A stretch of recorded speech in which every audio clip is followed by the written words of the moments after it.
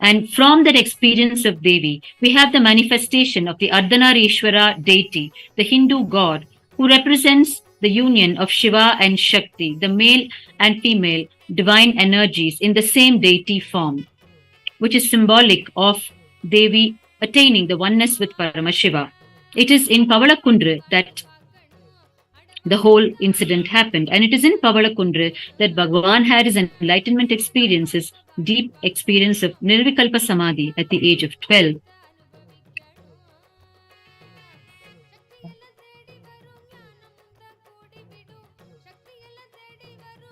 So it is here in Nithyananda that Devi studied under the tutelage of Gautama Muni in the Gautama Ashrama. It is just opposite our Kailasa campus, just a few feet away across the road. And right opposite our campus is the Rajarajeshwari temple, a powerful temple dedicated to Devi Rajarajeshwari with the deities of the Dasha Mahavidyas inside the temple. The Dasha Mahavidya deities were installed under the direct guidance of Bhagavan himself in the year 2000. The people who were running the temple at that time approached Bhagavan to guide them in uplifting the whole temple and in bringing it to its peak energy in serving the people as an energy center. And Bhagavan told them that he himself would perform a Chandi Homa, a powerful ritual, fire ritual dedicated to Devi Parashakti. And he himself performed the Chandi Homa on the 7th of November in the year 2000. There are beautiful photographs, photographic records of this Chandi Homa performed by Bhagavan inside this Rajarajeshwari temple, which is just across this Kailasa campus on the mountain path. And under the direct guidance of Bhagavan, the administrators of the temple installed the Dasha Mahavidya deities, the 10 deities manifestations of Devi. And you can see those beautiful Dasha Mahavidya deities inside the temple today, and the powerful Devi Rajarajeshwari to whom Bhagavan offered the Chandi Homa. And we have two unique happenings at that time when Bhagavan was performing the Chandi Homa. One, when Bhagavan was about to start the Chandi Homa, early morning, when he stood at the entrance of the temple along with the temple administrators, the photograph that was captured shows a huge divine light in the third eye of Bhagavan. A glowing light on the third eye of Bhagavan captured as photographic evidence. And second, at the culmination of the entire Chandi Homa, when Bhagavan was offering the final Purnahuti, he was offering inside the fire, the ritual. The photograph is captured Devi Rajarajeshwari appearing in the fire. Her entire form is seen beautifully inside the fire, sitting and receiving the offering from Bhagavan himself. Two wonderful miracle photographs from this historic event that happened right in this location opposite our Kailasa campus, much before Bhagavan inaugurated this campus in Tiruvannamalai. 8 years before he inaugurated this campus, Bhagavan performed the Chandi Homa in this very location.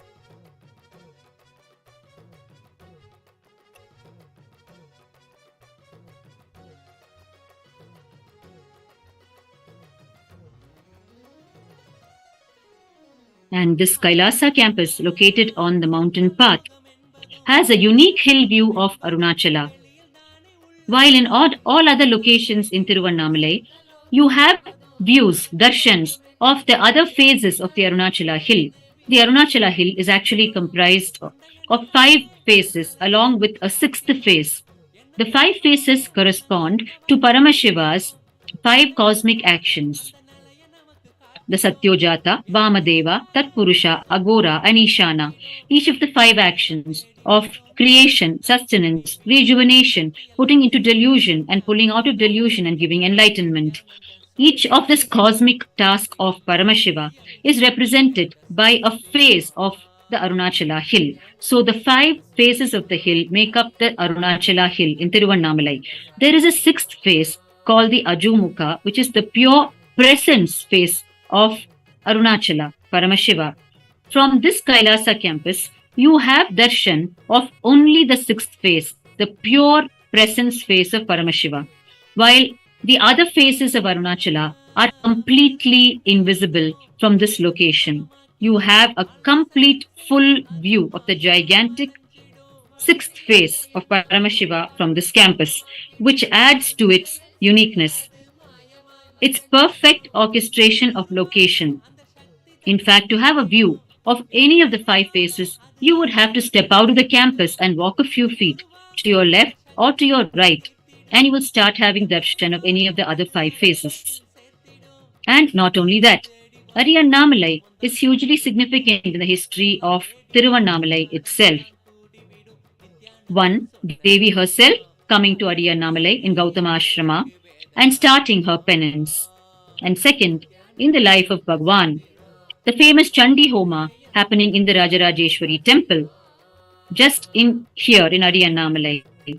And above all, it is here that Bhagwan Arunagiri Yogishwara, during the 9-month period that Bhagwan Arunagiri Yogishwara, who is Paramashiva himself, came as a young sannyasi, as the guru of young Bhagwan, and spent a 9-month period demonstrating the ideal guru-disciple relationship to the whole of humanity in those 9 months, which will forever be inscribed in the history of humanity as the ideal guru-disciple relationship. During that period, Bhagwan Arunagiri Yogishwara, in one instance, brought down the 9 planets to teach the science of astrology, of Jyotisha, to young Bhagwan. He brought them down as 9 gemstones and unleashed the entire science of cosmology into young Bhagwan. He simply downloaded the entire science into young Bhagwan. And when Bhagwan saw the glittering stones of these planets, Arunagiri Yogishwara told him that he will leave them here in this very location where today stands this Kailasa campus of Bhagwan himself. It is here that this incident happened. And Bhagwan has said that very soon we would be discovering those very 9 gemstones, the planetary stones left by Arunagiri Yogishwara himself.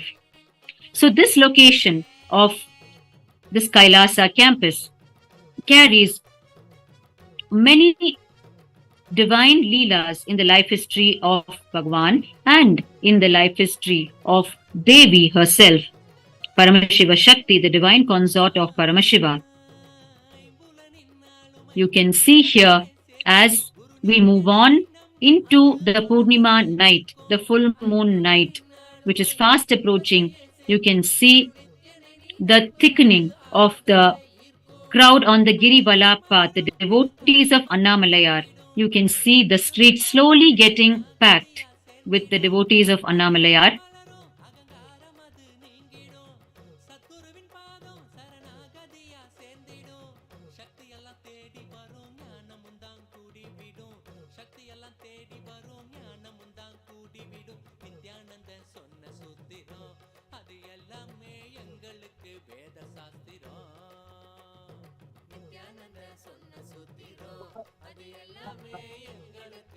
It is here in Tiruvannamalai, Bhagwan's hometown, that the whole revival of Kailasa started. The first 15 years of the revival of Kailasa in Bhagwan's life happened here in Paramashiva's own city by the living manifestation of Paramashiva, our beloved Bhagwan.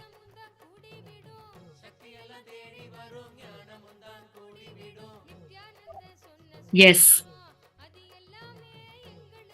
we have here joining us the second location from which the Annadhana has been happening continuously in Tiruvannamalai, which is Bhagwan's own parental home on Tiruvudal Street.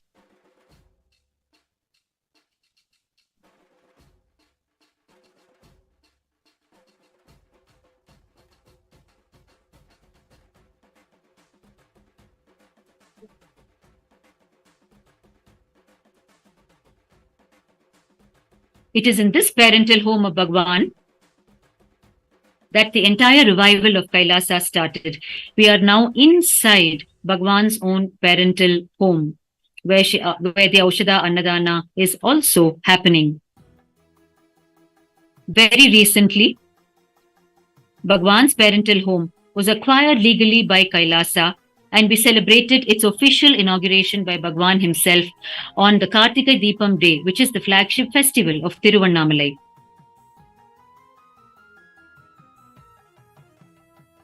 It is here in Bhagwan's parental home that Bhagwan revived every single stream of the Hindu tradition, which we today see as a huge stream of Kailasa. It is here that Bhagwan started the Annadhan. It is here that Bhagwan started the temple arts, the sacred arts of making deities. In his parental home, Bhagwan sculpted the first deities of his life. When he had the darshan of Parashakti inside the Arunachaleshwara temple, when he was standing at the shrine of Devi Parashakti herself, Unnamulai Amman, inside the temple, he had a beautiful darshan of Devi Bhuvaneshwari inside the shrine. And he quickly ran back home, beholding that very darshan of Devi in his inner space. And he simply replicated her form on soapstone.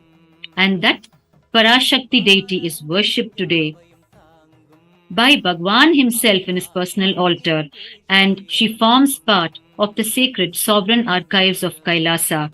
She is part of not only Bhagwan's altar, also part of the Pushpa Samadhi of Bhagwan, which is items touched and used by Bhagwan from his childhood. In the Hindu tradition, the items touched and used by any incarnation is worshipped. They become sacred objects. And this Devi Parashakti, sculpted personally by Bhagwan on soapstone, today receives direct worship from Bhagwan in his personal altar. It is here in Bhagwan's parental home that Bhagwan sculpted this Parashakti deity. And it is here that Bhagwan revived not only carving deities on soapstone, on stone, he also revived all other forms of the Hindu tradition. It is here that he etched the Sri Chakra, which is the two-dimensional representation of the cosmos, which is called the Sri Chakra. He etched it on a copper foil after he had a darshan of the Sri Chakra. It is a complex sacred geometry of 43 triangles, and Bhagwan was simply able to reproduce it from just the divine darshan that he had of the Sri Chakra. He reproduced it on a copper foil using the compass of his elder brother from his elder brother's geometry box. He simply picked up the compass and etched the Sri Chakra on a copper foil. And that Sri Chakra, etched personally by Bhagwan, is also part of the sovereign archives of Kailasa. So it is here in Bhagwan's parental home that this beautiful life incident happened. So it is here that the revival of the wing of the temple arts of sheet metal work, where skilled artisans etch on sheet metal the Prabhavalis, the arches of the deities, the huge sheet metal work which forms part of the temple arts. It is here that Bhagwan started his revival right in his childhood around the age of 10.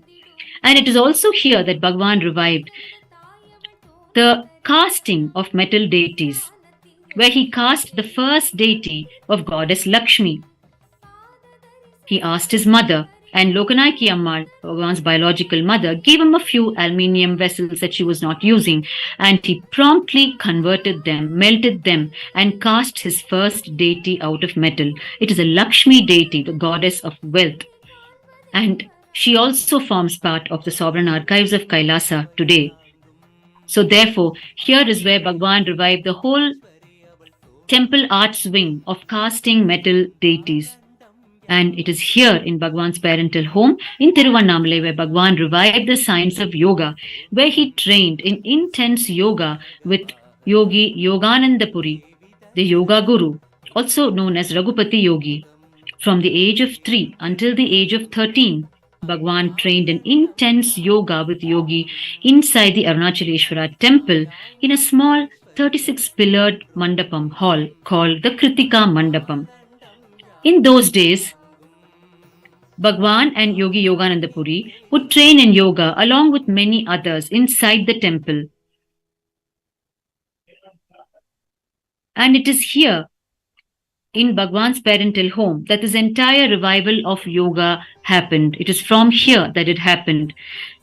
And it is from here in Bhagwan's own parental home that the entire wing of the Hindu tradition of puja, worship, conducting festivals happened. The entire revival of puja, worship, and festivals, where Bhagwan performed his first pujas, his first worship, and conducted his first festivals during his childhood.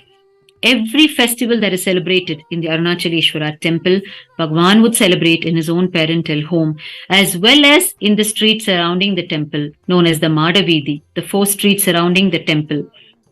So it is right here in Bhagwan's parental home that the entire revival of the worship wing of Kailasa happened.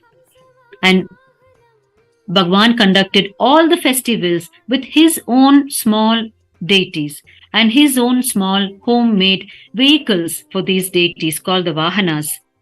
And we know that today Kailasa holds the Asia Book of Records. Asia Book of Records came forward and recognized Kailasa, recognized Bhagwan for the extraordinary achievement of conducting the maximum number of festivals called Brahmotsavams during a period of 1 year. 13 Brahmotsavams celebrated in a period of 1 year. Continuously, Brahmotsavams are celebrated in Kailasa under the auspices of Bhagwan. Every wing that Bhagwan is revived in the Hindu tradition is being recognized by institutions such as the Guinness Book of Records and the Asia Book of Records. The Asia Book of Records has recognized Bhagwan's extraordinary achievement in the field of yoga. The extraordinary achievement of a group of people performing 508 yogic postures, asanas, in a span of 108 minutes. And we know that yoga has today become a mainstream lifestyle for all the followers of Bhagwan around the world, where during the Brahma Muhurta time, they wake up and the first thing they do is cleanse their body and perform the Panchakriya, which is the cleansing, the 5-fold cleansing of the body, washing of the eyes, washing of the Kriya of cleansing the nose through the Jalaneti process. 5 different cleansing processes followed by yoga, wherein they perform the Prathama Vinyasa Krama, a sequence of 108 yogic postures called the Prathama Vinyasa Krama, gifted to the world by Bhagwan. Every single day of the year, followers of Bhagwan perform the 108 asanas during the Brahma Muhurta time, the early morning time, between 4:30 and 6 every single day. They start the day with yoga, and it is through this they build the yogic body, prepare their body to manifest the spiritual powers of Paramashiva for which Bhagwan has initiated them. And following the yoga, they perform the Guru Puja and the Shiva Puja as part of their everyday morning routine. That forms the lifestyle of the Kailasians and all the followers of Bhagwan around the world. First, yoga to build a yogic body, and second, puja to build bhakti, devotion, oneness with the divine. And then they listen to Bhagwan's discourses, imbibing the powerful cognitions, the great truths revealed by Bhagwan, which is the jnana component, the knowledge component, which Bhagwan initiates people with. And through that they manifest the powers. Their powerful cognitions start radiating as spiritual powers. This is the lifestyle of Bhagwan's followers and the Kailasavasis around the world. And all of this Bhagwan started in his own life, through his own gurus, in his very parental home, here in Tiruvannamalai. The Kailasa Tiruvannamalai, Nithyananda Jenma Bhoomi on Tiruvudal Street. The science of Aushadha, which is the science of infusing raw herbs with sacred energy and consuming it as food to aid one's conscious growth, also started from Bhagwan's parental home. Sri Narayanasamy Pillai is Bhagwan's guru for Aushadha. And the science of Nirahara Samyama, the science of Kaya Kalpa, which is the science of anti-aging of the body, which Bhagwan explored during his childhood with Sri Maunaswami Narayana Swami. All of these happened from Bhagwan's own parental home. Even the first yatra that Bhagwan undertook as a child is from this parental home, where he walked all the way as a young child from Tiruvannamalai to Vadalur to a famous Muruga temple, shrine dedicated to Lord Muruga, Lord Subramanya, the second son of Lord Paramashiva himself. He undertook his first pilgrimage by himself, enriching people all along the way, enriching one life at a time, sharing his spiritual knowledge, his experience, his depth with the people, one person at a time. And it is here at his parental home that Bhagwan delivered his first spiritual discourses as a child and wrote his first books. And today we all know that Bhagwan's books, Bhagwan's discourses have all been recognized by the Asia Book of Records, which is awarded Bhagwan and Kailasa for the largest number of books authored by a single individual, 1123 titles, and the largest number of discourses delivered by a single individual. All of these started here from this parental home of Bhagwan. And it is here in Bhagwan's parental home where the first temple of Kailasa happened, built personally by Bhagwan himself. Bhagwan had his own worship altar, a small homemade temple which he himself built in his home terrace, which is the first temple of Kailasa.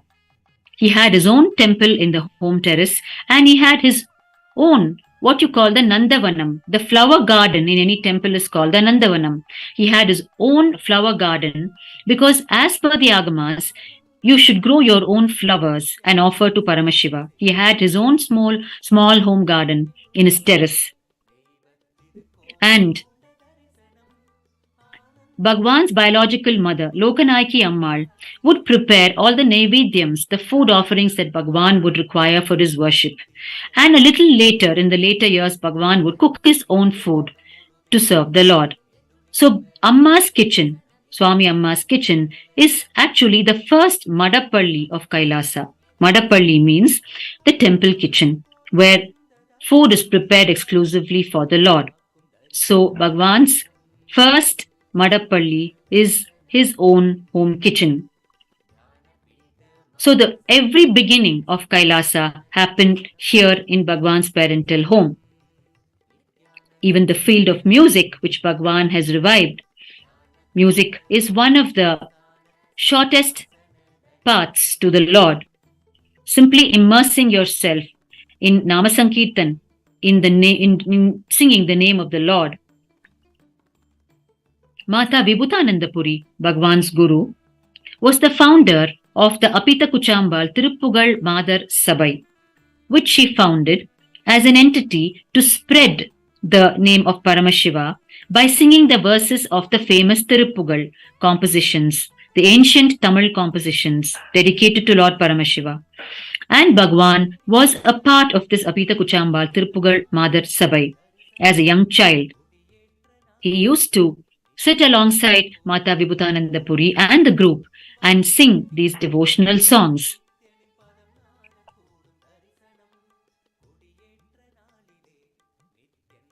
And it is here in Bhagwan's parental home that Bhagwan started the Shastra Adhyayana, which is the study of the sacred scriptures.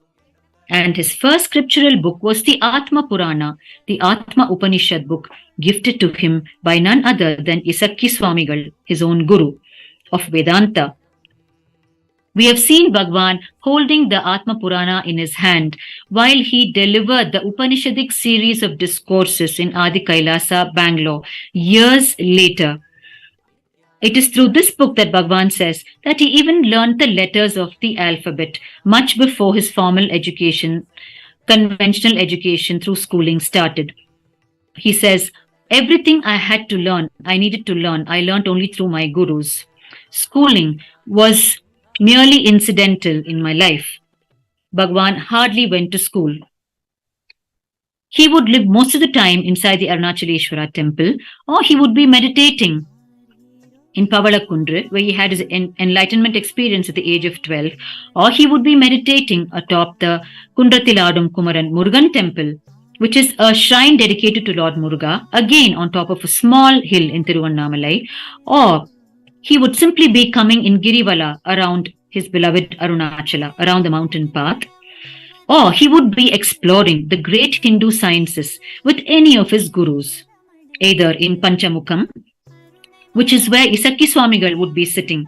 Panchamukham it is called because it is from that location in Tiruvannamalai around the mountain where you could see all the 5 phases of Arunachala.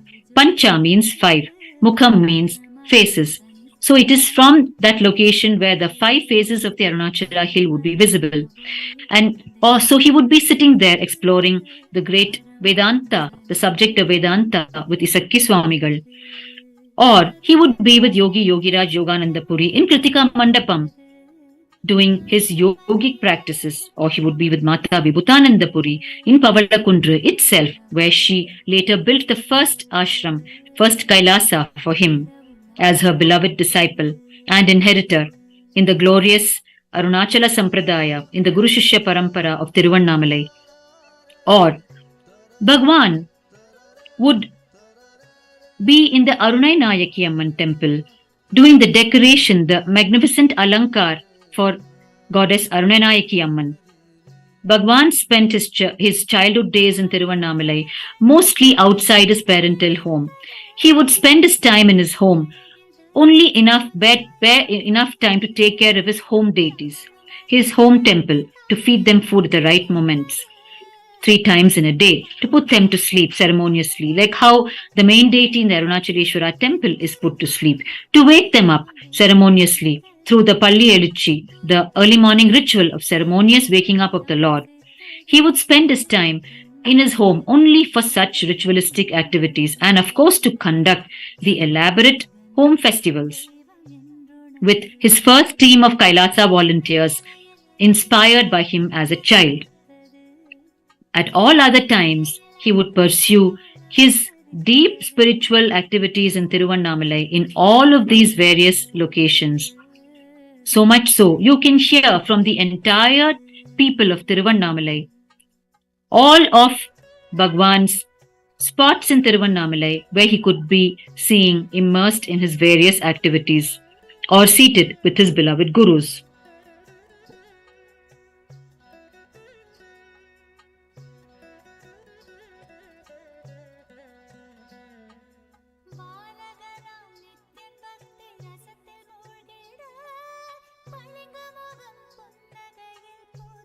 The Annadhana, the Aushadha Annadhana is continuing full swing into the Pournima night, and it will go on non-stop until the end of Pournami, the full moon night, and until the last devotee of Annamalayar has come around the Arunachala hill.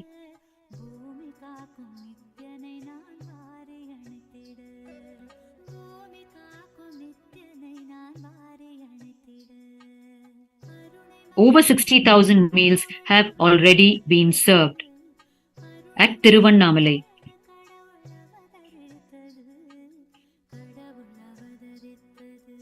The discourses of Bhagwan are continuously played at both the locations. So the people, while they are consuming the Aushadha Annadhan, they listen to the powerful truths delivered by Bhagwan through these discourses and take in, internalize those powerful cognitions along with the food they are consuming.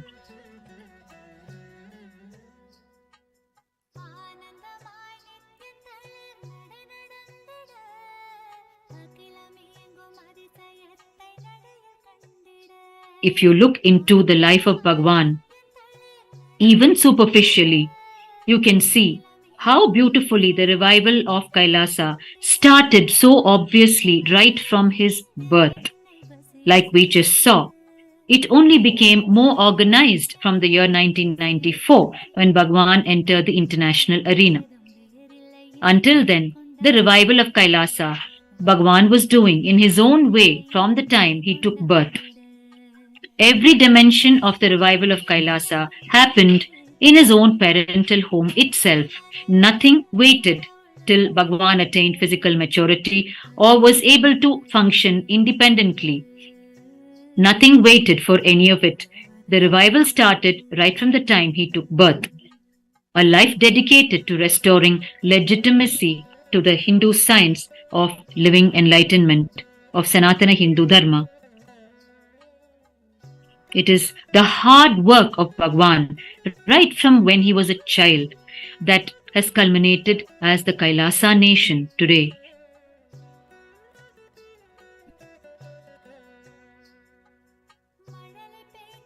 We have witnessed Bhagwan himself so often personally serving food to the people. Amidst all his tightly packed meditation conventions, we have seen that Bhagwan always takes away time to go and serve the people food. Whether it is the meditation conventions or it is the pilgrimages, the spiritual yatras that Bhagwan leads to various locations around the world, to the Himalayas, to Kailash mountain itself, to the great temples in Cambodia, or to Tiruvannamalai itself, or to Varanasi, the spiritual capital of India. To any of these locations where Bhagwan leads his devotees, he ensures that at some point in time he is serving them food. Receiving food from the hands of the incarnation himself is a diksha, it is an initiation into the next dimension, consciousness of life. In today's world, where we are literally consuming unnatural food, or what we call food-like products, packaged in different ways, it is a huge blessing to us humanity that Bhagwan is reviving the science of Aushadha Annadhan, and that too in such a huge scale across all Kailasas around the world. As you can see in front of your eyes, thousands and lakhs of people partaking of this Aushadha Annadhan, which is original, energized food cooked and served by initiated disciples of Bhagwan. The entire Aushadha Annadhan is happening from the Satya Sankalpa, the conscious resolution of Bhagwan himself.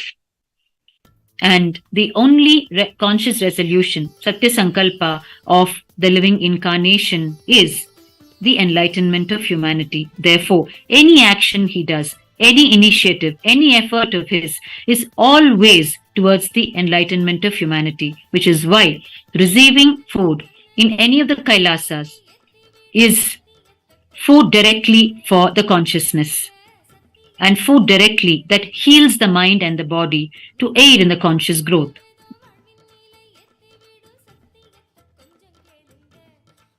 At a time when people are almost finding no time to cook their own food and therefore going along with the food-like products that are being sold, the Aushadha Annadhan comes to them as a huge divine gift from Bhagwan, where they can simply walk in and partake of it. And be assured that it is available to them every day. It is not just on special occasions. If there is a Kailasa in your vicinity, a Kailasa campus in your vicinity, you can be assured of your food. You can go and request for your 3 meals a day. That is the vision of Bhagwan, which he fulfills through all the Kailasas worldwide. Bhagwan has always told his people, wherever there is a Kailasa, ensure that the people find no need to light their own kitchen fires. They should know that they can simply walk in and have their meal. Not just an ordinary meal, but the Aushadha Annadhan itself. The food that you are seeing that is being served is first offered to Paramashiva and only then served to the people. Paramashiva, the Guru in Tiruvannamalai, the living manifestation, who is Bhagwan himself, it is first offered to the Guru, to Paramashiva himself, and as prasada it is offered to each and every being. Therefore, this Aushadha Annadhan is the Guru Uchishta, which is food partaken first by the Guru and then served to one and all. which is considered the most sacred food that you can consume. Paramashiva himself has revealed about the Guru Uchishta in his famous Guru Gita, the verses dedicated to the Guru Tattva, the Guru principle revealed by Paramashiva himself.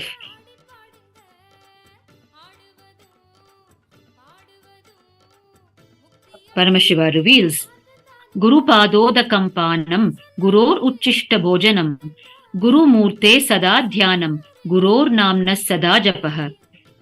The translation goes, one should drink the Guru's feet-washed water called the Guru Padodaka and eat the remnants of the Guru's food plate.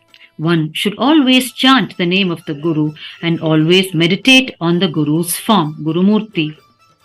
Therefore, this Aushadha Annadhan directly aligns to this revelation of Paramashiva, where the food is first offered to the Guru, to Paramashiva himself, and then served to the people.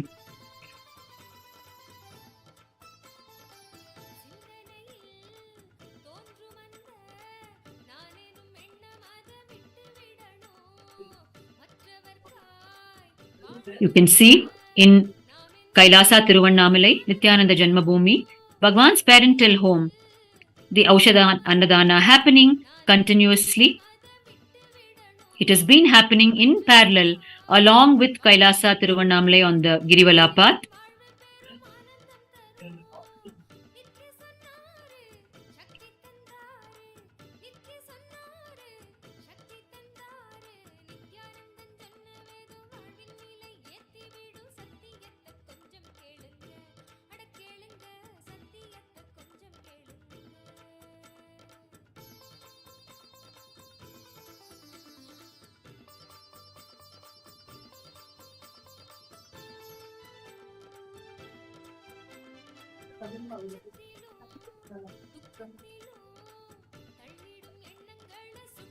The science of Aushadha, of infusing raw herbs with the sacred energy, forms the basis for the whole science of immortality of Hinduism. The whole immortality science of Hinduism is based on the science of Aushadha, which is now available on the planet as a huge revival by Bhagwan himself. It is Bhagwan's divine vision to make the whole of Hinduism and all of its cosmic principles and sciences available to the whole of humanity in most user-friendly fashion. As you can see it happening in front of your own eyes, the science of Aushadha made so easily available to people in such a user-friendly fashion, seamlessly woven into their life and their lifestyle, inspiring them to imbibe it in as their own lifestyle as comfortably as possible. Bhagwan always wants this to be most accessible to the world, where people can see, can feel its benefits, and people will be inspired to live it, to use it. He says that is his supreme responsibility of making the whole Hindu science of enlightenment practically available to the people in the most user-friendly way, in a most inspiring way, where they would be inspired to live it, to use it.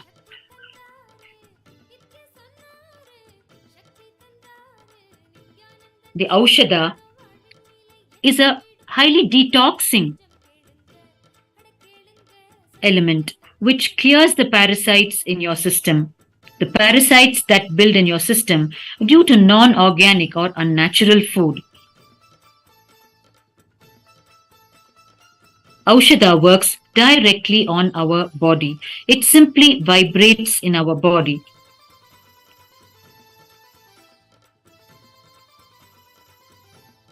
The Aushadha is a beautiful combination of energy and matter, as Bhagwan has revealed. When you start consuming the Aushadha food consistently, you start building an entirely new mind-body system, flushing out the earlier negative toxins that you have built in your system and building a toxin-free mind-body system. And when you detox your body of all the negative toxins, automatically your body gets prepared to manifest the yogic powers of Paramashiva.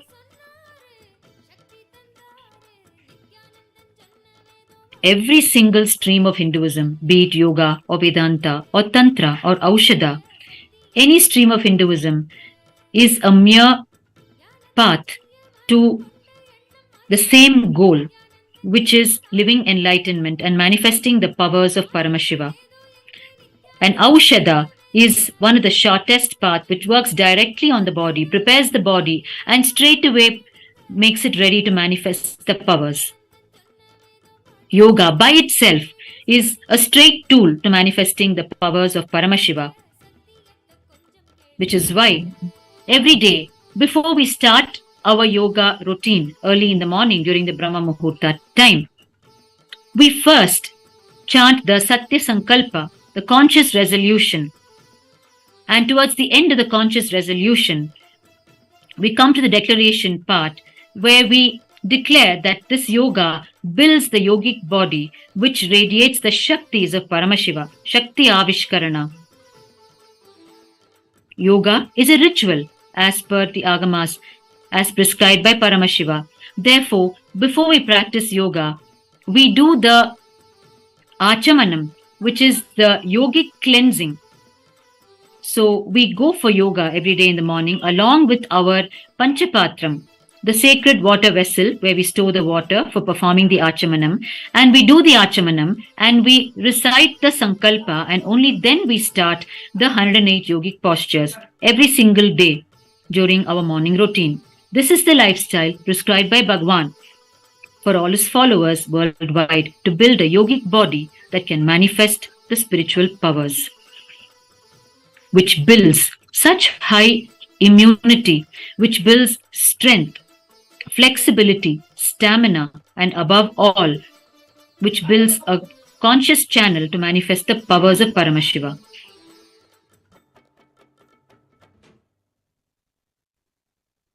Worldwide, the various sanghas, the various communities in each country, Kailasa's various communities around the world, they congregate through the Zoom sessions for the early morning routine of yoga and puja and watching Bhagwan's discourses.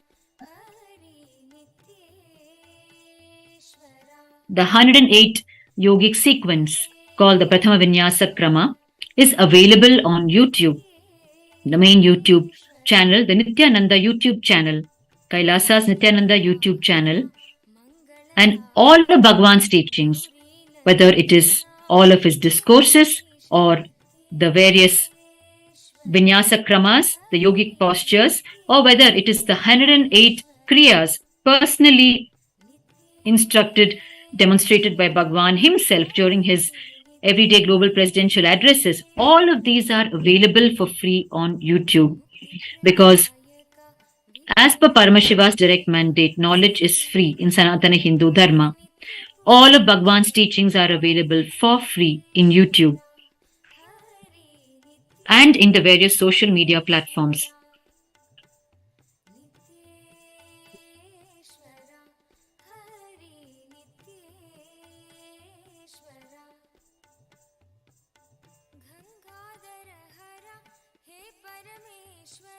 Tiruvannamalai, Bhagwan's hometown, is one of the world's largest, most powerful spiritual nerve centers.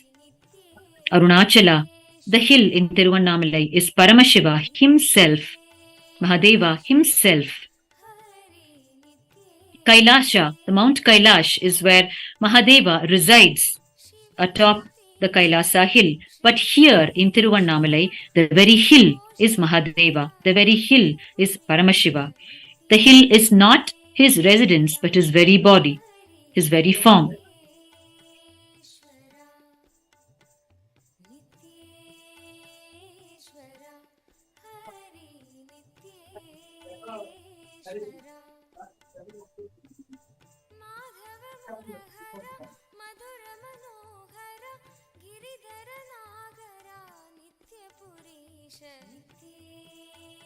In the Kailasa campus located on the mountain path, in the 7th circle around the Arunachaleshwara temple, Bhagwan has conducted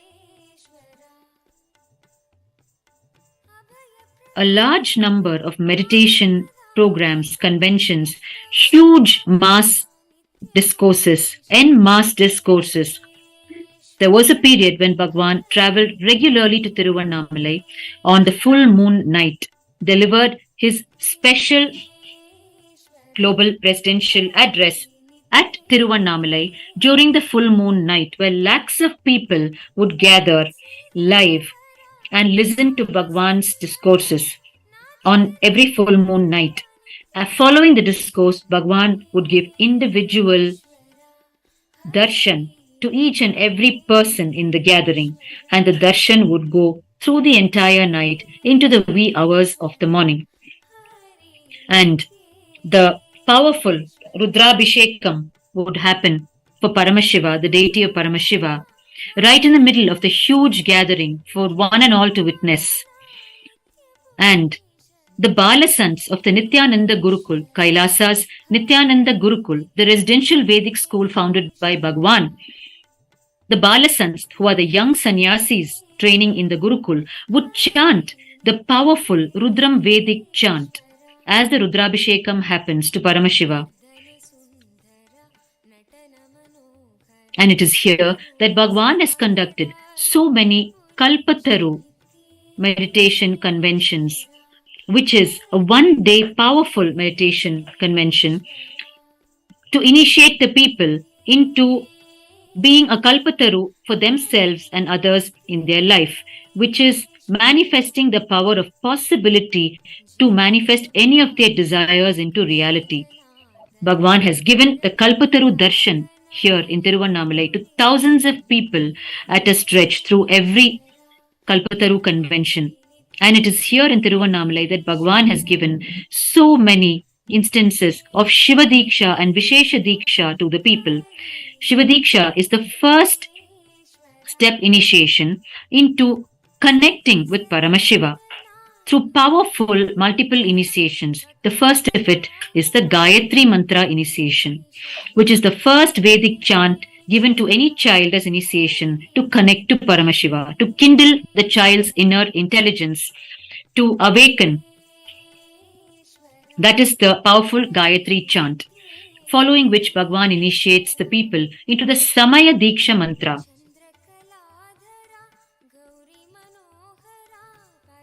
The Samaya Diksha mantra is the vibrational, energized chant, which is like a password to connect to Paramashiva. And following that, Bhagwan initiates one and all into the Mahavakyas, the various energized chants gifted by Bhagwan himself as a living manifestation of Paramashiva, energized chants given by him to connect to Paramashiva. Bhagwan himself initiates people into this series of chants, and he gives them the sacred white thread, the Yajnopavita.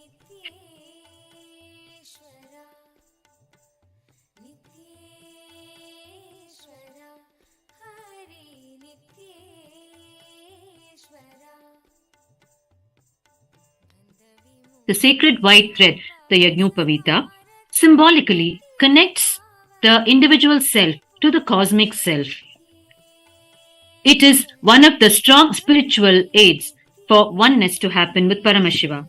The Samaya Diksha, the Shiva Diksha, comprises all of these initiations, and Bhagwan, above all, initiates people into the Vishesha Diksha, which is the second level initiation to officially empower you in everyday worship of Paramashiva. And Bhagwan gives the beautiful Atma Linga, the pure crystal Spatika Linga, to each initiate, which becomes his or her own personal Paramashiva, image of Paramashiva, to which each being offers everyday worship. That is the Vishesha Diksha initiation. All of these beautiful Dikshas and initiations have happened right from this Kailasa campus in Tiruvannamalai and continue to happen till date by initiated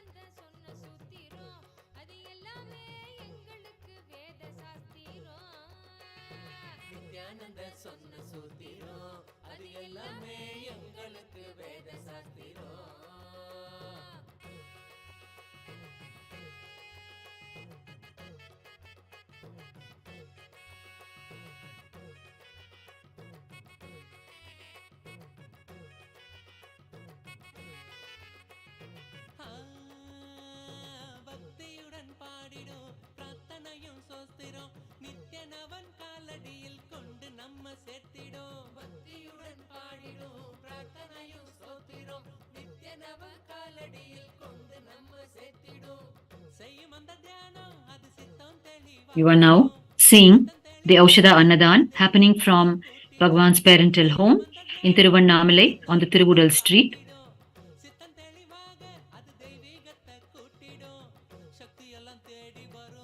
Just adjacent to this area that you are able to see is a sacred stretch of 108 feet. It is in this 108 feet long corridor that Bhagwan as a child would conduct his processions for all the festivals, for his own small deities, his home festivals that he would conduct, like how Annamalayar is taken around in procession on the Madavidi. In the 4 streets surrounding the Arunachaleshwara temple, Bhagwan would conduct his parallel home festivals for his own Annamalayar deity, seated in his own small homemade vehicles called the Vahanas, and he would carry them in procession up and down on this 108 feet corridor. This corridor, this very space that you are seeing in front of you now, has resounded, vibrated with Bhagwan's celebrations as a child, with the revival of KAILASA when Bhagwan was a child. And therefore, this space that you are seeing is hugely significant in Bhagwan's life. It still carries the very vibrations of Bhagwan and his various festivities and celebrations that he conducted here as a child. Bhagwan would also take his home deities in procession on the streets, in the Madavidi, where Annamalayar himself would travel.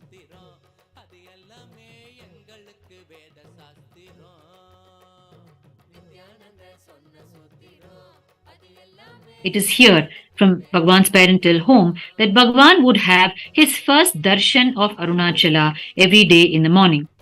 It was Bhagwan's practice that when he opened his eyes every day in the morning, Arunachala, the hill form of Arunachala, would be the first thing that he would set his eyes on and not on anything else. Therefore, he would wake up, closing his eyes, and slowly walk out of his room onto the corridor, the veranda outside, and he would position himself from where he would have a beautiful hill view, and only then open his eyes, so that when he opened his eyes, he would see his beloved Arunachala. And Bhagwan's biological siblings, brothers, would jocularly turn him around as he still had his eyes closed, trying to disorient him away from the direction of Arunachala. And if Bhagwan happened to open his eyes on anything other than Arunachala, he would promptly go back to his bed, go back to his mat on the floor on which he would be resting, and he would once again close his eyes and wake up again and walk with closed eyes so that he could again open his eyes only on Arunachala. This parental home of Bhagwan holds the cherished memories, the sweet stories in the life story of Bhagwan as a child. Bhagwan's home is on the first floor of this building. The ground floor, which you are seeing now, also belonged to Bhagwan's family at that time, which has now been legally acquired by KAILASA. And here, the elders in the family had let this area out to the various merchants, the shop owners in Tiruvannamalai. So there were a cluster of shops in this ground floor, and on top in the first floor, Bhagwan stayed as a huge joint family along with his siblings. But all of the shop owners literally formed an integral part of Bhagwan's family. They were part of all the celebrations. They were part of all the happenings in Bhagwan's life, in the happenings in the family of Bhagwan. They lived as a huge joint family, a tightly knit joint family. In fact, the entire Tiruvannamalai functions even today as a huge joint family where each one knows the other on the streets, where each one knows what goes on in each other's home. The whole concept of social privacy almost doesn't exist in this beautiful temple town of Tiruvannamalai. The entire townspeople form a large joint family and they are tightly knit by the hub of Tiruvannamalai, which is the Arunachaleshwara temple. You are now having a beautiful darshan of the Ajomukha, which is the pure presence phase of Paramashiva, of the Arunachala hill.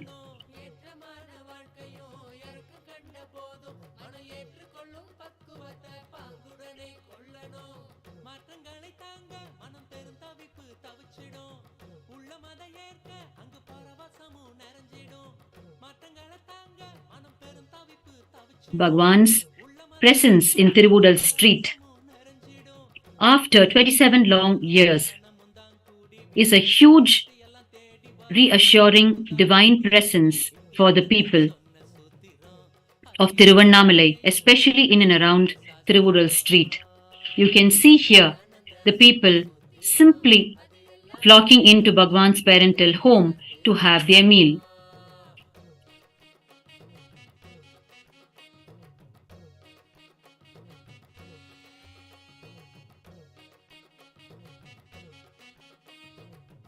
As the living manifestation of Paramashiva, Bhagwan takes it up as his responsibility, his direct responsibility to respond to the people's prayers and take care of the people.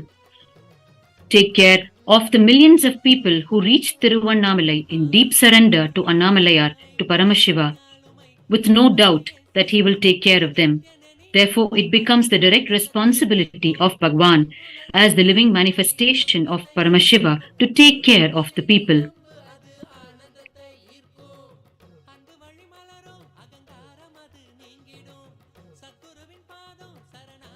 You can now see the Annadhana happening in both the locations,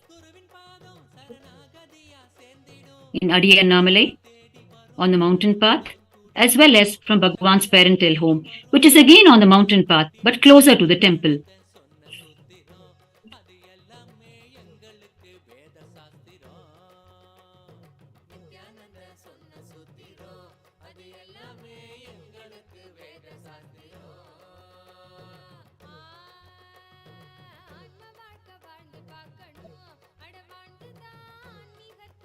You can see the steady increase in the number of devotees. Very soon you will see the entire place flooded with the devotees of Annamalayar as the full moon night becomes completely visible.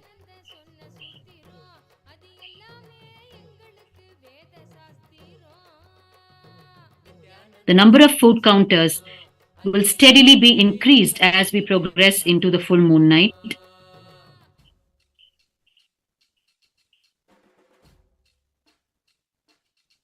You can see the life story of Bhagwan displayed for the people all along the length of the campus. In both the locations,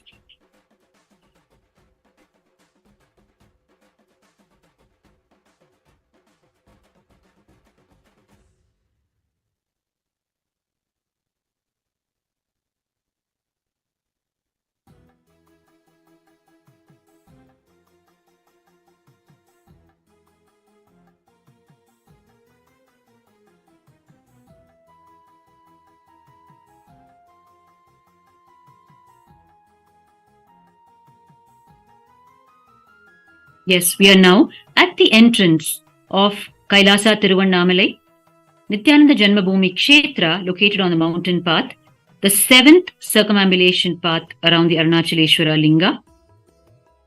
And you can see the steady inflow and outflow of the devotees of Annamalai entering to have their food and relaxing and resting a bit inside and moving back onto the Girivala path, the mountain path around Arunachala.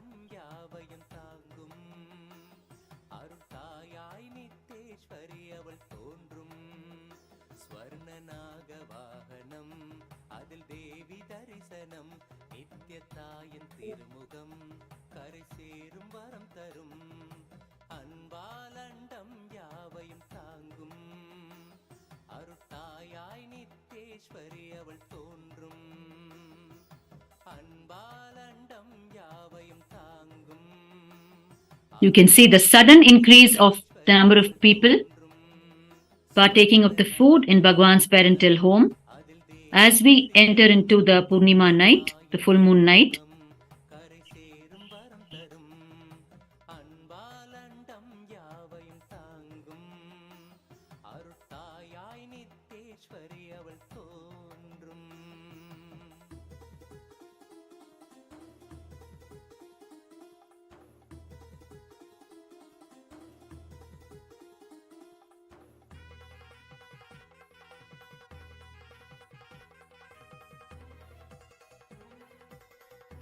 You can see the Kailasavasis, the devotees, the sannyasis of Bhagwan, untiringly serving the food.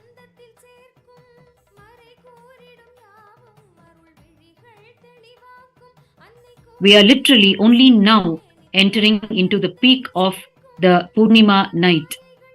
Although the food counters have already served food to over 60,000 people, the real influx of people onto the Girivala path, into the Girivala path, will start very shortly as we approach the full moon night.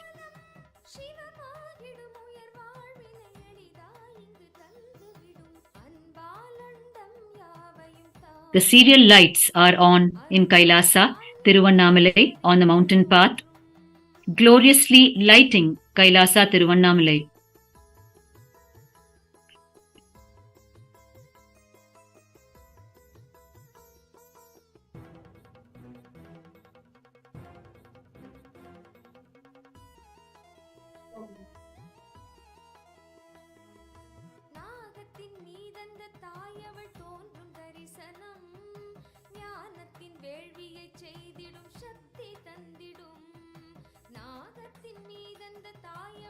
Bhagwan never missed a single day of circumambulating Arunachala. Even in the later years of the mission, when Bhagwan steps foot onto Tiruvannamalai, the first thing that Bhagwan does is come around his beloved Arunachala, both in the morning and in the night. We have seen how Bhagwan becomes a child once again the moment he steps foot into Tiruvannamalai. Bhagwan himself has shared in so many of his discourses. He says, "When I look back in my childhood, it is all so sweet and beautiful, such a rich childhood. When I go to that city again, I again become a child. You should see me in Tiruvannamalai. I become a child again.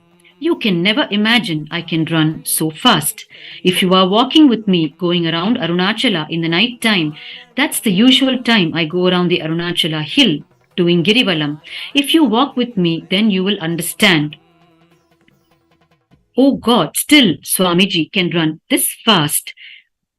Bhagwan has shared how he becomes a child once again every time he steps foot into Arunachala. And the Kailasavasis it is all of our personal experience when we have been with Bhagwan to Tiruvannamalai, how fast he is on the mountain path. As he recounts his childhood stories, he continuously walks in the Girivala path, and he would suddenly sit down and there would be a deep, intense session of Upanishad sitting at the feet of the master. Deep silence that you cannot imagine in the vibrant silence and darkness of Arunachala. under the night sky, sitting in Upanishad at the feet of the Master. Such are the intense experiences of the Kailasavasis with Bhagwan in Tiruvannamalai, especially on the Girivala path, the mountain path around Arunachala.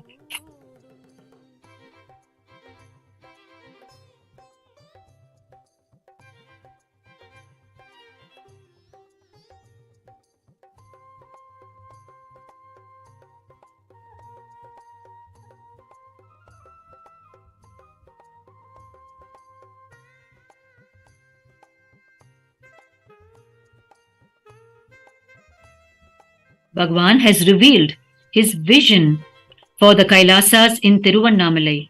Bhagwan has revealed that taking care of the devotees of Annamalayar, serving food to them, serving the Aushadha Annadhana to them, taking care of their basic needs, is the very purpose, the original intention with which he has established the various Kailasas in Tiruvannamalai.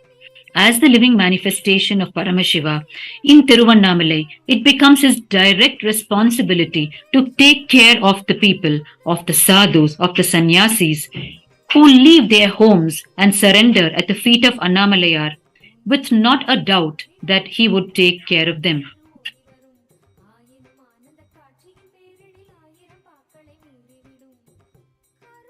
We saw just as soon as Bhagwan's parental home was acquired legally by Kailasa a few weeks ago, we saw how immediately Bhagwan, amidst all the activities, parallel activities that were going on the one side, serving of food, the Aushadha Annadhana started, and on the other side, enriching the people. But the sannyasis were continuously enriching the people with Bhagwan's teachings. And amidst all of the activities that happened after the legal acquisition, we saw how Bhagwan inaugurated a new bore well in his own parental home. And from there sprung forth the sacred waters of the very Shivagangai Tirtham, which is located inside the Arunachaleshwara temple. A huge temple tank called the Shivagangai Tirtham. The Shivagangai temple pond is inside the Arunachaleshwara temple in the fifth prakar, the fifth circumambulation path inside the temple. And this very same water current sprung forth as the sacred waters in Bhagwan's Nithyananda Jenma Bhoomi, the parental home on Tiruvudal Street.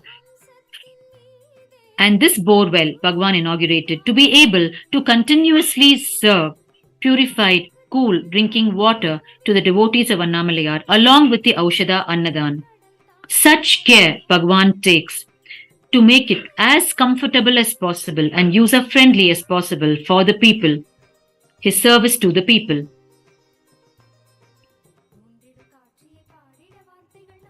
You can see all the lights are coming on as we enter into the full moon night, the sacred Pournami night. Slowly, the night sky is happening overhead and all the beautiful lights are turned on, and you can see the number of people steadily increasing as they come around Arunachala hill. All of the people you are seeing are actually in the middle of performing the Girivala, which is going around in circumambulation of sacred Arunachala. And it is at that time that they simply walk into the Kailasa campuses in the two locations and they quickly have their meal and continue on their Girivala.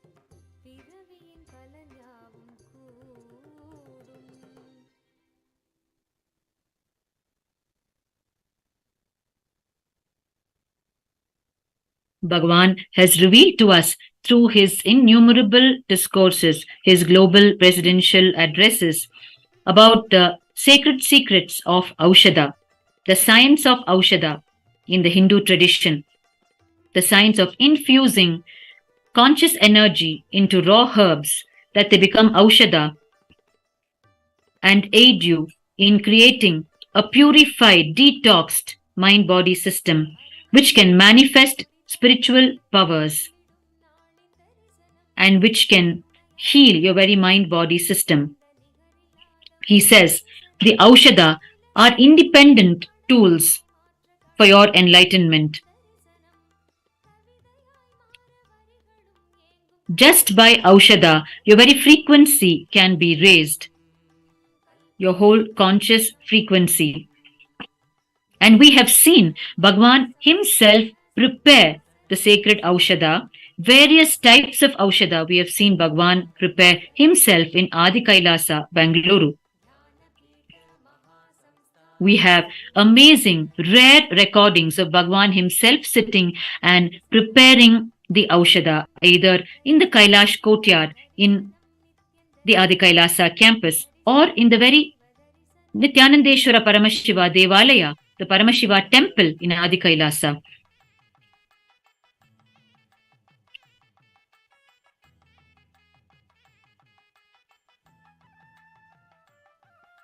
We have beautiful sharings, interview videos of the son of Sri Narayanasamy Pillai, the grandson of Sri Narayanasamy Pillai, share with us about how, as a child, Bhagwan used to come to his home where Sri Narayana Pillai was, which is on the VOC street in Tiruvannamalai, just a little away from Bhagwan's home.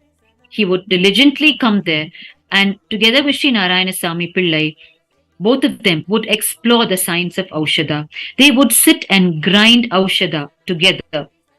And Narayanasamy Pillai had 3 grinding stones that he maintained to grind the sacred Aushadha, and he prepared such powerful, unfailing Aushadha preparations which people would simply come and receive from him and be immediately freed from any severe physical disorder. And in return, Sri Narayanasamy Pillai expected not a penny from them. And if they still, out of their own will, placed a few coins in front of him, he would simply give those coins away. What he needed would be automatically provided by existence. That was his life strategy. His basic fundamental cognition, attitude towards life and existence. And it was the same with all of Bhagwan's gurus. Each of them was a giant in the Hindu tradition that they represented in their knowledge and in their various abilities to transmit the knowledge and guide the people through it. Yet, they expected not a penny in return. They were simply humble devotees, humble servants of Paramashiva, imparting Paramashiva's knowledge to the people at large.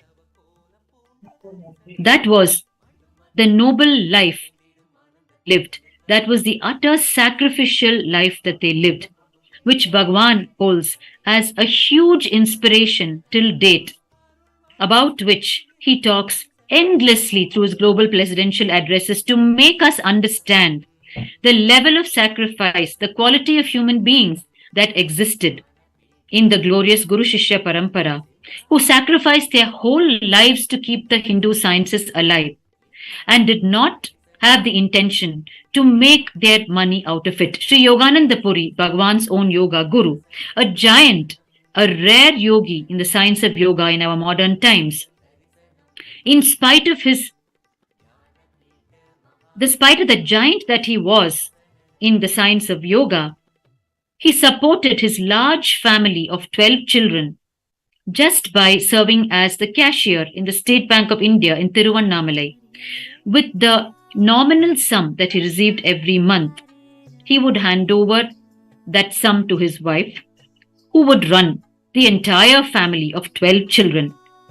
We have spoken personally, the biographical team has spoken personally to Premavati Ammal and to Bhupati Ayya, Yogiraj Yogananda Puri's wife and 8th son. We visited them in Chittor in their home and we spoke to both of them. And all of what we have heard about Yogi Yogananda Puri from Bhagwan himself, we heard from his own wife and child, Bhupati Ayya.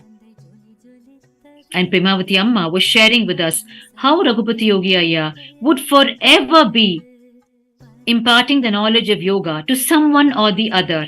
And he would never make any money from it. His money always came from his service as a cashier in the State Bank of India. And as much as Premavati Ammal would have liked to have a few more, a little bit more for what she had to handle, Yogi Yogananda Puri would tell her what she got was enough to run the family, and let us stop at that. His life was dedicated for the knowledge, the Hindu science that he stood for, the science of yoga. And it was the same with all of Bhagwan's gurus. Every single guru of Bhagwan in Tiruvannamalai lived a life of utter simplicity, of utter humility, and transmitted the great science as much as they could, without expecting anything in return for it. The great Vidwan Panduranganar, from whom Bhagwan learned the Shaiva Siddhanta, with whom Bhagwan explored the Hindu stream of Shaiva Siddhanta, did not own any vehicle, not even a two-wheeler, till the end of his life. He simply walked the streets of Tiruvannamalai and gave his service to the people. Any length he would simply walk, right up to his last breath, and continuously impart his knowledge on Shaiva Siddhanta to the people. The life story of each of Bhagwan's gurus is an independent example for each one of us, who are all very much part of the glorious Guru Shishya Parampara of Kailasa. Each of his guru's life story is an independent learning for each one of us. Bhagwan has delivered independent discourses, global presidential addresses dedicated to each of his gurus, expanding, highlighting the quality of life that they lived and the way they imparted the Hindu sciences to humanity at large.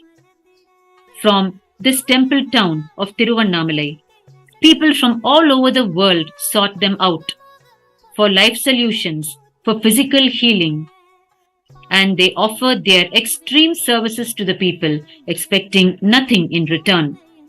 Yogi Yogananda Puri himself was the yoga master for so many international students who sought him out, knowing his greatness, knowing that he was a giant in the science of yoga. The yogic feats that Yogi Yogananda Puri would perform were extraordinary. He could simply cause heart attacks in his own system and show the medical fraternity how to create a heart attack and how to walk through it and emerge from it. He would demonstrate continuous heart attacks in his own body, and he would virtually give a heart attack to the doctors themselves. So much so that at one point in time, the doctors who were studying him said, "Please take him back home. He is not in any medical emergency. He is very much in control." And Raghupati Yogi, during his final moments, was actually brought back home, recommended by the doctors themselves. And it is in his home that he consciously informed the people around him and left his body. That was the greatness of each of the gurus of Bhagwan in Tiruvannamalai. Even Mata Viputananda Puri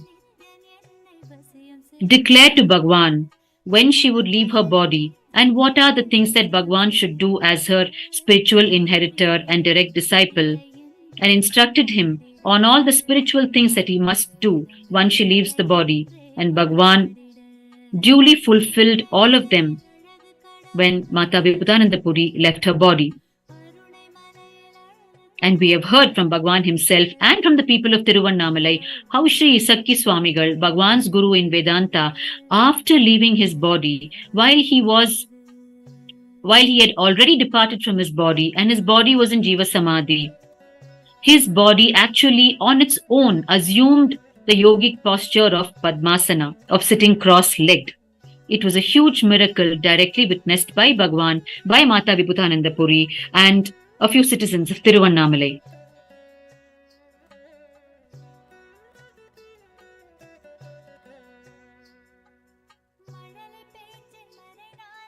The very life of Bhagwan's gurus in Tiruvannamalai is a miracle by itself.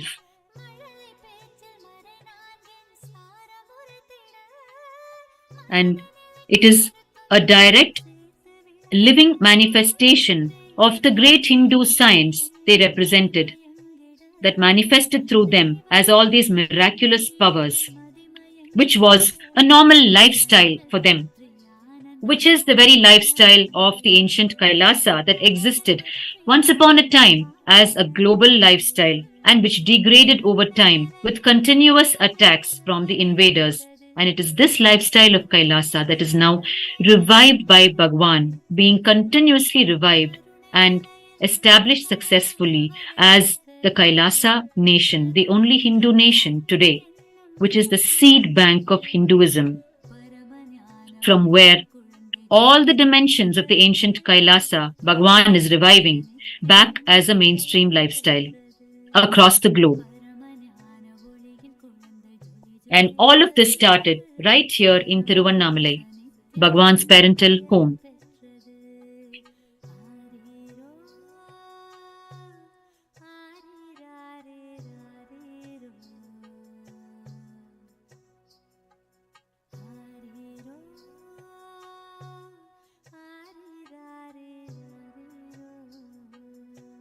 The Aushadha Annadhan is continuously being served to the devotees of Annamalayar, to the devotees of Paramashiva, who are coming around in circumambulation of the Arunachala hill. Arunachala, which is Paramashiva himself in hill form.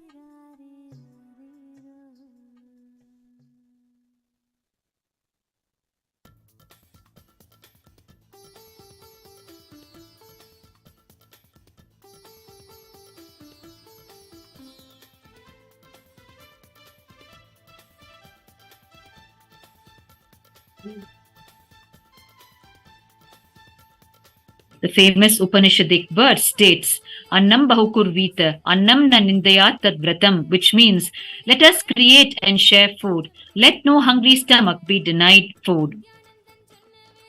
Let us create and share, and let us not waste food. This is the vision that Bhagwan gives.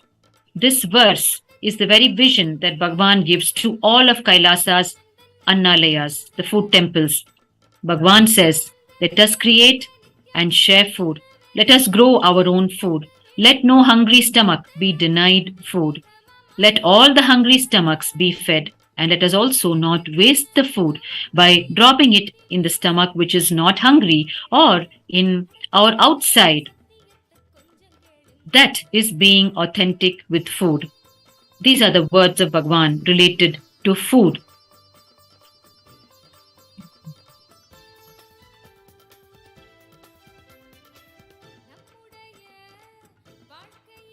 Slowly, the full moon night is emerging.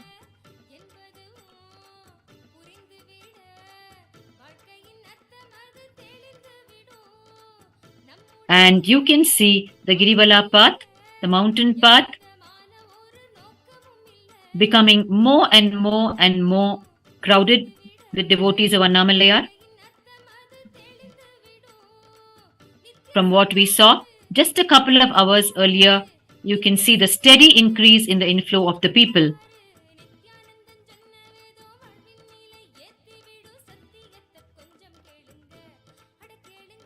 And you can see Kailasa's volunteers, the devotees and followers of Bhagwan,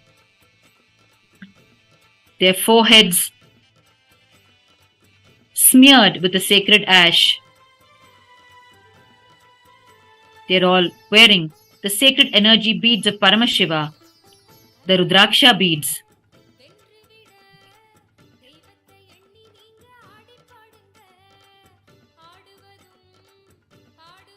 Energized and gifted to them by Bhagwan himself.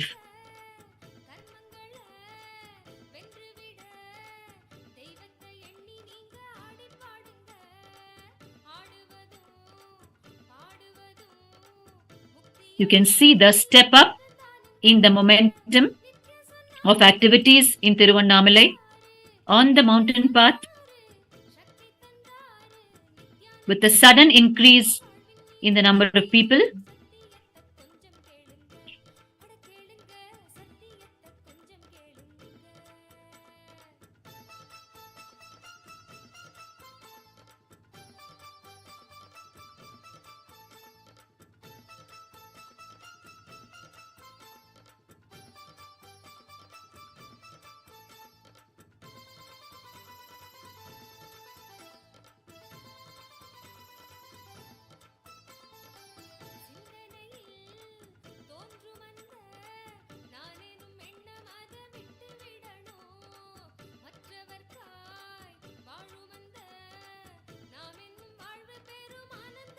There is continuous celebrations happening in Tiruvannamalai in both the locations, the Kailasa locations, as we are preparing for the grand event of tomorrow, the Dwajarohana, the flag hoisting, marking the commencement of the Nithyanandotsava, Bhagwan's 47th Jayanti birthday celebrations.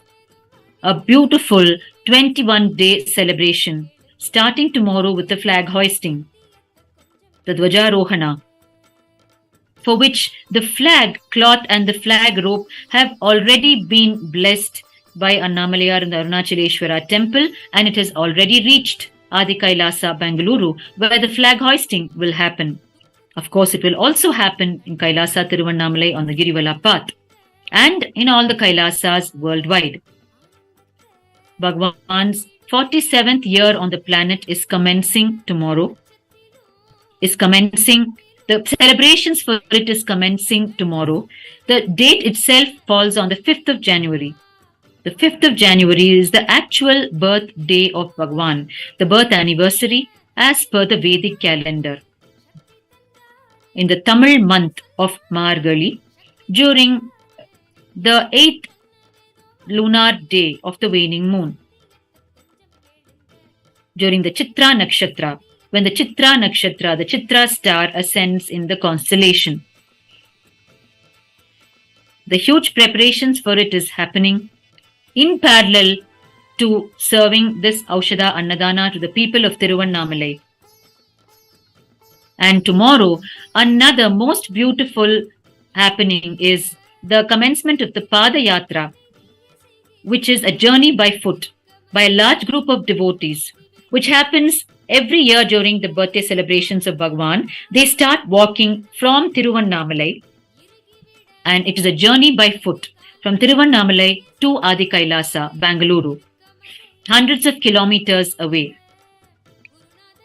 It is one of the beautiful traditions in Hinduism to embark on Pada Yatra, a spiritual journey by foot to the holy places.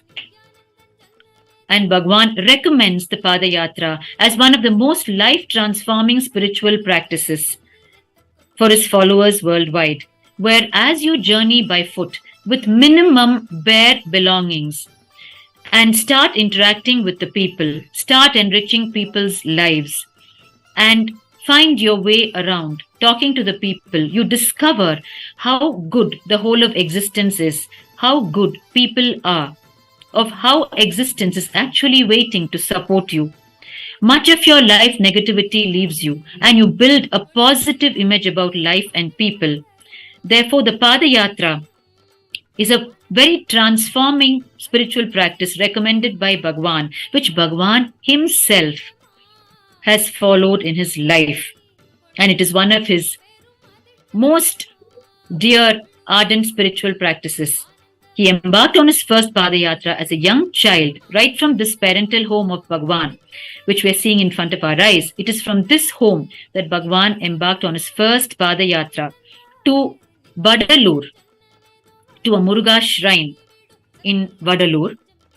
He went as a young child, walking, journeying by foot, enriching all along the way whomever he met with his deep spiritual knowledge imparted to him by his glorious gurus.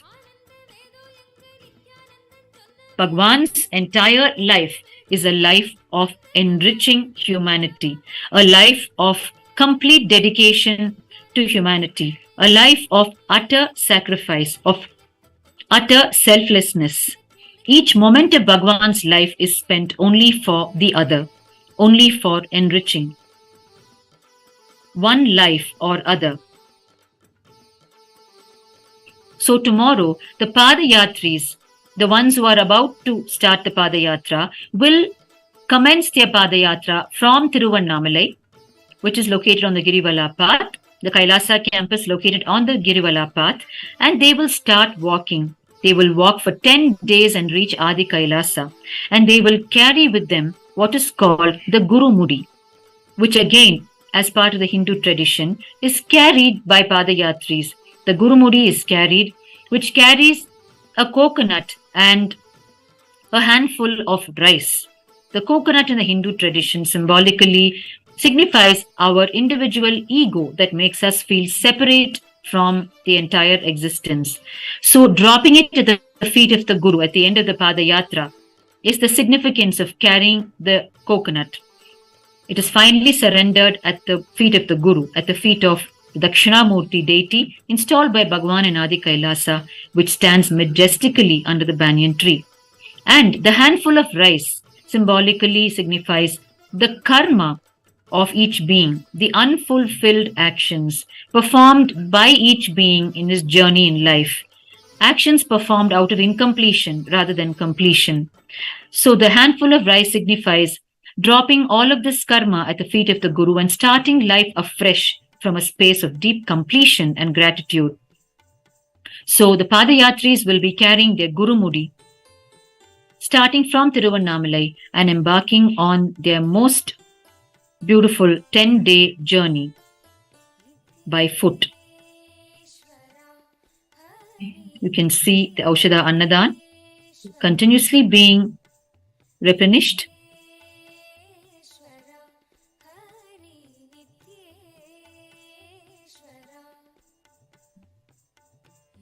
This 47th Jayanti celebrations of Bhagwan is a cause for double celebrations this year, extreme celebrations, as this is the year we have in our legal fold of Kailasa, the very parental home of Bhagwan, where Bhagwan was born and lived the first 15 years of his life.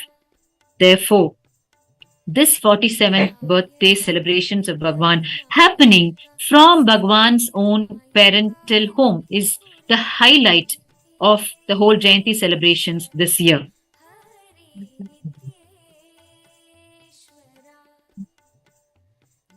The Kailasians are overjoyed, and it is their deep pride to be celebrating Bhagwan's Jayanti, the Nithyananda, right in Bhagwan's parental home in Tiruvannamalai.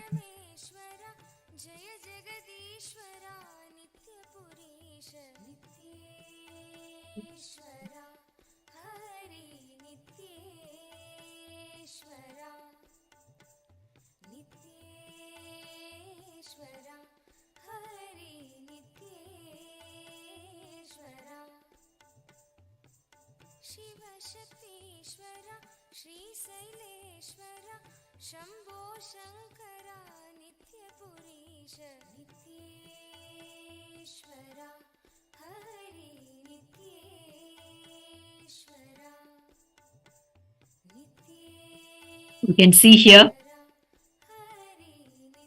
continuously the Aushadha Annadhan being served to the Annamalaya devotees from Bhagwan's parental home and from Kailasa Tiruvannamalai, located on the mountain path in the 7th circumambulation path of the Arunachaleshwara temple. The night sky, the full moon night sky has emerged, and we can see the entire Kailasa Tiruvannamalai beautifully lit against the night sky. The celebrations of the Pournami night, the full moon night, are in full swing in front of our eyes. You can see people carrying 2 platefuls for them and their near and dear ones, along with whom they are coming around Arunachala in Girivala, coming around the mountain path of Arunachala, Paramashiva himself in hill form.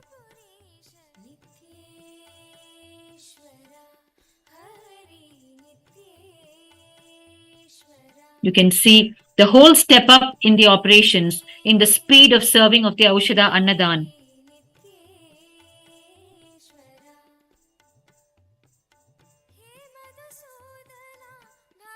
There is a sudden jump in the number of people, and you can see the mountain path, the road around the mountain, literally packed.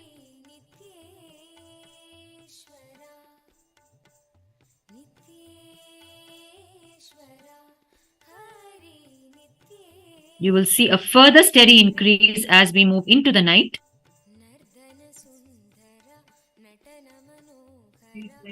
where one would almost find no need to walk because the crowd would be so much that you would simply be pulled around the Arunachala hill in Girivala just by the crowd itself.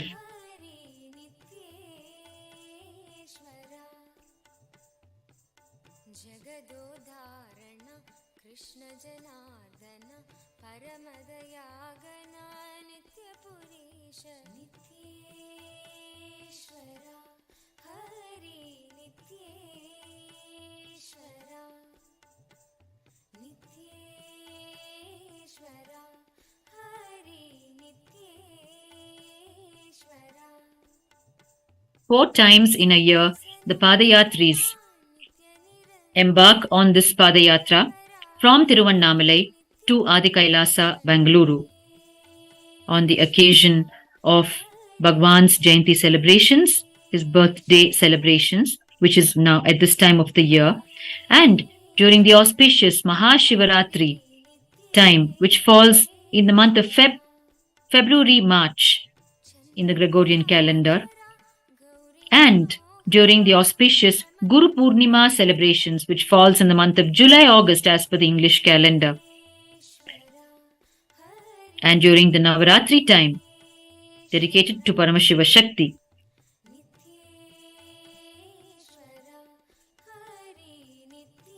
And there are so many miracle testimonials, miracle sharings from these Padayatris who journey by foot. So many miracles that they experience all along the way.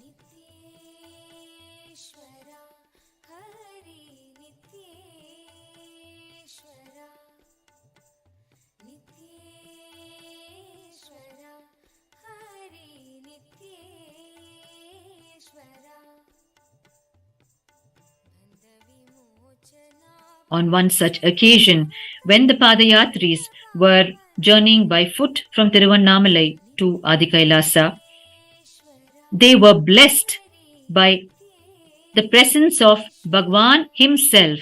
Bhagwan decided to surprise the entire group by giving his physical presence to them during their Padayatra. They suddenly received the message that Bhagwan himself would be joining them in the Padayatra, and Bhagwan joined them and walked with them for a stretch. And then in one location, Bhagwan halted and individually blessed each of the Padayatris. He gave individual initiation, darshan, to each of the Padayatris. It was the most memorable Padayatra for these Padayatris out of all the years of doing the Padayatra. The most unforgettable, most deep spiritual experience, the most exciting experience of their lives, being accompanied by Bhagwan himself during the Padayatra.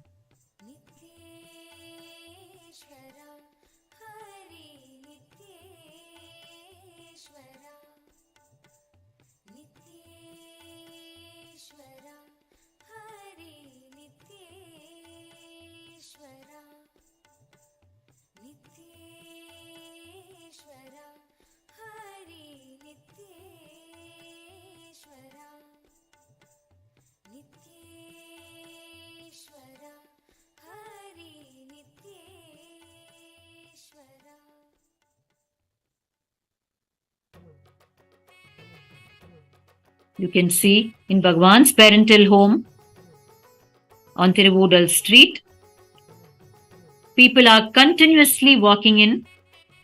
Bhagwan's parental home is very close to the Arunachaleshwara temple because it is in the 6th circumambulation path, which is just outside the temple, Arunachaleshwara temple.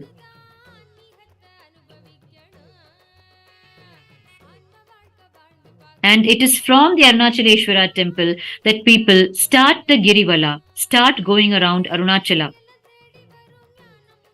And therefore, you are finding a steady inflow of the people into Bhagwan's parental home. It is here in Bhagwan's parental home that when Bhagwan was a child, he saw that continuously there were beings that were surrounding him. and he never understood what those beings were, and he thought that such beings existed around everyone else also. And it was only when he shared this with his Guru Raghupati Yogi that he is finding these 11 beings always around him.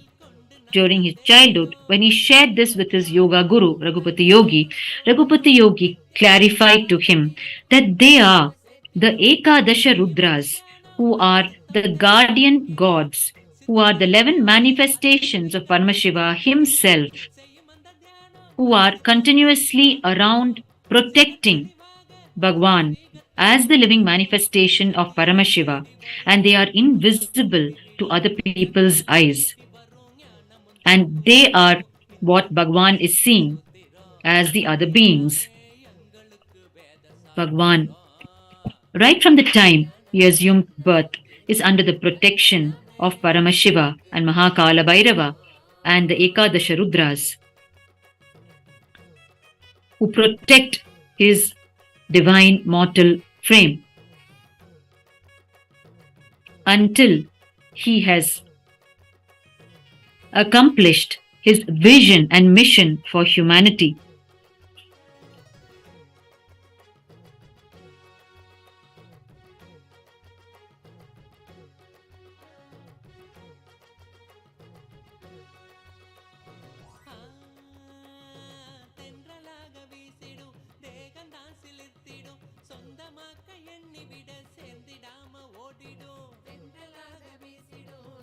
Bhagwan's guru in Sri Vidya and Tantra, Mata Vibhutananda Puri, is a close associate of Bhagwan's own paternal grandmother, Anasuya Ammal. We have beautiful photographs of Mata Vibhutananda Puri along with Anasuya Ammal, seated in Pavalakundra, where Bhagwan had his enlightenment experience, his experience of Nirvikalpa Samadhi at the age of 12.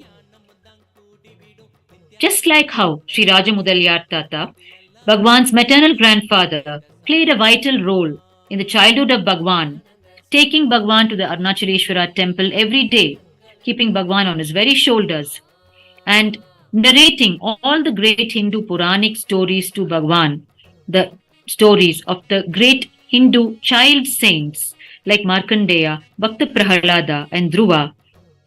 Anasuya Ammal also played a vital role in the life of Bhagwan as a child. It is with Anasuya Ammal that Bhagwan embarked on many pilgrimages to Shabarimala, to Dharmashala, right up from Tamil Nadu to the state of Karnataka, to Mysore, to the various shrines as pilgrimages. It is with Anasuya Ammal that Bhagwan went to Tiruchendur, to Palani, to all the great Muruga shrines. And on one such occasion, Anasuya Ammal had the great fortune of having the Muruga Darshan of Lord Subramanya through the divine form of Bhagwan himself. In Tiruchendur, as she was watching the holy bath being offered to the deity of Lord Subramanya, she suddenly saw his form replaced by the very form of young Bhagwan, who was actually standing right next to her at that point in time. And she nudged this lady who was next to her and asked her if she was also seeing the form of her grandson in the place of the deity, and the lady confirmed it for her. So Anasuya Ammal has had a direct darshan of Subramanya through the divine form of Bhagwan during his childhood. Bhagwan has shared with us about Anasuya Ammal. Anasuya Ammal lost her husband, Bhagwan's grandfather, Annamalai Chettiar, at a very young age. And from then, Bhagwan says she is one of the most chaste Hindu widows he has ever seen. In fact, he says Anasuya Ammal was never considered an inauspicious widow, which is how usually people look upon in society on widows. She was considered such an auspicious being just because of her deep devotion to Annamalayar, because of her extreme dedication and integrity to Annamalayar, because of her very chaste lifestyle, in spite of losing her husband at such a young age. The principles for which she stood The way she stood as a pillar of the ecosystem of Tiruvannamalai. And Bhagwan would recall how he has seen Anasuya Ammal relate with not only human beings but other beings like all the birds and animals. She would relate with them, she would talk to them, she would literally have conversations with them and have such a beautiful coexistence with them, feeding them with food every day, talking to the birds and animals, and Bhagwan has witnessed them responding to her.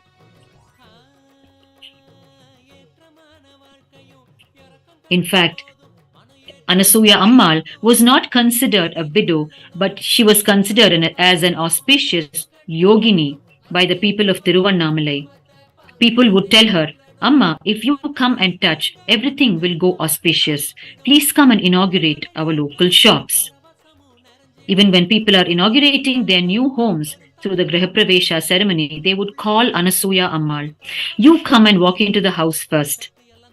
It is customary during the inauguration of homes that a cow and calf are brought. In the Hindu tradition, the cow is a symbol of worship. The cow is worshipped as the embodiment of the 33 crore devotees of the 33 crore Hindu gods, deities. A cow and calf is brought as part of the inaugural ceremony. And the people would insist that Anasuya Ammal holds the rope of the cow and walks first into the house. She was considered as such an auspicious person. And she was highly respected for the way she lived and for her powerful cognitions and her deep feeling connection she had with Arunachaleshwara himself, Paramashiva himself. Anasuya Ammal lived here in Bhagwan's parental home. It was a huge joint family, Bhagwan's family here in the Nithyananda Jenma Bhoomi, his parental home. They lived in the first floor of this building, which is called the AKS complex.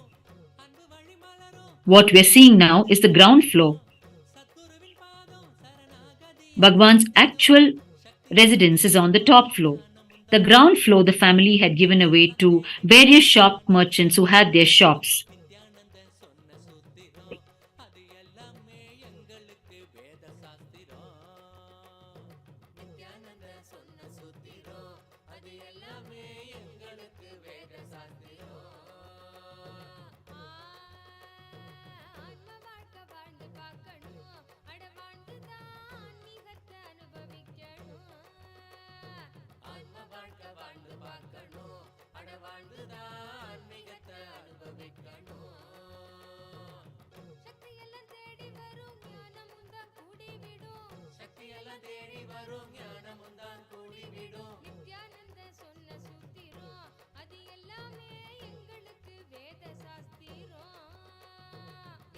You can now see outdoors in KAILASA Tiruvannamalai, Nithyananda Jenma Bhoomi Kshetra, located on the mountain path. The Pournima night has completely happened. The full moon night has emerged and the Aushadha Annadhan is continuously being served to the Annamalayar devotees. You can see the steam emerging from the hot food that is being replenished.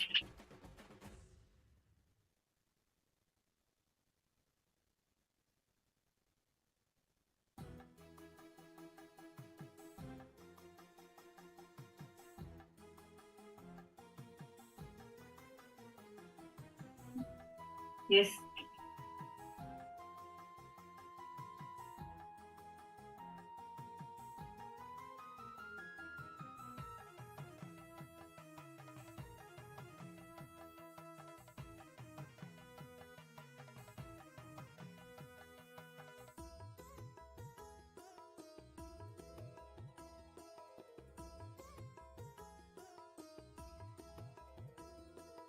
அன்பாலண்டம் யாவையும்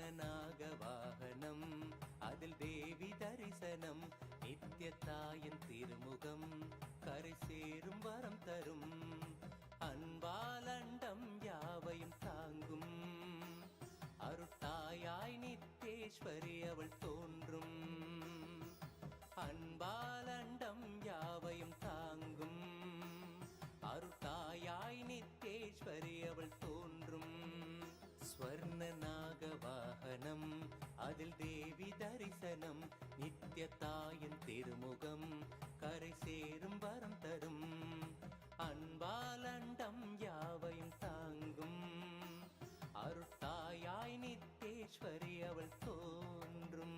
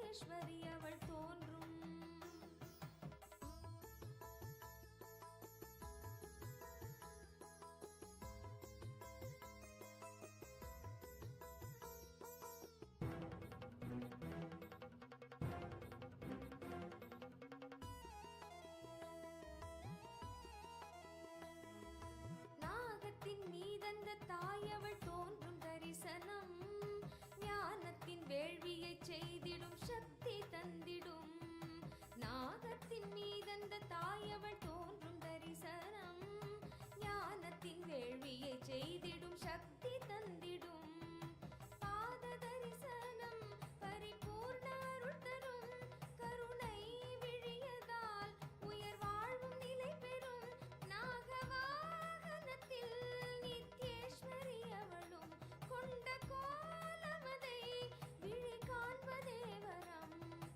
அன்பாலண்டம் யாவையும் தாங்கும் அருட்டாயாய் நித்தேஸ்வரி அவள் தோன்றும் அன்பாலண்டம் யாவையும் தாங்கும் அருட்டாயாய் நித்தேஸ்வரி அவள் தோன்றும் ஸ்வர்ணநாகவாகனம் அதில் தேவி தரிசனம் நித்யத்தாயின் திருமுகம் கரை சேரும் வரம் தரும் அன்பாலண்டம் யாவையும் தாங்கும் அருட்டாயாய் நித்தேஸ்வரி அவள் தோன்றும் அன்பாலண்டம் யாவையும் தாங்கும் அருட்டாயாய் நித்தேஸ்வரி அவள் தோன்றும்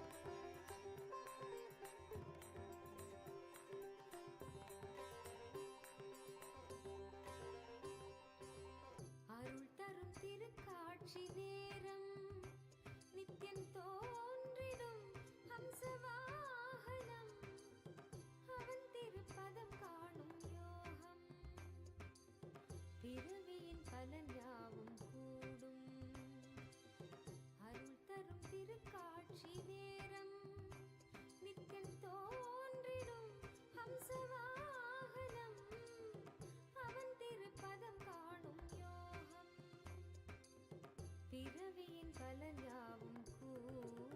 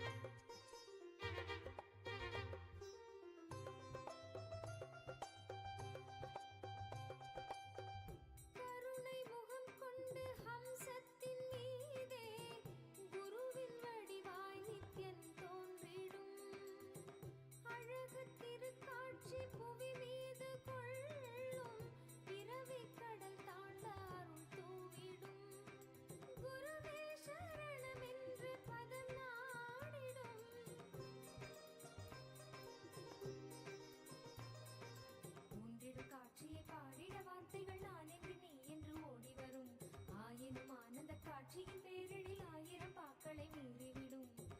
கருணை முகம் கொண்டு ஹம்சத்தின் மீதே குருவின் வடிவாய் நித்யன் தோன்றிடும். அழகு திருக்காட்சி புவி மீது கொள்ளும். பிறவி கடல் தாண்ட அருள் தூவிடும். குருவே சரணமென்று பதம் நாடிடும். மனமும் குருவின் பதத்தில் சரணாகதியாகுது.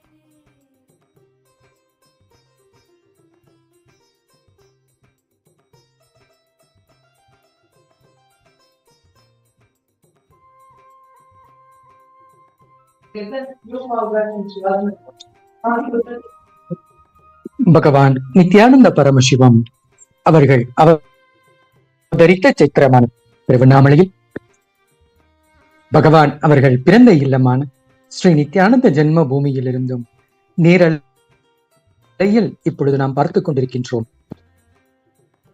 இங்கு இந்த பௌர்ணமி நன்னாளில் அண்ணாமலையாரை தரிசிக்க வந்திருக்கின்ற பக்தர்கள் ஒவ்வொருவருக்குமே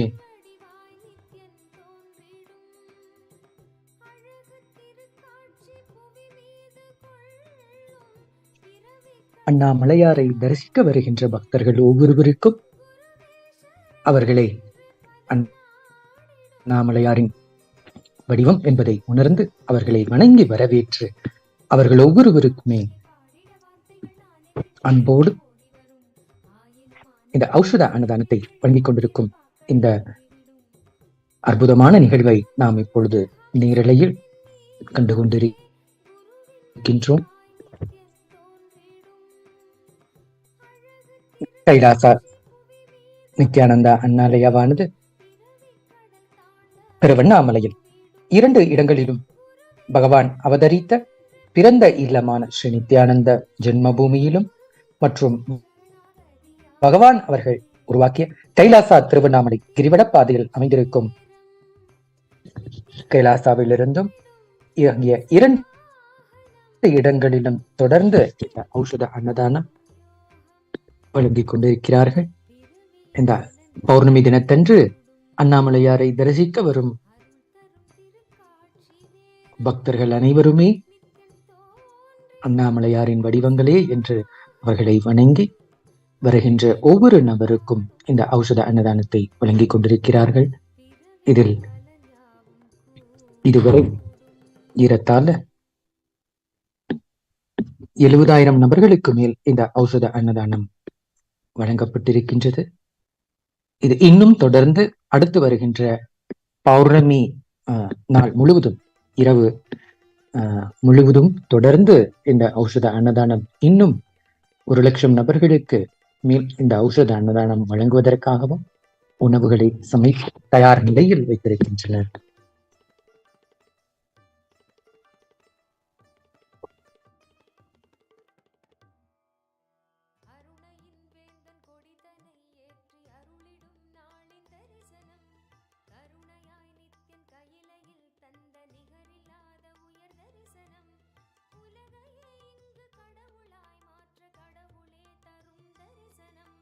கவிதையாய் மாற வரிகளும் ஏங்கும் கரையில்லாத உயர் தரிசனம்.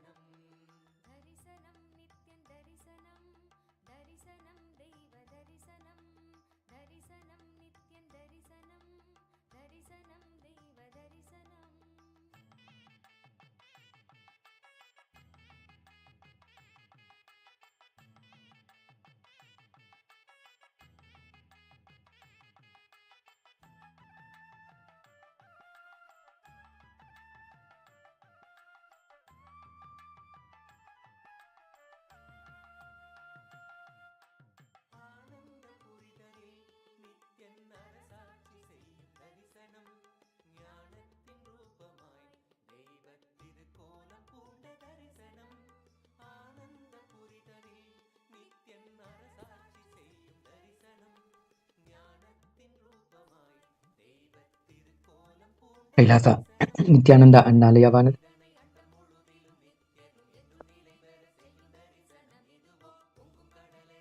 தொடர்ந்து உலகம் முழுவதும் இருக்கின்ற 150 நாடுகளில்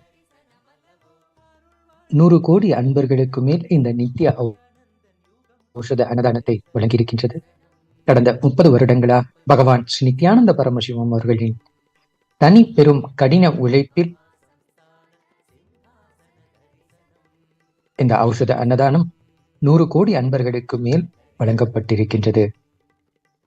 இந்த கைலாசா நித்யானந்தா அண்ணாலயாவானது உலகிலேயே மிகப்பெரிய அன்னதான சேவை செய்யும் நிறுவனமாக ஐக்கிய நாடுகள் சபையால் அங்கீகரிக்கப்பட்டு இந்த அன்னதான சேவை பொது தொண்டு செய்யும் நிறுவனம் என்பது பாராட்டுதலுக்குரியது.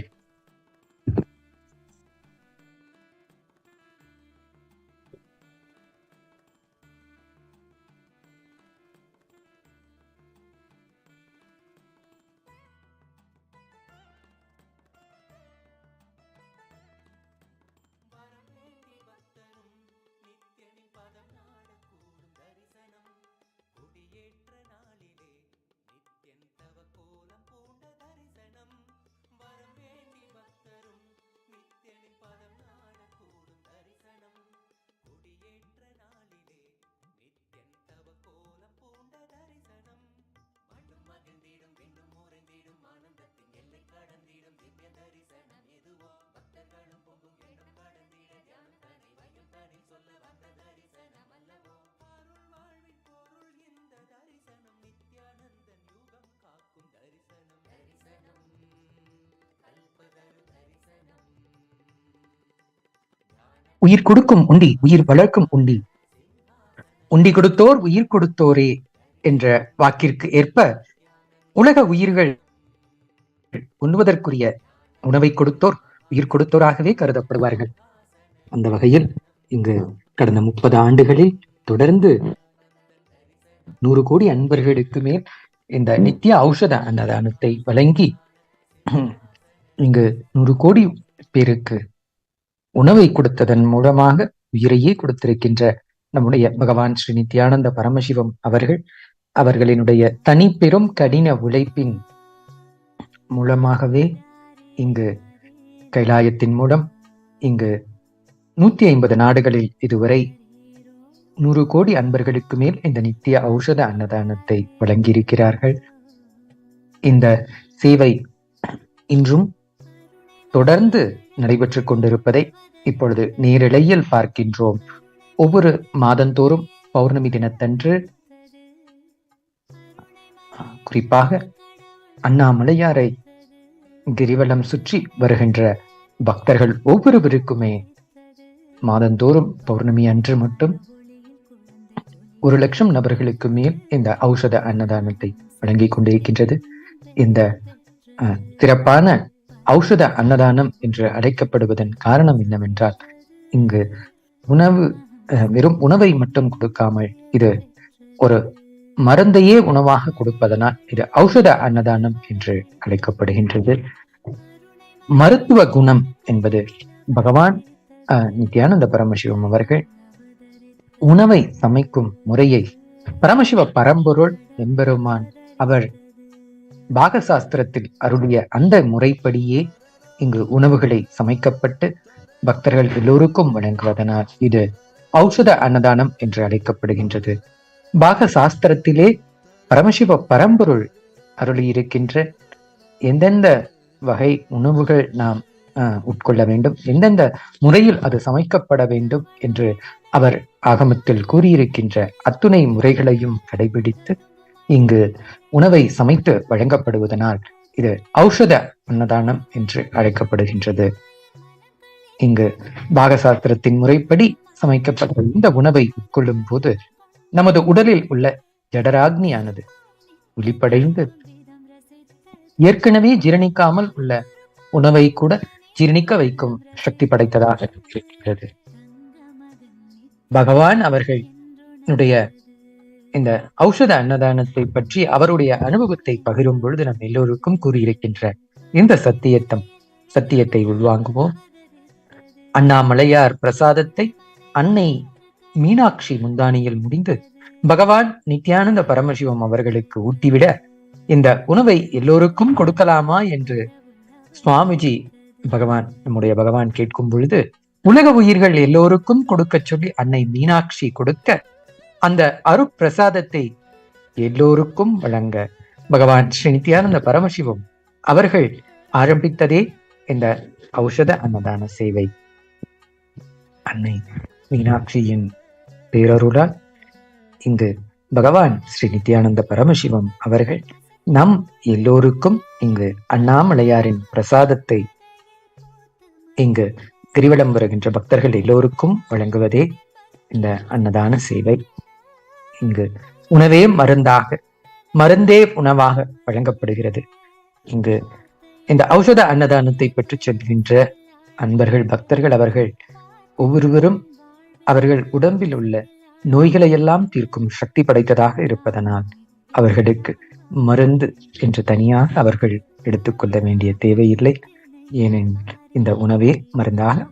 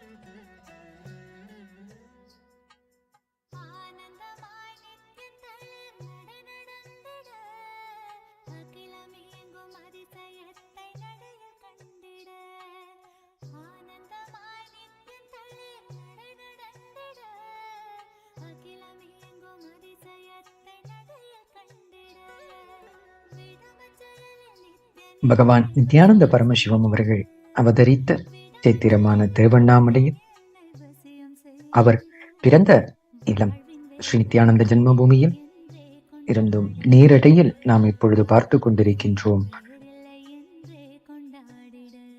இங்கு தொடர்ந்து அண்ணாமலையாரை தரிசிக்க வருகின்ற பக்தர்கள் ஒவ்வொருவருக்குமே ஔஷத அன்னதானத்தை வழங்கிக் கொண்டிருக்கும் இந்த காட்சியை நாம் இப்பொழுது பார்க்கின்றோம். இங்கு இந்த ஸ்ரீ நித்யானந்த ஜென்ம பூமியானது பகவான் அவர்கள் பிறந்த இல்லம். அவர்கள் தொடர்ந்து 17 வருடங்கள் இந்த இல்லத்தில் வாழ்ந்து அவர்கள் வளர்ந்த இல்லம்.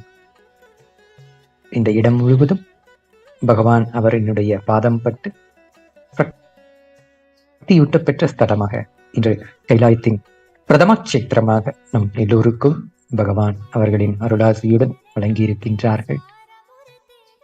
இந்த பிரதம கஷேத்திரம் உலகம் முழுவதும் பகவான் அவர்கள் இன்று 150 நாடுகளில் இங்கு இந்து ஆலயங்கள் உருவாக்கி இருக்கின்றார்கள். இந்த அனைத்து ஆலயங்களிலுக்கும் முதன்மை கஷேத்திரமாக இருப்பது பகவான் அவர்கள் பிறந்த இல்லமான ஸ்ரீ நித்யானந்த ஜென்ம பூமி. ஏனெனில் திருவயதில் பகவான் அவர்கள் முதலில் அவர் உருவாக்கிய ஆலயம் இந்த இல்லத்தில்தான் இருக்கின்றது. இங்குதான் பகவான் அவர்கள் சிறு வயதில் இங்கு முதல் ஆலயத்தை அவர்கள் துவங்கினார்கள். அவருடைய சிறு வயதில் அவருடைய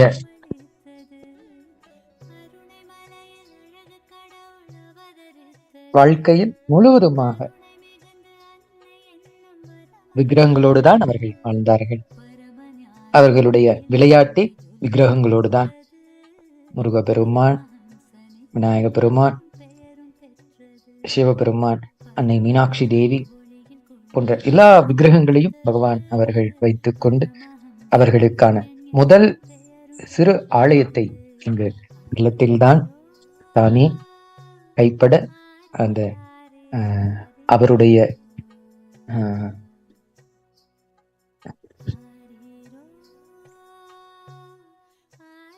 கையால் உருவாக்கிய முதல் ஆலயம் இங்கு நம் எல்லோருக்கும் இப்பொழுது பிரதம கஷேத்திரமாக நம் எல்லோருக்கும் வழிபடும் ஸ்தலமாக இருக்கின்றது. இந்த இல்லத்தில்தான் பகவான் அவர்கள் முதலில் விநாயகப் பெருமானுக்கு சோறு ஊட்டிய இந்த லீலை இங்குதான் நடந்தேறியது. அந்த விக்கிரகம் விநாயகப் பெருமான் நம்முடைய கைலாயத்தின் பொக்கிஷங்களே பாகமாக இருக்கின்றார். இங்கு சிறு வயதில் பகவான் அவர்கள் தொடர்ந்து அவர்களுடைய பக்தியும் அவர்களுக்கு விக்கிரகங்களோடு இருக்கின்ற இந்த ஒருமை தன்மையை நிரூபிக்கும் விதமாக இங்கு விநாயகப் பெருமானை எழுந்தருளி பகவான் அவர்கள் அளித்த இந்த நைவேத்தியத்தை உண்டு இந்த இடத்தில்தான் விநாயகப் பெருமான் உணவை எடுத்துக்கொண்டார்கள். இந்த சக்தி வாய்ந்த சேத்திரத்தில் இன்று தினந்தோறும் ஆயிரக்கணக்கான மக்கள் பக்தர்கள் வந்திருந்து இங்கு பகவான் அவர்களின் அருட்பிரசாதத்தை பெற்றுச் செல்கிறார்கள். இந்த ஒரு அற்புதமான இந்த சூழலில் நாம் எல்லோரும் இப்பொழுது நேரலையில் பார்த்து கொண்டிருக்கின்றோம். அண்ணாமலையாரை தரிசிக்க வந்திருக்கின்ற பக்தர்கள் ஒவ்வொருவருமே அவர்கள் அண்ணாமலையான் வெகுளே என்பதை அவர்கள் உணர்ந்து அவர்களை வணங்கி அன்போடு வரவேற்று வந்திருக்கின்ற ஒவ்வொரு நபர்களுக்கும் தொடர்ந்து இங்கு ஔஷத அன்னதானத்தை வழங்குகிறார்கள். இந்த ஔஷத அன்னதானத்தின் சிறப்பே பகவான் அவர்களினுடைய சாநித்தியத்தில் இங்கு சமைக்கப்படுவதனால் அது சக்தியூட்ட பெற்ற ஔஷத அன்னதானமாக இருக்கின்றது.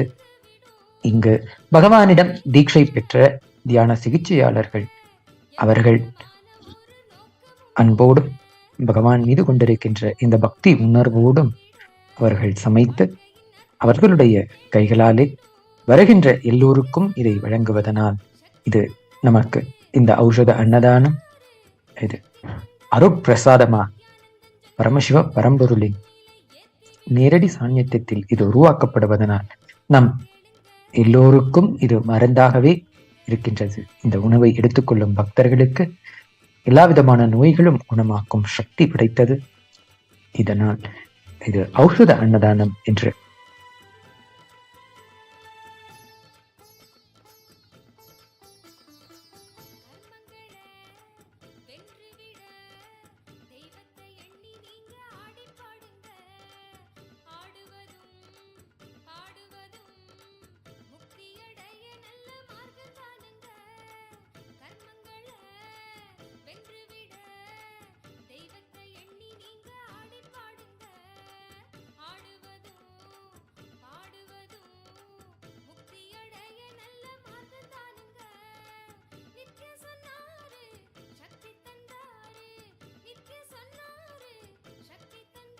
பகவான் திருவண்ணாமலையை பற்றி சொல்லும் பொழுது ஸ்மரணாத் முக்தி அருணாச்சலம் என்று கூறுவார்கள். நாம் நினைத்த மாத்திரத்திலேயே நமக்கு முக்தியை அருளக்கூடிய சக்தி இங்கு அருணாச்சலத்திற்கு இங்கு அண்ணாமலையாருக்கு உண்டு. இங்கு பக்தர்கள் அண்ணாமலையாரை வேண்டி இங்கு வந்திருக்கும் பக்தர்கள் ஒவ்வொருவருமே அண்ணாமலையாரின் வடிவங்களே என்பதை நாம் உணர்ந்து அவர்களுக்கு நாம் செய்கின்ற இந்த சேவை நேரடியாக அண்ணாமலையாருக்கே நாம் செய்கின்ற சேவை என்பதை உணர்ந்து பகவானிடம் தீட்சை பெற்ற பக்தர்கள், சீடர்கள், சந்நியாசிகள், சந்நியாசினிகள் எல்லோரும் இங்கு தொடர்ந்து இடைவிடாது 24 மணி நேரமும் அயராது அவர்களுடைய உழைப்பினால் தொடர்ந்து இந்த ஆனந்த சேவையை செய்து வருகிறார்கள்.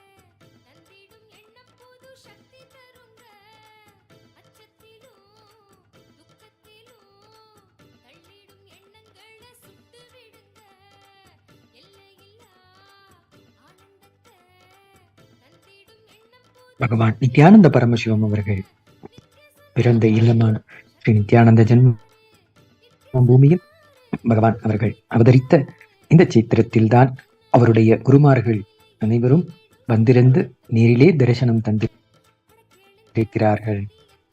அதில் மிகவும் குறிப்பிடத்தக்க ஒரு செய்தியாக பகவான் அவருடைய குரு அருணகிரி யோகீஸ்வர பெருமான் அவர்கள் பிரத்யட்சமாக பகவான் ஒருவருக்கு மட்டுமே எழுந்தருள் அவருக்கு தரிசனம் தந்து 9 மாதங்கள் அவருடனே வாழ்ந்திருந்த இந்த அனுபவத்தை நம் எல்லோரிடமும் பகவான் பகிர்ந்திருக்கிறார்கள்.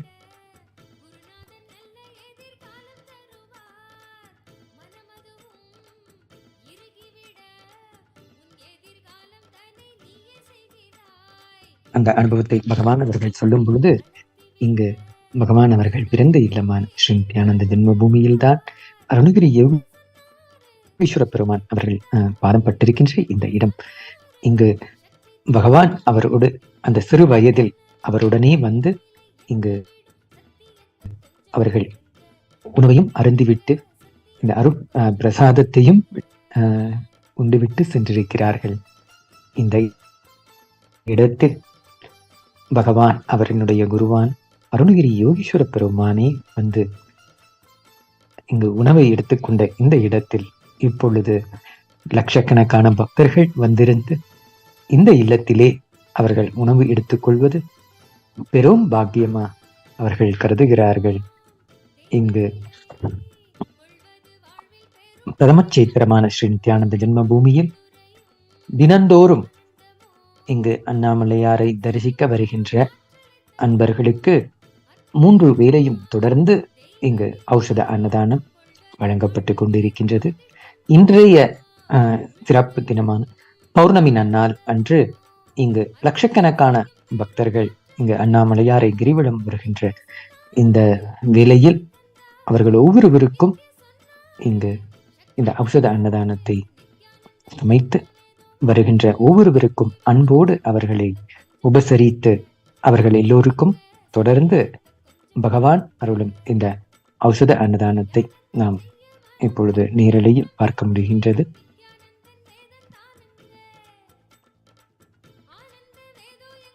பகவான் அவருடைய குருமார்களும் யோகா கற்றுக் கொடுத்த குரு யோகி யோகானந்த புரி அவர்களும் இங்கு பகவானுடைய இல்லத்திற்கு நேரிலே வந்திருந்து தினந்தோறும் அதிகாலை அவரை அழைத்து சென்று இங்கு அருணாச்சலேஸ்வரர் ஆலயத்திற்கு செல்வார்கள். அங்கு இருக்கின்ற கிருத்திகை மண்டபத்தில்தான் தினந்தோறும் பகவானுக்கு யோக கலை கற்றுக் கொடுத்து பகவானி இந்த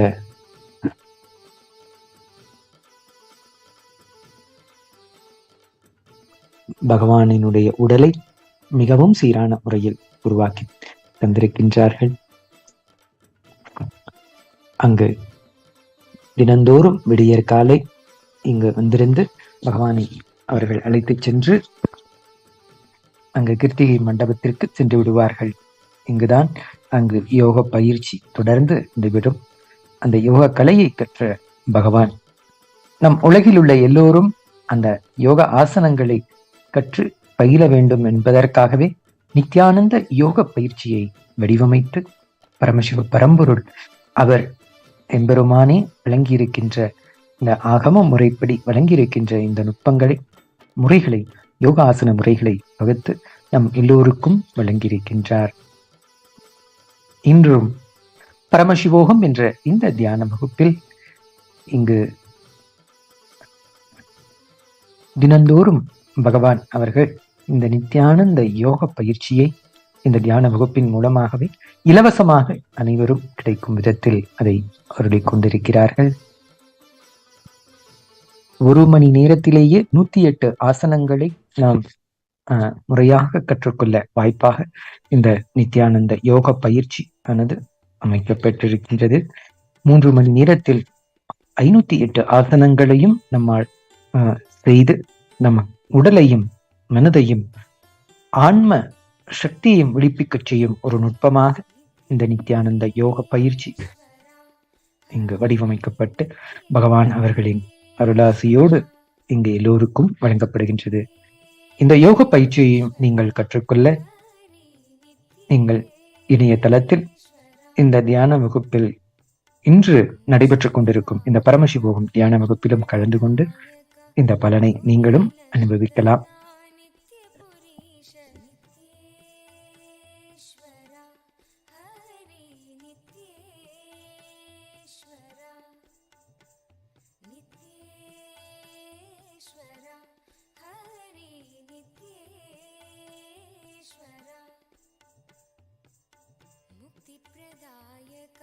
विघ्नविनाशक सिद्धिविनायक नित्यपुरीश नित्येश्वरा हरि नित्येश्वरा नित्येश्वरा हरि नित्येश्वरा गंगाधर हर हे परमेश्वर जय जगदीश्वरा नित्यपुरीश नित्येश्वरा हरि नित्येश्वरा नित्येश्वरा हरि नित्येश्वरा शिव शक्तीश्वरा श्रीशैलेश्वरा शंभो शंकरा नित्यपुरीश नित्येश्वरा हरि नित्येश्वरा नित्येश्वरा हरि नित्येश्वरा माधव मुरहर मधुर मनोहर गिरिधर नागरा नित्यपुरीश नित्येश्वरा हरि नित्येश्वरा नित्येश्वरा हरि नित्येश्वरा अभय प्रदायक आनंददायक भक्त उदारणा नित्यपुरीश नित्येश्वरा हरि नित्येश्वरा नित्येश्वरा हरि नित्येश्वरा बंसीधर हरा श्याम सुंदर नाचे नटवरा नित्यपुरीश नित्येश्वरा हरि नित्येश्वरा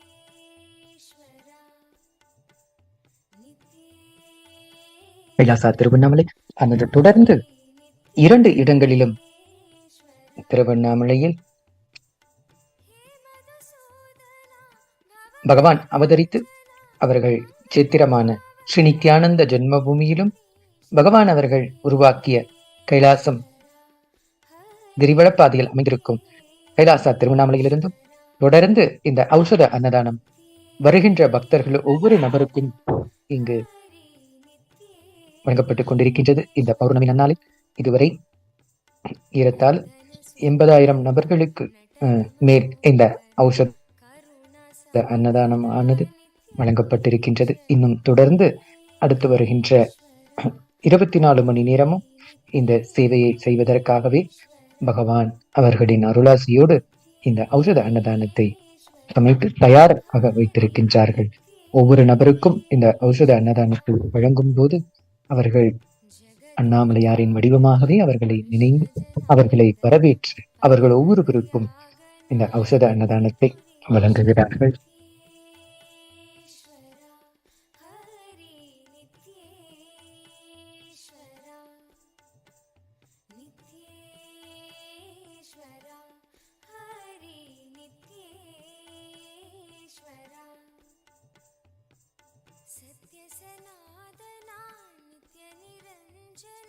भक्तपरायणा नित्यपुरीश नित्येश्वरा हरि नित्येश्वरा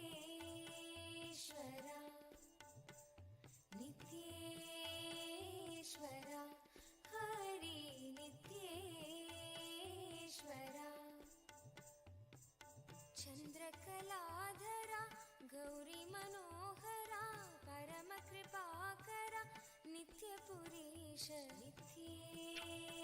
பகவான் நித்யானந்த பரமசிவம் அவர்கள் பிறந்த இல்லமான ஸ்ரீ நித்யானந்த ஜென்மபூமியில் இங்கு அவர்கள் சிறு வயதில் முதலில் அவர்கள் உருவாக்கிய ஆலயம் இங்குதான் இருக்கின்றது.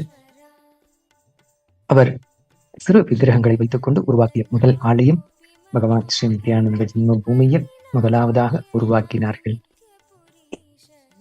இங்கு இந்த பூஜைகள் செய்வதற்காகவே, அவர்களுக்கு நெய்வேத்தியங்கள் படைப்பதற்காகவே முதலில் ஒரு மடப்பள்ளி முதல் அந்த தெய்வ விக்கிரகங்களுக்கு உணவு சமைத்துக் கொடுக்கும் இடமான மடப்பள்ளியை உருவாக்கிய இடமும் ஸ்ரீ நித்யானந்த ஜென்ம பூமியில் தான் அமைக்கப்பட்டிருக்கின்றது.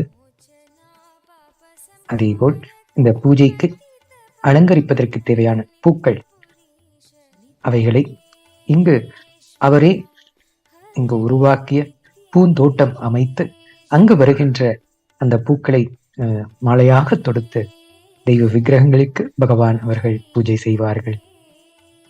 இங்கு இத்தனை சிறப்புகள் பொருந்திய இந்த ஸ்தலம் கைலாயத்தின் பாகமாக பகவான் அவர்கள் இந்த நித்யானந்த ஜென்ம பூமி துவக்க விழாவை கார்த்திகை தீப பிரம்மோற்சவத்தின் போது இந்த வைபவத்தை பகவான் அவர்கள் செய்தார்கள்.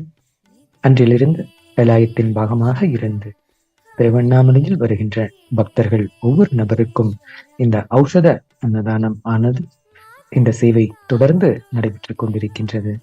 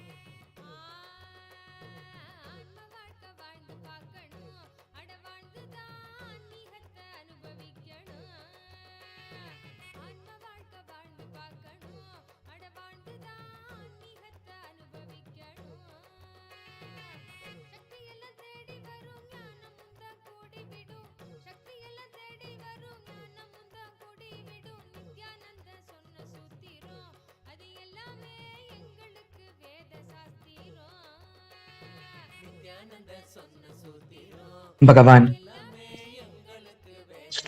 திருவண்ணாமலையை பற்றி சொல்லும் பொழுது ஸ்மரணாத் முக்தி அருணாச்சலம் என்று அழைப்பார்கள்.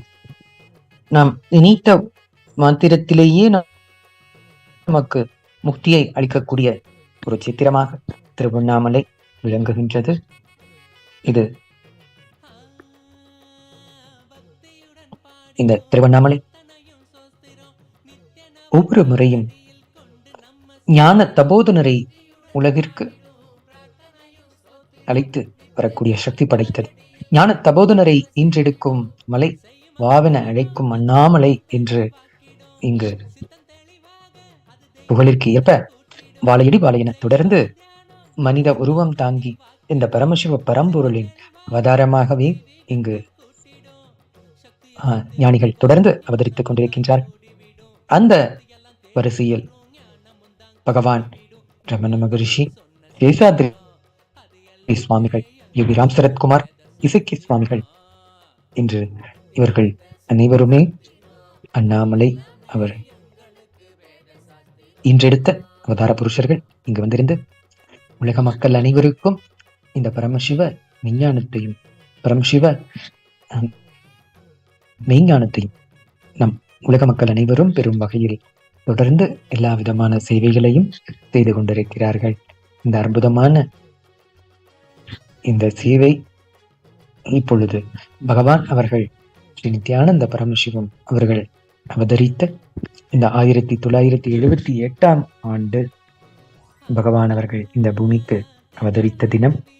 அவர் அவதரித்த தினத்தை நாம் பக்தர்கள் கைலாயத்தில் அனைவரும் கொண்டாடும் விதமாக ஆண்டுகள் தோறும்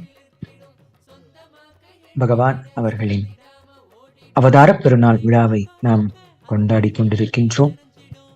இந்த ஆண்டு 47வது அவதார பெருநாள் விழாவை நாம் மிகவும் சிறப்பான முறையில் கொண்டாடும் ஒரு பாக்கியம் நம் எல்லோருக்கும் அமைய பெற்றிருக்கின்றது. நமக்கு கைலாயத்தின் ஆலயங்களில் 21 நாட்கள் பிரம்மோத்சவமாக இங்கு அண்ணாமலையாரின் அவதாரமாக வந்திருக்கும் பகவான் ஸ்ரீ நித்யானந்த பரமசிவம் அவர்களின் அவதார பெருநாள் விழாவை நாம் கொண்டாடுகின்றோம். இதன் சிறப்பு அம்சமாக இங்கு கைலாசா திருவண்ணாமலையிலிருந்து பக்தர்கள் அனைவரும் பாத யாத்திரையாக பகவான் அவர்களின் தரிசனம் பெற அவர்கள் குருமுடி ஏந்தி அவர்களுடைய பக்தியை பகவான் அவர்களுக்கு அளித்திருக்கும் எல்லா விதமான நலன்களுக்கும் நன்றியை தெரிவித்துக் கொண்டு பகவான் அவரை நம் அருளாசி பெறவே இங்கு பாத யாத்திரையாக புறப்பட்டு தொடர்ந்து 11 நாட்கள் அவர்கள் திருவண்ணாமலையிலிருந்து துவங்கி பெங்களூரு வரை இந்த பாத யாத்திரையில் நடை பயணமாகவே சென்று அங்கு அவதார பெருநாள் அன்று பகவான் ஸ்ரீ நித்யானந்த பரமசிவம் அவர்களிடம் அருளாசி பெற இருக்கிறார்கள். குருமுடி ஏந்தி வந்திருக்கின்ற இந்த பக்தர்கள் இவர்களுடைய இந்த பக்தி அவர்கள் அடைந்த இந்த ஆனந்தத்தை எல்லா மக்களுக்கும் பகிர்ந்து அளிக்க வேண்டும் என்பதே அவர்கள் இந்த பாத யாத்திரையின் நோக்கமாக வைத்திருக்கிறார்கள். ஆகவே பொதுமக்களும் மற்றும் எல்லா நபர்களுமே இந்த பாத யாத்திரையில் கலந்து கொள்ள வாய்ப்பிருக்கின்றது. இந்த பாத யாத்திரை அந்தந்த ஊர்களிலும் பக்தர்கள் அவர்கள் கலந்து கொண்டு இந்த பாத யாத்திரையின் பலன்களை அனுபவமாக பெற முடியும். இது பகவான் அவர்களினுடைய வாழ்க்கையில் அவரே வாழ்ந்து காட்டிய ஒரு மிகப்பெரிய தவம் என்றுதான் நாம் சொல்ல முடியும். 9 வருடங்கள் தொடர்ந்து பரிவராஜக யாத்திரையில் பகவான் அவர்கள் கன்னியாகுமரி முதல் காஷ்மீர் வரை உள்ள அனைத்து ஸ்தலங்களுக்கும் 12 ஜோதிர்லிங்கங்களுக்கும் பகவான் அவர்கள் பாத யாத்திரையாகவே சென்றிருக்கிறார். தொடர்ந்து 9 வருடங்கள் அவர் இந்த யாத்திரையை மேற்கொள்ளும் பொழுது அவருக்கு கிடைத்த இந்த பூரணமான ஞான அனுபவத்தை உலக மக்கள் எல்லோருக்கும் இதை பகிர்ந்திடவே பகவான் அவர்கள் இந்த பரிவராஜக யாத்திரையை மேற்கொண்டார்கள். பல்வேறு தரப்பட்ட மக்கள் அவர்களுக்கு இந்த ஞானத்தை அருளும் இந்த யுக்தியை பகவான் அவர்கள் பெறுவதற்காகவும் இங்கு தொடர்ந்து 9 ஆண்டு காலம் அவர்கள் பரிவராஜக யாத்திரையை மேற்கொள்ளும்போது அவருக்கு கிடைத்த சொல்லவண்ணா பலன்களை எல்லாம் அவர்கள் கூறியிருக்கின்றார்கள். நம் அனைவருக்கும் உடல் நலமும் மனநலமும் உயிர் நலமும் தரக்கூடிய ஒரே ஒரு மிகச்சிறந்த ஒரு யுக்தி இந்த பாத யாத்திரை. இதில் கலந்து கொண்ட அன்பர்கள் பக்தர்கள் அவர்கள் எல்லோருக்குமே பகவான் அவர்கள் வேண்டும் வரங்களை அருளுகின்ற அந்த காட்சியையும் நாம் இப்பொழுது பார்க்க முடிகின்றது. இங்கு பகவான் அவதரித்த சைத்திரமான திருவண்ணாமலை ஸ்ரீ நித்யானந்த ஜென்ம பூமியில் இங்கு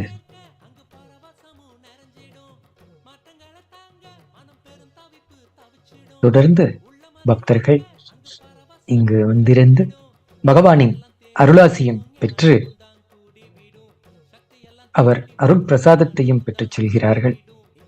இதுவரை 40,000க்கும் மேல் உள்ள அன்பர்கள் இந்த ஔஷத அன்னதானத்தை பெற்று அவர்கள் மனமாற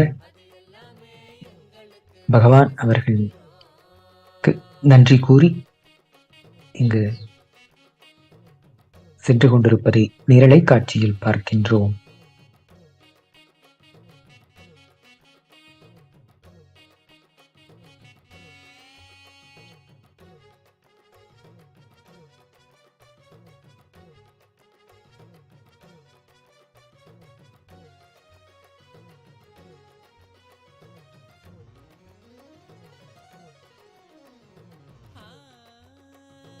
ஐம்புலனின்னாலுமை துன்பத்தையே சேர்க்கும் குரு நித்யனனை நம்பு அது ஆனந்தத்தை ஈர்க்கும்.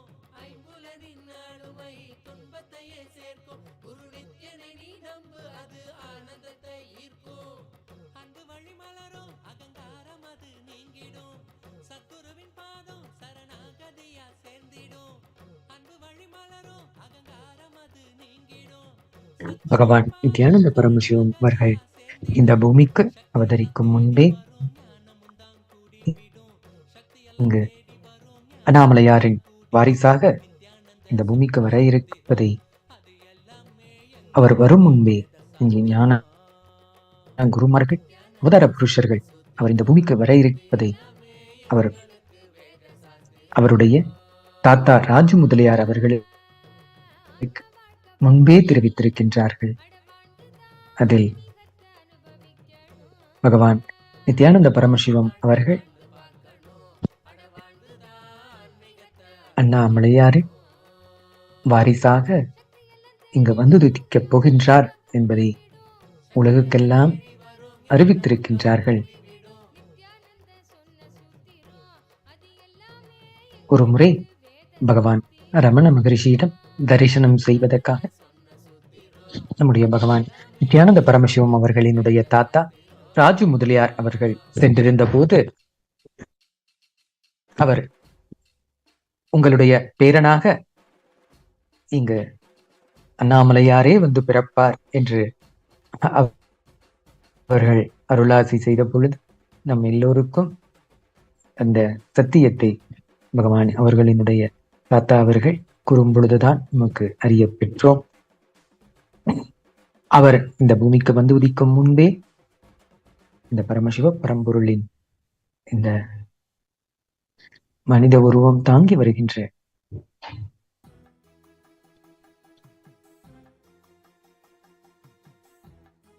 பகவான் அவர்கள் நம் எல்லோருக்கும் கிடைத்திருப்பது நாம் செய்த பெரும் பாக்கியமாகும். அதே போல் பகவான் ஸ்ரீ நித்யானந்த பரமசிவம் அவர்களினுடைய தாயார்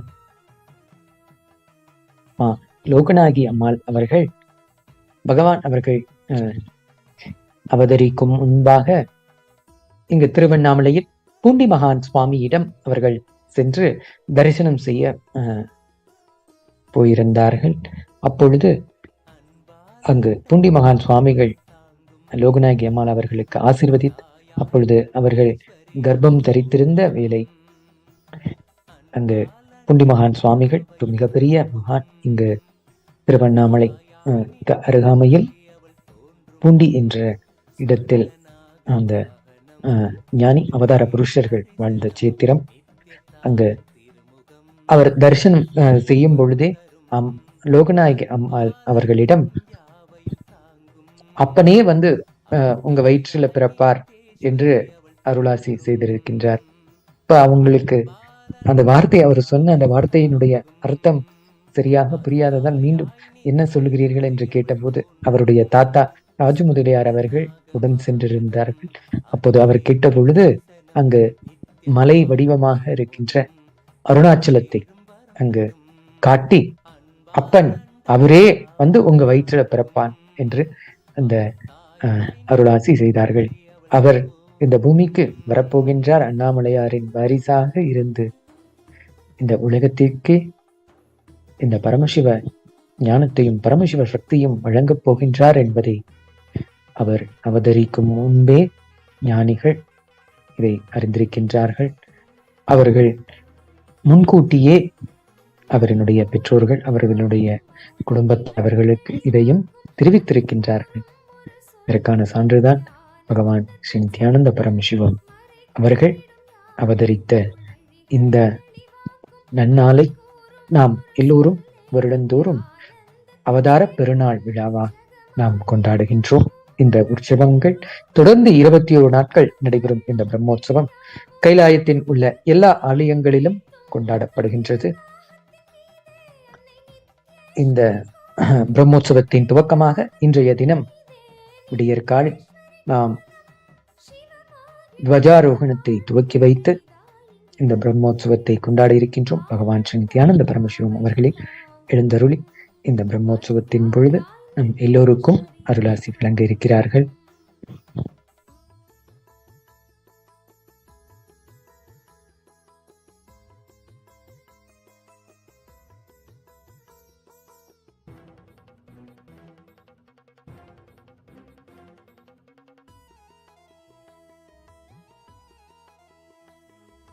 நாகத்தின் மீதந்த தாயவள் தோன்றும் தரிசனம் ஞானத்தின் வேள்வியை செய்திடும் சக்தி தந்திடும். நாகத்தின் மீதந்த தாயவள் தோன்றும் தரிசனம் ஞானத்தின் வேள்வியை செய்திடும் சக்தி தந்திடும். பாத தரிசனம் பரிபூர்ண அருள் தரும் கருணை விழியதால் உயர் வாழ்வும் நிலை பெறும். நாகவாகனத்தில் நித்யேஸ்வரி அவளும் கொண்ட கோலமதை விழி காண்பதே வரம். அன்பாலண்டம் யாவையும் தாங்கும் அருத்தாயாய் நித்தேஸ்வரி அவள் தோன்றும்.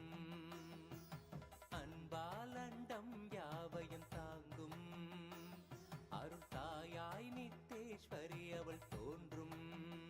ஸ்வர்ணநாக வாகனம் அதில் தேவி தரிசனம் நித்யத்தாயின் திருமுகம் கரை சேரும் வரம் தரும். அன்பாலண்டம் யாவையும் தாங்கும் அருத்தாயாய் நித்தேஸ்வரி அவள் தோன்றும். அன்பாலண்டம் யாவையும் தாங்கும் அருத்தாயாய் நித்தேஸ்வரி அவள் தோன்றும்.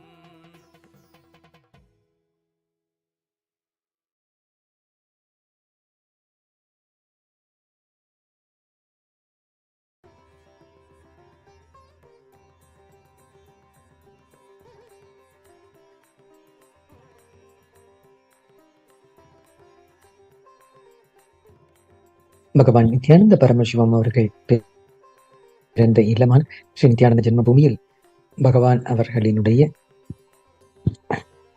பாதம் பட்டு சக்தியூட்ட பெற்ற ஸ்தலமாக இருக்கின்றது. 17 வருடங்கள் அவர்கள் இந்த இடத்தில்தான் அவர்கள் வாழ்ந்து வளர்ந்த இல்லம்.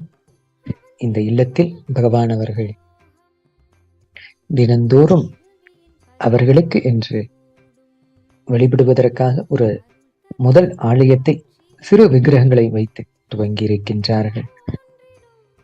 இந்த ஆலயம்தான் இன்று கைலாயத்தின் பாகமாக பிரதம சீக்கிரமாக நம் எல்லோருக்கும் கிடைக்கப் பெற்றிருக்கின்றது.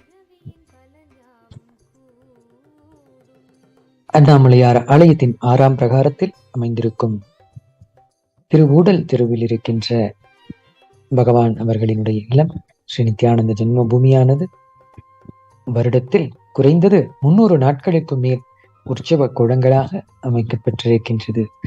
ஏனெனில் ஒவ்வொரு உற்சவ காலங்களின் போதும் திருவீதி உலா வரும் பொழுது அண்ணாமலையாரின் உற்சவ மூர்த்தியானது இங்கு ஸ்ரீ நித்யானந்த ஜென்ம பூமியில் வரவேற்கப்பட்டு அவர்களுக்கு பாரம்பரிய முறைப்படி இங்கு அவர்களுக்கு பூஜைகளும் செய்து அவர்களுக்கு மலர் மாலைகளும் வஸ்திரங்களும் சாற்றி அவர்களுக்கு மண்டகப்படி அருளும் அந்த வைபவம் தொடர்ந்து நடைபெற்று கொண்டிருக்கின்றது.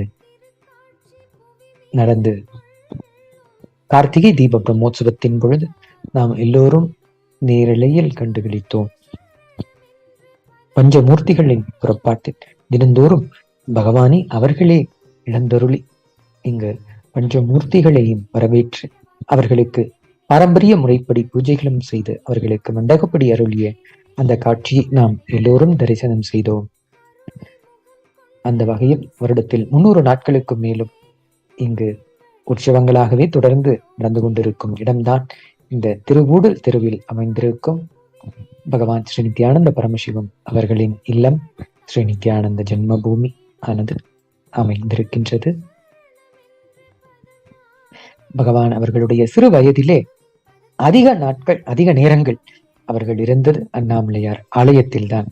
இங்கு இல்லத்தில் இருந்த நேரங்களை காட்டிலும் பகவான் அவர்கள் அதிக நேரங்கள் இங்கு அண்ணாமலையார் ஆலயத்திலேதான் அவர்களுடைய நேரத்தை செலவு செய்தார்கள். அங்கு அண்ணாமலையாரோடு தான், அந்த தெய்வ விக்கிரகங்களோடு தான் அவருடைய சிறு வயது விளையாட்டும் அமைந்திருந்தது. பகவான் அவர்களினுடைய இந்த சேவையை சிறு வயதிலிருந்தே இங்கு அண்ணாமலையார் ஆலயத்தில் பகவான் துவங்கி இருக்கின்றார்கள். இதை சாட்சி பிரமாணமா கண்ட சாட்சிகளாக இங்கு 3 தலைமுறை சிவாச்சாரியர்களும் அவர்களுடைய அனுபவத்தை பகவான் அவர்கள் சிறு வயதில் இருக்கும் பொழுது எவ்வாறு இங்கு அண்ணாமலையார் ஆலயத்திற்கு வந்திருந்த சேவை செய்தார்கள் என்று மணிக்கணக்காக நம் எல்லோரிடமும் பகிர்ந்திருக்கிறார்கள். அவ்வாறு இருக்க பகவான் ஸ்ரீ நித்யானந்த பரமசிவம் அவர்கள் இங்கு தொடர்ந்து இங்கு அண்ணாமலையார் ஆலயத்தில் அவர்கள் செய்த அந்த சேவையை இன்றும் அவருடைய பக்தர்கள் தொடர்ந்து அண்ணாமலையாரை தரிசிக்க வருகின்ற பக்தர்கள் ஒவ்வொருவருக்கும் இந்த ஔஷத அன்னதானத்தை தொடர்ந்து வழங்கிக் கொண்டிருக்கிறார்கள்.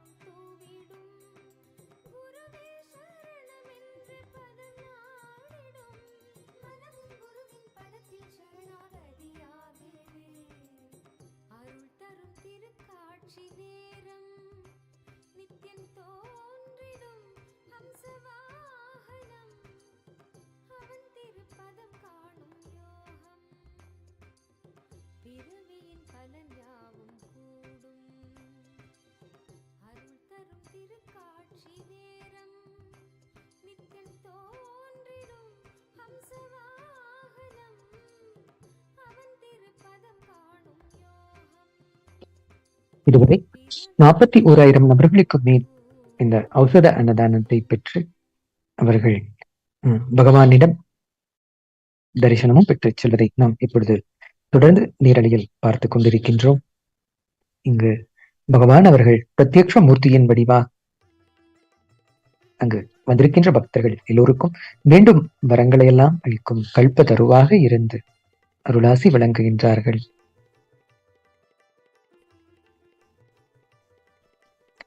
இன்றைய தினம் பகவான் ஸ்ரீ நித்யானந்த பரமசிவம் அவர்களிடம் இங்கு நீரலையில் கண்டு கொண்டிருக்கின்ற அன்பர்கள், இந்த பக்தர்கள் எல்லோருக்கும் இதை நாம் தெரிவித்துக் கொள்கின்றோம். பரமசிவோகம் என்ற இந்த தியான வகுப்பின் இறுதியில் பகவான் அவர்கள் நம் எல்லோருக்கும் தரிசனம் தர இருக்கிறார்கள். இன்றைய தரிசனத்தின் போது பகவான் அவர்கள் நாம் எல்லோருக்கும் நாம் பரமசிவனின் வடிவங்களே என்பதை உணரச் செய்கின்ற சிவ தீட்சை, முதல் நிலை தீட்சை, சமய தீட்சை வழங்க இருக்கிறார்கள். இந்த ஒரு வாய்ப்பை நீங்கள் எல்லோரும் பயன்படுத்திக் கொள்ள இணையதளத்தில் இப்பொழுது இணையலாம். இங்கு பரமசிவோகம் என்ற இந்த தியான வகுப்பில் நீங்கள் கலந்து கொள்ளுகின்ற அந்த வேளையில் பகவானை அவர்கள் இந்திய நேரப்படி விடியற் காலை ஒரு 4 மணி அளவில் இந்த தரிசன விலையில் பகவான் அவர்கள் சிவ தீட்சை நமக்கு வழங்கி இருக்கிறார்கள். இந்த சிவ தீட்சையின் மகத்துவமே நாம் ஒவ்வொருவரும் இங்கு பரமசிவம் என்ற இந்த சத்தியத்தை உணர்ந்த நாம் அனுபவமாக பெறுவது பகவானிடம் நாம் தீட்சை பெறும் பொழுதுதான் அந்த அனுபவம் நமக்குள் ருசிக்க முடிகின்றது. அந்த அனுபவத்தை பெற உங்கள் எல்லோரையும் இந்த பரமசிவோகம் தியான முகாமில் கலந்து கொள்ளுமாறு அன்போடு கேட்டுக்கொள்கின்றோம். இந்த வாய்ப்பு இன்றைய தினம் இந்த பரமசிவோகம் நிகழ்ச்சியில் நமக்கு கிடைத்திருக்கின்றது. இது முழுக்க முழுக்க எல்லா இந்த தியான நுட்பங்களும் வகுப்புகளும் பகவான் அவர்கள் இலவசமாகவே எல்லாருக்கும் வழங்குகின்றார்கள்.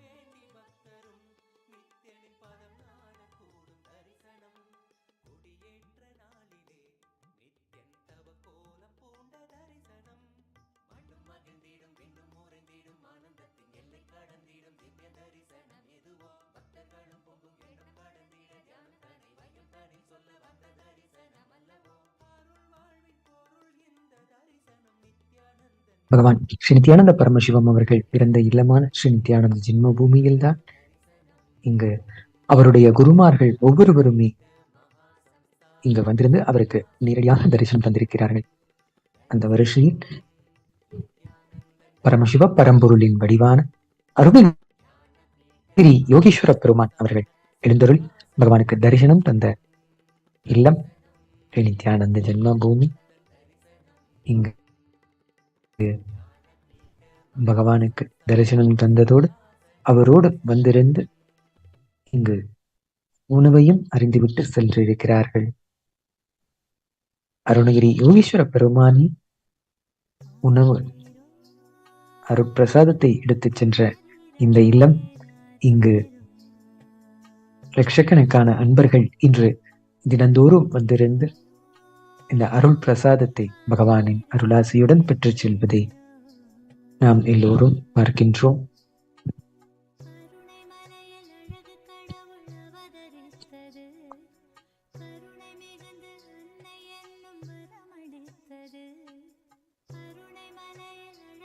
இந்த மாபெரும் அன்னதான சேவையில் நீரிழையில் பார்த்து கொண்டிருக்கும் அன்பர்கள் பலரும் கேட்டிருக்கிறார்கள். நாங்களும் இந்த சேவையில் கலந்து கொள்ளலாமா என்று கேட்டிருக்கும் பக்தர்கள் உங்கள் எல்லோருக்கும் நாங்கள் கைலாயத்தின் சார்பாக கூறுகின்றோம். அனைவருக்கும் இந்த ஆனந்த சேவையில் பங்கு பெறுவதற்கான வாய்ப்பு இருக்கின்றது. நீங்களும் ஒவ்வொரு பௌர்ணமி ஒவ்வொரு மாதத்தில் பௌர்ணமி அன்று நீங்கள் நேரடியாக திருவண்ணாமலை நீங்கள் வந்திடும் இங்கு பொதுமக்கள் ஒவ்வொருவரும் இந்த ஔஷத அன்னதானத்தை வழங்கும் இந்த சேவையை நீங்கள் சிறப்பாக செய்ய முடியும்.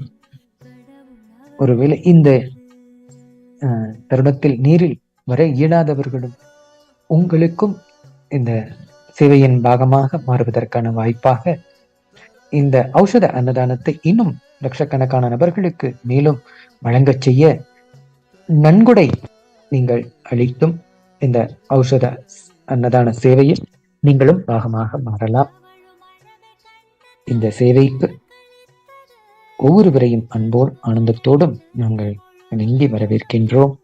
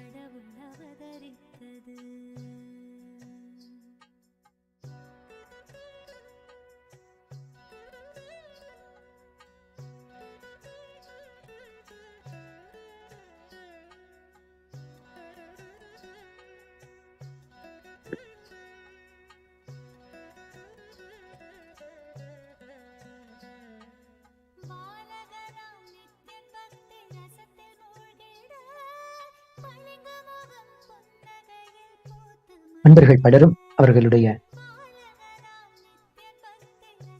கமெண்ட் செக்ஷனில் கேட்டிருக்கின்ற கேள்வியாக நாங்களும் கைலாயத்திற்கு வர வேண்டும், பகவானோடு வாழ வேண்டும், நாங்கள் என்ன செய்ய வேண்டும் என்று கேட்டிருக்கிறார்கள். அவர்கள் எல்லோருக்கும் இங்கு கைலாயத்தின் சார்பாக பகவான் விடுத்திருக்கும் இந்த அழைப்பையும் நாம் இப்பொழுது தெரிவித்துக் கொள்கின்றோம். கைலாயத்தின் கதவுகள் திறந்திருக்கின்றன. பகவான் அவர் அடைந்த இந்த பரமசிவ நிலையையும் பரமசிவ ஞானத்தையும் நாம் எல்லோருக்கும் வழங்கிடவே அவர் உருவாக்கிய இந்த ஞான சூழலியல்தான் கைலாயம். இந்த கைலாயத்தில் வாழ்ந்திட எல்லோருக்கும் இந்த வாய்ப்பை பகவான் அவர்கள் வழங்கியிருக்கிறார்கள். இளைஞர்கள் அவங்களுடைய வாழ்க்கையின் நோக்கமாக பகவானோடு நாங்கள் இருக்க வேண்டும், அவருடைய இந்த சந்நியத்தில் வாழ வேண்டும் என்று விரும்புகின்ற அத்துணை பேருக்கும் பகவான் இட்டிருக்கின்ற இந்த அழைப்பு கைலாய பரம்பரையில் நித்யானந்த சம்பிரதாய சந்நியாச பயிற்சியில் நீங்களும் கலந்து கொள்ளலாம். பகவான் நேரடி வாரிசாக நீங்களும் பயிற்சி பெற பகவான் அழைப்பு விடுத்திருக்கின்றார். உங்களுடைய வாழ்க்கையிலே சந்நியாசம் என்பது என்னவென்றால், ஞானம் ஒன்றே வாழ்க்கையின் குறிக்கோள் என்பதை உணர்ந்து தன்னையும் ஞானமடையச் செய்து உலகில் உள்ள மற்ற எல்லோரையும் ஞானமடையச் செய்யும் உன்னதமான இந்த வாழ்க்கை முறையே சந்நியாசம். உங்களுக்கும்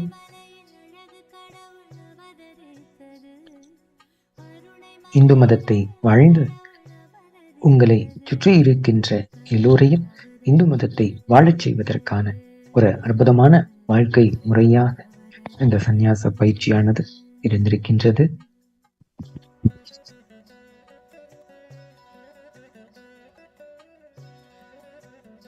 நீங்கள் உங்களுக்கும் இந்து மதத்திற்கும் மற்றும் உலகத்திற்குமே செய்து கொள்ளும் நன்மையே இந்த சந்நியாச வாழ்க்கை முறை.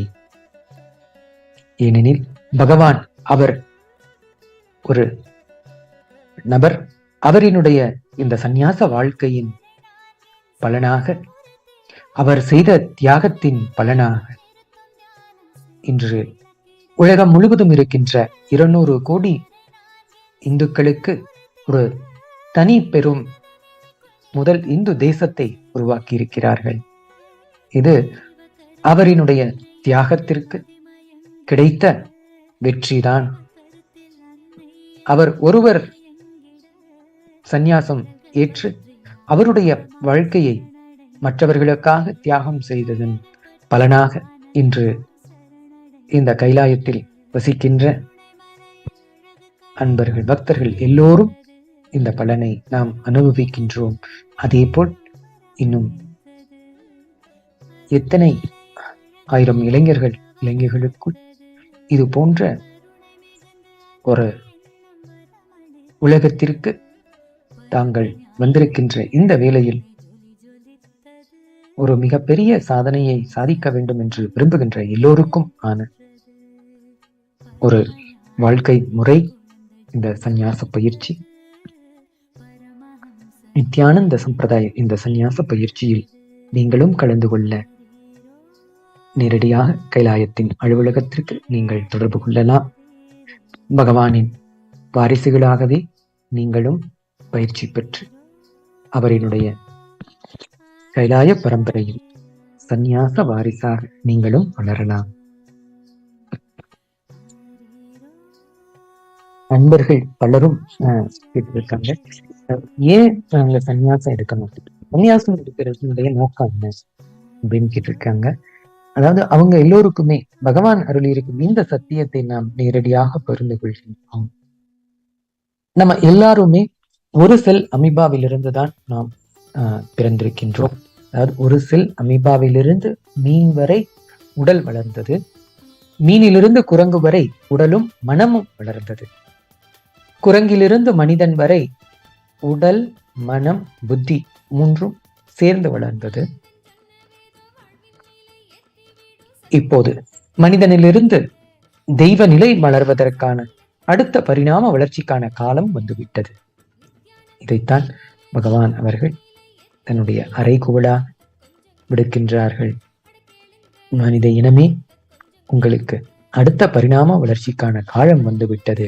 நீங்கள் எல்லோரும் இந்த தெய்வ நிலைக்கு வளர்வதற்கான ஒரு வாழ்க்கை முறையே இந்த சந்நியாசம். சந்நியாசம் நீங்கள் ஏற்றுக்கொண்டு உங்களுடைய வாழ்க்கையில்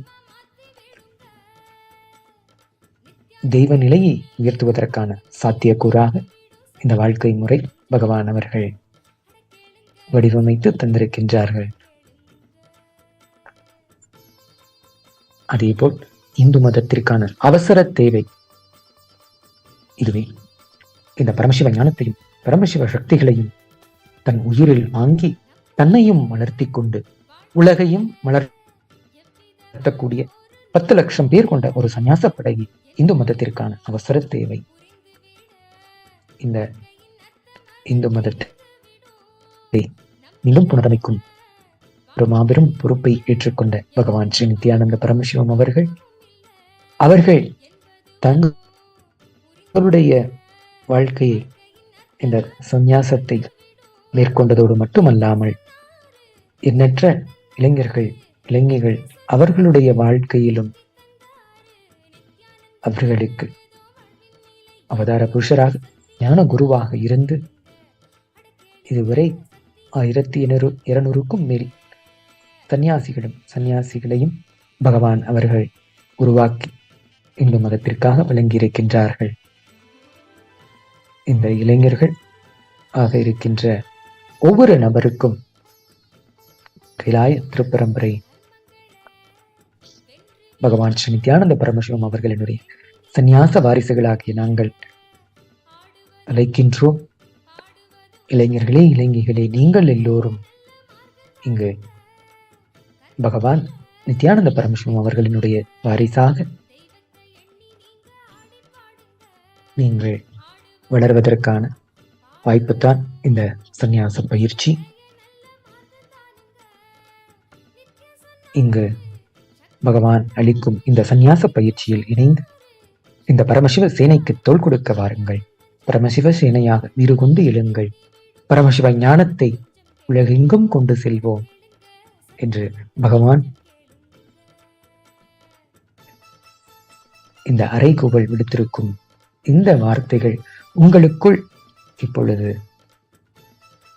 ஆழமாக உங்களுக்குள் பதியுமானால் நிச்சயம் நீங்கள் பகவான் அளிக்கும் இந்த சந்நியாச பயிற்சியில் கலந்து கொள்வீர்கள். கலந்து கொள்ளும் உங்கள் ஒவ்வொருவருக்கும் நாங்கள் உறுதியளிக்கின்றோம், நிச்சயம் உங்களுடைய வாழ்க்கையில் மிகப்பெரிய சாதனையை நீங்கள் உலகிற்காக படைப்பீர்கள்.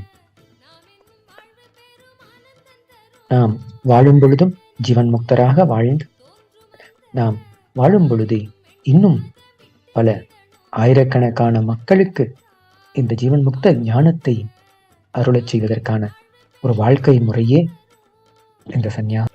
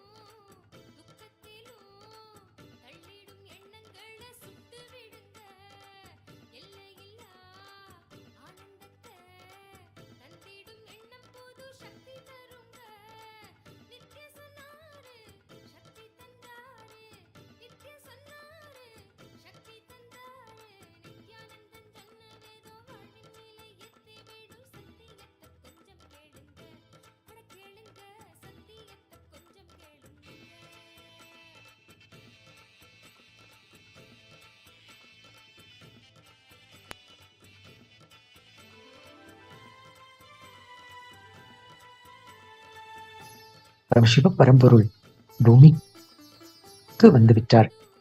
தான் எடுத்து வந்த பொக்கிஷங்களை எல்லாம் நிறைந்த பெட்டியையும் திறந்து விட்டார். யாரெல்லாம் தன் உயிரை திறந்து இந்த மடிப்பிச்சை வாங்கிக் கொள்கிறீர்களோ அவர்கள் உளமடைவீர்கள். வாங்கிக் கொள்ளுங்கள். அவர்கள் வாங்கும் துணி காவியாக இருந்தால் இந்த சக்தியை உள்வாங்குவதில்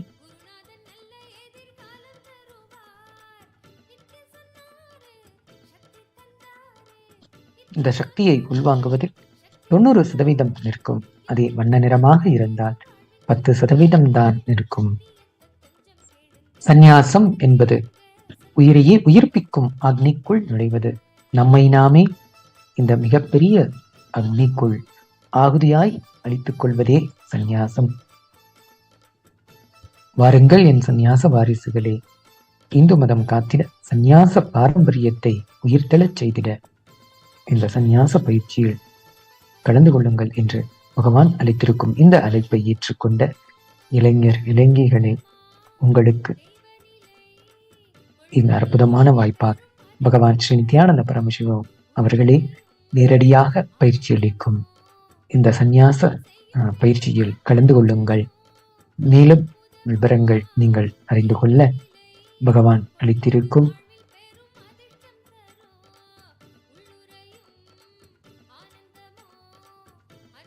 இந்த சத்தியங்களை உள்வாங்க நீங்கள் கைலாயத்தின் அலுவலகத்திற்கு தொடர்பு கொள்ளுங்கள்.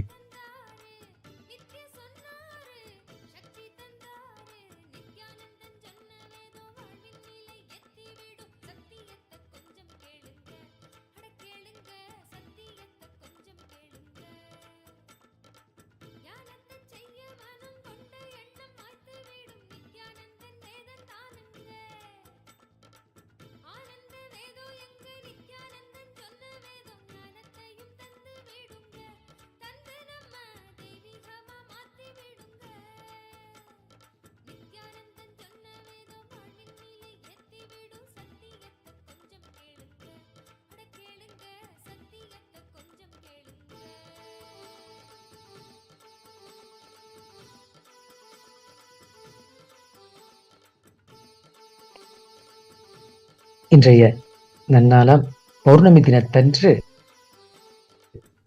அண்ணாமலையாரை தரிசிக்க வந்திருக்கின்ற பக்தர்கள் ஒவ்வொருவருக்கும் இங்கு பகவான் அவர்கள் அவதரித்த சேத்திரமான திருவண்ணாமலையில் அவர் பிறந்த இல்லமான ஸ்ரீ நித்யானந்த ஜென்ம பூமியிலிருந்து தொடர்ந்து இந்த ஔஷத அன்னதானம் 42,000 நபர்களுக்கு மேல் தொடர்ந்து வழங்கி கொண்டிருக்கின்றது. இந்த அன்னதானம் சேவை தொடர்ந்து இரவு முழுவதும் அடுத்த நாள் பௌர்ணமி தினம் வரை தொடர்ந்து இந்த ஔஷத அன்னதானம் வழங்கப்பட்டு கொண்டே இருக்கின்றது. அதற்காக இங்கு உணவுகளையும் தயார் நிலையில் வைத்திருக்கின்றார்கள். பௌர்ணமி தினத்தன்று மட்டும் 1,00,000 நபர்களுக்கு மேல் இந்த ஔஷத அன்னதானத்தை மாதந்தோறும் பெற்றுச் செல்கிறார்கள்.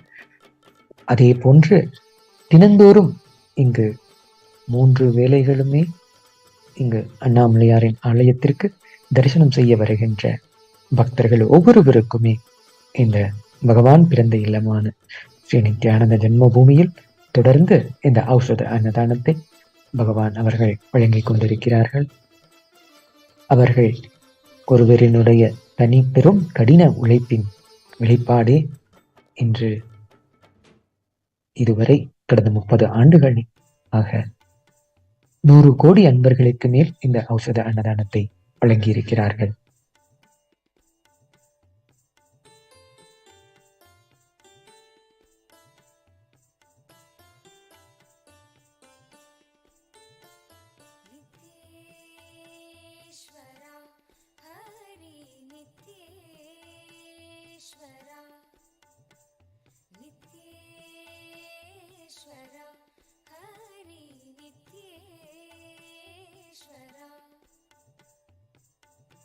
मूषिकवाहना मङ्गलदायक गौरी नन्दना नित्यपुरीश नित्येश्वरा हरि नित्येश्वरा नित्येश्वरा हरि नित्येश्वरा मुक्तिप्रदायक विघ्नविनाशक सिद्धिविनायक नित्यपुरीश नित्येश्वरा हरि नित्येश्वरा. பகவான் நித்யானந்த பரமசிவம் அவர்கள் நம் ஆரோக்கியமான வாழ்விற்கான சத்தியங்களை நம் எல்லோரிடமும் பகிர்ந்திருக்கிறார்கள். வேப்பிலை, அருகம்புல், கடுக்காய், ஏலக்காய், கிராம்பு போன்ற பொருட்களை நாம் உணவில் சேர்த்து கொண்டு நாம் உண்ணும் பொழுது அது நம்முடைய உடலிற்கு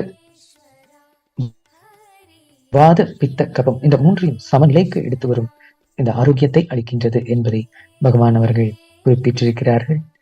அதில் குறிப்பாக நிராகார சமயத்தை பகவான் அவர்கள் மேற்கொள்வது நல்லது என்று அவர்கள் நம்மிடம் பகிர்ந்திருக்கிறார்கள். நிராகாரம் என்றால் திட உணவுகளை தவிர்த்து திரவ உணவிற்கு மாறுவது. அதாவது பழச்சாறுகள், மூலிகை கஷாயங்கள் போன்ற அந்த திரவமான உணவுகளை நாம் எடுத்துக்கொண்டு நாம் இந்த நிராகார சமயத்தை மேற்கொள்வது நம்முடைய உடலையே தூய்மையாக்குகின்ற அந்த ஒரு ஆரோக்கியமான நிலைக்கு எடுத்து வருகின்றது.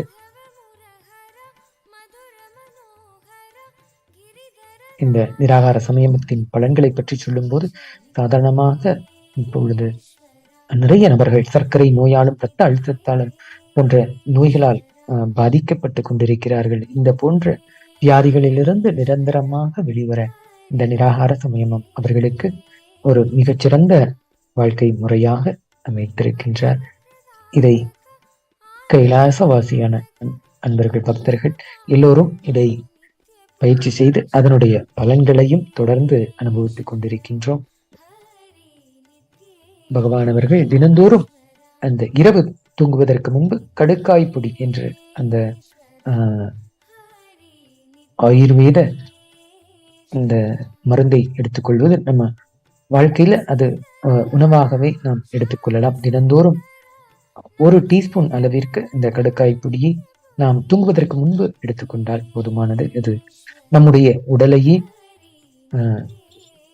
தூய்மை பெறச் செய்து நமக்குள் இருக்கும் நச்சுப்பொருட்களை அனைத்தையும் நீக்கச் செய்து இந்த உடலுக்கு சக்தியை அளிக்கின்றது இந்த கடுக்காய் பொடி. இது வெறுமனே ஜீரணத்தை மற்றும் சரி செய்வதற்காக உதவுவது இல்லை. நம்முடைய மூளைக்கு செல்லுகின்ற 300% அந்த பிராண சக்தியை அதிகப்படுத்துவது, நம் உடலையே சக்திமயமாக ஆக்குகின்றது. கைலாசவாசிகள் தினந்தோறும் இரவு தூங்குவதற்கு முன்பு அவர்கள் இந்த கடுக்காய் பொடியை எடுத்துக்கொள்வது அவர்களுடைய வாழ்க்கை முறையாகவே பகவான் அவர்கள் வைத்திருக்கின்றார்கள். இந்த கடுக்காய் பொடி என்பது தாயை விட மேலானது என்று வேதம் சொல்லுகின்றது. அதேபோல் இந்த கடுக்காய் பொடி என்பது அமிர்தத்திற்கு ஒப்பானது. ஏனால் அமிர்தத்தை நாம் பருகும் பொழுது எந்த ஆனந்தத்தை நாம் அனுபவிப்போமோ அந்த ஆனந்தத்தை தரக்கூடிய சக்தி இந்த கடுக்காய் பொடிக்கே உண்டு. இதனுடைய பயன்களாக இரத்தத்தின் அளவை சுத்திகரிக்கும் தன்மை கிடைத்தது. இரத்தத்தில் உள்ள ஆக்சிஜன் அளவை 300 மடங்கு அதிகரிக்கின்றது. 2 மணி நேரம் நாம் பிராணாயாமம் செய்யும் பொழுது வரும் பலன்களை இந்த கடுக்காய் பொடி நாம் 1 டீஸ்பூன் எடுத்துக்கொள்வதன் மூலமாக அது நமக்கு தருகின்றது. அதே போல் இந்த இயற்கை பொருள்களான கரிசலாங்கண்ணி மற்றும் நாம் தூதுவளை மற்ற இயற்கை காய்கறிகள், கனிகள் இதை நாம் சேர்த்துக் கொள்ளும் பொழுது நம்முடைய உடலுக்கு ஆரோக்கியத்தை அளிக்கும் சக்தி படைத்ததாக இருக்கின்றன. நீண்ட நாள் ஆரோக்கியமாக வாழ விருப்பம் இருப்பவர்கள் அனைவரும் எடுத்துக்கொள்ள வேண்டிய உணவாக பகவான் ஸ்ரீ நித்யானந்த பரமசிவம் அவர்கள் நம் அனைவருக்கும் தெரிவித்திருக்கின்றார்கள். அந்த வகையிலே இயற்கை காய்கறிகள், பழங்கள் இதை வைத்து தயாரிக்கப்பட்ட இந்த ஔஷத அன்னதானத்தை தினந்தோறும் வருகின்ற மக்கள் அவர்கள் ஆரோக்கியமான நிலைக்கு வர வேண்டும் என்பதற்காகவே இந்த ஔஷத அன்னதானத்தை பகவான் அவர்களினுடைய சந்நித்தியத்தில் தயாரிக்கப்படும் இந்த ஔஷத அன்னதானமானது கொத்துமல்லி சாதம், சிறுதானிய இட்லி, புளி சாதம், தூதுவளை வடை, இஞ்சி சட்னி போன்ற இயற்கையான பொருள்கள் அவர்களுக்கு இந்த ஔஷத அன்னதானத்தில் வழங்கப்படுகின்றது. இதனுடைய பலன்கள் குறிப்பாக சொல்லும் பொழுது வாத, பித்த, கபம் இந்த 3ம் இந்த சமநிலைக்கு எடுத்து வருகின்றது. இந்த வாத, பித்த, கபத்தை சமநிலைக்கு எடுத்து வரும் பொழுது நமது உடலில் உள்ள வியாதிகளை எல்லாம் சரி செய்து நமக்கு ஆரோக்கியத்தை பெறக்கூடிய ஒரு வாய்ப்பாக இந்த உணவே அமைவதனால் இந்த உணவு மருந்தாகவும், இந்த மருந்தே உணவாகவும் நமக்கு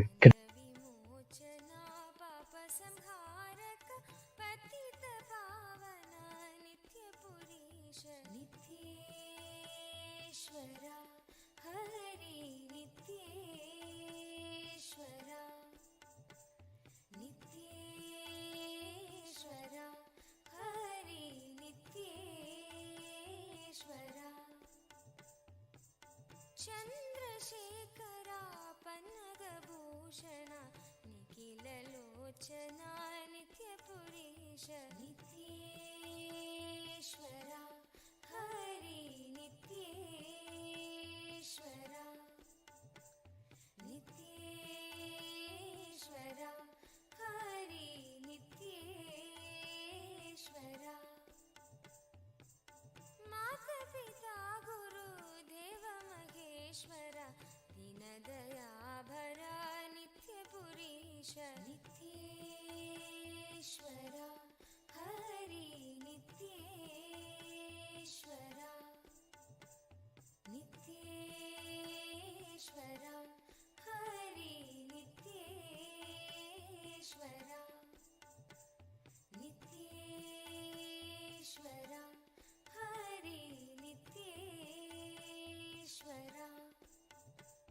नित्येश्वरा हरि नित्येश्वरा नित्येश्वरा हरि नित्येश्वरा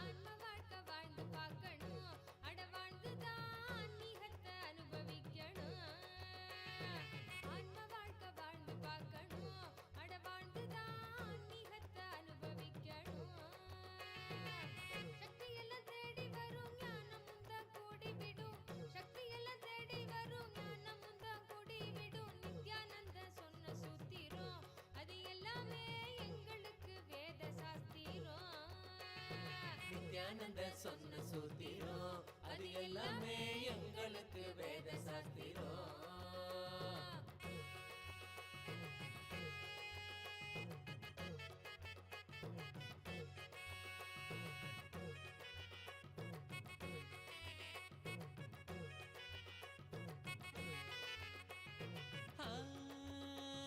பக்தியுடன் பாடிடும் பிரார்த்தனையும் சோஸ்திரம் நித்யனவன் காலடியில் கொண்டு நம்ம சேர்த்திடும். பக்தியுடன் பாடிடும் பிரார்த்தனையும் சோத்திரம் நித்யனவன் காலடியில் கொண்டு நம்ம சேர்த்திடும். செய்யும் அந்த தியானம் அது சித்தம் தெளிவாக்கிடும். சித்தம் தெளிவாக அது தெய்வீகத்தை கூட்டிடும். செய்யும் அந்த தியானம் அது சித்தம் தெளிவாக்கிடும். சித்தம் தெளிவாக அது தெய்வீகத்தை கூட்டிடும். சக்தி எல்லாம் தேடி வரும் ஞானமும் தான் கூடிவிடும். சக்தி எல்லாம் தேடி வரும் ஞானமும் தான் கூடிவிடும். நித்யானந்த சொன்ன சூத்திரம் அது எல்லாமே எங்களுக்கு வேத சாஸ்திரம். நித்யானந்த சொன்ன சூத்திரம் அது எல்லாமே எங்களுக்கு வேத சாஸ்திரம்.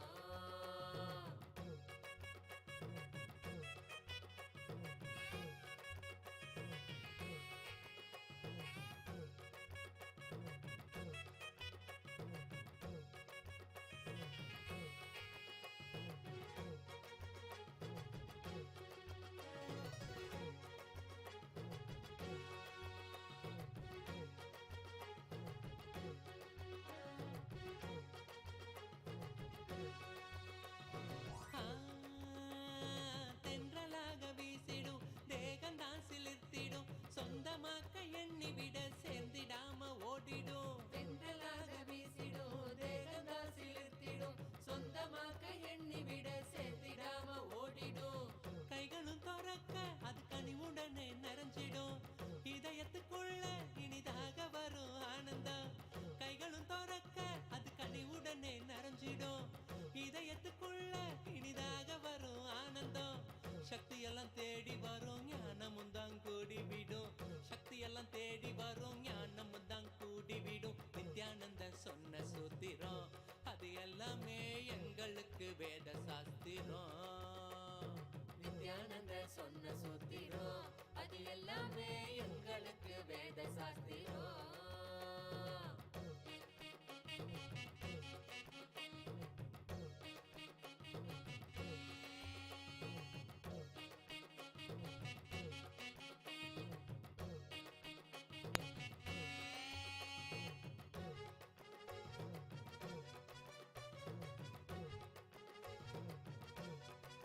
பகவான் நித்யானந்த பரமசிவம்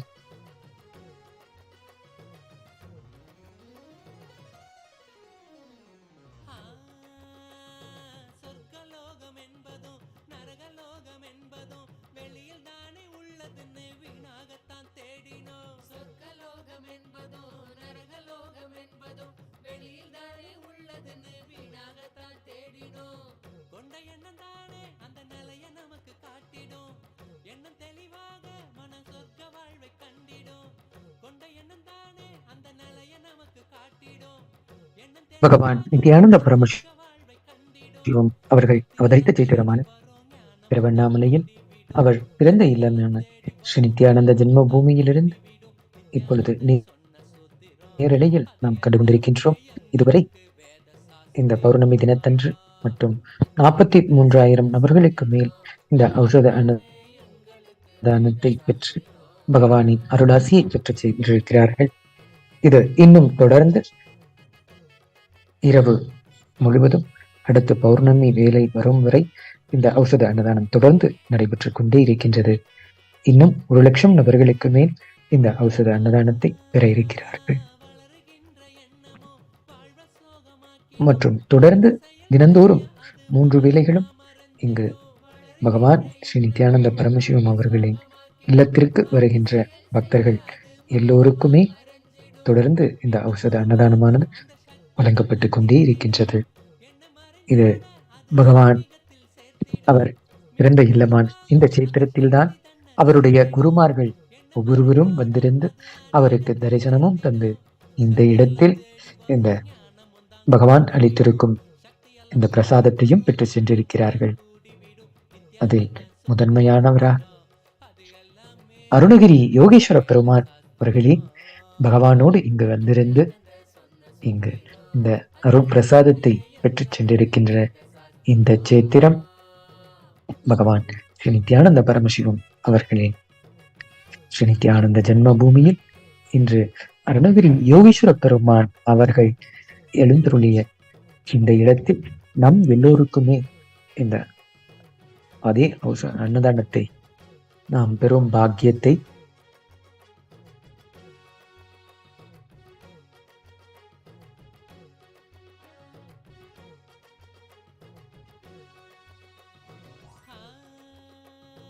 ஏற்றமான வாழ்க்கையும் இறக்கம் கண்ட போதும் மனம் ஏற்றுக்கொள்ளும் பக்குவத்தை பாங்குடனே கொள்ளணும். ஏற்றமான வாழ்க்கையும் இறக்கம் கண்ட போதும் மனம் ஏற்றுக்கொள்ளும் பக்குவத்தை பாங்குடனே கொள்ளணும்.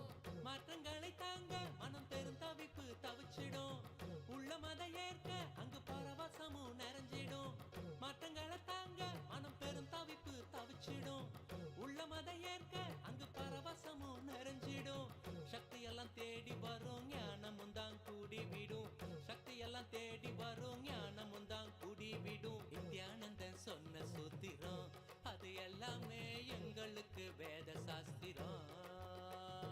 நித்யானந்தன் சொன்ன சூத்திரம் பகவான் நித்யானந்த பரமசிவம் அவர்கள் உலகத்திற்கு வழங்க வந்த நன்கொடை. நான்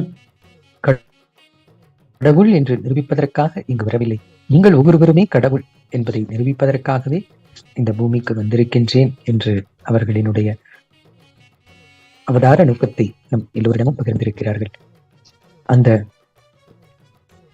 சத்தியத்தை மெய்ப்பிக்கும் விதமாக நாம் ஒவ்வொருவருமே பரமசிவனின் வடிவங்கள் தான் என்பதை நமக்கு அனுபவமாக தருவதற்காகவே பகவான் அவர்கள் இன்றைய தினம் பரமசிவோகம் என்ற இந்த தியான வகுப்பில் நம் ஒவ்வொருவருக்கும் இந்த சிவ தீட்சையை வழங்கி நாம் பரமசிவனின் வடிவங்களே என்பதை உணர்த்த நம் எல்லோருக்கும் தீட்சை வழங்குகின்றார்கள். இந்த தீட்சையில் கலந்து கொண்டு நாமும் பரமசிவனின் வடிவங்கள் என்பதை உணர உங்கள் அனைவரையும் அன்போடு அழைக்கின்றோம். இன்றைய தினம் இந்த பரமசிவோகம் தியான வகுப்பில் பகவான் அவர்களே எழுந்தருளி சிவ தீட்சை வழங்க இருக்கின்றார்கள். இந்த சிவ தீட்சையின் முதல் படியான சமய தீட்சை.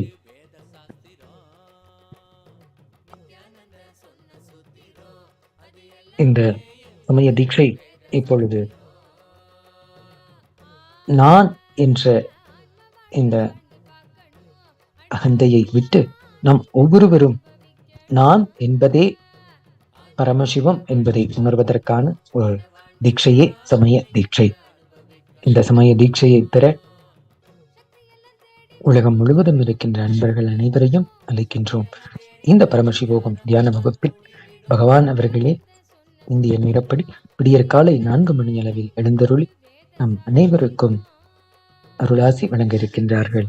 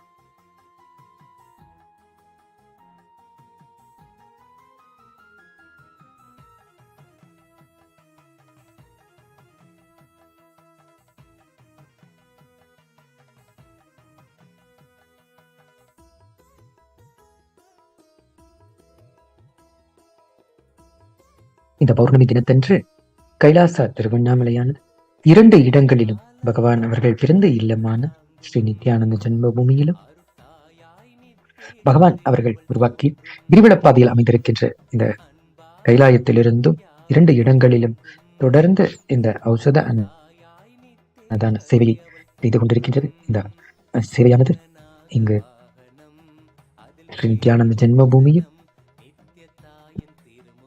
43,000 நபர்களுக்கு மேல் இந்த ஔஷத அன்னதானத்தை இதுவரை பெற்று சென்றிருக்கிறார்கள். அதே போல் கிரிவலத்தில் அமைந்திருக்கின்ற இங்கு கைலாசா திருவண்ணாமலையிலிருந்தும் 40,000-த்திற்கும் மேற்பட்ட நபர்கள் இங்கு ஔஷத அன்னதானத்தை பெற்றிருக்கிறார்கள்.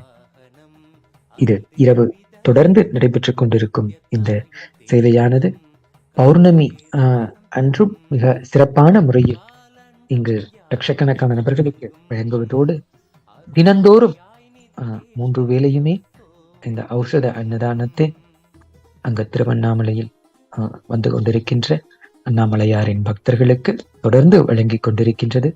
இந்த சேவையில் நீங்களும் பாகமாக மாற அன்பர்கள் எல்லோருக்கும் அந்த வாய்ப்புகளை பகவான் அவர்கள் ஏற்படுத்தி கொடுத்திருக்கின்றார்கள். நீங்களும் திருவண்ணாமலைக்கு நேரிலே வந்திருந்து இந்த ஔஷத அன்னதானத்தின் சேவையில் நீங்களும் பாகமாக மாறலாம். இங்கு நேரிலே வர இயலாதவர்கள் நீங்கள் இந்த ஔஷத அன்னதானம் மிகவும் சிறப்பான முறையில் நடந்தேற நன்கொடை வழங்கியும் நீங்கள் இருந்த இடத்திலிருந்து இந்த சேவைக்கு ஆன பங்களிப்பை நீங்கள் அளிக்கலாம்.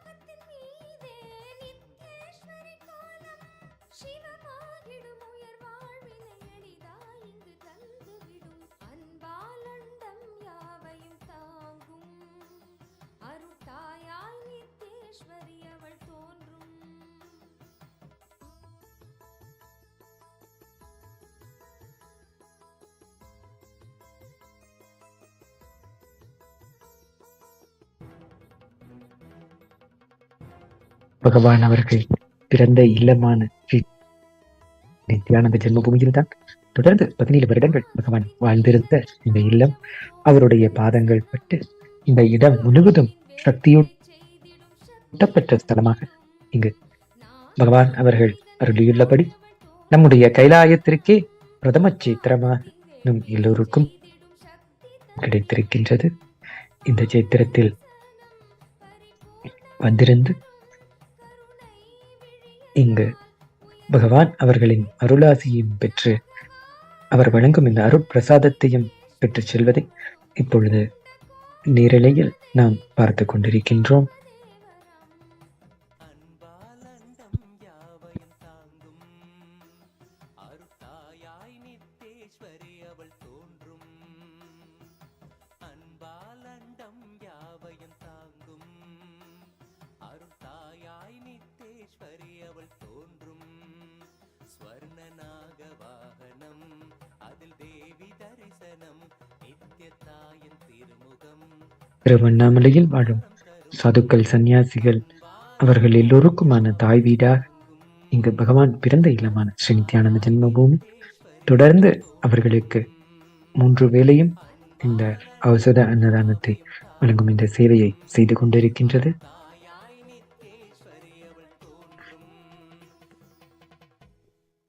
அடியார்களுக்கு நாம் செய்யும் இந்த சேவையானது அண்ணாமலையாருக்கே நாம் செய்யும் சேவையாகும் என்பதை பகவான் அவர்கள் உணர்த்திய இந்த சத்தியத்தை தினந்தோறும் அதை நிறைவேற்றும் விதமாக பகவானிடம் தீட்சை பெற்ற பக்தர்கள் தொடர்ந்து அவர்களுடைய இந்த ஆனந்த சேவையை மிகவும் ஸ்ரத்தையோடு தொடர்ந்து செய்து கொண்டிருப்பதை நாம் எல்லோரும் பார்க்க முடிகின்றது. அருள் தரும் திருக்காட்சி நேரம் நித்யம் தோன்றிடும் ஹம்சவாகனம் அவன் திருப்பதம் காணும் யோகம் பிறவியின் பலன் யாவும் கூடும். அருள் தரும் திருக்காட்சி நேரம் நித்யம் தோன்றிடும் ஹம்சவாகனம் அவன் திருப்பதம் காணும் யோகம் பிறவியின் பலன் யாவும் கூடும்.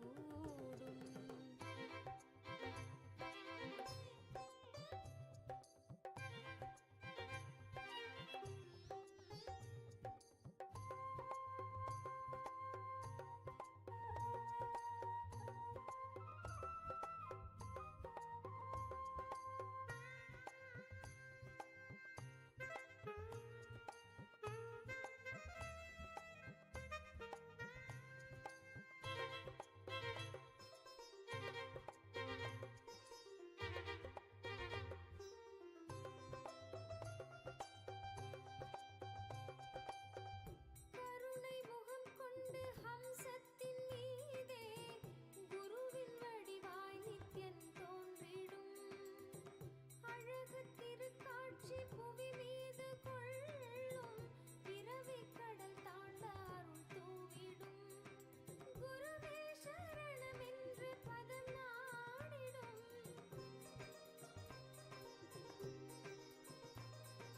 முந்திடு காட்சியை மரணாத் முக்தி அருணாச்சலம் என்று பகவான் கூறியிருக்கின்ற இந்த திருவண்ணாமலையில்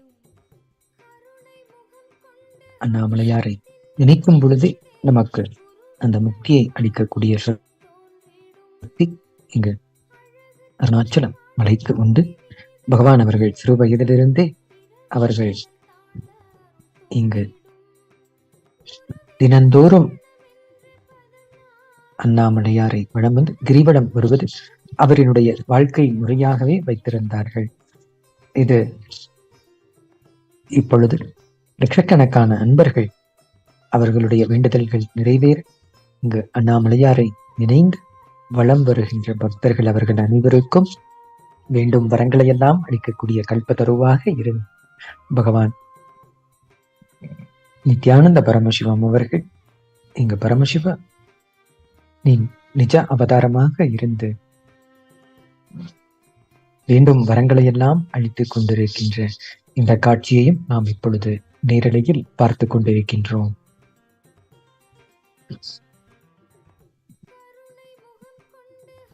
கைலாசா திருவண்ணாமலையை பகவான் அவர்கள் உருவாக்கும் பொழுது இதன் நோக்கமாக இங்கு அண்ணாமலையாரை தரிசிக்க வருகின்ற பக்தர்கள் ஒவ்வொருவருக்குமே அவர்கள் அண்ணாமலையாரின் வடிவங்களே என்பதை நினைந்து அவர்கள் ஒவ்வொருவருக்கும் வணங்கி வரவேற்று அவர்களுக்கு எல்லா விதமான சேவைகளையும் செய்வதற்காகவே இங்கு கைலாசா திருவண்ணாமலை உருவாக்கப்பட்டிருப்பதை பகவான் அவர்கள் இந்த நோக்கத்தை நம்மிடம் பகிர்ந்திருக்கிறார்கள்.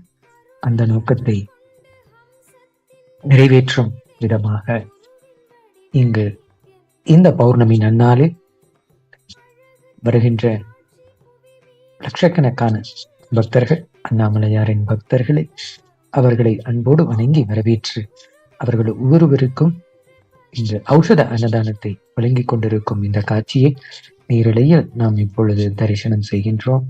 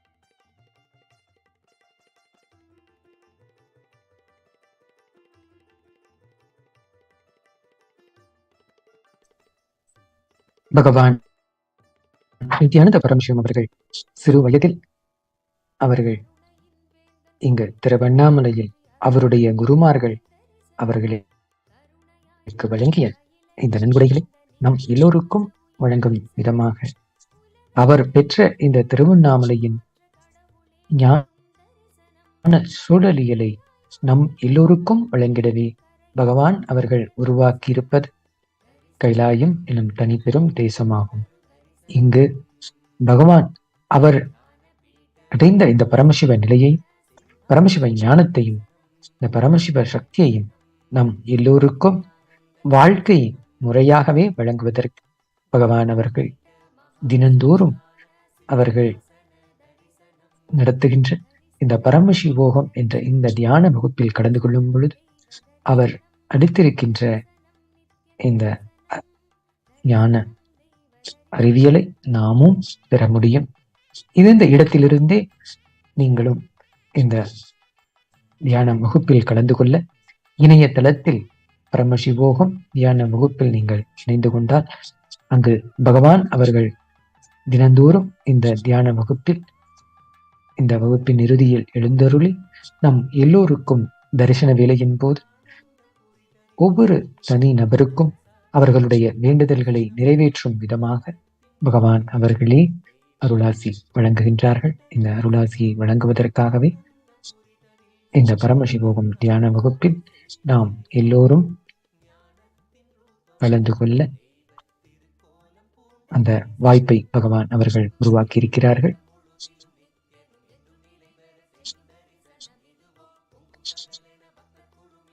இன்றைய தினம் சிறப்பான ஒரு அம்சமாக இருக்கின்றது. அண்ணாமலையாரை நாம் தரிசனம் செய்வதற்காக இங்கு அவரை வலம் வந்து கொண்டிருக்கும் இந்த வேளையில் அண்ணாமலையாரின் நிஜ அவதாரமான பகவான் ஸ்ரீ நித்யானந்த பரமசிவம் அவர்கள் நாம் ஒவ்வொருவருமே பரமசிவ பரம்பொருளின் வடிவங்கள் தான் என்பதை அனுபவமாக நாம் பெறுவதற்காக சிவ தீட்சை வழங்க இருக்கிறார்கள். இந்த சிவ தீட்சையில் முதல் நிலையான சமய தீட்சை பெறும் ஒரு வாய்ப்பாக இன்று பரமசிவோகம் தியான வகுப்பின் இறுதியில் இந்த தீட்சை நம்ம எல்லோருக்கும் பகவான் வழங்க இருக்கிறார்கள். இந்த தியான வகுப்பு முழுவதும் அனைவருக்கும் கிடைக்கும் விதமாக இதை இலவசமாக பகவான் அவர்கள் வழங்கிக் கொண்டிருக்கிறார்கள்.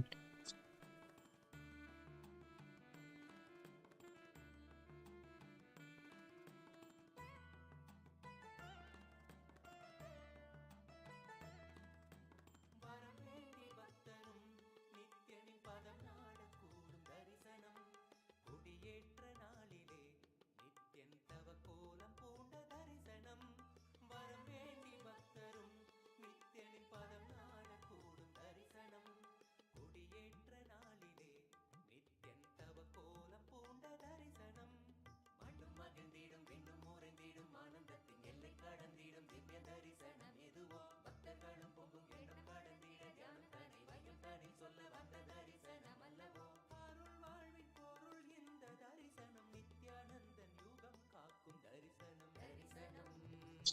உயிர் கொடுக்கும் உண்டி உயிர் வளர்க்கும் உண்டி, உண்டி கொடுத்தோர் உயிர் கொடுத்தோரே என்ற வாக்கிற்கு ஏற்ப உலக உயிர்கள் உண்ணுவதற்குரிய இந்த உணவை கொடுத்தோர் உயிர் கொடுத்தோராகவே கருதப்படுவார்கள். பகவான் நித்யானந்த பரமசிவம் அவர்கள் இதுவரை அவருடைய தனிப்பெரும் கடின உழைப்பினாலே கடந்த 30 வருடங்களா 100 கோடி அன்பர்களுக்கு மேல் இந்த ஔஷத அன்னதானத்தை பகவான் அவர்கள் வழங்கியிருக்கின்றார்கள்.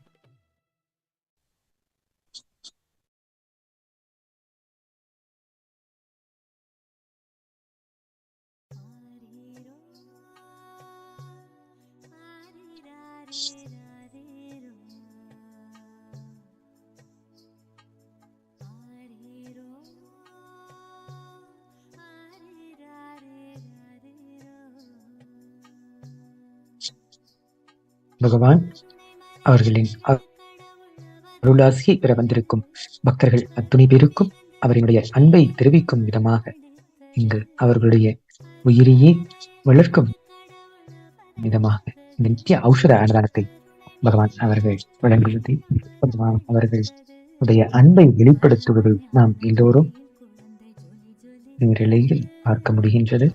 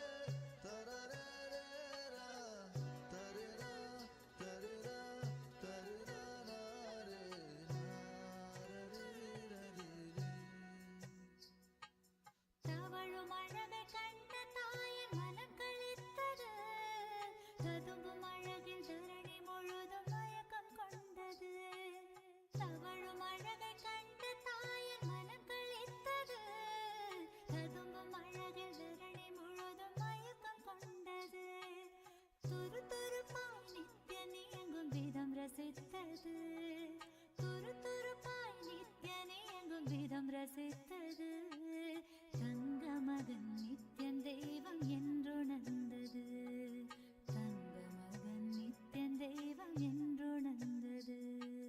கருணை மலையில் அழகு கடவுள் அவதரித்தது, கருணை மலையில் அழகு கடவுள் அவதரித்தது, கடவுள் அவதரித்தது, கடவுள் அவதரித்தது.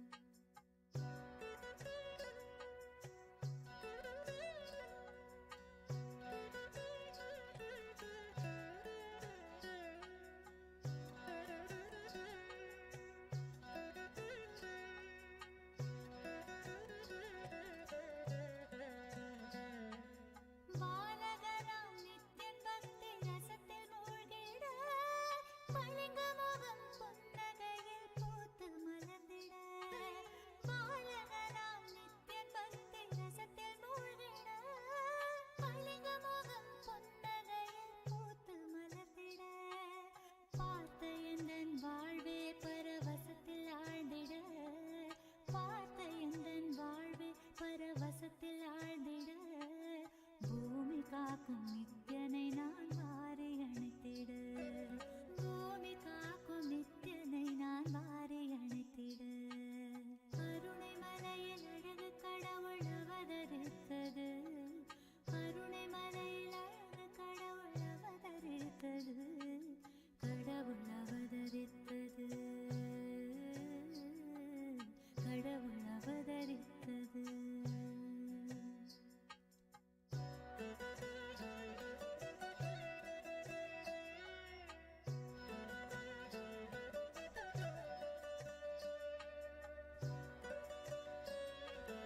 பகவான் நித்யானந்த பரமசிவம் அவர்களின் தரிசனம் பெற இங்கு பக்தர்கள் ஒவ்வொருவரும் இங்கு அவரின் பிரத்யக்ஷ மூர்த்தியின் முன்பு இருந்து அவரிடம் தரிசனம் பெறுவதையும், அதற்கடுத்து அவர்கள் பகவான் அளிக்கும் இந்த அருட்பிரசாதத்தையும் பெற்றுச் செல்லும் இந்த காட்சியை நாம் இப்பொழுது நேரலையில் பார்க்கின்றோம். இதுவரை 44,000 நபர்களுக்கு மேல் தொடர்ந்து இந்த ஔஷத அன்னதானத்தை பெற்று சென்றிருக்கிறார்கள். இன்னும் தொடர்ந்து இந்த பௌர்ணமி நாள் முழுவதும் ஏறத்தாழ 1,00,000 நபர்களுக்கு மேல் இங்கு பகவான் பிறந்த இல்லமான ஸ்ரீ நித்யானந்த ஜென்ம பூமியில் இந்த ஔஷத அன்னதானத்தை பெற இருக்கிறார்கள். அவர்களுக்காகவே பகவான் அவர்கள் உருவாக்கி இருக்கின்ற இந்த கைலாயத்தை பகவான் அவர்கள் கூறும் பொழுது அடியார்க்கும் அடியார்க்கும் அடியார்க்கும் அடியேன் என்று கூறுவார்கள். அந்த வகையில் நாம் அடியார்களுக்கு நாம் செய்யும் இந்த சேவை அண்ணாமலையாருக்கு நாம் செய்கின்ற சேவையே ஆகும். இங்கு வருகின்ற ஒவ்வொரு பக்தர்களையும் அவர்கள் அண்ணாமலையாரின் வடிவம் என்பதை அவர்கள் உணர்ந்து அவர்களை வரவேற்று அவர்களுக்கு இந்த ஔஷத அன்னதானம் வழங்கப்பட்டுக் கொண்டிருப்பதை நாம் இப்பொழுது நேரலையில் பார்க்கின்றோம்.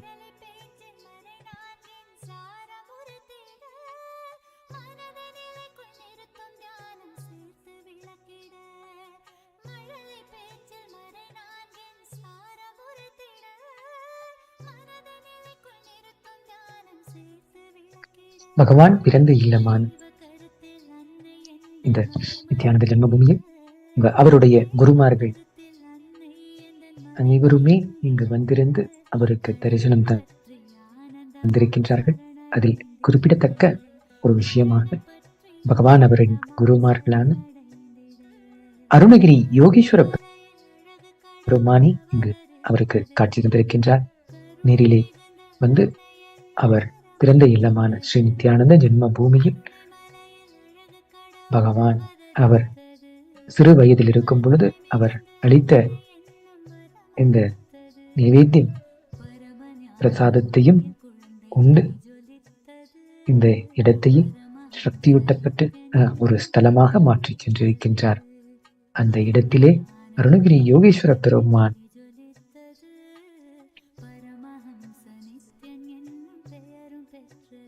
எழுந்தருளி உணவு சாப்பிட்ட இந்த இடத்திலேயே இப்பொழுது நாம் எல்லோருக்கும் வருகின்ற பக்தர்கள் அனைவருக்கும் இந்த ஔஷத அன்னதானத்தை வழங்குவது அவர்கள் எல்லோருக்குமே அருணகிரி யோகீஸ்வர பெருமான் அவர்களின் அருளாசி கிடைப்பதற்கான வாய்ப்பாக அமைகின்றது. அண்ணாமலையார் ஆலயத்தில் இந்த கர்ப்ப மந்திரின் மூலவர் விக்கிரகத்திற்கு பின்பாக அமைந்திருக்கும் அருணகிரி யோகீஸ்வர மண்டபத்தில் தான் பகவான் சிறு வயதில் 9 வயதில் இருக்கும் பொழுது அவருக்கு பிரத்யட்சமாக எழுந்தருளி அவர்கள் காட்சிதம் 9 மாதங்கள் அவருடனே பகவான் சிறு வயதில் இருக்கும் பொழுது அவருக்கு தரிசனம் தந்து அவருடனே வாழ்ந்தார்கள்.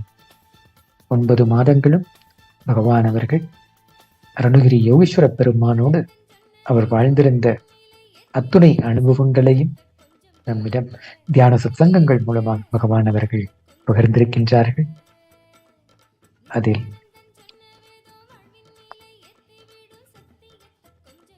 பகவான் அவர்கள் சொல்லும் பொழுது அவர் தனக்கு ஒரு தாயாகவும் தந்தையாகவும் உற்ற நண்பராகவும் குருநாதராகவும் இந்த பிரபஞ்ச சக்தியின் வடிவான பரமசிவ பரம்பொருளாகவும் இருந்து அவரோடு தினந்தோறும் பழகிய இந்த அற்புதமான நிகழ்வுகளை பகவான் நம்மிடம் நீண்ட சத்சங்கங்கள் மூலமாக விவரமாக பகவான் அவர்கள் வழங்கியுள்ளார்கள்.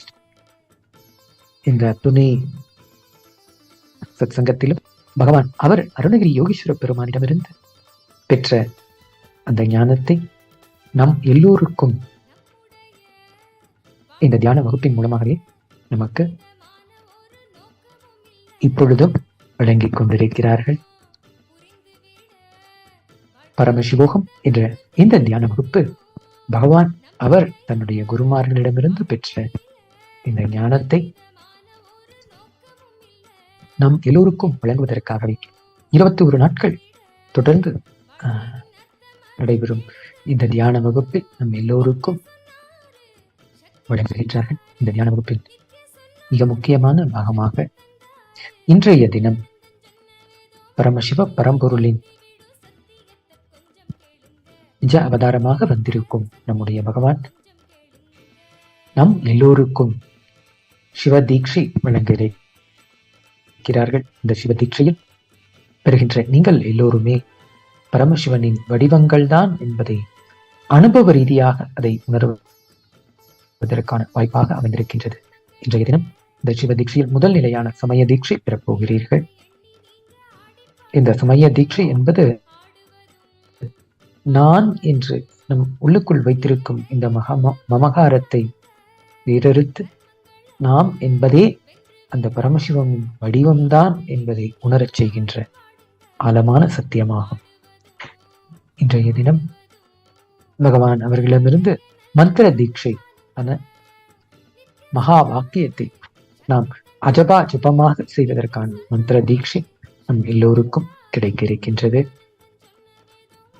நமக்குள் தொடர்ந்து ஓடிக்கொண்டிருக்கின்ற இந்த எண்ண ஓட்டங்கள் தான் நமக்கு மனக்கவலையாகவும் மன அழுத்தத்தில் நம்மை ஆழ்த்துகின்றது. இந்த மன அழுத்தத்திலிருந்து நாம் மீண்டும் வெளிவருவதற்கான ஒரு தீர்வாக இந்த மகா வாக்கியம் அஜபாஜபம் நமக்கு ஒரு சிறந்த நுட்பமாகும். அதேபோல் இன்றைய தினம் பகவான் அவர்கள் காயத்ரி தீட்சையும் வழங்கி நமக்குள் இருக்கும் இந்த புத்திசாலித்தனம் அந்த தன்மையை வளர்க்கச் செய்யும் மந்திரமான காயத்ரி மந்திரத்தை தீட்சையாக வழங்க இருக்கின்றார்கள். இந்த அத்துணையும் பகவான் வழங்க இருக்கும் இந்த தியான வகுப்பு முழுவதும் இலவசமாக நம் எல்லோருக்கும் கிடைத்திருக்கின்றது.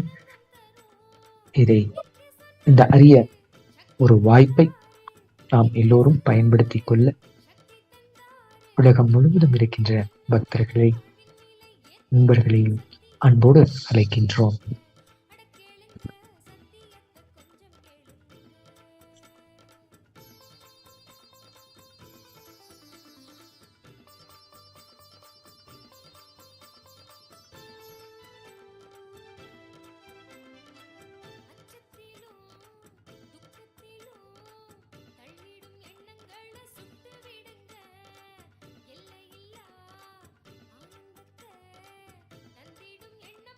சக்தி தரும்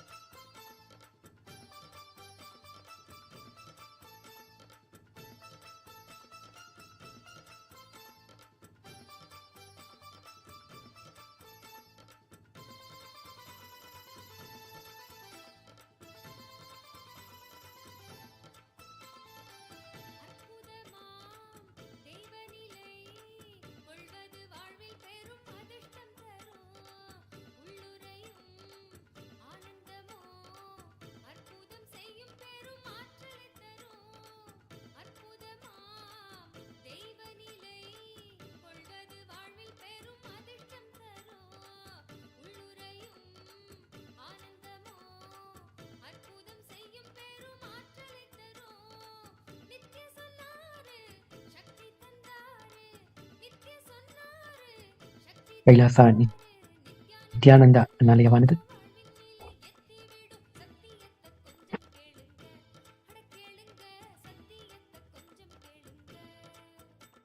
ஐக்கிய நாடுகள் சபையால் அங்கீகரிக்கப்பட்ட அன்னதான சேவை செய்யும் அரசு சாரா பொது தொண்டு நிறுவனமாக இருக்கின்றது. தொடர்ந்து 30 வருடங்களாக பகவான் அவரினுடைய கடின உழைப்பினால் 150 நாடுகளில் உள்ள நமக்கு கைலாயங்களின் மூலம் 100 கோடி பேருக்கு இந்த நித்திய ஔஷத அன்னதானம் வழங்கப்பட்டிருக்கின்றது.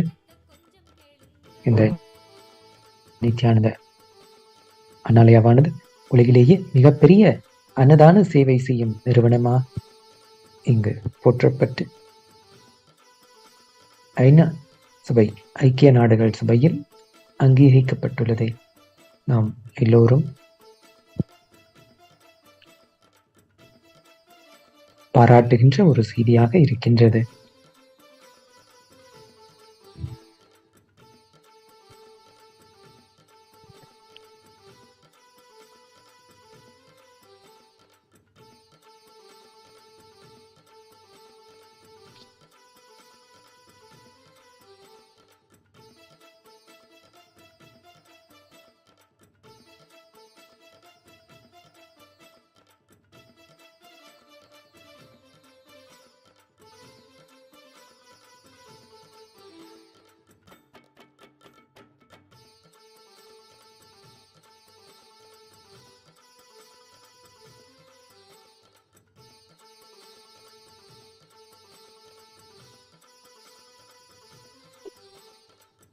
பகவான் உலகத்திற்கு நன்கொடையாக விளங்க வந்த சத்தியம்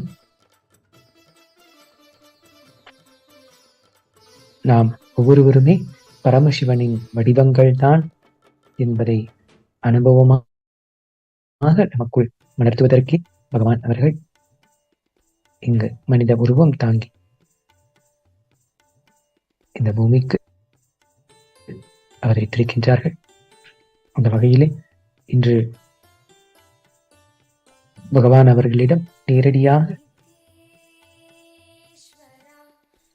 சிவ தீட்சை பெறுவதற்கான வாய்ப்பாக இன்றைய பரமசிவோகம் தியான வகுப்பில் கலந்து கொள்ளுகின்ற பக்தர்கள் அனைவருக்குமே பகவான் அவர்கள் சிவ தீட்சை வழங்க இருக்கின்றார்கள்.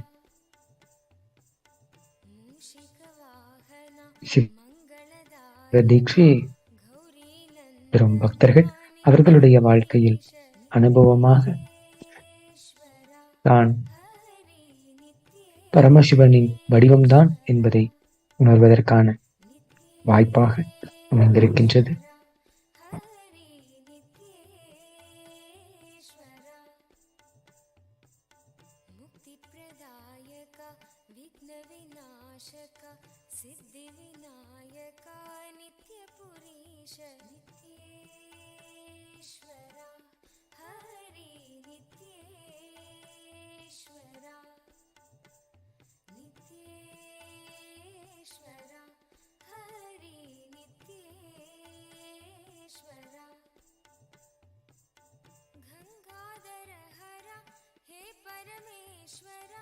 जय जगदीश्वरा नित्यपुरीश नित्येश्वरा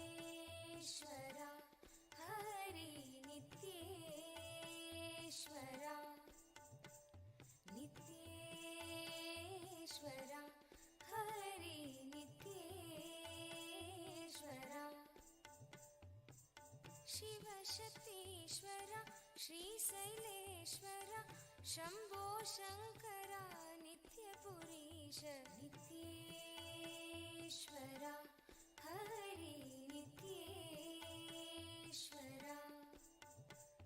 नित्येश्वरा हरि नित्येश्वरा माधव मुरहर मधुर मनोहर गिरिधर नागरा नित्यपुरीश नित्येश्वरा हरि नित्येश्वरा नित्येश्वरा हरि नित्येश्वरा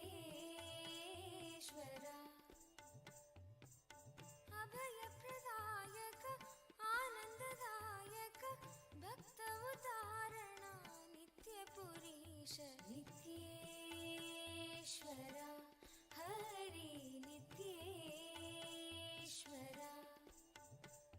नित्येश्वरा हरि नित्येश्वरा बंसीधर हरा श्याम सुंदर नाचे नटवरा नित्यपुरीश नित्येश्वरा हरि नित्येश्वरा नित्येश्वरा हरि नित्येश्वरा हे मधुसूदना भवभयभञ्जना मङ्गलपावना नित्यपुरीश नित्येश्वरा हरि नित्येश्वरा नित्येश्वरा हरि नित्येश्वरा नर्दन सुंदर नटन मनोहर करुणसागर नित्यपुरीश नित्येश्वरा हरि नित्येश्वरा नित्येश्वरा हरि नित्येश्वरा जगदोदारण कृष्ण जनार्दन परमदयागन नित्यपुरीश नित्येश्वरा हरि नित्येश्वरा नित्येश्वरा हरि नित्येश्वरा सत्यसनातना नित्यनिरञ्जना भक्तपरायणा नित्यपुरीश नित्येश्वरा हरि नित्येश्वरा नित्येश्वरा हरि नित्येश्वरा चन्द्रकलाधरा गौरी मनोहरा परम कृपाकरा नित्यपुरीश नित्येश्वरा हरि नित्येश्वरा नित्येश्वरा हरि नित्येश्वरा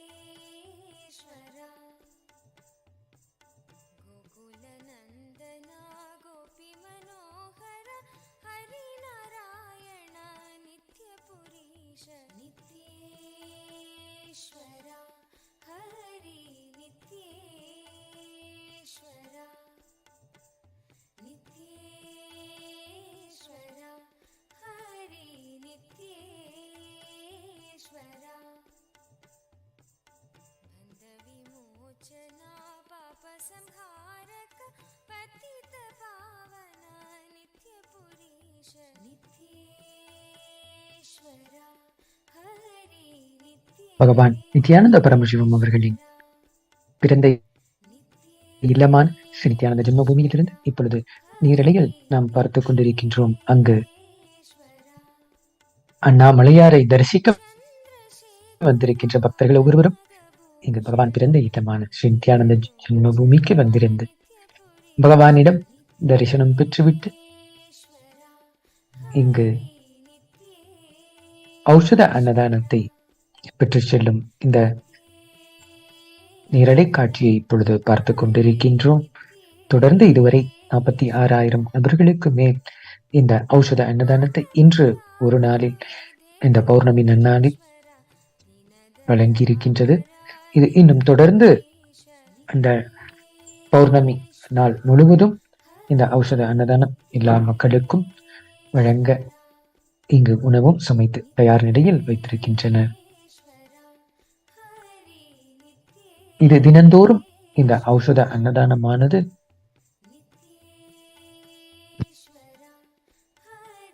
அண்ணாமலையாரை தரிசிக்க வருகின்ற பக்தர்கள் ஒவ்வொருவருக்கும் தினந்தோறும் 3 வேளைகளும் இங்கு அன்னதானம் சமைக்கப்பட்டு தொடர்ந்து அனைவருக்கும் வழங்கப்பட்டு கொண்டிருக்கின்றது. பகவான் அவர்கள் கூறும்பொழுது, அடியாருக்கு நாம் செய்கின்ற சேவை இங்கு அண்ணாமலையாருக்கே நாம் செய்கின்ற சேவையாகும் என்பதை பகவான் அவர்கள் நம் எல்லோருக்கும் கூறியிருக்கின்ற இந்த சத்தியத்தை மெய்ப்பிக்கும் விதமாக இங்கு வருகின்ற பக்தர்கள் அனைவரையும் அண்ணாமலையாரின் வடிவங்களாகவே அவர்களை வணங்கி வரவேற்று அவர்களுக்கு இந்த ஔஷத அன்னதானம் தொடர்ந்து வழங்கப்பட்டு கொண்டிருக்கின்றது.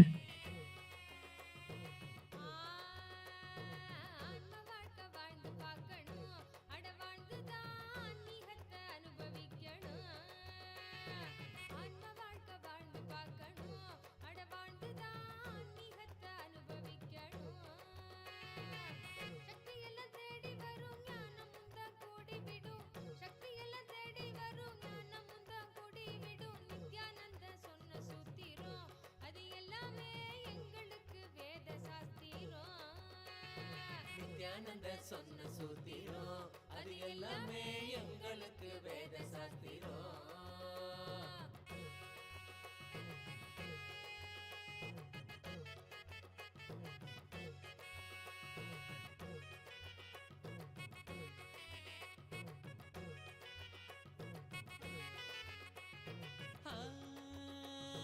பக்தியுடன் பாடிடும் பிரார்த்தனையும் சோஸ்திரம் நித்யனவன் காலடியில் கொண்டு நம்ம சேர்த்திடும். பக்தியுடன் பாடிடும் பிரார்த்தனையும் சோத்திரம் நித்யனவன் காலடியில் கொண்டு நம்ம சேர்த்திடும். செய்யும் அந்த தியானம் அது சித்தம் தெளிவாக்கிடும். சித்தம் தெளிவாக அது தெய்வீகத்தை கூட்டிடும். செய்யும் அந்த தியானம் அது சித்தம் தெளிவாக்கிடும். சித்தம் தெளிவாக அது தெய்வீகத்தை கூட்டிடும். சக்தி எல்லாம் தேடி வரும் ஞானமும் தான் கூடிவிடும். சக்தி எல்லாம் தேடி வரும் ஞானமும் தான் கூடிவிடும். நித்யானந்தன் சொன்ன சூத்திரம் அது எல்லாமே எங்களுக்கு வேத சாஸ்திரம்.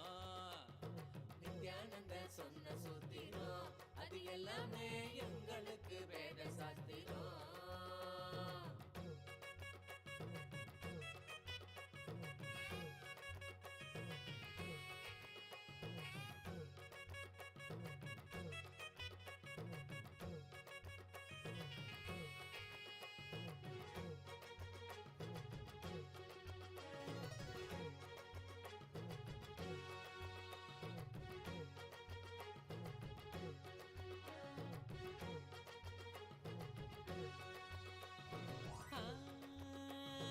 தென்றலாக வீசிடும் தேகந்தான் சிலிர்த்திடும். சொந்தமாக்க எண்ணிவிட சேர்ந்திடாம ஓடிடும். தென்றலாக வீசிடும் தேகந்தான் சிலிர்த்திடும். சொந்தமாக்க எண்ணிவிட சேர்ந்திடாம ஓடிடும். கைகளும் துறக்க அது கனிவுடனே நிறைஞ்சிடும். இதயத்துக்குள்ள இனிதாக வரும் ஆனந்தம். கைகளும் துறக்க அது கனிவுடனே நிறைஞ்சிடும். இதயத்துக்குள்ள இனிதாக வரும் ஆனந்தம். சக்தி எல்லாம் தேடி வரும் ஞானமும் தான் கூடிவிடும். சக்தி எல்லாம் தேடி வரும் ஞானமும் தான் கூடிவிடும். நித்யானந்த சொன்ன சூத்திரம் அது எல்லாமே எங்களுக்கு வேத சாஸ்திரம். நித்யானந்த சொன்ன சூத்திரம் அது எல்லாமே எங்களுக்கு வேத சாஸ்திரம்.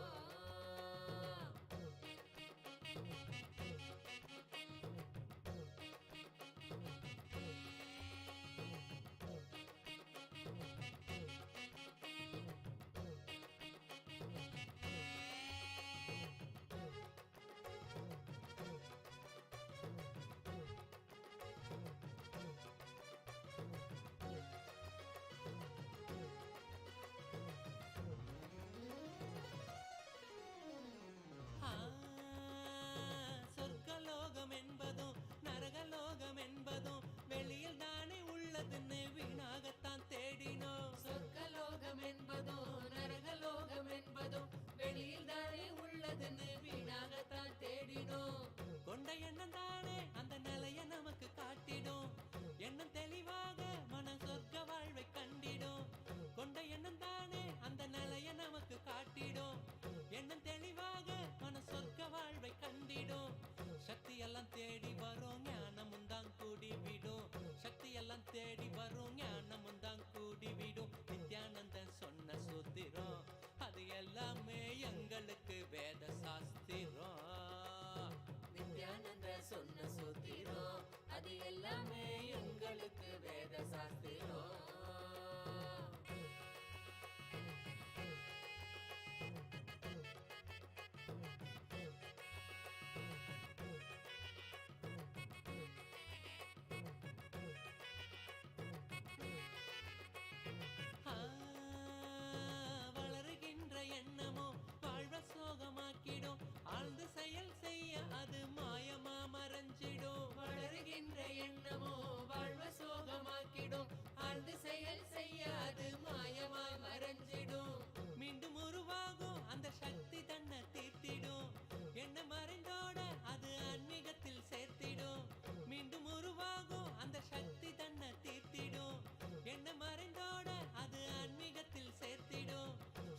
எல்லாம் தேடி வரும் ஞானமும் தான் கூடிவிடும் சக்தி எல்லாம் தேடி வரும் ஞானமும் தான் கூடிவிடும் நித்யானந்தன் சொன்ன சூத்திரம் அது எல்லாமே எங்களுக்கு வேத சாஸ்திரம் நித்யானந்த சொன்ன சூத்திரம் அது எல்லாமே எங்களுக்கு வேத சாஸ்திரம்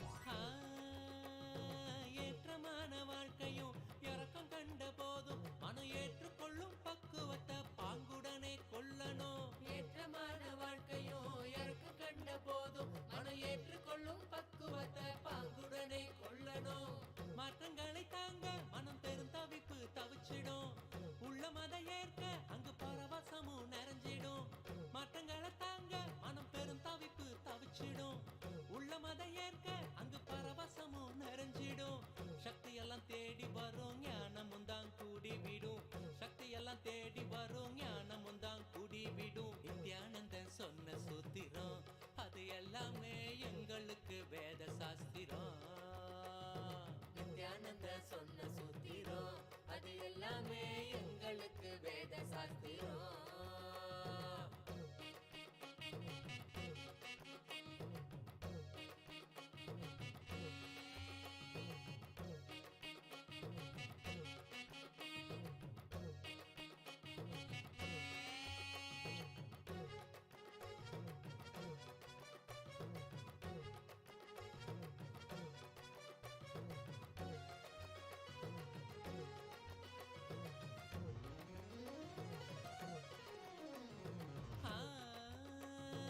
ஐம்புலனின்னாலுமை துன்பத்தையே சேர்க்கும் குரு நித்யனனை நம்பு அது ஆனந்தத்தை ஈர்க்கும் ஐம்புலனின்னாலுமை துன்பத்தையே சேர்க்கும் குரு நித்யனனை நம்பு அது ஆனந்தத்தை ஈர்க்கும் அன்பு வழி மலரும் அகங்காரம் அது நீங்கிடும் சத்குருவின் பாதம் சரணாகதியா சேர்ந்திடும் அன்பு வழி மலரும் அகங்காரம் அது நீங்கிடும் சத்குருவின் பாதம் சரணாகதியா சேர்ந்திடும் சக்தி எல்லாம் தேடி வரும் ஞானமும் தான் கூடிவிடும் சக்தி எல்லாம் தேடி வரும் ஞானமும் தான் கூடிவிடும் நித்யானந்தன் சொன்ன சூத்திரம் அது எல்லாமே எங்களுக்கு வேத சாஸ்திரம் We welcome back Nithyanandam to all the worldwide viewers, the Hindu diaspora around the world, the practicing Hindus, the disciples, devotees and followers of the Supreme Pontiff of Hinduism, Bhagavan Nithyananda Paramashivam, the living manifestation of Paramashiva. Nithyanandam to all of you who have joined us in Tiruvannamalai.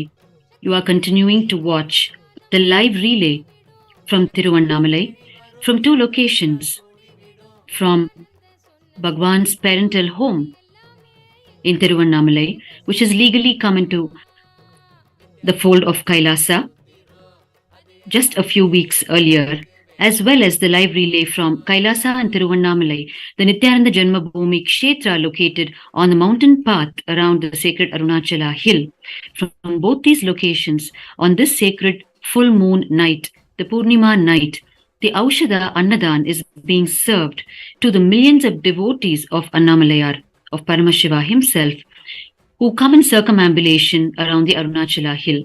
It is the tradition from time immemorial in Tiruvannamalai for millions of devotees of Paramashiva to gather and come around in circumambulation around the Arunachala hill.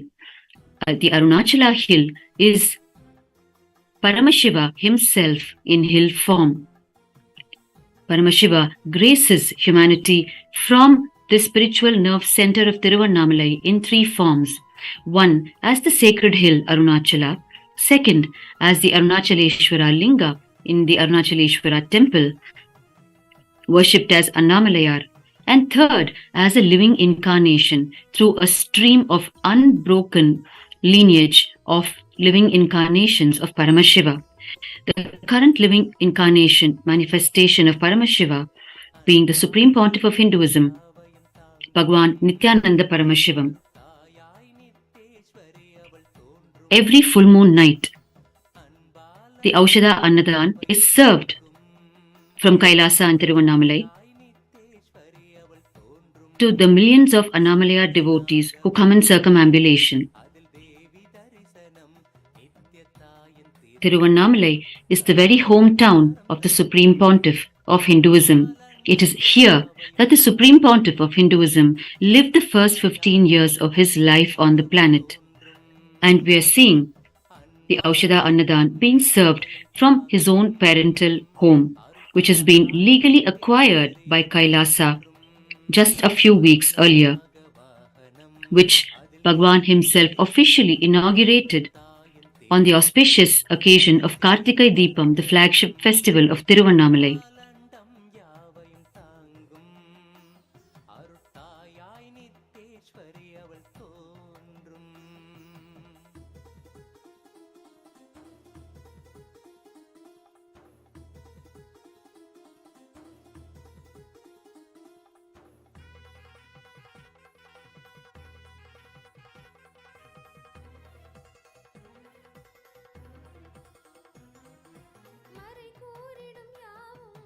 The Aushadha Annadhan that is being served is the food that is infused with conscious energy, the food that carries the qualities conducive for our conscious growth.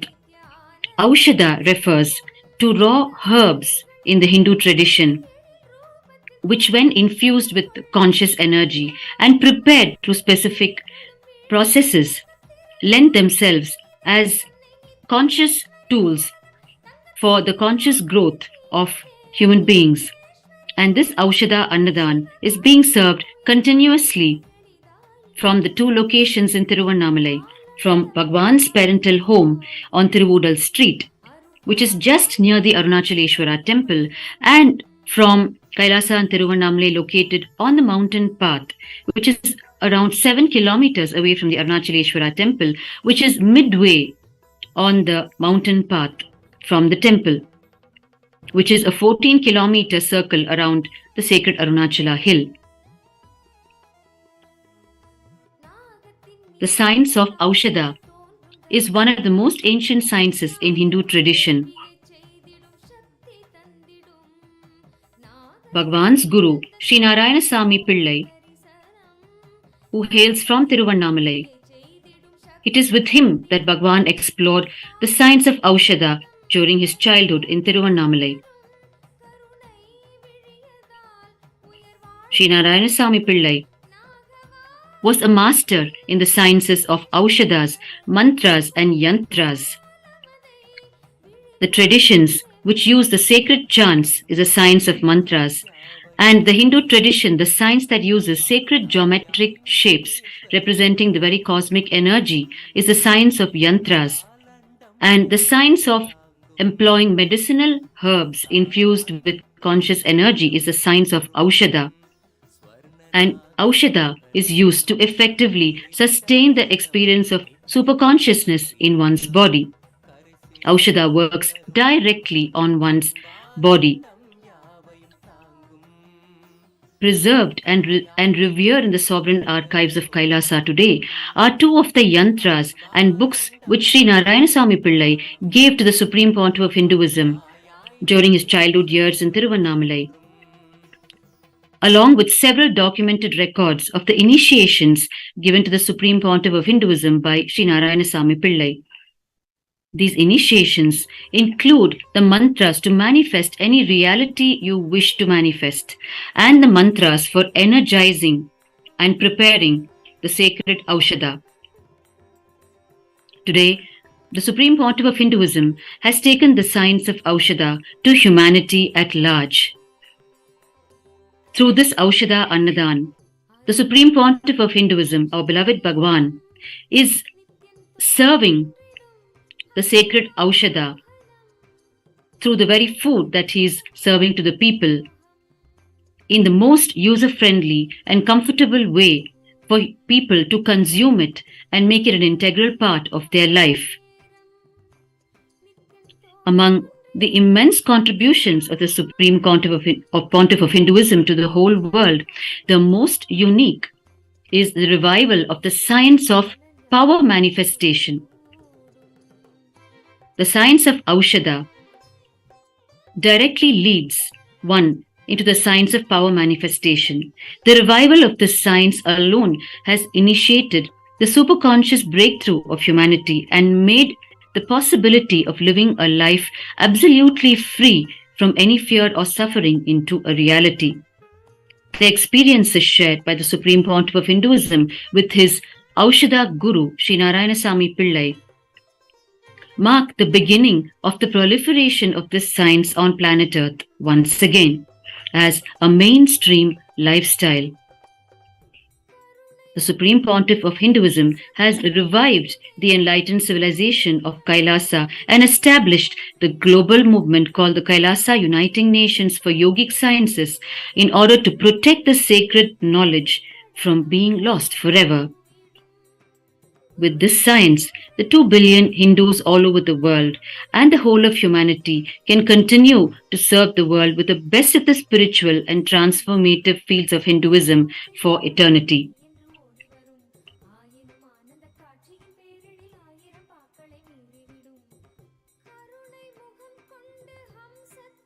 We can see here, in front of our eyes, thousands and lakhs of people who are entering into Tiruvannamalai to perform the circumambulation around Arunachala, walking into the 2 Kailasas in Tiruvannamalai at Bhagwan's parental home, as well as on the Girivala path, the mountain path, to partake of the Aushadha Annadhana. This marathon initiative of serving Aushadha Annadhana to the people started from the onset of the full moon on this sacred full moon day and will continue for long hours until the last person has circumambulated around Arunachala. And this happens every month on the sacred Pournami night, the full moon night. Not only that, both the Kailasas in Tiruvannamalai and of course all the Kailasas around the world continuously serve Annadhana, Aushadha Annadhana, as an everyday service to the people living in and around the Kailasas.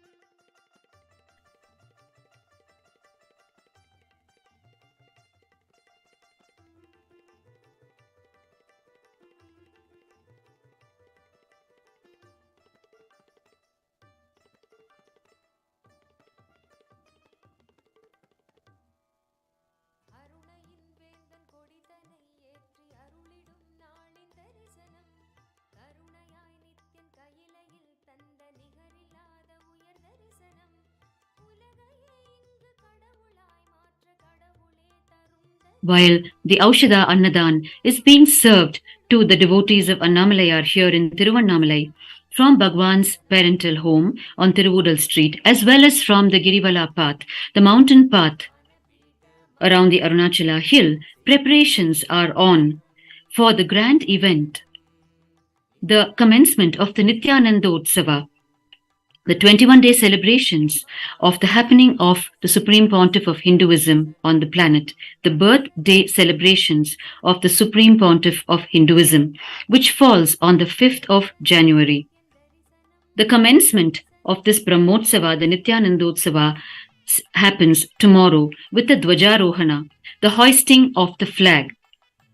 Tomorrow is the flag hoisting ceremony for Nithyananda, which we will all be witnessing.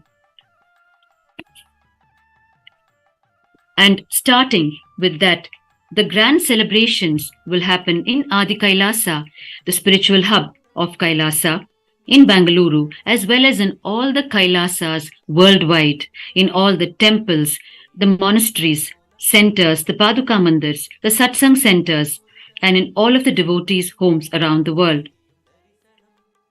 And especially here in Tiruvannamalai, Bhagwan's hometown. And this year of the Nithyananda calls for extraordinary celebrations, celebrating the acquisition of Bhagwan's parental home into the fold of Kailasa legally. We will be witnessing the celebrations of Nithyananda right from Bhagwan's parental home itself.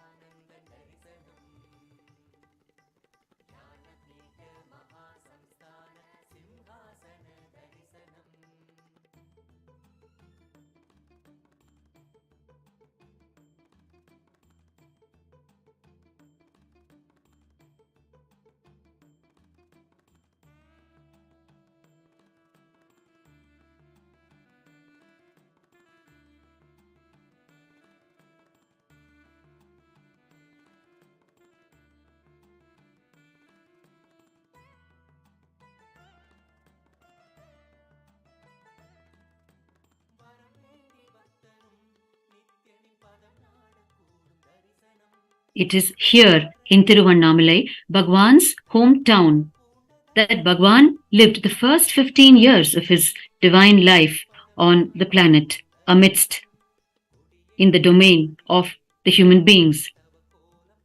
In Tiruvannamalai, with the five-fold, the five-layered ecosystem of Tiruvannamalai, the first, which comprises his gurus, the enlightened beings who were blessed to play the role in the divine life of the Supreme Pontiff of Hinduism, our beloved Bhagwan, as his own guru.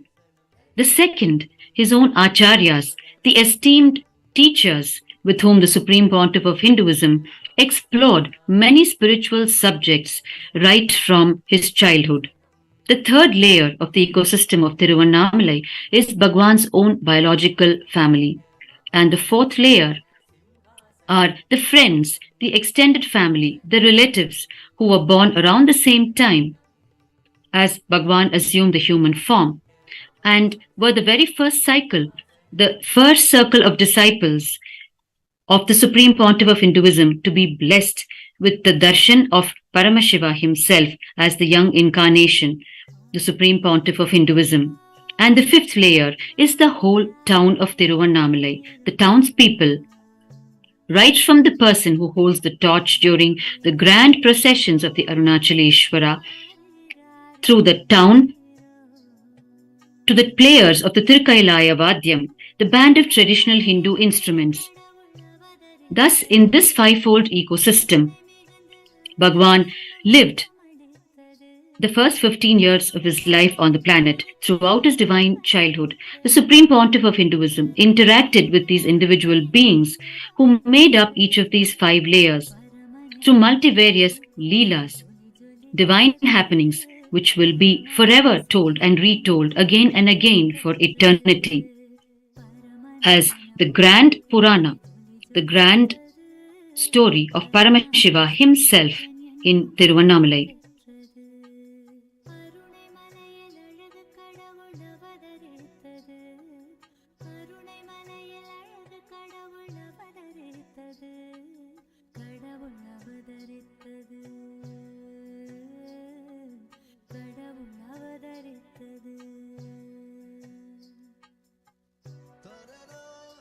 In the Hindu tradition, listening to the life stories of an incarnation is a great spiritual practice which can directly lead us to the very experience of superconsciousness, because the very life and the life story of the great incarnations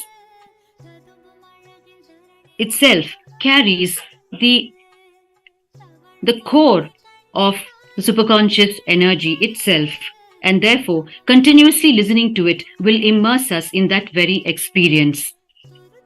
In Bhagwan's own words, whichever incarnation's life story you read or listen to deeply, that incarnation's story's essence will flower in you.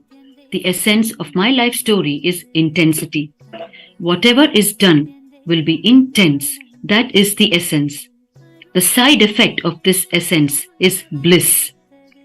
All incarnations will have all attributes, but there will be a main character in each one of them. In my life, whatever I do, there will be intensity and completeness in it. So if you listen to my life story, that intensity or completeness will catch you. And it is here in Tiruvannamalai that Bhagwan's life story started happening on the planet when he assumed the human form.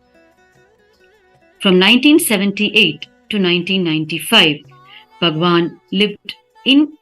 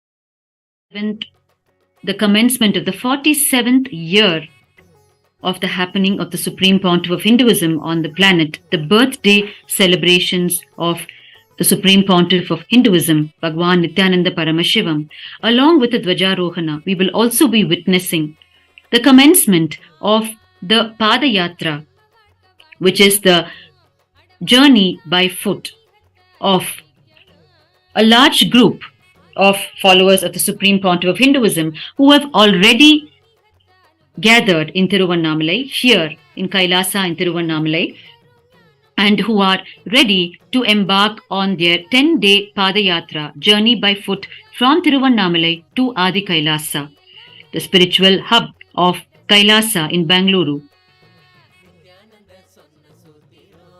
They will be undertaking this spiritual practice, and they will be carrying with them the Guru Mudi, which they will offer in Adi Kailasa at the feet of Bhagwan.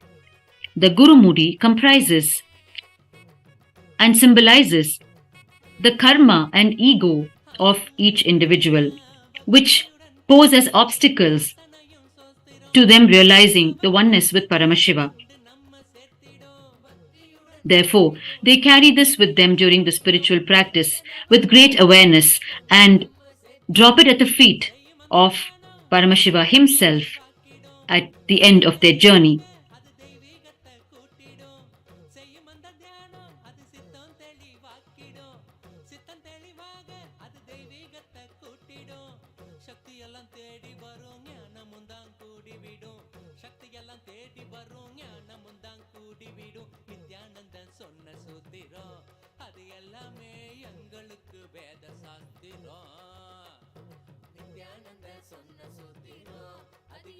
The Supreme Pontiff of Hinduism revived the spiritual practice, the Hindu tradition of undertaking the Padayatra, the journey by foot, to the great shrines, by himself embarking on the first Padayatra as a child in Tiruvannamalai around the age of 10, where he walked by foot from Tiruvannamalai to Vadalur, reaching the famous Muruga shrine, a shrine dedicated to Lord Subramanya, Lord Muruga in Vadalur, carrying the traditional kavadi on his shoulders and enriching all along his way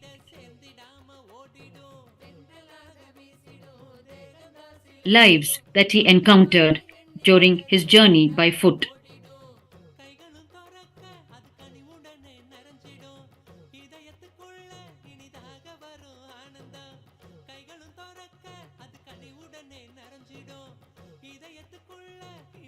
The Supreme Pontiff of Hinduism has revealed that the Padayatra is one of the most life-transforming spiritual practices. As you travel place to place, shrine to shrine, with the most bare of the belongings, and meeting people from different walks of life and learning from them,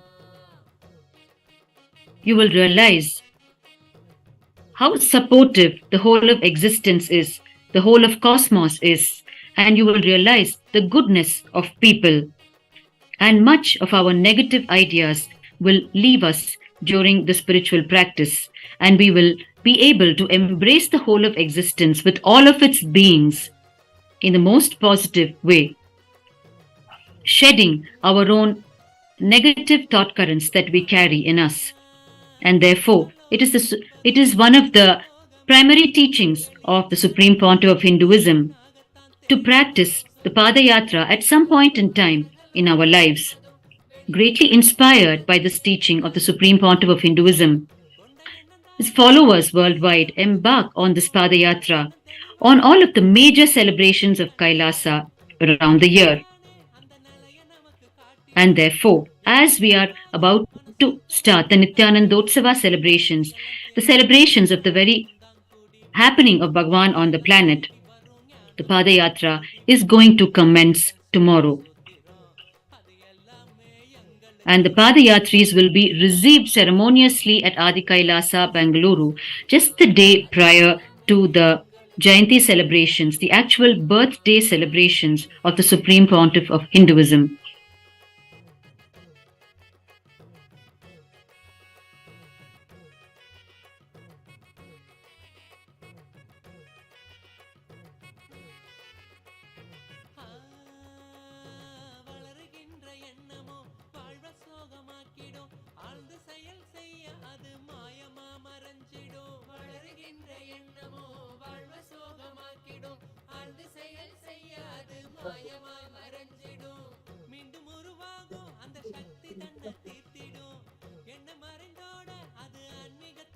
மீண்டும் உருவாகும் அந்த சக்தி தன்னை தீர்த்திடும்.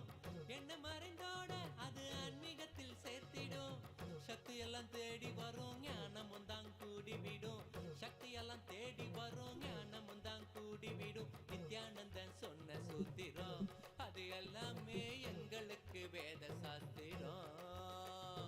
நித்யானந்த சொன்ன சூத்திரம் அது எல்லாமே எங்களுக்கு வேத சாஸ்திரம்.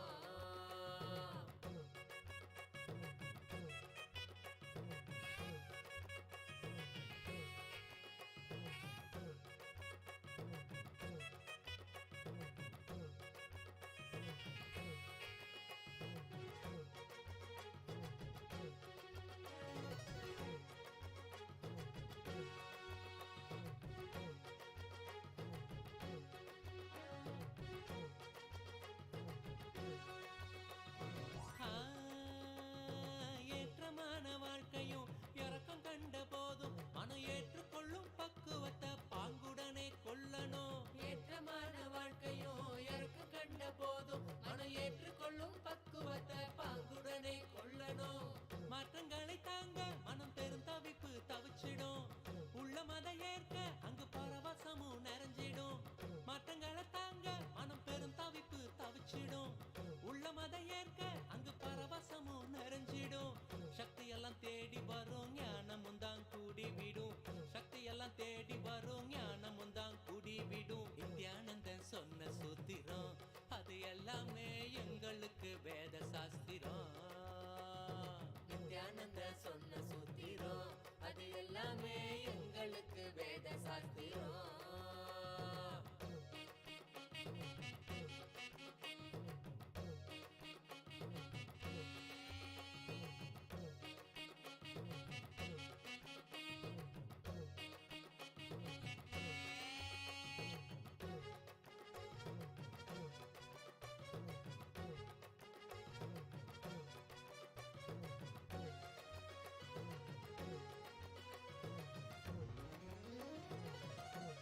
We are continuing to witness the serving of the Aushadha Annadhan from the two locations of Kailasa in Tiruvannamalai, the hometown of the Supreme Pontiff of Hinduism. From Bhagwan's own parental home on Tiruvudal Street and Kailasa, located in the mountain path around the sacred Arunachala hill in Adi Annamalai. From both of these Kailasas, this Aushadha Annadhan is being continuously served to the devotees of Annamalayar as they come around the Arunachala hill in circumambulation on the sacred full moon night.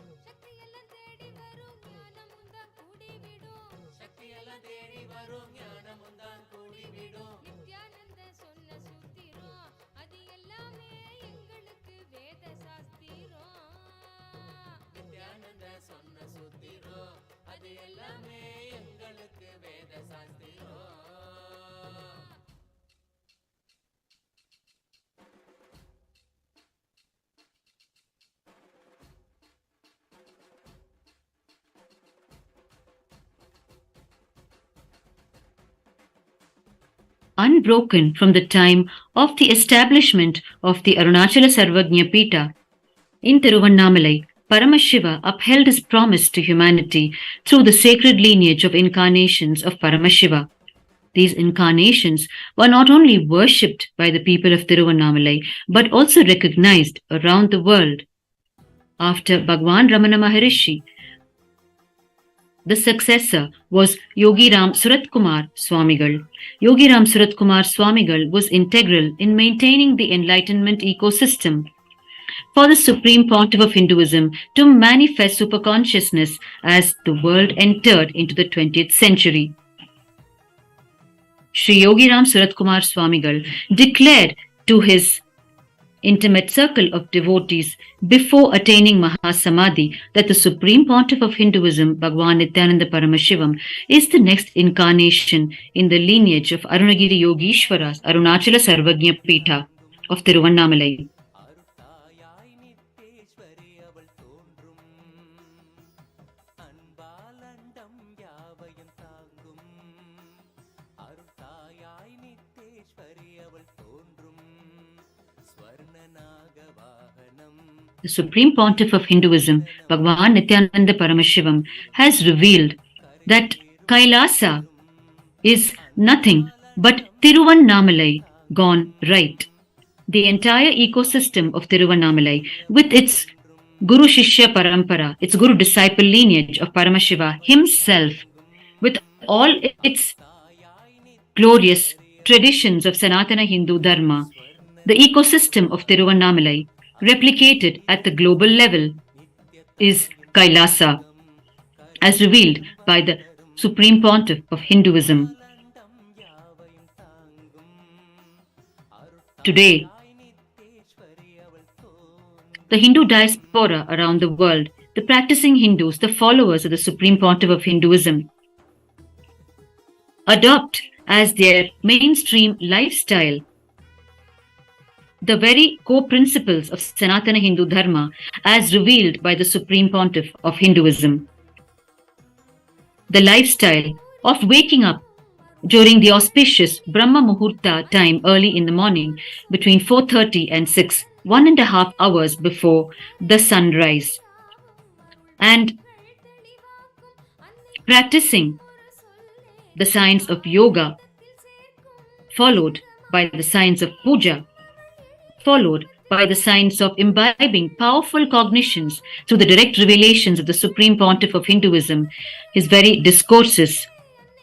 This forms the lifestyle of the Kailasians worldwide and the followers of the Supreme Pontiff of Hinduism worldwide, where the first few crucial hours, starting from the Brahma Muhurta every day, is spent in yoga, puja, and jnana, which directly impacts the consciousness of each individual.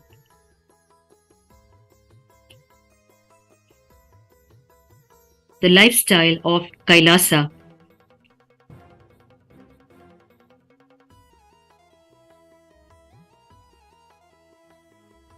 நாகத்தின் மீதந்த தாயவள் தோன்றும் தரிசனம் ஞானத்தின் வேள்வியைச் செய்திடும் சக்தி தந்திடும் நாகத்தின் மீதந்த தாயவள் தோன்றும் தரிசனம் ஞானத்தின் வேள்வியைச் செய்திடும் சக்தி தந்திடும் பாத தரிசனம் பரிபூர்ண அருள் தரும் கருணை விழியதால் உயர் வாழ்வும் நிலை பெறும் நாகவாகனத்தில் நித்யேஸ்வரி அவளும் கொண்ட கோலமதை விழி காண்பதே வரம் அன்பாலண்டம் யாவையும் தாங்கும் அருட்டாயாய் நித்தேஸ்வரி அவள் தோன்றும் அன்பாலண்டம் யாவையும் தாங்கும் அருட்டாயாய் நித்தேஸ்வரி அவள் தோன்றும் ஸ்வர்ணநாக வாகனம் அதில் தேவி தரிசனம்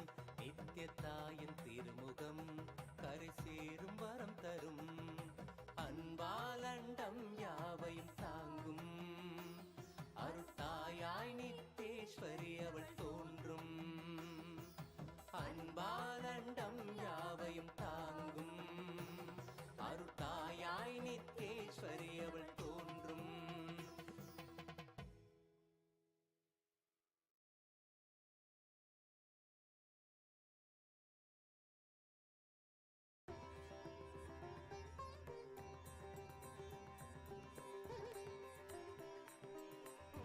It is here in Bhagwan's parental home in Tiruvannamalai, on Tiruvudal Street, just near the Arunachaleshwara temple, that all the glorious divine incidents happened in the life of the Supreme Pontiff of Hinduism as the young incarnation of Paramashiva.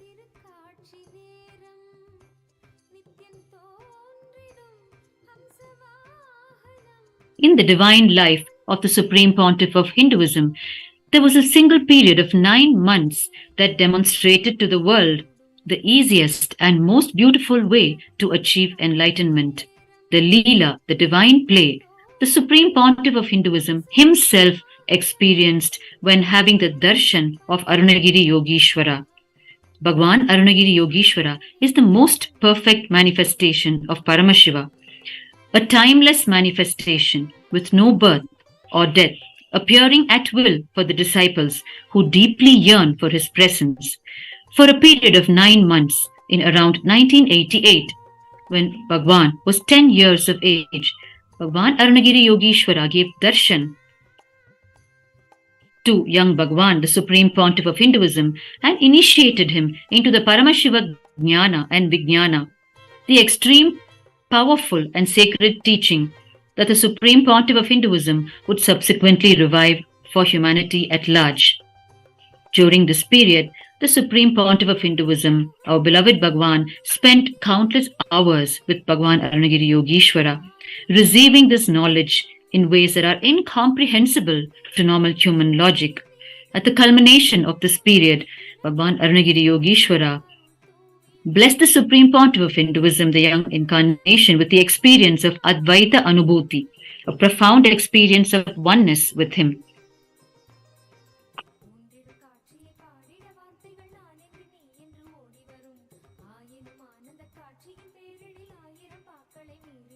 And it was around 10 years of age that the Supreme Pontiff of Hinduism was recognized as the incarnation by the 230th Guru Mahasannidhanam, the Pontiff of the Kailasa Paramparagata Kanchi Kailasa Sarvagnya Peetam, the Kingdom of Kanchipuram.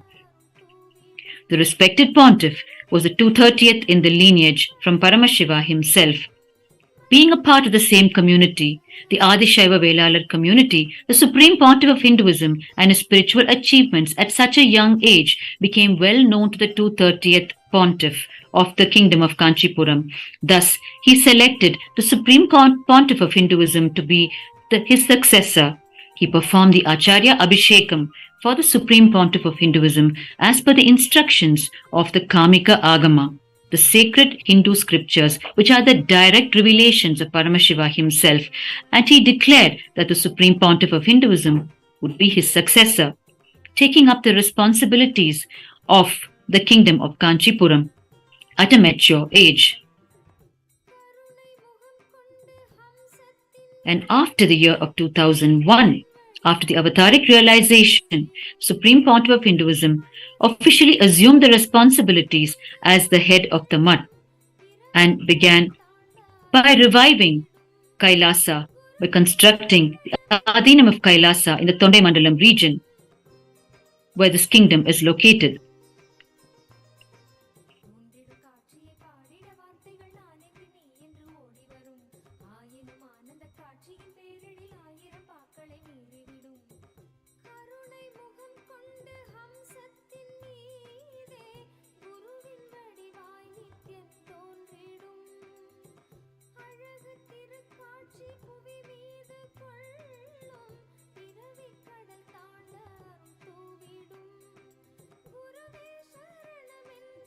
In the Hindu tradition, the path of self-inquiry is a path to enlightenment paved by the great Bhagwan Sri Ramana Maharishi in Tiruvannamalai, the predecessor of the Supreme Pontiff of Hinduism in the lineage of incarnations of Paramashiva in Tiruvannamalai. In his own life, Bhagwan Ramana Maharishi, at the age of 16, initiated this process of self-inquiry, asking himself, what is it that dies and who is the seer? He then experienced the state and space of enlightenment. Advaita, the science of oneness, and self-inquiry are the key teachings of the Supreme Pontiff of Hinduism from the beginning of his mission to humanity. The Supreme Pontiff of Hinduism has emphasized that keeping the intense seeking as the priority is important for those on the spiritual path. It was Annamalai Swamigal, one of the gurus of the Supreme Pontiff of Hinduism in Tiruvannamalai during his childhood, who directly guided the Supreme Pontiff of Hinduism in both of these paths of Advaita and self-inquiry. Annamalai Swamigal was a direct disciple of Bhagwan Ramana Maharishi, the living embodiment of Paramashiva in Tiruvannamalai in the mid-1900s. In his own right, Annamalai Swamigal was himself a spiritual giant worshipped by many. The Supreme Pontiff of Hinduism interacted with him closely during his childhood, participating in his discourses and receiving direct guidance from Annamalai Swamigal. A piece of enlightening spiritual literature which Annamalai Swamigal spoke on frequently was the Ribu Gita, which today the Supreme Pontiff of Hinduism recommends to his own disciples to read and imbibe. The Ribu Gita is a sacred Hindu scripture which extols the profound truths of Advaita, or oneness, of everything in existence. Annamalai Swamigal gifted the Supreme Pontiff of Hinduism during his childhood his own diary with his own handwritten notes.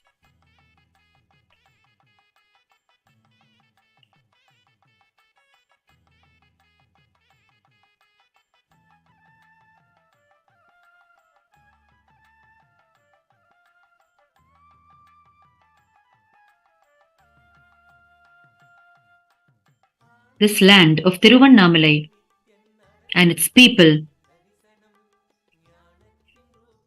is the witness to the first 15 years of the life of the Supreme Pontiff of Hinduism on planet Earth.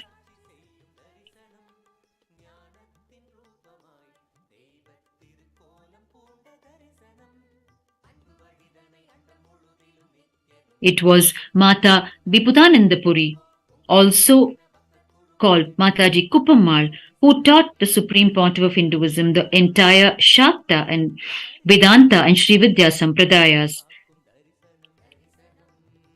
Mataji Viputanandapuri was a powerful yogini from birth, who had the darshan of Devi Parashakti herself as the cosmic sovereign ruler, as Devi Rajarajeshwari. And she was a worshipper of the divine feminine energy ever since. In Tiruvannamalai, Mata Vibhutanandapuri founded the Apita Kuchambal Tiruppugal Madar Sabai, a spiritual organization dedicated to keeping alive the sacred sciences of Hinduism, specifically the worship of the Cosmic Mother.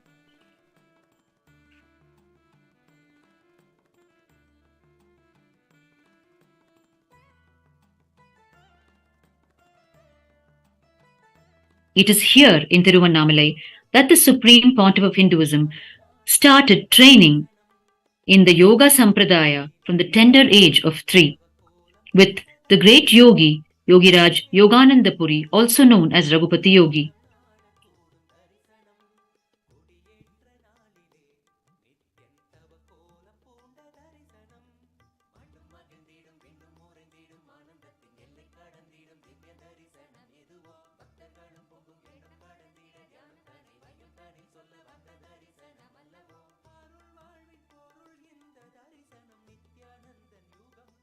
The days in the life of the Supreme Pontiff of Hinduism in Tiruvannamalai that he spent with his beloved gurus. The direct eyewitnesses to these years are the entire townspeople of Tiruvannamalai.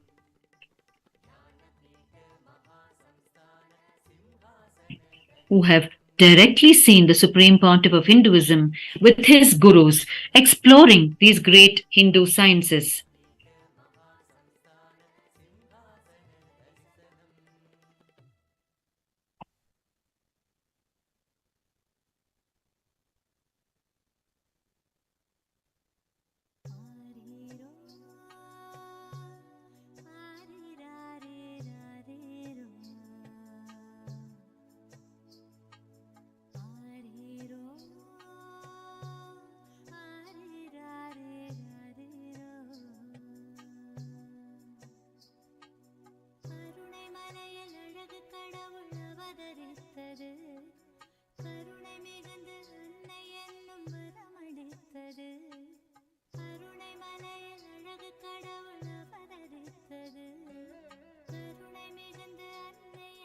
It is here in Tiruvannamalai that the Supreme Pontiff of Hinduism, had his deep experience of Nirvikalpa Samadhi, the experience of enlightenment at the age of 12.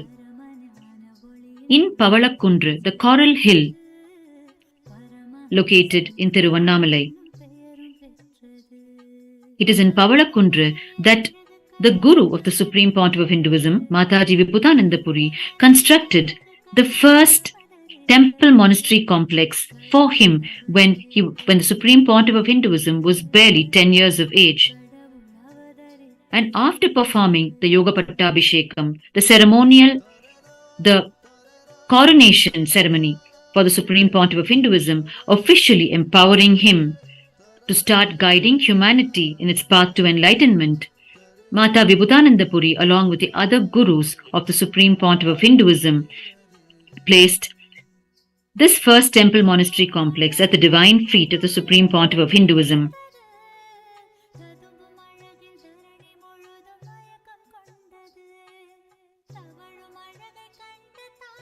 It is here, in his own parental home, that the Supreme Pontiff of Hinduism had his first deep spiritual experience at the age of 3.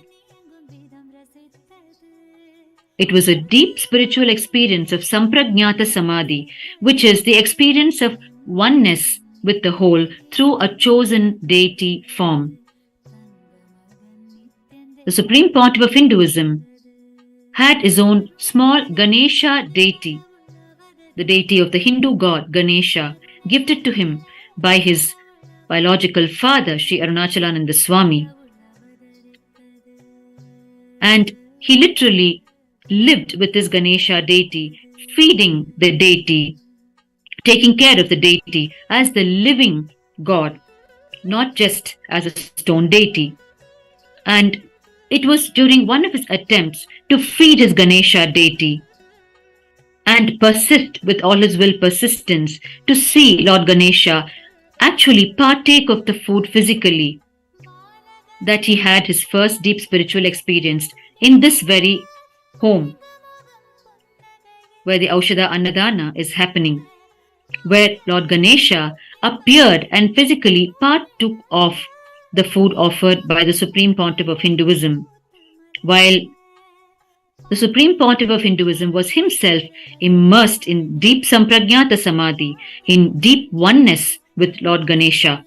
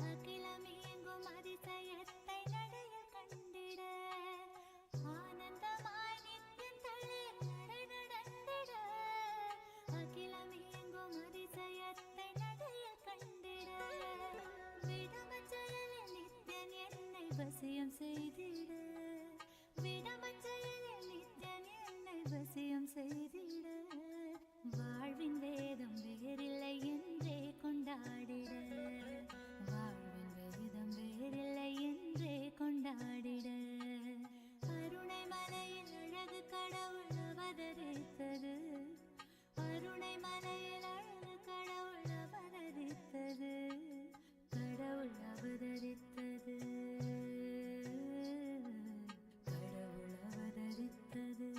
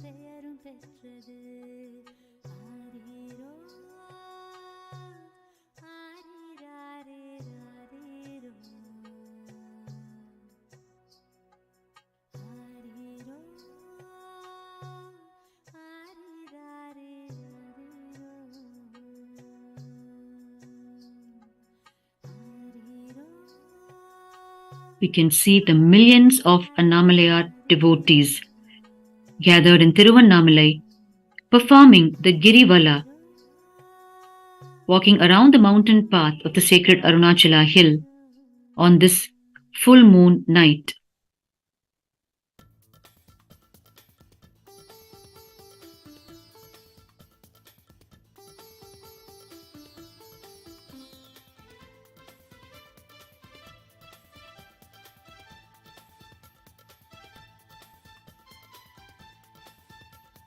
Nithyanandan சொன்ன வேதோ வாழ்வின் மேலே ஏத்தி விடு சத்தியத்தை கொஞ்சம் கேளுங்க அட கேளுங்க சத்தியத்தை கொஞ்சம் கேளுங்க நித்யானந்தன் சொன்ன வேதோ வாழ்வின் மேலே ஏத்தி விடு சத்தியத்தை கொஞ்சம் கேளுங்க அட கேளுங்க சத்தியத்தை கொஞ்சம் கேளுங்க. It is here, in his parental home, that the Supreme Pontiff of Hinduism commenced his first Chaturmasya at the tender age of 3. The venerated Chaturmasya in the Hindu tradition is the 4-month period from the 11th day of the waxing moon in the lunar month of Aushadha to the 11th day of the waxing moon of the lunar month of Kritika, roughly corresponding from July to October of the Gregorian calendar of every year. This is the period from the auspicious Guru Pournima festival to the Vijayadashami, which is the 10th day of the Navaratri festival dedicated to Paramashiva Shakti. Chaturmasya is the time that the great Hindu incarnations, the seers, the saints, the sannyasis, and all spiritual aspirants observe 4 fortnights of austerities. And in the Hindu tradition, the age of a Hindu sannyasi is calculated by the number of Chaturmasyas that he has observed. In the life of the Supreme Pontiff of Hinduism, he commenced his first Chaturmasya at the tender age of 3. His gurus were guided by Kanchi Paramacharya Sri Chandrasekharendra Swamigal of Kanchipuram to commence his Chaturmasya by keeping him in their very lap at the tender age of 3 and performing the rituals on his behalf. And following the guidance of Kanchi Paramacharya, the gurus of the Supreme Pontiff of Hinduism commenced the Chaturmasya for the Supreme Pontiff of Hinduism from the age of 3.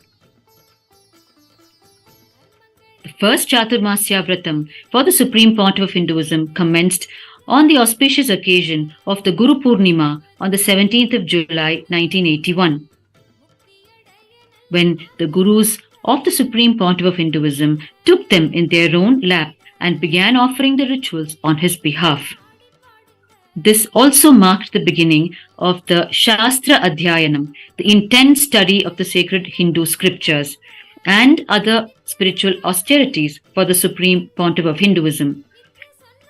And his gurus also arranged for historical photographs to be taken on this auspicious occasion, to commemorate this auspicious occasion and celebrate the incarnation of Paramashiva,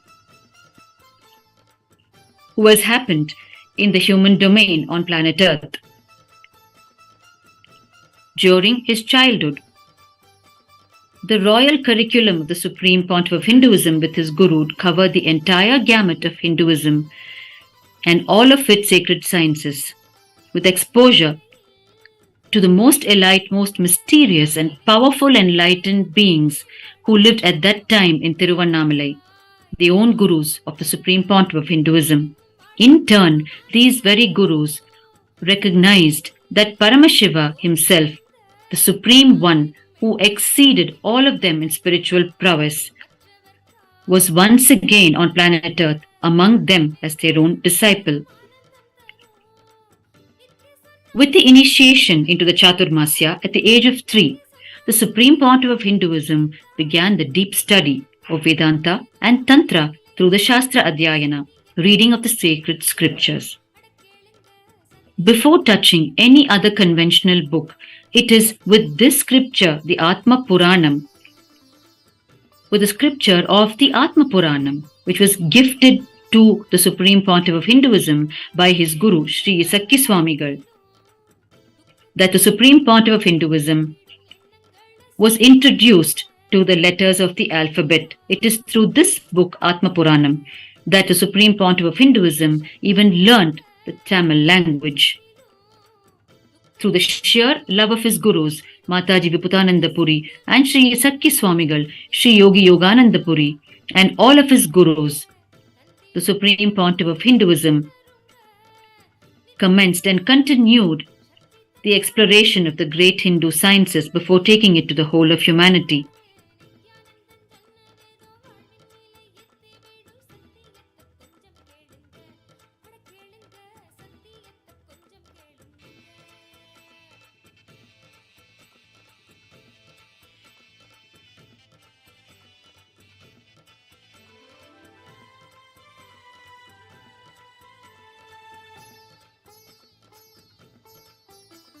It was here, in this Nithyananda Jenma Bhoomi, the parental home of the Supreme Pontiff of Hinduism, that the gurus of the Supreme Pontiff of Hinduism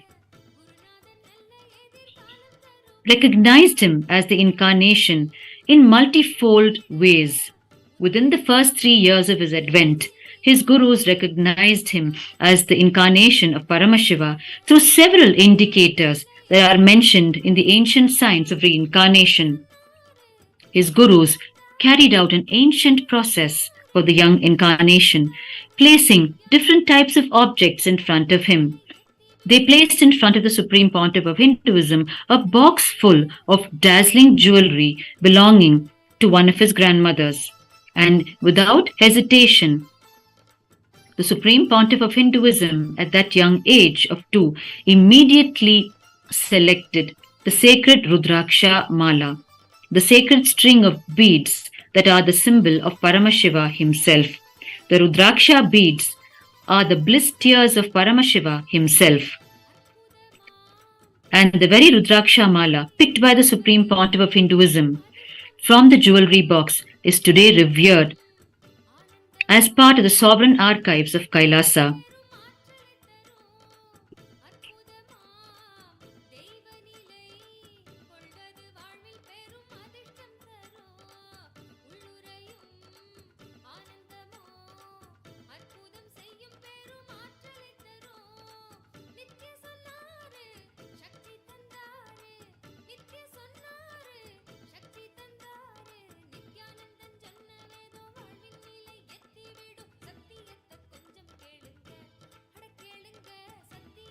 Preparations are on in all the Kailasas around the world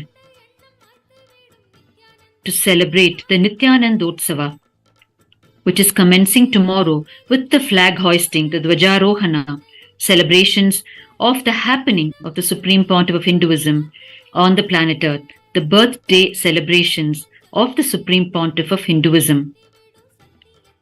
It commences tomorrow with the Dvajarohana. The 47th Jayanti celebrations of the Supreme Pontiff of Hinduism.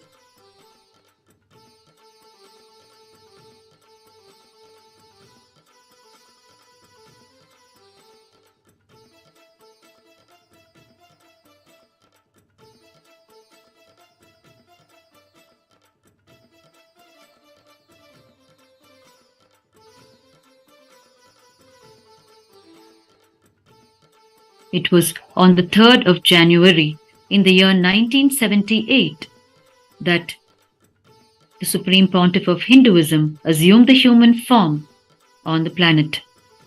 While the world was facing a dire situation with Hinduism on the brink of extinction and humanity almost in the peak of its suffering, as the most compassionate answer to humanity's intense prayers, the cosmos answered with the happening of the avatar, the incarnation of Paramashiva as the Supreme Pontiff of Hinduism, Bhagavan Nithyananda Paramashivam. And tomorrow we start the celebrations of the happening of the Supreme Pontiff of Hinduism, marking his 47th year commencement on the planet.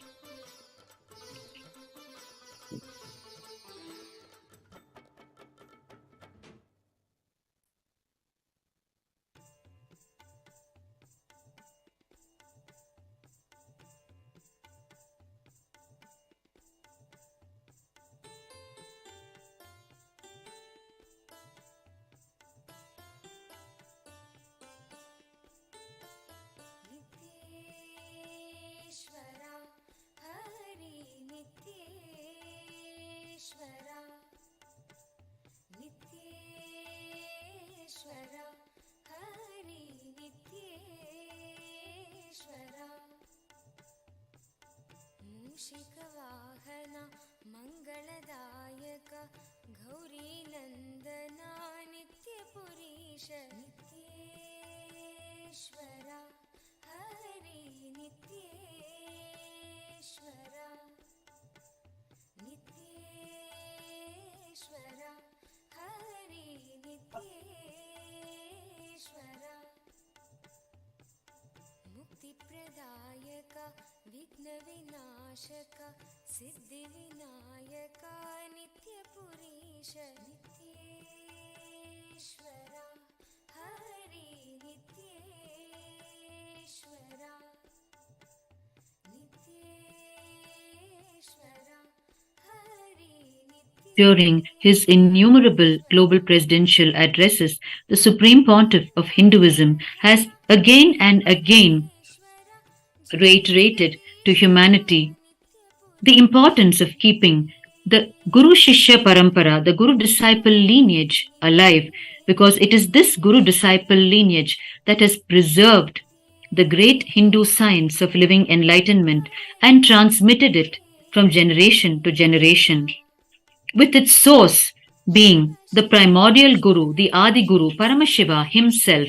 It is from Paramashiva that every science stream of Hinduism originated and preserved through the various Guru disciple traditions.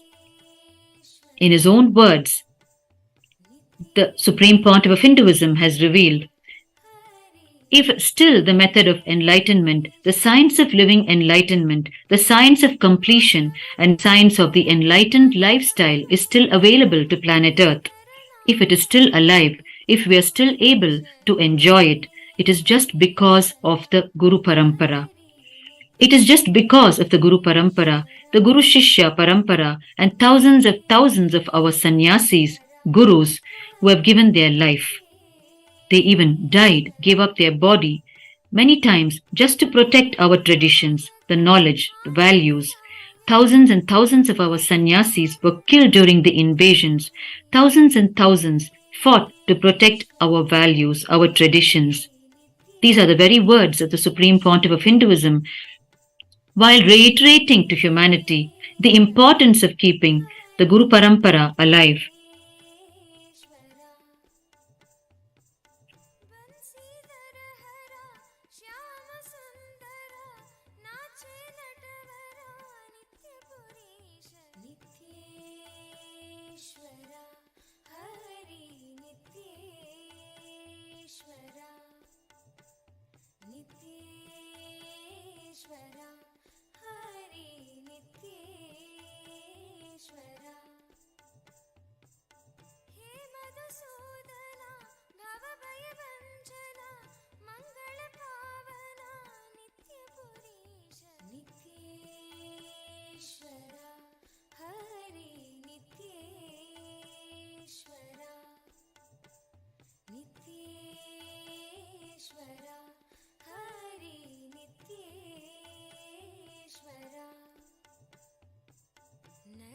सुंदर नटन मनोहर करुण सागर नित्यपुरीश नित्येश्वरा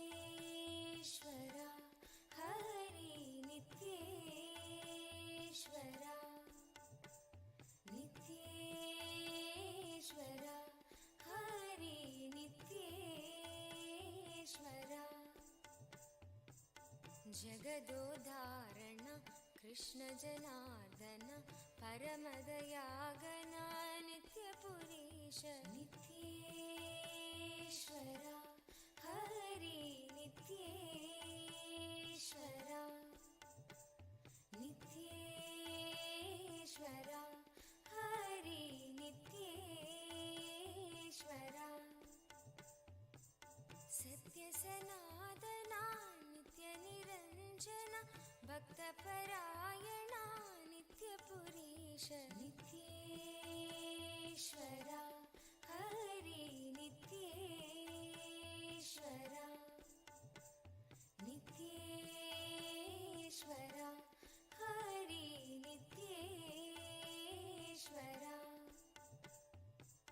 चंद्रकलाधरा गौरी मनोहरा परम कृपाकरा नित्य नित्येश्वरा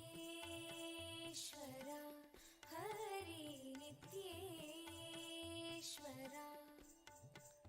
नित्येश्वरा हरि नित्येश्वरा गोकुलनन्दना गोपीमनोहर हरिनारायण नित्यपुरीश नित्येश्वरा हरि नित्येश्वरा नित्येश्वरा हरि नित्येश्वरा बन्धविमोचना पापसंहारक पतितपावना नित्यपुरीश नित्येश्वरा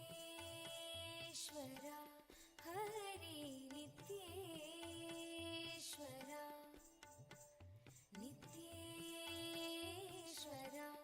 हरि नित्येश्वरा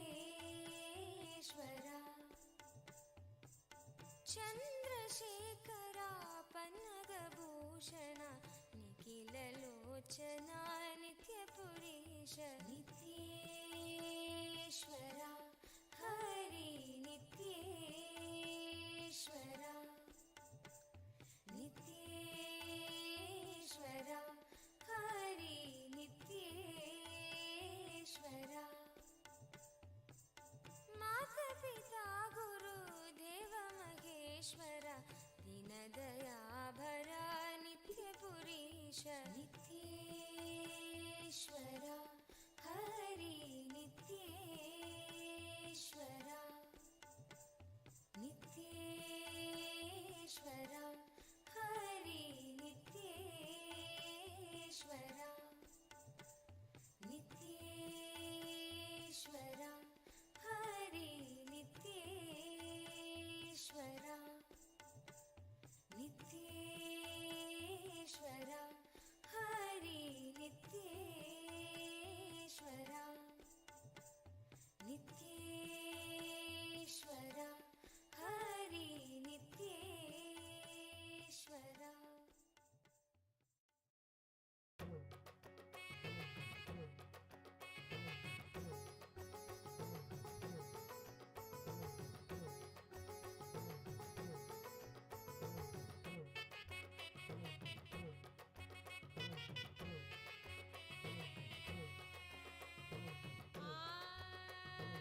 ஆன்ம வாழ்க்கை வாழ்ந்து பார்க்கணும் அட வாழ்ந்துதான் நீகத்தை அனுபவிக்கணும் ஆன்ம வாழ்க்கை வாழ்ந்து பார்க்கணும் அட வாழ்ந்துதான் நீகத்தை அனுபவிக்கணும் சக்தி எல்லாம் தேடி வரும் ஞானம் முந்தா கூடி விடும் சக்தி எல்லாம் தேடி வரும் ஞானம் முந்தா கூடி விடும் நித்யானந்த சொன்ன சூத்திரம் அது எல்லாமே எங்களுக்கு வேத We are continuing to watch the Aushadha Annadhan being served from two locations in Tiruvannamalai, from KAILASA Tiruvannamalai, Nithyananda Jenma Bhoomi, the parental home of the Supreme Pontiff of Hinduism, Bhagwan Nithyananda Paramashivam, and from KAILASA Tiruvannamalai, Nithyananda Jenma Bhoomi Kshetra on the mountain path in Tiruvannamalai, around the sacred hill of Arunachala, which is Paramashiva himself in hill form. On this sacred and auspicious full moon night, the Kailasas are serving the Aushadha Annadhan, which is food containing energized sacred herbs that aid in our conscious growth, being served under the direct auspices of the Supreme Pontiff of Hinduism to the millions of devotees of Paramashiva of Annamalayar here in Tiruvannamalai, who perform the circumambulation around the Arunachala hill. The Girivala, the circumambulation around the Arunachala hill.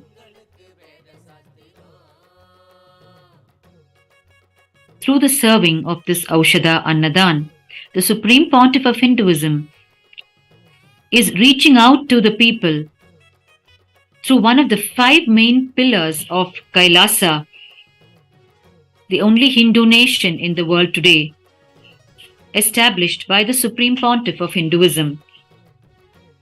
The food component is one of the 5 main pillars of Kailasa because it is through food that much of the conscious growth of human beings can happen. The quality of food decides the quality of the consciousness of individuals, and therefore it is important what sort of food we consume.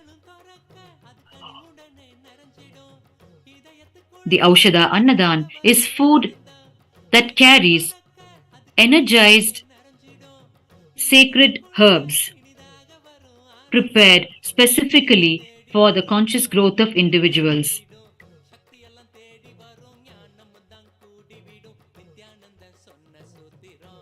In the most user-friendly way, most comfortable way for humanity at large, the Supreme Pontiff of Hinduism reaches out to them in these various ways with the various tools of enlightenment, of which this Aushadha Annadhan is a part.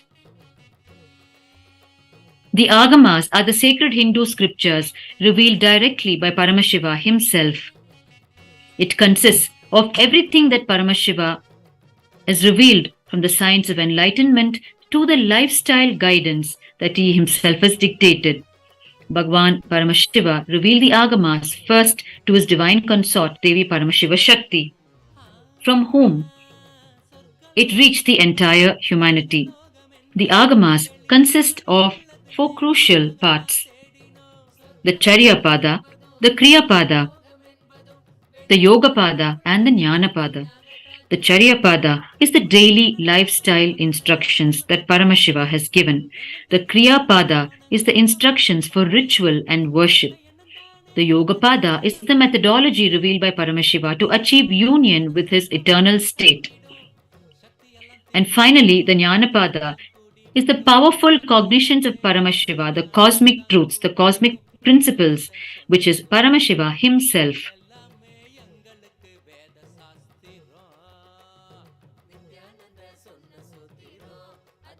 The Supreme Pontiff of Hinduism reaches out to people,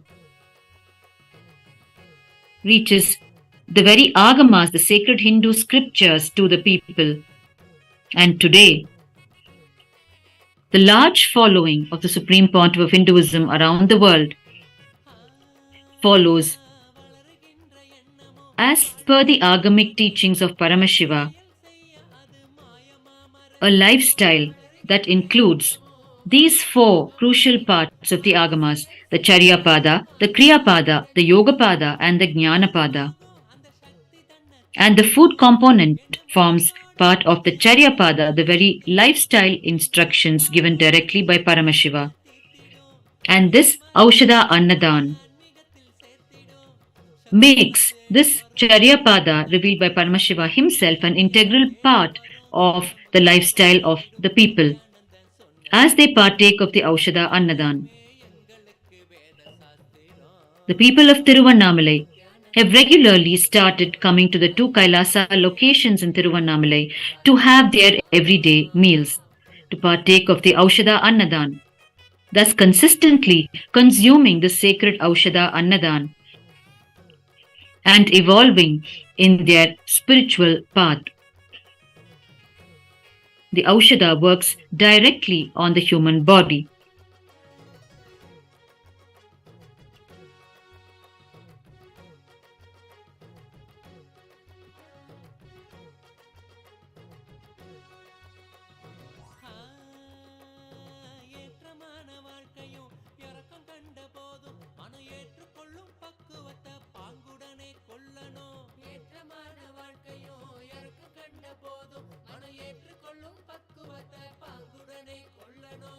மாற்றங்களை தாங்க மனம் பெரும் தவிப்பு தவிச்சிடும், உள்ளமத ஏற்க அங்கு பரவசமும் நிறைஞ்சிடும். மாற்றங்களை தாங்க மனம் பெரும் தவிப்பு தவிச்சிடும், உள்ளமத ஏற்க அங்கு பரவசமும் நிறைஞ்சிடும். சக்தி எல்லாம் தேடி வரும், ஞானமும் தான் கூடி விடும். சக்தி எல்லாம் தேடி வரும், ஞானமும் தான் கூடி விடும். நித்யானந்தன் சொன்ன சூத்திரம் அது எல்லாமே எங்களுக்கு வேத சாஸ்திரம்.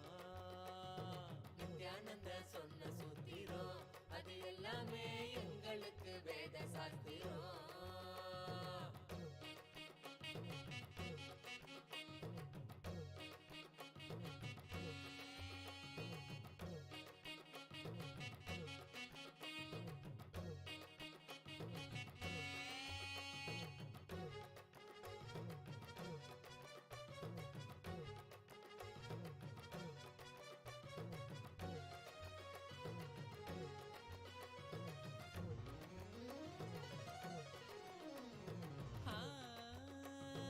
ஐம்புலனின் ஆளுமை துன்பத்தையே சேர்க்கும். குரு நித்யனனை நம்பு, அது ஆனந்தத்தை ஈர்க்கும். ஐம்புலனின் ஆளுமை துன்பத்தையே சேர்க்கும். குரு நித்யனை நீ நம்பு, அது ஆனந்தத்தை ஈர்க்கும்.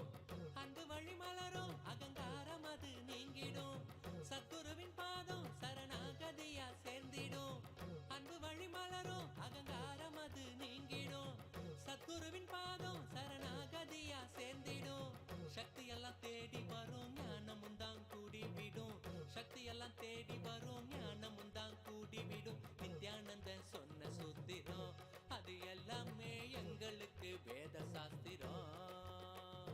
நித்யானந்தன் சொன்ன சூத்திரம், அது எல்லாமே எங்களுக்கு வேத சாஸ்திரம். ஆன்ம வாழ்க்கை வாழ்ந்து பார்க்கணும், அட வாழ்ந்துதான் ஆன்மீகத்தை அனுபவிக்கணும். ஆன்ம வாழ்க்கை வாழ்ந்து பார்க்கணும், அட வாழ்ந்துதான் ஆன்மீகத்தை அனுபவிக்கணும். சக்தி எல்லாம் தேடி வரும், ஞானமும் தான் கூடிவிடும். சக்தி எல்லாம் தேடி வரும், ஞானமும் தான் கூடிவிடும். நித்யானந்த சொன்ன சூத்திரம், அது Kailasa in Tiruvannamalai, located on the mountain path from where the Aushadha Annadhan is happening, one of the two locations from where the Aushadha Annadhan is happening,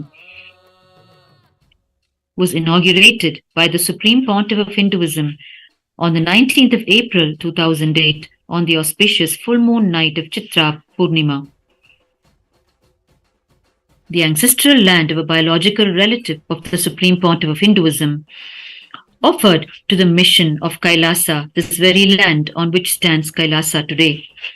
The land carried deep significance as it was where the Supreme Pontiff of Hinduism's Guru, Bhagwan Arunagiri Yogeshwara Paramashiva himself, brought the Supreme Pontiff of Hinduism as a young child when he was around 10 years of age and installed the energy of the Navagrahas, the 9 planets, when he downloaded the entire cosmology into the young incarnation, the Supreme Pontiff of Hinduism.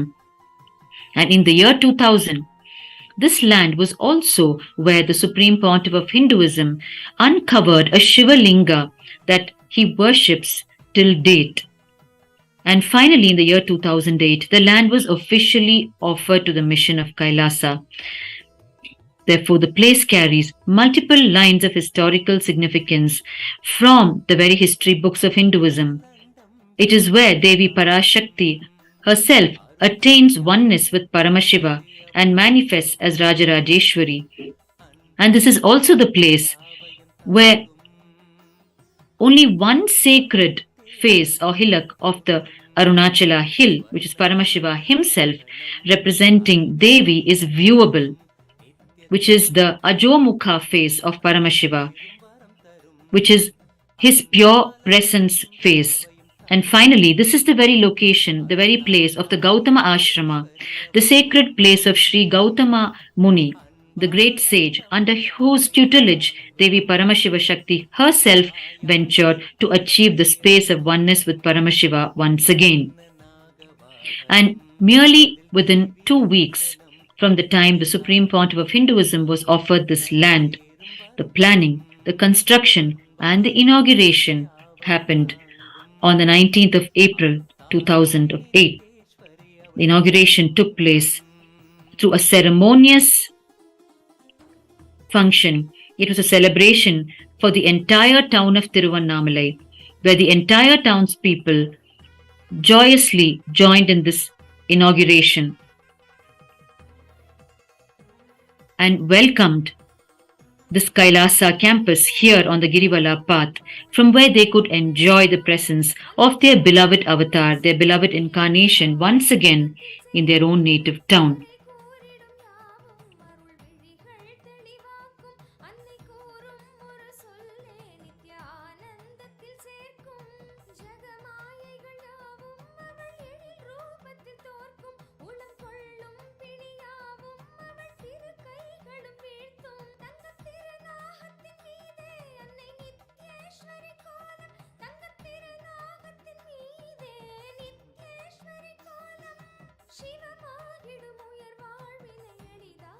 After the ceremonious inauguration of Kailasa and Tiruvannamalai on the mountain path from where the Aushadha Annadhan is happening today, the Supreme Pontiff of Hinduism started restoring the spiritual strength of the people of Tiruvannamalai through various spiritual programs, conventions, and ritualistic initiations like the Shiva Diksha and the Vishesha Diksha, which are the two levels of initiation in the worship of Paramashiva.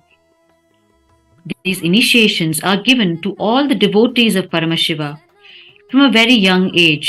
வேள்வியைச் செய்திடும் சக்தி தந்திடும் நாகத்தின் மீதந்த தாய் Today, the Supreme Pontiff of Hinduism offers these initiations செய்திடும் சக்தி at these traditions as the mainstream lifestyle once again,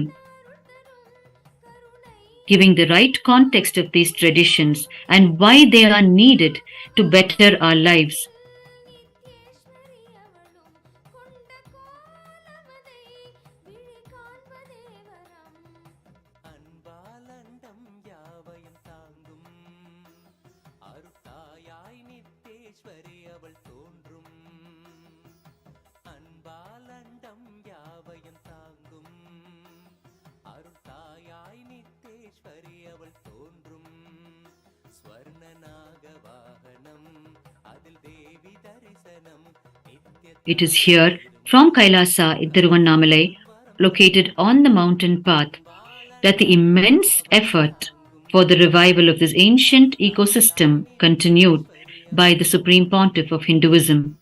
In all areas of Vedic culture and lifestyle, the Supreme Pontiff of Hinduism contributed to the life of each individual in Tiruvannamalai and guaranteed that no one in the kingdom of Tiruvannamalai was forced to feel homeless or desperate or hungry. The Kailasa in Tiruvannamalai became a stable source of food for the hungry through massive efforts to eradicate any hunger in the city.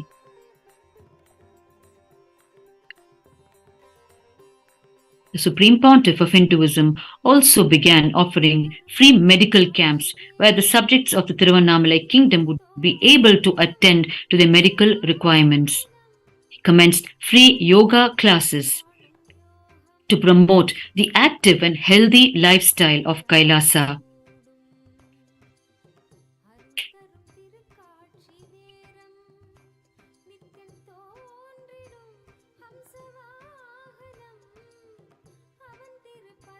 In its divine fold, Kailasa has various farmlands in Tiruvannamalai, and in all of these farmlands, the organic agriculture is promoted by the Supreme Pontiff of Hinduism.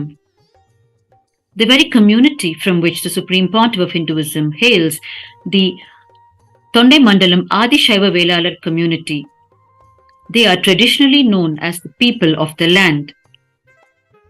And as per the tradition, the Supreme Pontiff of Hinduism has made organic agriculture one of the 5 important pillars of Kailasa as the standard of every Kailasa ecosystem, whether in a small scale home garden or as a full-fledged farm, the organic agriculture happens.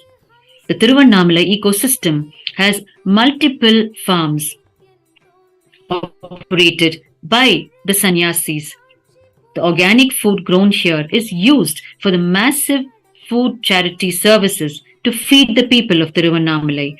And this happens not only in the ecosystem of Tiruvannamalai, but in all the Kailasa ecosystems established by the Supreme Pontiff of Hinduism worldwide.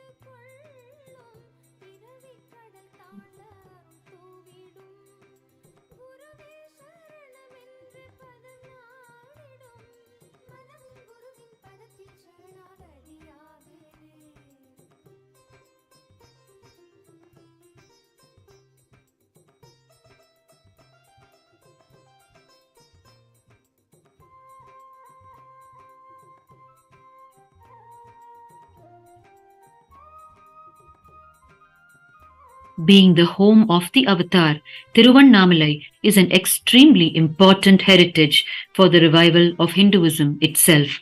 Despite the continued attacks against the land and its people, today Kailasa Tiruvannamalai is continuing its service to humanity without a break in the quality or the quantity of services provided, with only a steady increase in both the quality and the quantity.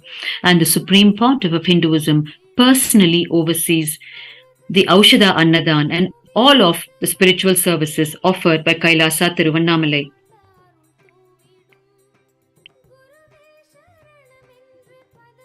Through the extreme, sincere hard work and dedication of the Supreme Pontiff of Hinduism towards humanity, today the temple monastery complex here in Kailasa and Tiruvannamalai on the mountain path is a strength for the revival of Hinduism itself.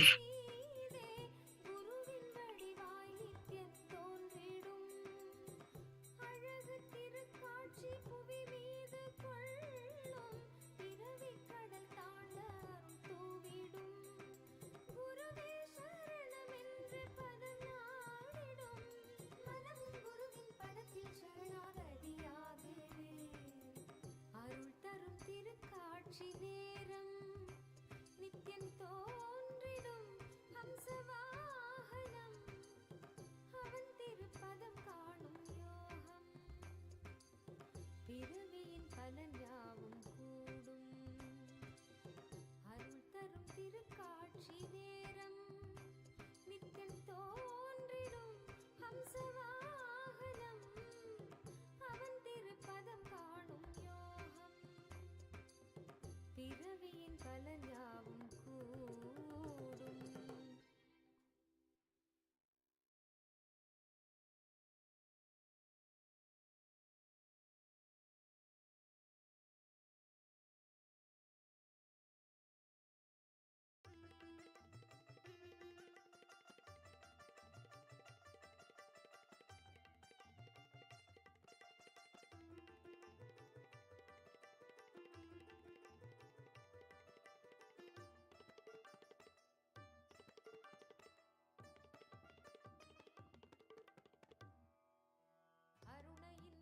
The sacred service of serving Aushadha Annadhan, food infused with divine energy, continues in Tiruvannamalai.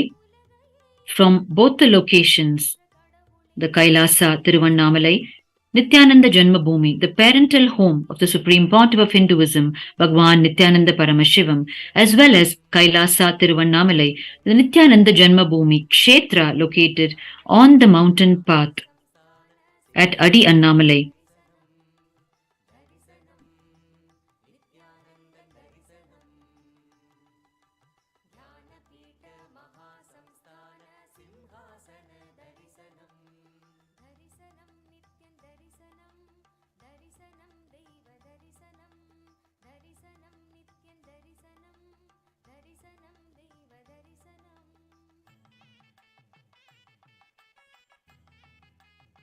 Over the course of history, the hub of Tiruvannamalai, the spiritual nerve center, has remained a spiritual and religious kingdom, a place that continuously generates great enlightened beings who would nurture the overall welfare of the people and their conscious breakthroughs.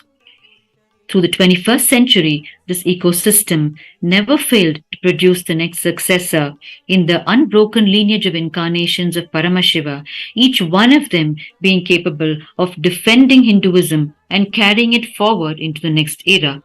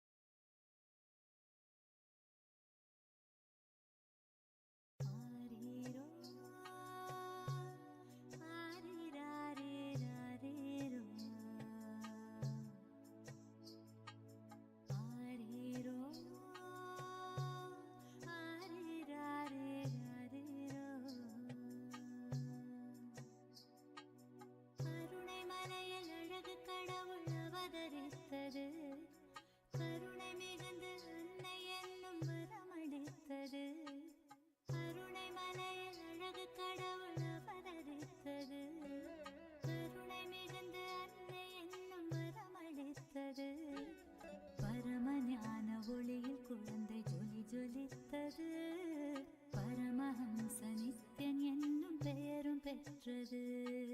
பரமஞான ஒளியில் குழந்தை ஜொலி ஜொலித்தது. பரமஹம்ச நித்யன் என்னும் பெயரும் பெற்றது. அருணை மலையில் அழகு கடவுள் அவதரித்தது. அருணை மலையில் அழகு கடவுள் அவதரித்தது. கடவுள் அவதரித்தது. கடவுள் அவதரித்தது.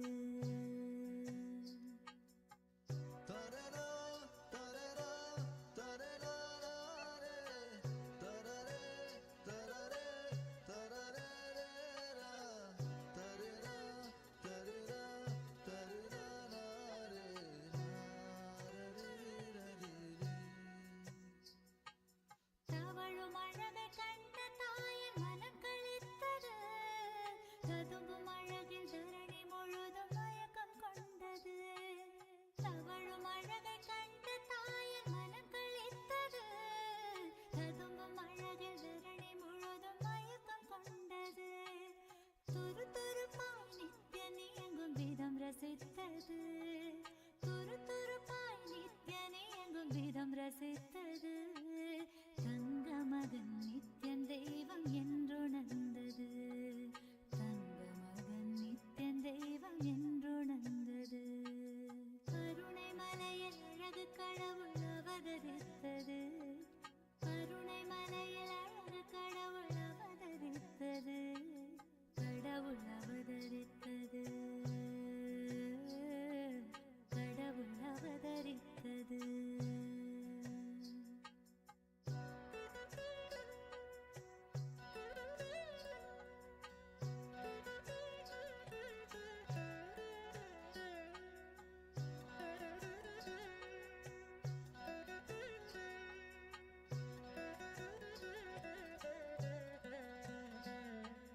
பாலகனாம் நித்யன் பக்தி ரசத்தில் மூழ்கிட. பளிங்கு முகம் புன்னகையில் பூத்து மலர்ந்திட. பாலகனாம் நித்யன் பக்தி ரசத்தில் மூழ்கிட. பளிங்கு முகம் புன்னகையில் பூத்து மலர்ந்திட. பார்த்த எந்தன் வாழ்வே பரவசத்தில் ஆழ்ந்திட. பார்த்த எந்தன் வாழ்வே பரவசத்தில் ஆழ்ந்திட. பூமி காக்கும் நித்யனை நான் வாரி அணைத்திட. பூமி காக்கும் நித்யனை நான் வாரி அணைத்திட. அருணை மலையில் அழகு கடவுள் அவதரித்தது. அருணை மலையில் அழகு கடவுள் அவதரித்தது. கடவுள் அவதரித்தது. கடவுள் அவதரித்தது.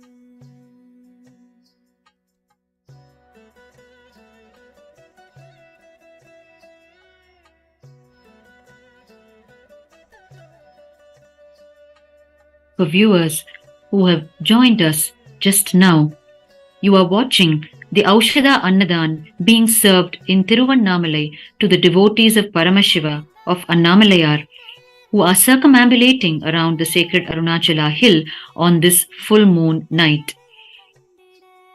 Tiruvannamalai is the hometown of the Supreme Pontiff of Hinduism, Bhagwan Nithyananda Paramashivam. And here, in his very own hometown, the Supreme Pontiff of Hinduism is reaching out to people through serving them the Aushadha Annadhan, food infused with Aushadha, sacred herbs, which is conducive for the conscious growth of the individuals who consume it. And this Aushadha Annadhan is being served from 2 locations in Tiruvannamalai. The first being the very parental home of the Supreme Pontiff of Hinduism on Tiruvudal Street, where Bhagwan, the Supreme Pontiff of Hinduism, lived the first 15 years of his life on the planet. And the second location is from KAILASA, Tiruvannamalai, the Nithyananda Jenma Bhoomi Kshetra, located on the mountain path around the sacred Arunachala hill, which was inaugurated by the Supreme Pontiff of Hinduism in the year 2008. From both of these locations, the Aushadha Annadhan is being continuously served to the people through this full moon night and will continue until the last devotee of Annamalayar has completed the circumambulation around the sacred Arunachala hill. the Arunachala hill, is the very embodiment of Paramashiva. The very hill is Paramashiva himself in hill form. And it is Paramashiva's promise to humanity to be available in this sacred land of Tiruvannamalai in three forms, as the sacred Arunachala hill and as the Arunachaleshwara linga, the Shiva linga inside the Arunachaleshwara temple, and as a living incarnation through an unbroken lineage of incarnations. And the supreme pontiff of Hinduism, Bhagwan Nithyananda Paramashivam, is the current living incarnation of Paramashiva in Tiruvannamalai.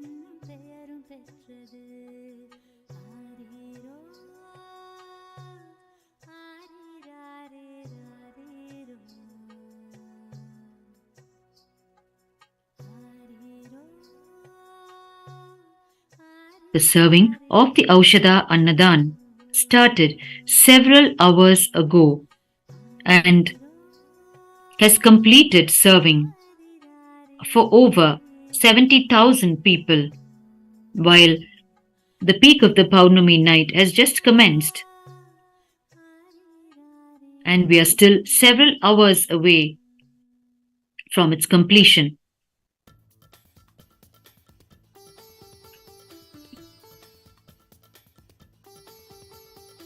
Almost 1.5 lakh people are served this Aushadha Annadhan every Pournima night from both the locations in Tiruvannamalai.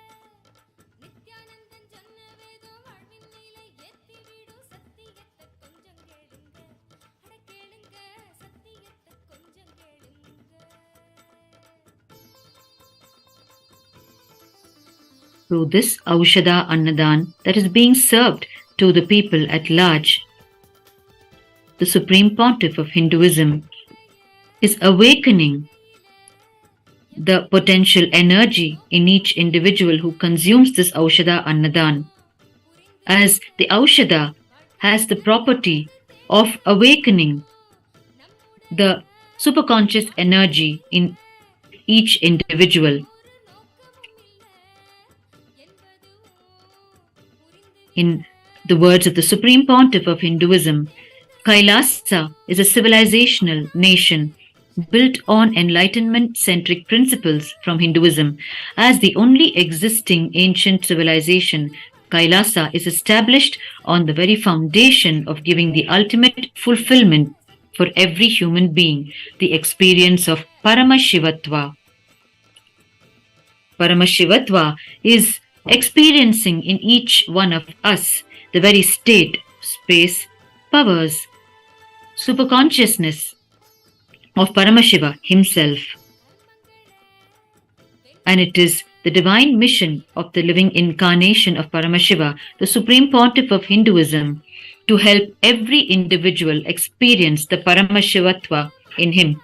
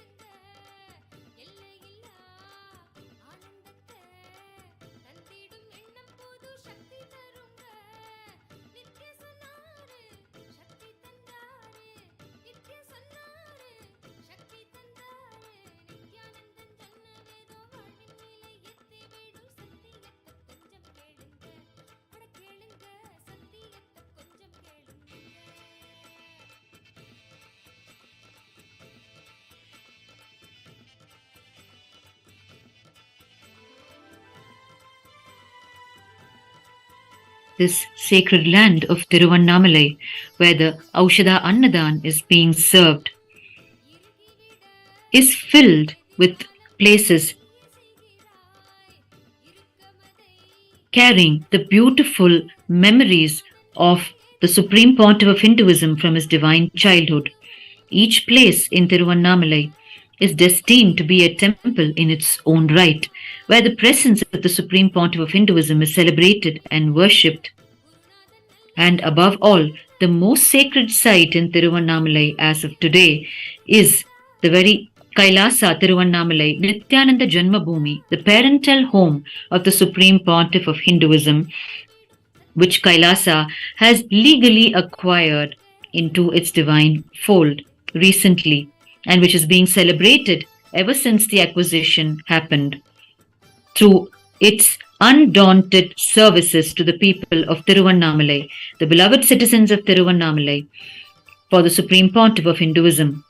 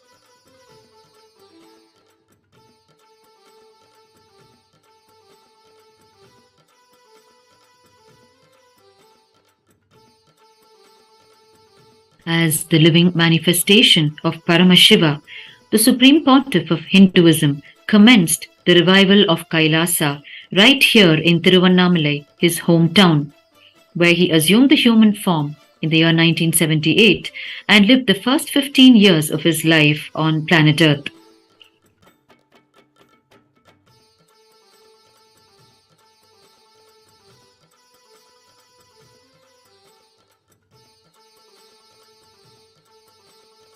When the Supreme Pontiff of Hinduism was 16 years of age, and as the year 1995 was approaching, the gurus of the Supreme Pontiff of Hinduism determined that he was indeed ready for the mission of reviving Kailasa.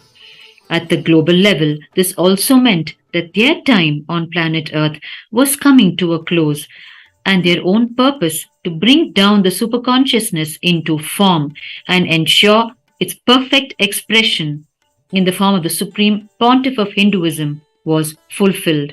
Therefore, in 1994, the gurus of the Supreme Pontiff of Hinduism coronated him as the successor of the Arunagiri Yogeshwara Arunachala Sarvagnya Pita, the kingdom of Tiruvannamalai, through the ceremonious Yoga Pattabhishekam, the official coronation ceremony, thus officially recognizing the Supreme Pontiff of Hinduism as the next incarnation in this sacred, unbroken lineage of incarnations of Paramashiva in Tiruvannamalai.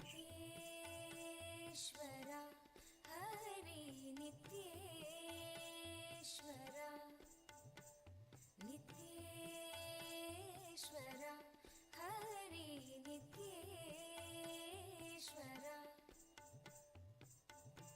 सिद्धिप्रदायक विघ्नविनाशक Siddhivinayak नित्यपुरीश नित्येश्वरा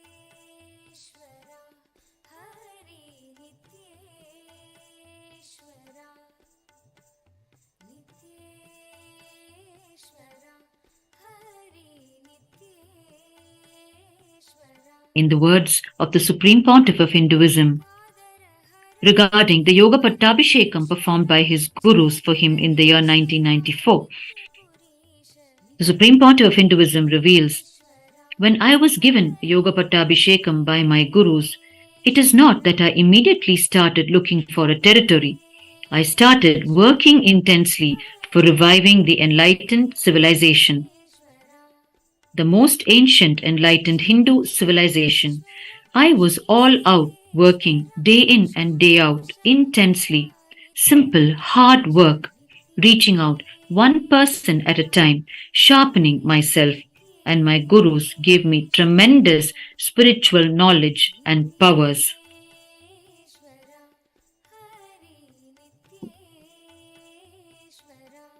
The Kailasa nation is the culmination of the extreme hard work of the Supreme Pontiff of Hinduism right from his birth here in Tiruvannamalai, in his hometown, in the year 1978. And we are all poised to celebrate the 47th year commencement of the happening of the Supreme Pontiff of Hinduism on the planet. The 47th birthday celebrations of the Supreme Pontiff of Hinduism, which commences tomorrow with the grand Dwajarohana ceremony, the ceremony of flag hoisting marking the commencement of the Nithyananda, the 21-day festival that celebrates the happening of the Supreme Pontiff of Hinduism on the planet. The actual birth date falls on the 5th of January.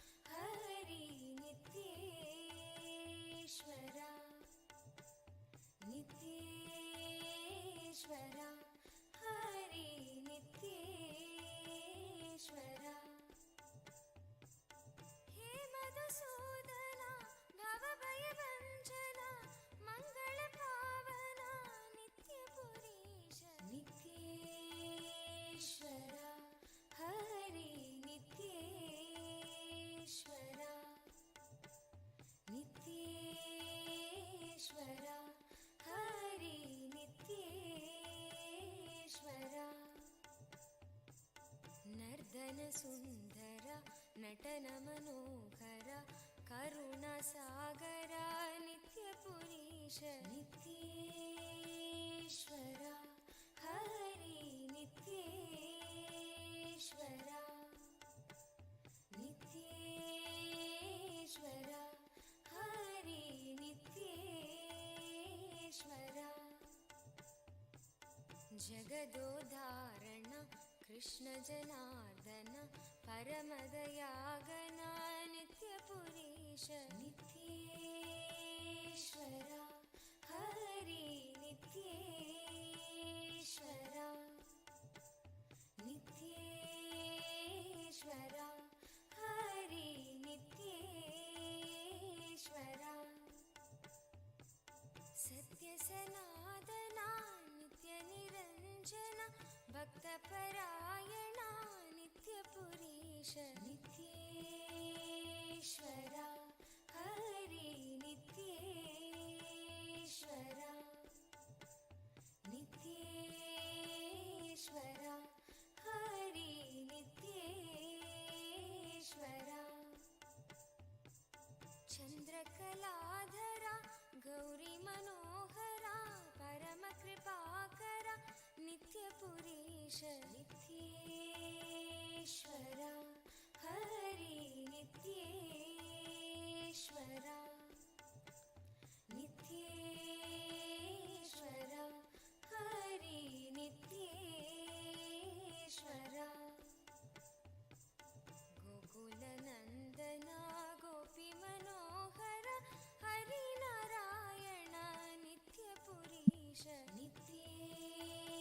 Hari नित्येश्वरा नित्येश्वरा Hari नित्येश्वरा बन्ध विमोचना पाप संहारक पतित पावना नित्य पुरीश नित्येश्वरा பாடல் இந்த KGR ஆஃபீஸ்ல அவங்க ரசிச்சவர். नित्येश्वरा हरि नित्येश्वरा चन्द्रशेखरा पन्नगभूषण निखिललोचना नित्यपुरीश பகவான் நித்யானந்த பரமசிவம் அவர்கள் அவதரித்த சைத்திரமான திருவண்ணாமலையிலிருந்து இப்பொழுது நேரலையில் நாம் பார்த்து கொண்டிருக்கின்றோம். பகவான் அவர்கள் பிறந்த இல்லமான ஸ்ரீ நித்யானந்த ஜென்ம பூமியில்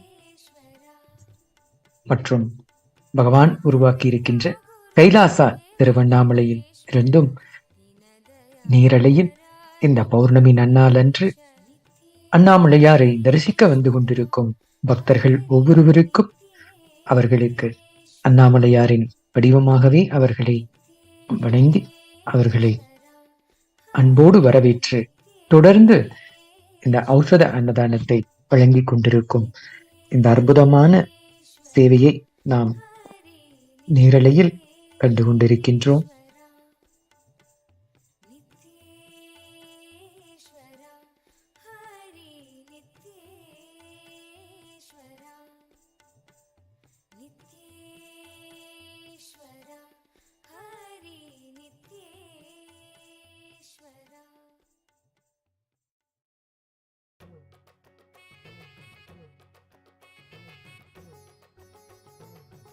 இதுவரை இங்கு பகவான் பிறந்த இல்லமான ஸ்ரீ நித்யானந்த ஜென்ம பூமியில் 54,000 நபர்களுக்கு இந்த ஔஷத அன்னதானம் வழங்கியிருக்கின்றது. அதேபோல் இங்கு கைலாசா திருவண்ணாமலை கிரிவல பாதையில் அமைந்திருக்கும் பகவான் இந்த கைலாசத்தில் 57,000 நபர்களுக்கு மேல் தொடர்ந்து இந்த ஔஷத அன்னதானத்தை பெற்றுக் கொண்டிருக்கிறார்கள். இது இன்றைய தினம் பௌர்ணமி முழுவதுமாக அடுத்து வருகின்ற 24 மணி நேரமும் தொடர்ந்து இந்த ஔஷத அன்னதானம் அண்ணாமலையாரை தரிசிக்க வருகின்ற பக்தர்கள் ஒவ்வொருவருக்கும் இங்கு மிகவும் சிறப்பான முறையில் அவர்களுக்கு வழங்கிட இங்கு பகவான் தீட்சை பெற்ற சீடர்கள் சன்னியாசினிகள் எல்லோரும் தொடர்ந்து இந்த சேவையை செய்து கொண்டிருக்கின்றார்கள். பகவான் அவர்கள் கைலாசா திருவண்ணாமலை உருவாக்கியதன் நோக்கத்தை நம் எல்லோருக்கும் விளக்கும் பொழுது இங்கு கைலாசா திருவண்ணாமலை உருவாக்கியதன் நோக்கமே இங்கு அண்ணாமலையாரை தரிசிக்க வருகின்ற பக்தர்கள் ஒவ்வொருவருக்கும் அவர்களை அண்ணாமலையாரின் வடிவங்களே என்பதை உணர்ந்து வருகின்ற ஒவ்வொரு நபருக்குமே எல்லா விதமான சேவைகளையும் செய்ய வேண்டும் என்பதே இந்த கைலாயம் உருவாக்கியதன் நோக்கம் என்று பகவான் கூறியிருக்கின்ற இந்த சத்தியத்தை நிறைவேற்றும் விதமாக தொடர்ந்து இங்கு பகவான் பிறந்த இல்லமான ஸ்ரீ நித்யானந்த ஜென்ம பூமியிலும் மற்றும் கிரிவல பாதையில் அமைந்திருக்கும் கைலாசா திருவண்ணாமலை ஆகிய 2 இடங்களிலுமே தொடர்ந்து இந்த ஔஷத அன்னதான சேவை வருகின்ற பக்தர்களுக்கு அண்ணாமலையாரின் அடியார்களுக்கு அடியார்க்கும் அடியார்க்கும் அடியார்க்கும் அடியேன் என்று கூற்றிற்கு ஏற்ப வருகின்ற ஒவ்வொருவருக்கும் நாம் செய்கின்ற இந்த சேவையானது அண்ணாமலையாருக்கே செய்கின்ற சேவையாக நாம் ஆழமான பக்தி உணர்வோடு இந்த சேவையை தொடர்ந்து கைலாசா திருவண்ணாமலை செய்து கொண்டிருக்கின்றது. இங்கு இந்த அன்னதான சேவையில் அவர்கள் பெற்ற இந்த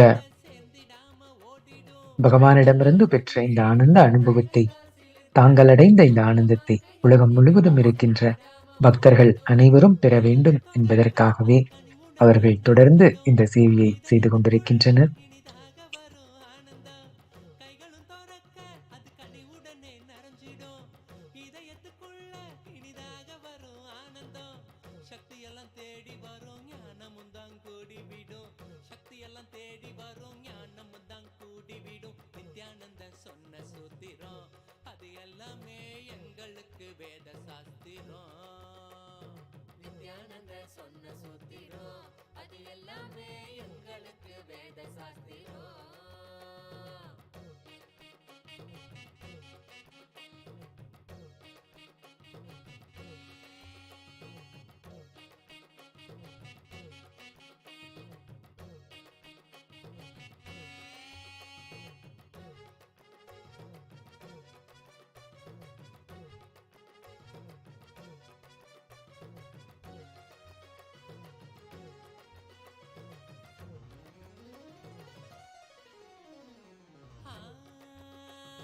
சொர்க்கலோகம் என்பதும் நரகலோகம் என்பதும் வெளியில் தானே உள்ளதுன்னு வீணாகத்தான் தேடினோம். சொர்க்கலோகம் என்பதும் நரகலோகம் என்பதும் வெளியில் தானே உள்ளதுன்னு வீணாகத்தான் தேடினோம்.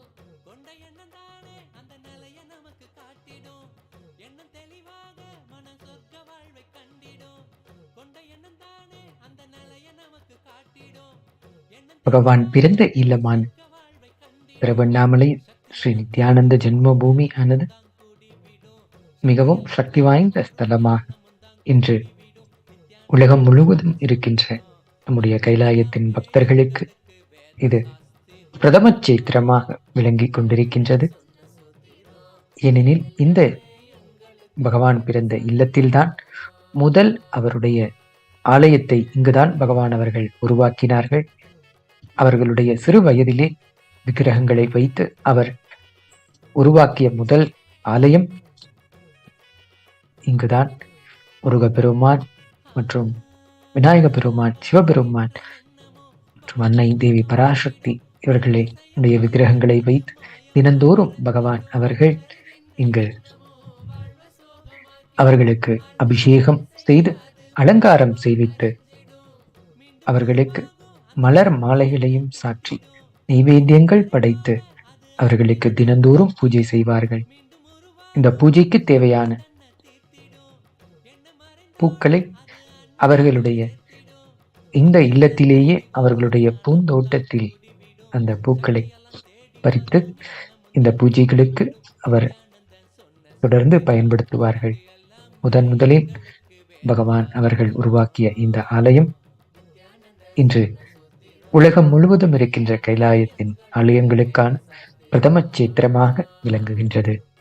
இங்குதான் பகவான் அவர்கள் அந்த முதல் ஆலயத்தையும் உருவாக்கி அந்த தெய்வ விக்கிரகங்களுக்கு நைவேத்தியம் படைக்கும் இடமாக முதல் மடப்பள்ளி, தெய்வ விக்கிரகங்களுக்கு உணவு சமைக்கும் இடமே மடப்பள்ளி என்று அழைக்கப்படும். இந்த முதல் மடப்பள்ளியும் உருவாக்கிய இடம் இங்கு ஸ்ரீ நித்யானந்த ஜென்ம பூமியில்தான். பகவான் அவர்கள் தொடர்ந்து 17 வருடங்கள் அவர்கள் வளர்ந்து வாழ்ந்த இல்லமான ஸ்ரீ நித்யானந்த ஜென்ம பூமி இன்று கைலாயத்தின் பாகமாக இருப்பது நமக்கெல்லாம் கிடைத்த மிகப்பெரிய பொக்கிஷமாகும்.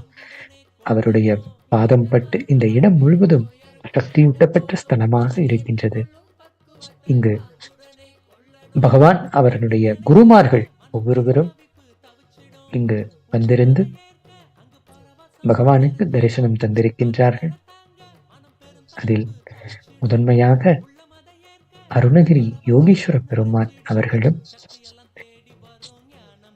இங்கு பகவான் பிறந்த இல்லத்திற்கு வந்திருந்து தரிசனம் தந்திருக்கின்றார்கள். தரிசனம் தந்ததோடு அவரும் இங்கு பகவான் இல்லமான ஸ்ரீ நித்யானந்த ஜென்ம பூமியில் உணவை அருந்திவிட்டு சென்றிருக்கிறார்கள். இந்த சக்தி வாய்ந்த ஸ்தலமான இந்த இடத்திலே அருணகிரி யோகீஸ்வர பெருமான் உணவை அருந்திவிட்டு சென்ற அதே ஸ்தலத்தில் இப்பொழுது இன்று பௌர்ணமி தினம் தன்று 1,00,000 நபர்களுக்கு ஏறத்தாழ இங்கு ஔஷத அன்னதானத்தை தொடர்ந்து வழங்கிக் கொண்டிருக்கிறார்கள். பகவானுக்கு அருணகிரி யோகீஸ்வர பெருமான் அவர்கள் தரிசனம் தந்தபோது பகவானினுடைய வயது 9 வயது. அந்த சிறு வயதில் பகவானோடு 9 மாதங்கள் அருணகிரி யோகீஸ்வர பெருமான் அவர்கள் உடனே வாழ்ந்திருந்தார்கள். பகவானுக்கு எல்லா விதமான சக்திகளையும் தீட்சையின் மூலமாகவே பகவானுக்கு வழங்கினார்கள். இந்த அருணகிரி யோகீஸ்வர பெருமான் சிறு வயதில் பகவானுக்கு அளித்திருந்த இந்த காட்சியை பகவான் அவர்கள் பெற்ற இந்த அனுபூதியை மக்கள் எல்லோரும் பெற வேண்டும் என்பதற்காகவே இந்த அத்வைத அனுபூதியை பற்றி பகவான் அவர்கள் இந்த தியான முகாம்களில் அவர் பெற்ற அந்த அத்வைத அனுபூதியை நம்மிடமும் தீட்சையின் மூலமாகவே நம் அனைவருக்கும் பகிர்கின்றார்கள். இன்று துவங்கியிருக்கின்ற இந்த பரமசிவோகம் தியான முகாமில் பகவான் அருணகிரி யோகீஸ்வர பெருமானிடம் அவர் பெற்ற அந்த அத்வைத அனுபூதியை நாம் எல்லோரும் பெறும் விதமாக அவர் நம் எல்லோருக்கும் தரிசனம் தந்து தீட்சையின் மூலமாகவே நமக்கும் அந்த அத்வைத அனுபூதியை பெற இருக்கின்றார்கள். இந்த பரமசிவோகம் தியான வகுப்பில் கலந்து கொண்டு நாமும் நேரடியாக பகவானிடமிருந்து இந்த அத்வைத அனுபூதியை பெற முடியும்.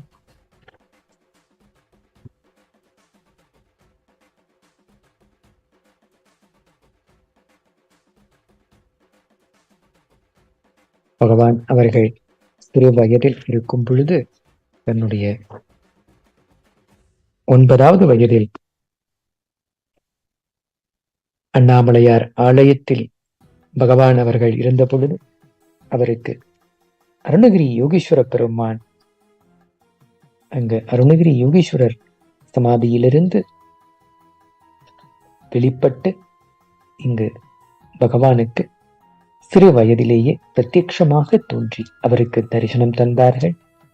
தரிசனம் தந்து தொடர்ந்து 9 மாதங்கள் பகவானுடனே வாழ்ந்தார்கள். நித்தமும் பகவானின் அந்த 9வது வயதில் அவர்களுடைய ஒவ்வொரு நாள் அனுபவத்தையும் அருணகிரி யோகீஸ்வரர் அவரிடமிருந்து பெற்ற அனுபவத்தை நம் எல்லோருக்கும் தியான சத்சங்கங்கள் மூலமாக நமக்கு அருளி இருக்கின்றார்கள். அருணகிரி யோகீஸ்வர பெருமான் அவர் பரமசிவ பரம்பொருளின் வடிவமே. அருணகிரி யோகீஸ்வர பெருமானின் வாரிசாக பரமசிவ பரம்பொருளின் நிஜ அவதாரமாக நமக்கு கிடைத்திருக்கின்ற குரு பகவான் ஸ்ரீ நித்யானந்த பரமசிவம் அவர்கள். அவருக்கு அருணகிரி யோகீஸ்வர பெருமானிடம் கிடைத்திருந்த இந்த இனிமையான அனுபவத்தை பால பருவத்திலே அவருக்கு கிடைத்த இந்த அனுபவத்தை அவரினுடைய வார்த்தையாக இங்கு நம்மிடம் பகிர்ந்திருக்கின்றார்கள். இந்த அற்புதமான நிகழ்வை ஆழமாக கேளுங்கள். இதை கேட்பதனாலேயே அந்த அத்வைத அனுபூதி பகவான் பெற்றிருக்கின்ற இந்த அத்வைத அனுபூதி நம் ஒவ்வொருவருக்குள்ளும் இந்த அனுபூதி ஆனது மலர்வதற்கான வாய்ப்பாக அமையும். பகவான் அவர்கள் அந்த சிறு வயதில் வீட்டில் என்ன அவர் செய்தாலும் அதை எடுத்துக்கொண்டு வந்து முதலில் அருணகிரி யோகீஸ்வர பெருமானுக்கு பகவான் வழங்குவார்கள். இதை அவரினுடைய வார்த்தையாக இந்த அற்புதமான நிகழ்வை பகிர்கின்றார். இதை ஆழமாக கேட்கவும். அதாவது வீட்டில் என்ன செய்தாலும் அதை கொட்டி கொண்டு வந்து அவருக்கு அருணகிரி யோகீஸ்வர பெருமானுக்கு கொடுப்பேன். அந்த சந்நியாசிக்கு கொடுப்பதற்காக வீட்டில் எனக்கு பெரிய பட்டமே உண்டு. வீட்டில் என்ன இருந்தாலும் சாமியார்களுக்கு சென்று போய்விடும். என் கையில் எதுவும் இருக்காது. வீட்டிலும் எது இருந்தாலும் சரி, அது பணமாக இருந்தாலும் சரி, துணியாக இருந்தாலும் சரி, வீட்டு சாமான்கள் எதுவாக இருந்தாலும் சரி, அனைத்தையும் எடுத்துக்கொண்டு போய் சாமியார்களிடம் கொடுத்து வந்து விடுவார். அதிலும் அருணகிரி யோகீஸ்வர பெருமான் என் உயிருக்கே நெருக்கமானவர். அதனால் வீட்டில் என்ன இருந்தாலும் அதை எடுத்துக்கொண்டு போய்விடுவேன். அவர் மிக அன்போடு நடந்து கொள்வார். என்ன சொல்வது, மகான் என்ற வார்த்தையெல்லாம் அப்பொழுது எனக்கு தெரியாது. அவர் ஒரு சந்நியாசி, ஒரு ஞானி, அவ்வளவுதான். அப்படித்தான் நினைத்து கொண்டிருந்தேன். இப்படியே ஒரு 6 மாதம் பழகி கொண்டிருந்தோம். இந்த உறவு வலுப்பட வலுப்பட அவர் பல்வேறு விதமான விஷயங்களை சொல்வார்கள். வாழ்க்கையை பற்றி, அதை பற்றி, இதை பற்றி என்று எல்லாவற்றையும் பற்றி சொல்வார்கள். அதை ஆழ்ந்து கேட்டுக்கொண்டிருப்பேன்.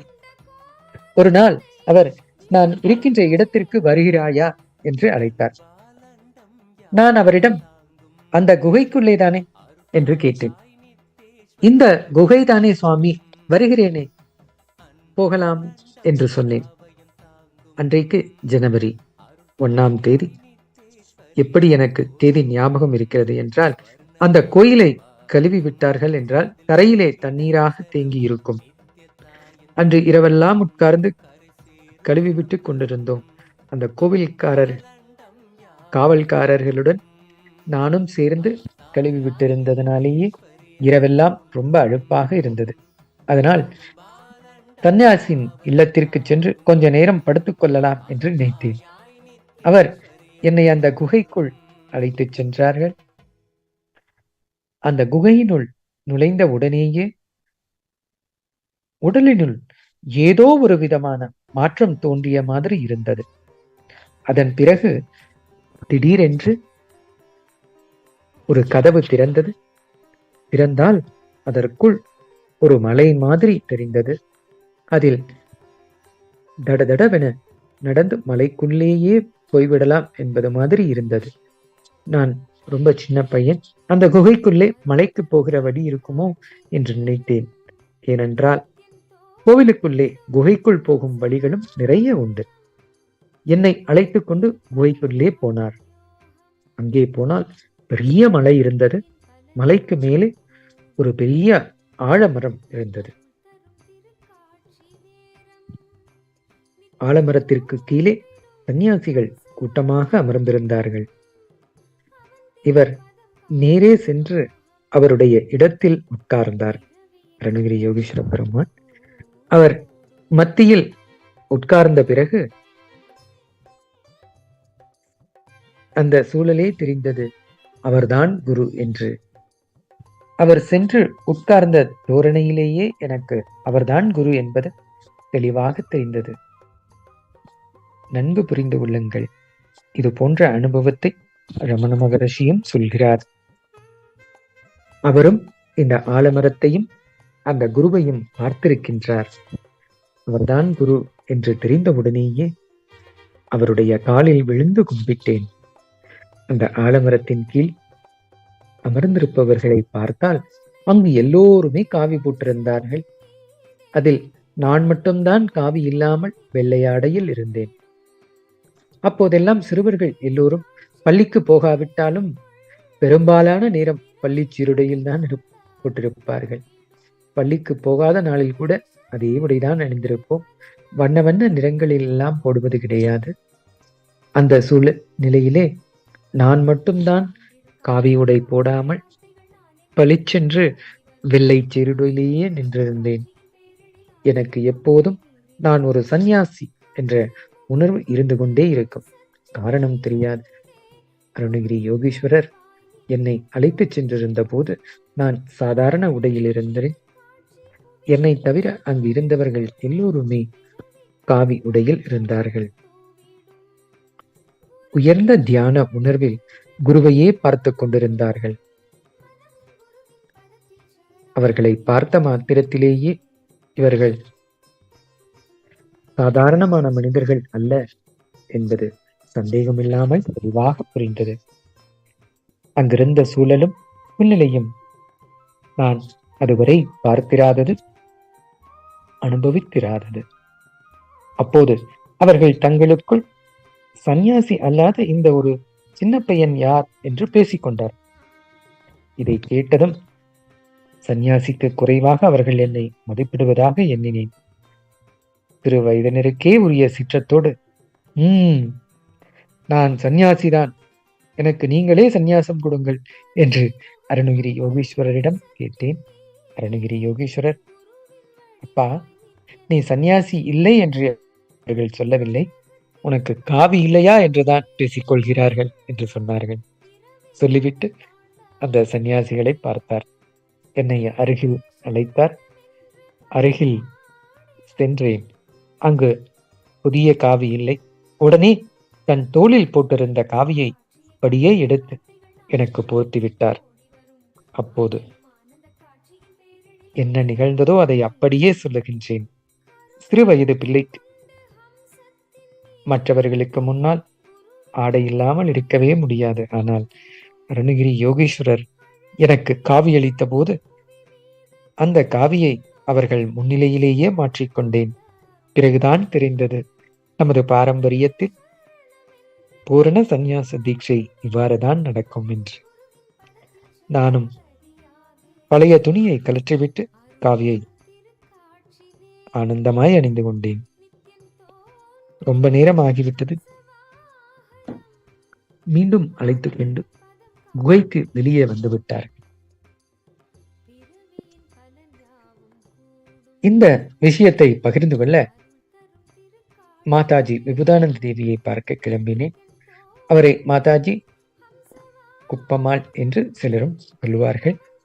மாதாஜி குப்பம்மாள் எனக்கு அப்போது குரு போன்று இருந்தார்கள். அவர்களிடம்தான் எல்லா விஷயங்களையும் போய் பகிர்ந்து கொள்வேன். இது மாதிரி எந்த ஆன்மீக அனுபவம் நடந்தாலும், வாழ்க்கையில் எது நடந்தாலும் அவரிடம்தான் சொல்வேன். அவரை மாதாஜி விபுதானந்த தேவி என்றுதான் நாங்கள் பேசிக்கொள்வோம். அவருடைய சந்நியாச தீக்ஷா நாமமும் அதுதான். இந்த நிகழ்ச்சியை சொல்வதற்காக மாதாஜியை நேராக சென்று பார்க்க போனேன். விபுதானந்த தேவியை நேரில் பார்த்தேன். மாதாஜி என்னை பார்த்ததும், இது என்ன காவி உடை என்று கேட்டார். உடனே நான், அம்மா, ஒரு சந்நியாசி எனக்கு இதை கொடுத்தார் என்றேன். மாதாஜி, எந்த சந்நியாசி உனக்கு காவி கொடுத்தார்? சந்நியாசி உனக்கு காவி கொடுத்தார் என்றால் நீ அவருடைய சிஷ்யனாகிவிட்டதாய் அர்த்தமாகிவிடுமே. நீ அவருடைய சீடனாகிவிட்டாயே, நீ எப்படி சந்நியாசம் வாங்கலாம் என்று அந்த மாதாஜி ஓவென்று சத்தம் போட்டார்கள். எனக்கு அப்பொழுதுதான் ஷாக்கடித்த மாதிரி இருந்தது. ஒன்றுமே புரியவில்லை. என்னடா இது, சந்நியாசம் கொடுத்ததாக சொல்றாங்க, இந்த அம்மாவிடம் ஏன் தான் வந்து சொன்னேனோ என்று நினைத்தேன். ஏனென்றால் இந்த மாதாஜி என்னை பாராட்டுவார்கள் என்றுதான் நினைத்தேன். ஆனால் ஏன் இப்படி இதை ஒரு பெரிய பிரச்சனையாக எடுத்துக்கொள்கிறார்கள் என்று எனக்கு ஒன்றுமே புரியவில்லை.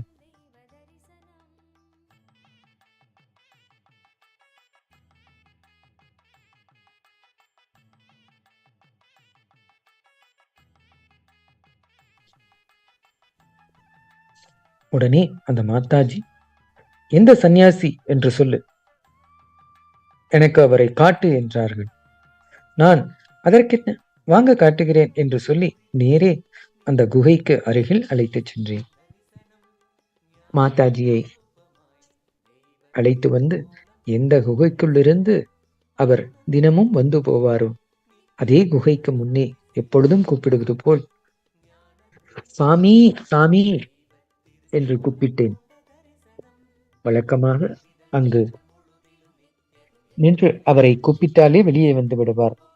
விபுதானந்த தேவி வந்த உடனேயே, சாமி வெளியில் வாங்க, விபுதானந்த தேவி வந்திருக்காங்க, உங்களை பார்க்கணும்னு சொல்றாங்க என்று கூப்பிட்டேன். ஒரு தரம் கூப்பிட்டேன், வரவில்லை. இரண்டாவது தரமும் கூப்பிட்டேன், வரவில்லை. அப்பொழுதும் வரவில்லை. விபுதானந்த தேவி மாதாஜிக்கு நான் எங்கிருந்தோ காவி துணியை திருடிக் கொண்டு வந்து விட்டேன் என்று பயம். அந்த அம்மா என் பாட்டியின் உறவினர், அதிலும் பாட்டியினுடைய தோழி. மாதாஜி உடனே, டேய், எந்த சன்னியாசி உனக்கு காவி கொடுத்தார்? எங்கேயாவது திருடிட்டு வந்தியா? பொய் சொல்றியா? என்று சொல்லி என்னை அடிக்க ஆரம்பித்து விட்டார்கள்.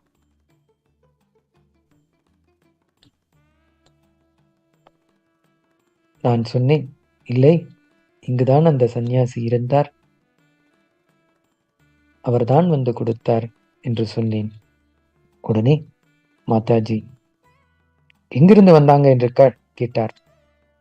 நான் அந்த குகையை காண்பித்து இங்கே இருந்துதான் வந்தாங்க என்று சொன்னேன்.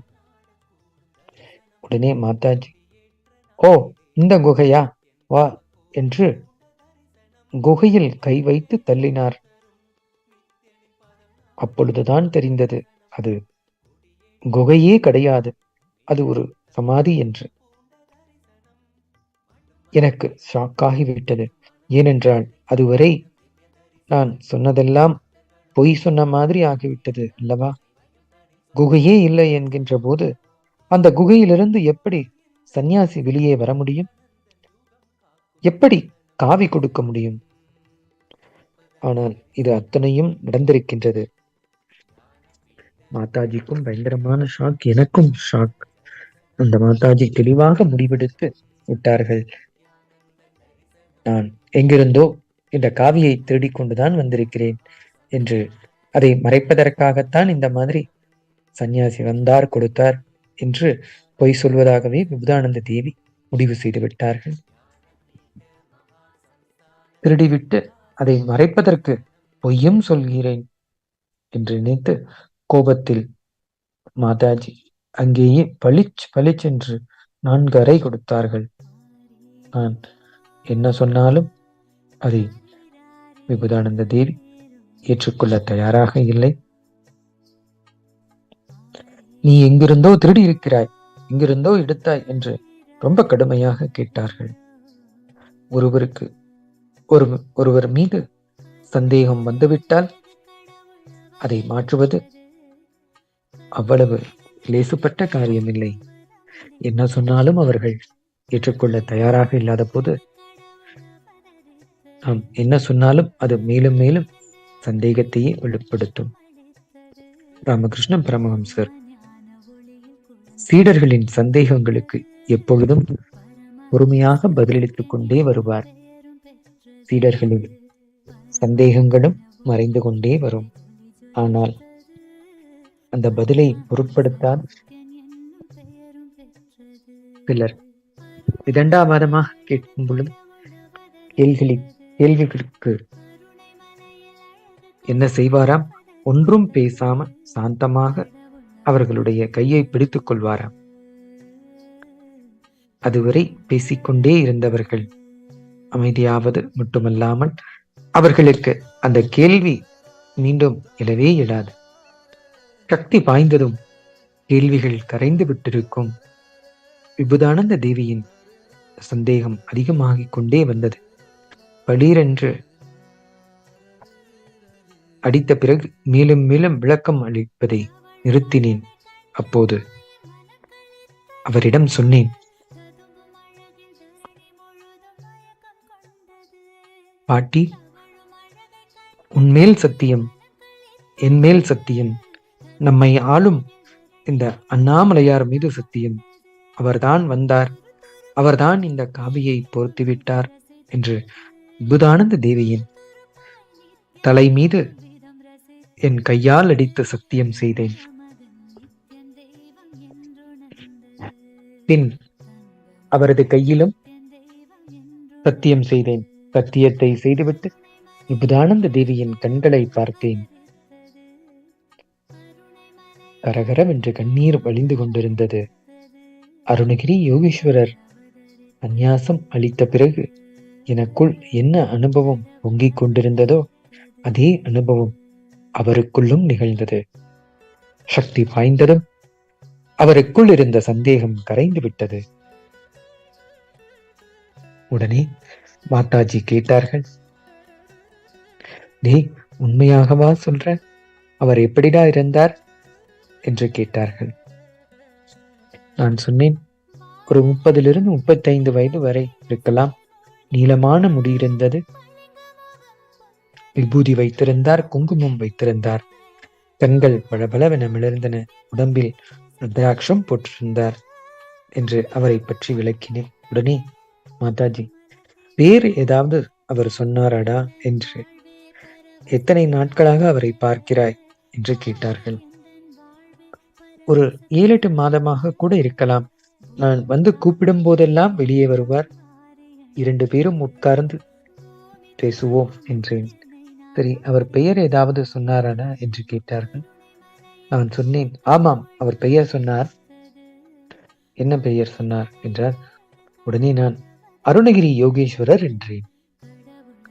நான் பெயரை சொன்ன உடனேயே அந்த அம்மா பளிச்சென்று என் காலில் விழுந்து கும்பிட்டார்கள். நன்றியுணர்வோடு என் காலில் சாஷ்டாங்கமாக விழுந்து வணங்கினார்.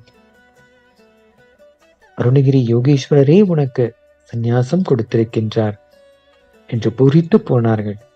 அதிலிருந்து அவர் என்னை சிறுவனாக பார்க்கும் பார்வை மாறியது.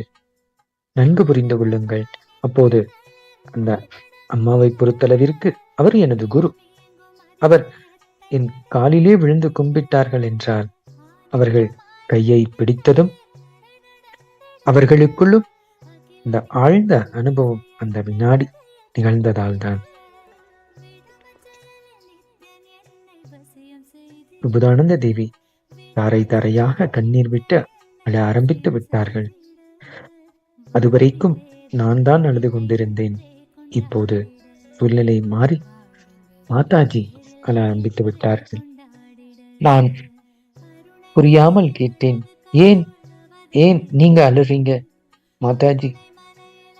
உனக்கு தெரியாதுடா, நாங்கள் யாரை பார்ப்பதற்காக யுகம் யுகமாக தவம் இருக்கின்றோமோ, காலம் காலமாக தவம் இருக்கின்றோமோ, அவருடைய சமாதிக்குள்ளிருந்து அவரே வந்து உனக்கு தரிசனம் கொடுத்திருக்கின்றார். அவரை பார்த்தது மட்டுமல்லாமல் அவரோடு விளையாடியும் இருக்கிறாய், அவரோடு பேசியும் இருக்கின்றாய், பழகி இருக்கின்றாய் என்று சொன்னார்கள். அவர் சொன்ன பிறகுதான் எனக்கு தெரிந்தது, 2000 ஆண்டுகளுக்கு முன்பு அங்கு சமாதி அடைந்த அருணகிரி யோகீஸ்வரர் என்பவர் பரமசிவ பரம்பொருளின் உதாரம் ஆவார் என்று. அருணகிரி யோகீஸ்வரர் சமாதி அடைந்து 2000 வருடங்களுக்கு மேல் ஆகிவிட்டது. அருணகிரி யோகீஸ்வரர் சமாதியின் மேல்தான் திருவண்ணாமலையின் ஆலயமே கட்டப்பட்டுள்ளது என்று அப்போதுதான் தெரிந்து கொண்டேன்.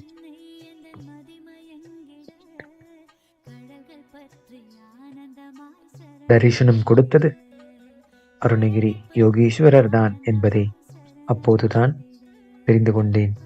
இதோடு கதை முடியவில்லை, இப்போதுதான் கதையே ஆரம்பிக்கப் போகிறது. மாதாஜி விபுதானந்த தேவிக்கு தாங்காத வியப்பு, ஆச்சரியம். ஏனென்றால் அவர்களுக்கு தெரியும் என்னால் பொய் சொல்ல முடியாது என்பது அவர்களுக்கு நன்றாக தெரியும். அதற்கு அடையாளமாய் ஒரு துணி வேற சாட்சியாக இருக்கிறது. அதற்கு பிறகு விபுதானந்த மாதாஜி உடனே போய்விட்டார்கள். ஆனால் எனக்கு என்ன கவலை என்றால், நான் இத்தனை நாட்களாக பார்த்து கொண்டிருந்த நபர் அன்று வராமலே போய்விட்டாரே என்றுதான். இவ்வளவு நாளாக கூப்பிட்ட உடனேயே வருவார், இந்த மாதாஜி வந்ததினால்தான் வரவில்லை என்று நினைத்தேன். ஒருவேளை நாம் இந்த ரகசியத்தை வெளியே சொல்லியிருக்க கூடாதோ? விபுதானந்த தேவியிடம் நான் சொன்னதினால்தான் கோபித்துக் கொண்டு வெளியே வராமல் இருக்கிறாரோ? ஏனென்றால் என்னை பொறுத்தமட்டில் அருணகிரி யோகீஸ்வரர் ஒரு சந்நியாசி. தினந்தோறும் நான் பார்த்து பழகி கொண்டிருந்த ஒருவர். விபுதானந்த தேவியை பொறுத்தமட்டில் அவர் எப்போதோ இறந்து போனவர், இப்போது வந்து தரிசனம் கொடுத்திருக்கின்றார். ஒரு ஜீவ சமாதி அடைந்த ஞானி வந்து தரிசனம் கொடுத்திருக்கிறார், அவ்வளவுதான். ஆனால் என்னை பொறுத்தமட்டில் அவர் வராமல் இருப்பது மிகப்பெரிய இழப்பு. அதுவும் ரொம்ப நாளாக பழகிய ஒரு ஆழ்ந்த ஈர்ப்புடைய தோழரை, ஒரு நண்பரை இழந்தால் எப்படி இருக்கும்? அதை விட ஆழமான இழப்பாக எனக்குள் இருந்தது. பக்தி ஸ்மரண தியான முகாமில் கலந்து கொண்டீர்கள் என்றால் அதில் மகாபாவத்தை பற்றி கேட்டிருப்பீர்கள். அதாவது 5 பாவங்களையும் தாண்டி தானே அதுவாக உணர்வது மகாபாவம். இந்த மகாபாவ தொடர்பு அவருக்கும் எனக்கும் இருந்தது. அந்த ரொம்ப ஆழமான தொடர்பு ஒரு 7-8 மாதத்திற்குள் ரொம்ப ஆழமாக உருவாகிவிட்டிருந்தது. அதாவது பள்ளி விடுமுறை விட்ட மே மாதத்திலிருந்து ஜனவரி மாதம் வரை, அப்படி என்றால் ஒரு 8 மாதத்தில் அந்த ஆழமான தொடர்பு உணர்ந்திருந்தது. சாமி சாமி என்று கூப்பிட்டாலும், அழுதாலும், சத்தமிட்டாலும் வரமாட்டேன் என்கிறார். இதனால் வரைக்கும் கூப்பிட்டால் உடனே வருவார். இப்போது மாதா குப்பம்மாள் அழைத்து வந்து கூப்பிட்டால் வரவே இல்லை. அதனால் அந்த அம்மா வீட்டிற்கு திரும்பியவுடன் துக்கம் தாழாமல் நான் ஓவென்று அழ ஆரம்பித்து விட்டேன். எதையோ இழந்த ஒரு துக்கம் என்னை வாட்டியது. நன்கு ஆழமாக புரிந்து கொள்ளுங்கள், துக்கம் என்றால் சாதாரண துக்கம் இல்லை. பாகவதத்திலே ஒரு கதை வருகிறது. ஒரு கோபிகைக்கு கிருஷ்ணருடைய புல்லாங்குழல் கீதம் வனத்திலிருந்து கேட்கிறது. கேட்ட உடனேயே வீட்டிலிருந்து கிருஷ்ணரை பார்ப்பதற்காக ஓடுகிறார். வீட்டின் நுழைவாயில் மாமியாரும் நாத்தனாரும் உட்கார்ந்திருக்கின்றனர். அவர்கள் இருவரும் எங்கே போகிறாய் என்று கேட்கின்றனர். இவளால் அவர்களை மீறி ஓடவும் முடியவில்லை. ஆனால் அவர்கள் தடுப்பதினால் போகாமலும் இருக்க முடியவில்லை. வீட்டின் நுழைவாசலை விட்டம் என்று சொல்லுவார்கள். அந்த நிலைப்படியை பிடித்துக்கொண்டு அப்படியே நிற்கிறாள். இந்த கதை ரொம்ப ஆழமான கதை. நிலைப்படியை பிடித்துக்கொண்டே அப்படியே நிற்கிறாள். கிருஷ்ணருடைய கானத்தை கேட்பதனால் அந்த இனிமையான புல்லாங்குழல் ஓசையை கேட்டவுடனேயே உடலில் ஏற்படுகின்ற ஆனந்தம், கிருஷ்ணனுடன் வாழ்ந்த அந்த நினைவுகள் மேலெழுந்து அதில் ஏற்படுகின்ற ஆனந்தத்திலே அவள் சொர்க்கத்தின் உச்சியை சில வினாடிகளில் தொட்டு விடுகிறார். அவளுடைய நல்ல கர்மங்கள் எல்லாம் அந்த சொர்க்க அனுபவத்திலேயே எரிந்து போய்விட்டதாம். போகவிடாமல் மாமியாரும் நாத்தனாரும் தடுப்பதினால் போக முடியவில்லை என்ற இந்த மாளாத துக்கத்தினால் நரகத்தின் உச்சியை சில வினாடிகள் அவர் பார்த்து விடுகின்றார். அவளின் எல்லாவித கெட்ட கர்மங்களும் இந்த நரக வேதனையில் எரிந்து போய்விட்டதாம். சுகபிரம்மம் மிக அழகாக இதை சொல்லுகின்றார். இது மாதிரி நல்ல கர்மமும் கெட்ட கர்மமும் சேர்ந்து எரிந்து போனதினால் அந்த இடத்திலேயே அவள் ஞானமடைந்து கீழே விழுந்தாள். நானும் அதே சூழ்நிலையில்தான் அன்று இருந்தேன். அதே மனநிலையில்தான் உருகி துடித்துக் கொண்டிருந்தேன். அங்கே அந்த அருணகிரி யோகீஸ்வரரை பார்த்து அந்த யோகியோடு 9 மாதம், அந்த 7-8 மாதங்கள் வாழ்ந்த அந்த நினைவு அலைகள் பொங்குவதினால் ஏற்படுகின்ற ஆனந்தம் ஒரு பக்கம். அதாவது உங்கள் உயிருக்கே ஒருவன் தோழனாக கிடைத்தால் எப்படி இருக்குமோ அந்த மாதிரி இருந்தது. உயிருக்கே ஒரு நண்பன் கிடைத்தால் எப்படி இருக்குமோ அந்த ஆனந்தம், அவரை நினைப்பதினாலேயே பொங்குகின்ற ஆனந்தம் ஒரு பக்கம். அவருக்கு துரோகம் செய்து விட்டோமோ, நினைத்ததற்கு எதிராக நடந்து விட்டோமோ, அதனால்தான் எவ்வளவு கூப்பிட்டாலும் அதன் பிறகு வரவே மாட்டேங்கிறாரோ என்கின்ற துக்கம் மறுபக்கம். அன்பு அதிகமானாலே அவருடைய அன்பை இழந்து விடுவோமோ என்கின்ற பயம் இருந்து கொண்டே இருக்கும். இந்த பயம் ஒரு பக்கம், ஆனந்தம் ஒரு பக்கம். அதனாலேயே நல்ல என் கர்மங்களும் எல்லாம் இருந்து போய்விட்டது. அவரோடு அந்த 9 மாதம் வாழ்ந்தது அந்த நினைவெல்லாம் நினைத்து நினைத்து பொங்குவதனாலேயே அந்த ஆனந்தத்தில் என்னிடமிருந்த நல்ல கர்மங்கள் எல்லாம் நிறைந்து விட்டன. இன்னொரு பக்கம் அவர் வராமலேயே போய்விடுவாரோ என்ற துக்கத்தில் உடலை சமைப்பதற்காக எடுத்து வந்த கெட்ட கர்மங்கள் அனைத்தும் எரிந்துவிட்டன.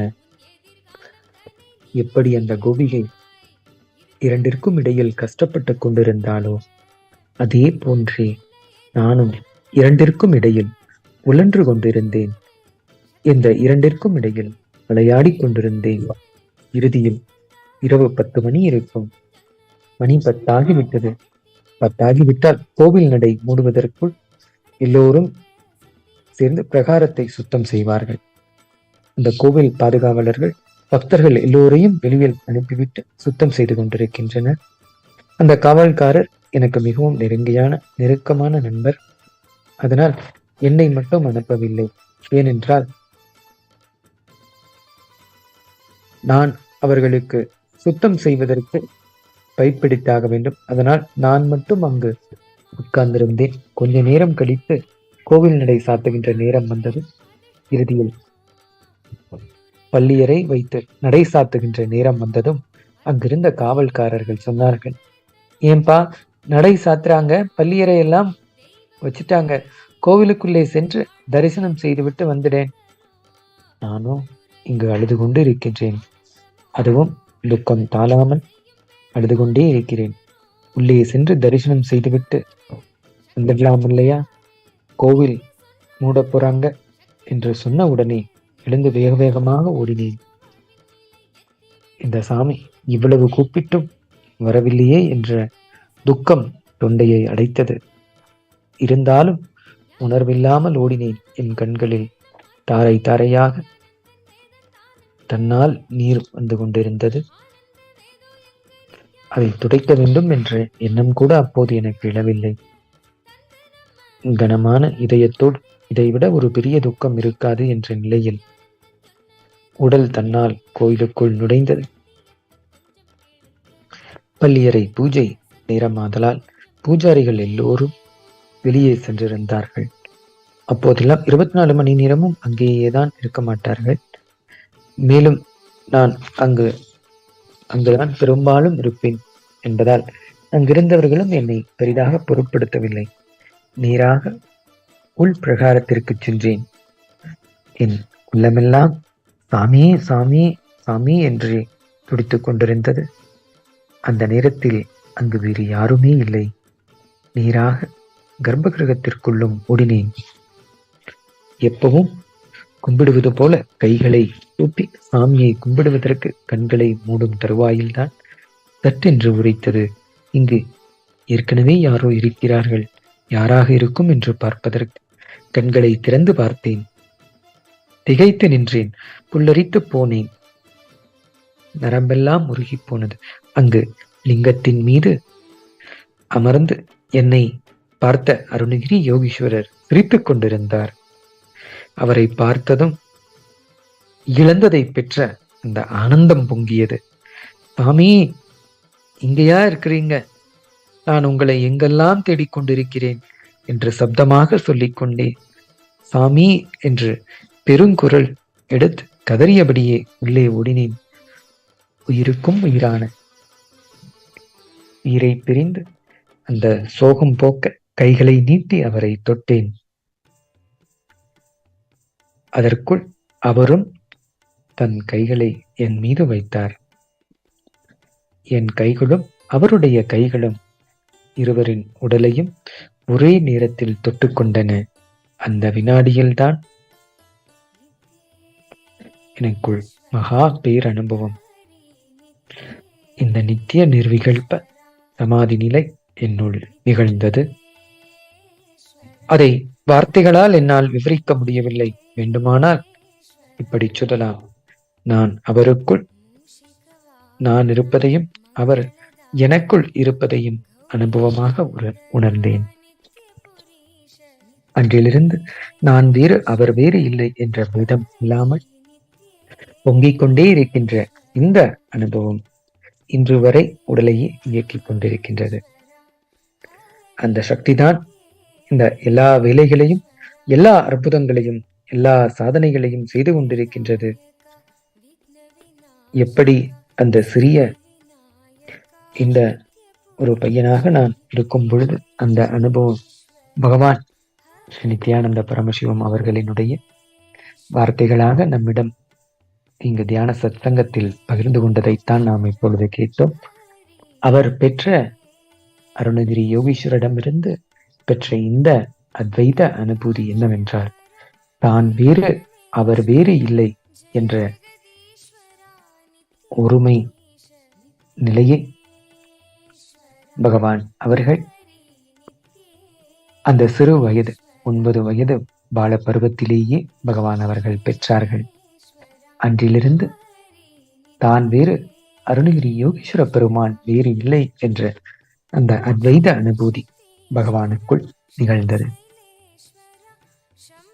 அன்றைய நாள்தான் ஜனவரி மாதம் 1ஆம் தேதி பகவான் அவர்கள் அவதரித்த தினமான அவதார பெருநாள் விழா. இந்த நன்னாளன்றி அவருக்கு தான் வேறு அருணகிரி யோகீஸ்வர பெருமான் வேறு இல்லை என்ற அந்த அத்வைத அனுபூதியையும் கிடைக்கப் பெற்றார்.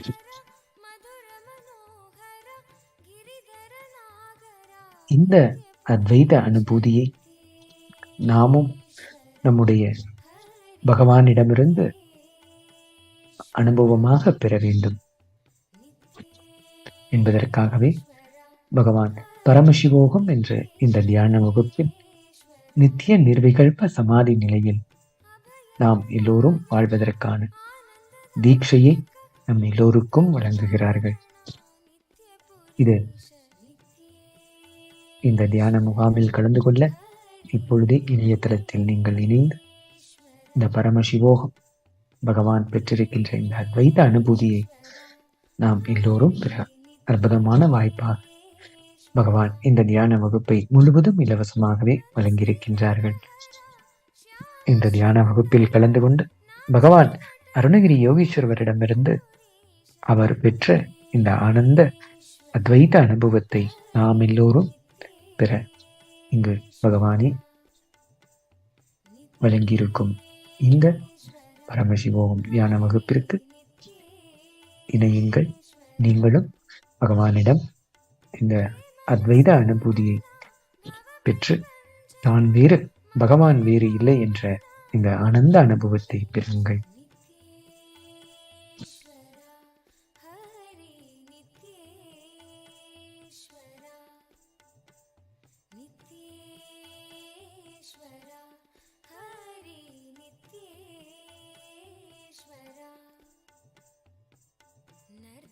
ಸುಂದರ ನಟನ ಮನೋಹರ ಕರುಣ ಸಾಗರ ನಿತ್ಯ ಪುರೀಶ ನಿತ್ಯೇಶ್ವರ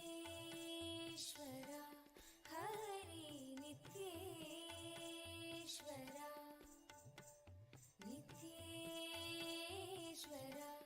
ಹರಿ ನಿತ್ಯೇಶ್ವರ ಜಗದೋಧಾರಣ ಕೃಷ್ಣ ಜನಾರ್ದನ ಪರಮದಯಾಗನ ನಿತ್ಯ ಪುರೀಶ ನಿತ್ಯೇಶ್ವರ ಹರಿ ನಿತ್ಯೇಶ್ವರ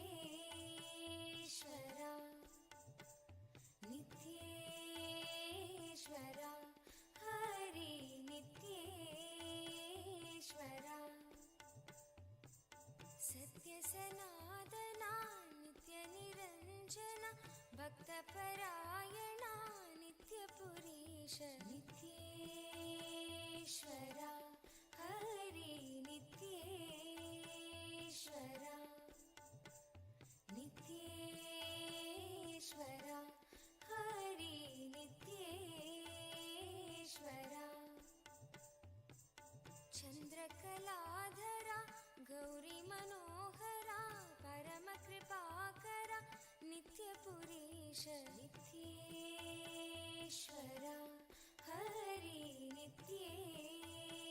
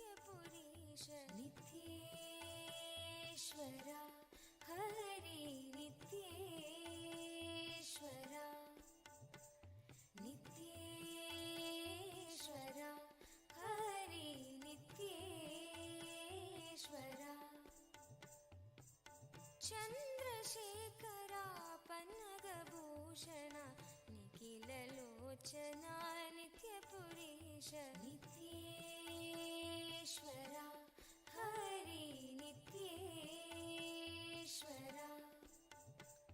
नित्येश्वरा हरि பகவான் நித்யானந்த பரமசிவம் அவர்கள் அவதரித்த சேத்திரமாம் திருவண்ணாமலையில் அவர் பிறந்த இல்லம் ஸ்ரீ நித்யானந்த ஜென்ம பூமியில் இருந்து இப்பொழுது நேரலையில் நாம் தரிசனம் செய்து கொண்டிருக்கின்றோம். இங்கு இந்த பௌர்ணமி நன்னாளில்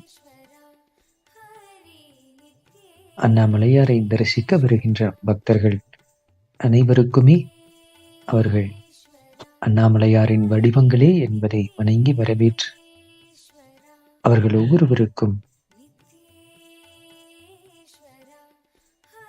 இந்த ஔஷத அன்னதானத்தை தொடர்ந்து வழங்கிக் கொண்டிருக்கிறார்கள். இதுவரை பகவான் பிறந்த இல்லமான ஸ்ரீ நித்யானந்த ஜென்ம பூமியில் 57,000 நபர்களுக்கு மேல் இந்த ஔஷத அன்னதானத்தை பெற்று பகவானிடம் தரிசனம் பெற்றிருக்கிறார்கள். அதேபோல் கிரிவல பாதையில் அமைந்திருக்கும் கைலாசா திருவண்ணாமலையிலும் தொடர்ந்து இந்த ஔஷத அன்னதானமானது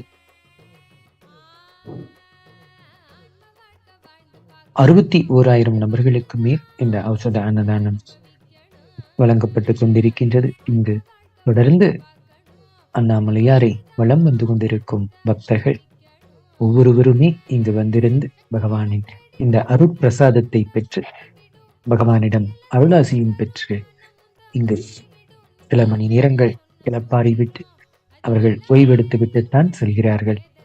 இந்த அற்புதமான நிகழ்வை நாம் நேரலையில் இங்கு கைலாசா திருவண்ணாமலையில் நாம் பார்த்து கொண்டிருக்கின்றோம். இந்த மாபெரும் சேவையில் நீங்களும் இதில் பாகமாக மாற முடியும். மாதந்தோறும் நடைபெறும் இந்த பௌர்ணமி திருநாளன்று நீங்களும் பகவான் பிறந்த இல்லமான ஸ்ரீ நித்யானந்த ஜென்ம பூமிக்கு வந்திருந்து உங்கள் கைகளாலேயே இந்த ஔஷத அன்னதானத்தை வருகின்ற பக்தர்கள் அனைவருக்கும் இந்த அன்னதான சேவையை செய்ய முடியும். ஒருவேளை இங்கு நீரில் வர இயலாதவர்கள் அவர்கள் இருந்த இடத்திலிருந்தே இந்த அன்னதான சேவையின் நீங்களும் பாகமாக மாற இந்த அன்னதான சேவை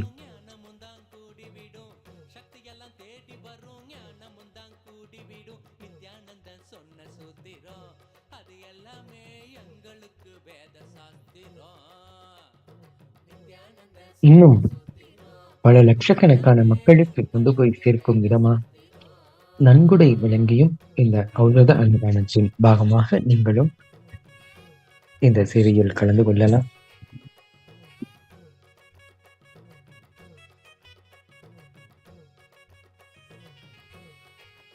இது இன்றைய பௌர்ணமி தினத்தோடு மட்டுமல்லாமல் தினந்தோறும் இங்கு அண்ணாமலையாரை தரிசிக்க வருகின்ற பக்தர்கள் அனைவருக்குமே 3 வேளையுமே இந்த ஔஷத அன்னதானமானது வழங்கப்படுகின்றது. பகவான் அவர்கள் இங்கு கைலாச திருவண்ணாமலையை துவங்கும் பொழுது அவைகளின் நோக்கமாக நம் எல்லோருக்கும் கூறியிருக்கின்ற இந்த சத்தியம் இங்கு கைலாயத்தை உருவாக்கியதே அண்ணாமலையாரை தரிசனம் செய்ய வருகின்ற பக்தர்கள் அவர்களுக்கு நாம் தொடர்ந்து அவர்கள் ஒவ்வொருவரையும் அண்ணாமலையாரின் வடிவங்களாகவே அவர்களை வணங்கி வரவேற்று அவர்களுக்கு எல்லா விதமான சேவைகளையும் செய்வதற்காகவே இந்த கைலாயத்தை பகவான் அவர்கள் உருவாக்கி இருக்கிறார்கள். இந்த சத்தியத்தை நிறைவேற்றும் இடமாக நாம் எல்லோரும் தினந்தோறும் நேரலையில் பார்க்கின்றதற்கு வாய்ப்பாக அமைந்திருக்கின்றது. பகவான் தொடர்ந்து செய்து கொண்டிருக்கும் இந்த சேவை அண்ணாமலையாரை தரிசிக்க வந்திருக்கும் பக்தர்கள் ஒவ்வொருவருக்கும் அவர்கள் அண்ணாமலையாரின் வடிவங்களே என்பதை உணர்ந்து அவர்களுக்கு தொடர்ந்து இந்த ஔஷத அன்னதானத்தை வழங்கிக் கொண்டிருக்கிறார்கள்.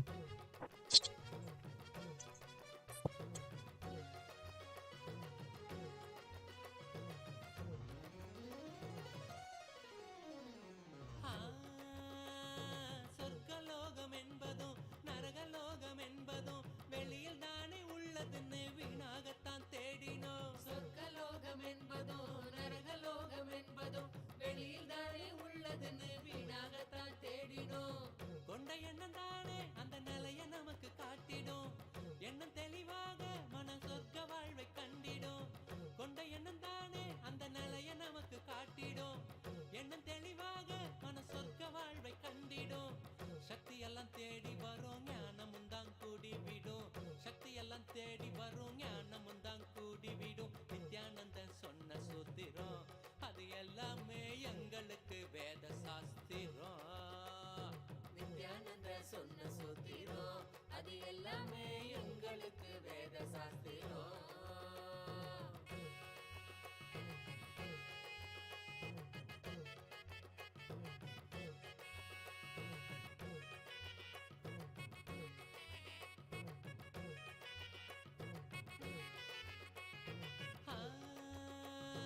வளருகின்ற எண்ணமோ வாழ்வ சோகமாக்கிடும்.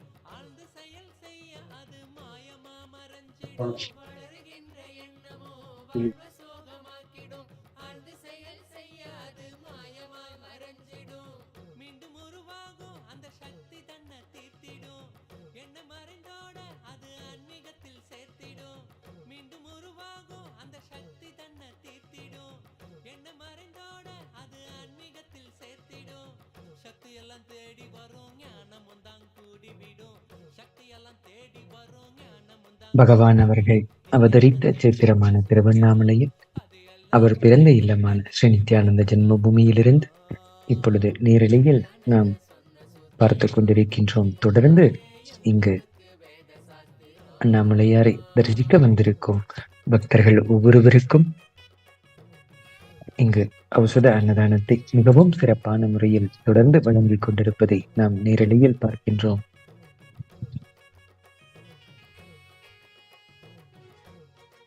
இந்த பௌர்ணமி தினத்தன்று மட்டும் ஏறத்தாழ 1,00,000 நபர்களுக்கு மேல் இந்த ஔஷத அன்னதானத்தை பெற்று பகவானிடம் தரிசனம் பெற்றுவிட்டு செல்கிறார்கள்.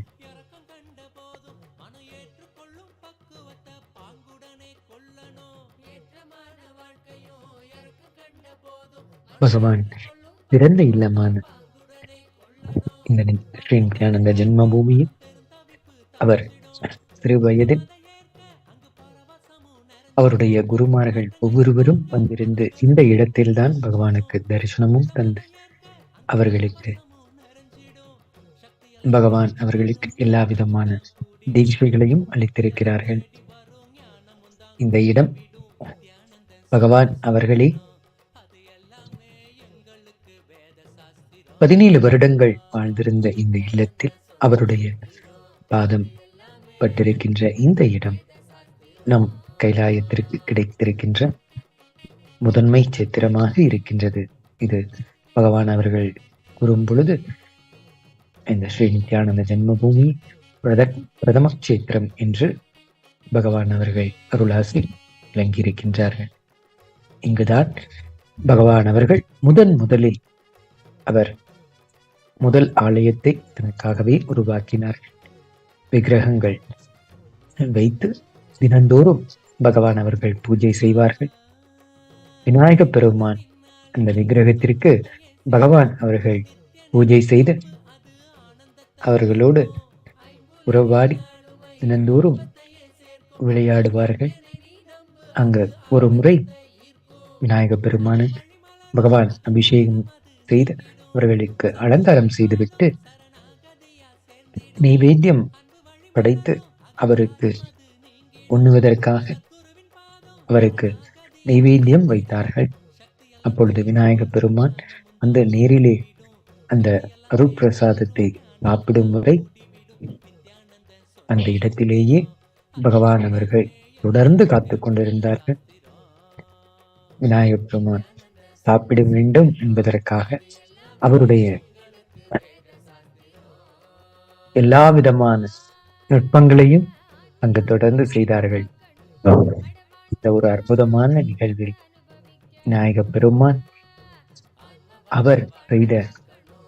அவர் சோறு உண்ட படலம், அந்த லீலை நிகழ்ந்தேறிய இடம் இங்கு பகவான் அவர்களினுடைய பிறந்த இல்லமான நித்யானந்த ஜென்ம பூமியில் தான் அந்த விநாயக பெருமானினுடைய விக்கிரகம் இன்றும் கைலாயத்தின் பொக்கிஷங்களில் ஒரு பாகமாக இருக்கின்றது. இது போன்ற ஒவ்வொரு நிகழ்வுகளும் பகவானினுடைய சிறு வயதில் அவர்கள் பெற்ற இந்த ஞான அனுபவங்களும் நிகழ்ந்தேறிய இடம் இந்த ஸ்ரீ நித்யானந்த ஜென்ம பூமியான பகவான் அவதரித்த இந்த சேத்திரத்தில் தான் நிகழ்ந்தது.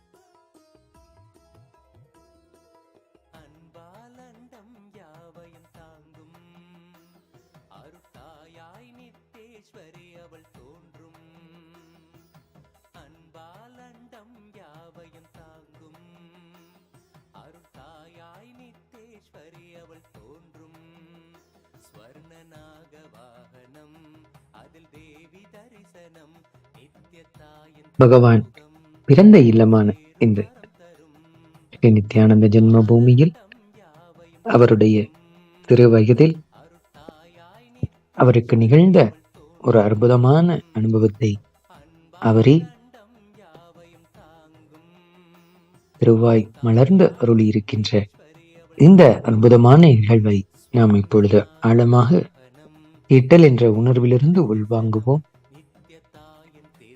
பகவான் அவர்கள் அவர்களுடைய நேரடியான வார்த்தை, சின்ன வயதில் என்னுடைய விளையாட்டு வாழ்க்கை எல்லாமே தெய்வ விக்கிரகங்களோடு உறவாடுவதும் அவர்களுக்கு பூஜைகள் செய்வதும் தான்.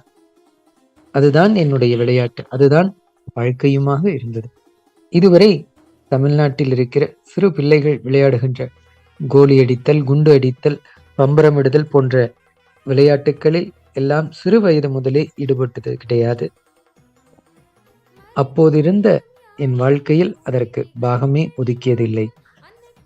அதனால் அதிகமாக விளையாட்டும் வாழ்க்கையில் நடந்ததே இல்லை.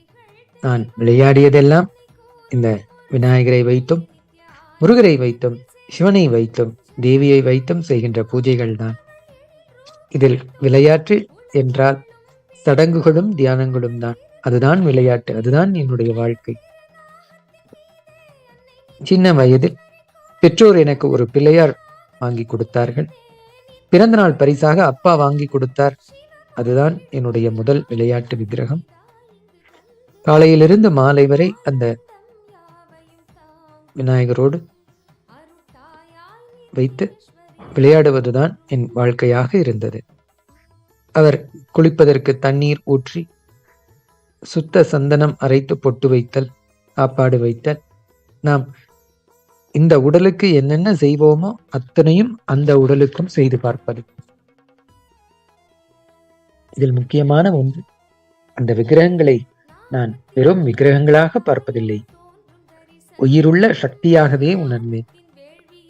பிள்ளையார் சிலை என்று சொல்ல மாட்டோம். பிள்ளையார் என்றுதான் நாம் சொல்வோம். முருகன் சிலை என்று நாம் சொல்வதில்லை, முருகன் என்றுதான் நாம் சொல்வது. சிவலிங்கம் என்றால் சிவன் சிலை என்று சொல்வதில்லை, சிவன் என்றுதான் சொல்வது. அவ்வாறு உணர்வு ரீதியாக பழகியதால் வாழ்க்கையின் பாகமாகவே மாறியிட்டிருந்தது. பகவான் அவர்கள் ஒரு நாள் கோவிலில் சமய பிரசங்கம் நடந்தது. திருவண்ணாமலை கோவிலில் தொடர்ந்து விழா நடந்து கொண்டே இருக்கும். அந்த சமய பிரசங்கத்தில் போயிருந்த போது அப்போது பிரசங்கம் செய்து சொற்பொழிவாளர் நம்பியாண்டார் நம்பி என்ற ஒரு பெரிய ஞானியின் கதையை சொல்லிக் கொண்டிருந்தார். நம்பியாண்டார் நம்பி ஒரு பெரிய பக்தர். அவருடைய கதை என்னவென்றால், அவருடைய தந்தையார் ஒரு கோவிலிலே பூஜாரியாக சிவாச்சாரியாராக இருந்தார்கள். தினந்தோறும் விநாயகருக்கு பூஜை செய்து நைவேத்தியம் படைப்பார். அவருக்கு ஒரு நாள் உடம்பு சரியில்லாமல் போகவே பூஜையை செய்வதற்கும் நைவேத்தியம் படைக்கச் சொல்வதற்கும் மாற்று வழியின்றி தவித்தார். அப்போது அவர் வீட்டிலேயே இருந்த தன் மகனிடம், அப்பா, நீ இந்த பாத்திரத்தில் இருக்கும் நைவேத்தியத்தை எடுத்துச் சென்று பூஜை செய்து விட்டு வா என்று சொல்லி அனுப்புகிறார். மகன் ஒரு சிறு பிள்ளை, 10 வயது பாலகன். பூஜைக்காக அப்பா கொடுத்தனுப்பிய ஒரு முடியிட்ட நைவேத்தியத்தை எடுத்துக்கொண்டு போகிறார். விநாயகருக்கு பூஜை செய்வதற்காக கோவிலுக்கு சென்றார். பூஜை செய்தார், அபிஷேகம் செய்தார், அலங்காரம் செய்தார். இந்த நைவேத்தியத்தை வைத்துவிட்டு அப்பா சாப்பிடு என்று சொல்லிவிட்டு அருகிலேயே நின்று கொண்டார். விநாயகர் சாப்பிடாமல் சும்மாவே இருந்தார். இவருக்கு சந்தேகம், என்னடா இவரை சாப்பிடச் சொன்னால் சாப்பிடவே இல்லையே என்று விநாயகரை உற்று பார்க்கிறார். 1 மணி நேரம் ஆயிற்று, 2 மணி நேரம் ஆயிற்று, பிள்ளையார் சாப்பிடவே இல்லை. நான் உள்ளேயே நின்று கொண்டிருக்கிறேன் என்று சாப்பிட மாட்டேன் என்கிறாயா? நான் வெளியில் சென்று விடுகின்றேன், யாரும் நீ சாப்பிடுவதை பார்க்க முடியாதபடி திரை சீலையால் மூடிவிட்டு உட்கார்ந்து கொள்கிறேன் என்று சொல்லி வெளியில் வந்து உட்கார்ந்து விடுகிறார். ஒரு 2 மணி நேரம் கழித்து திரைச்சீலையை நகர்த்தி பார்த்தால் சாப்பாடு அப்படியே இருக்கிறது. நம்பியாண்டார் நம்பிக்கு வேக வேகமாக நெஞ்சு படபடக்க ஆரம்பித்தது. விநாயகரை பார்த்து கேட்கிறார், அப்பா, நான் வகுப்புக்கு போக வேண்டும், தாமதம் ஆகிறது, சீக்கிரமாக சாப்பிடு என்று வேண்டுகோள் வைத்தார்.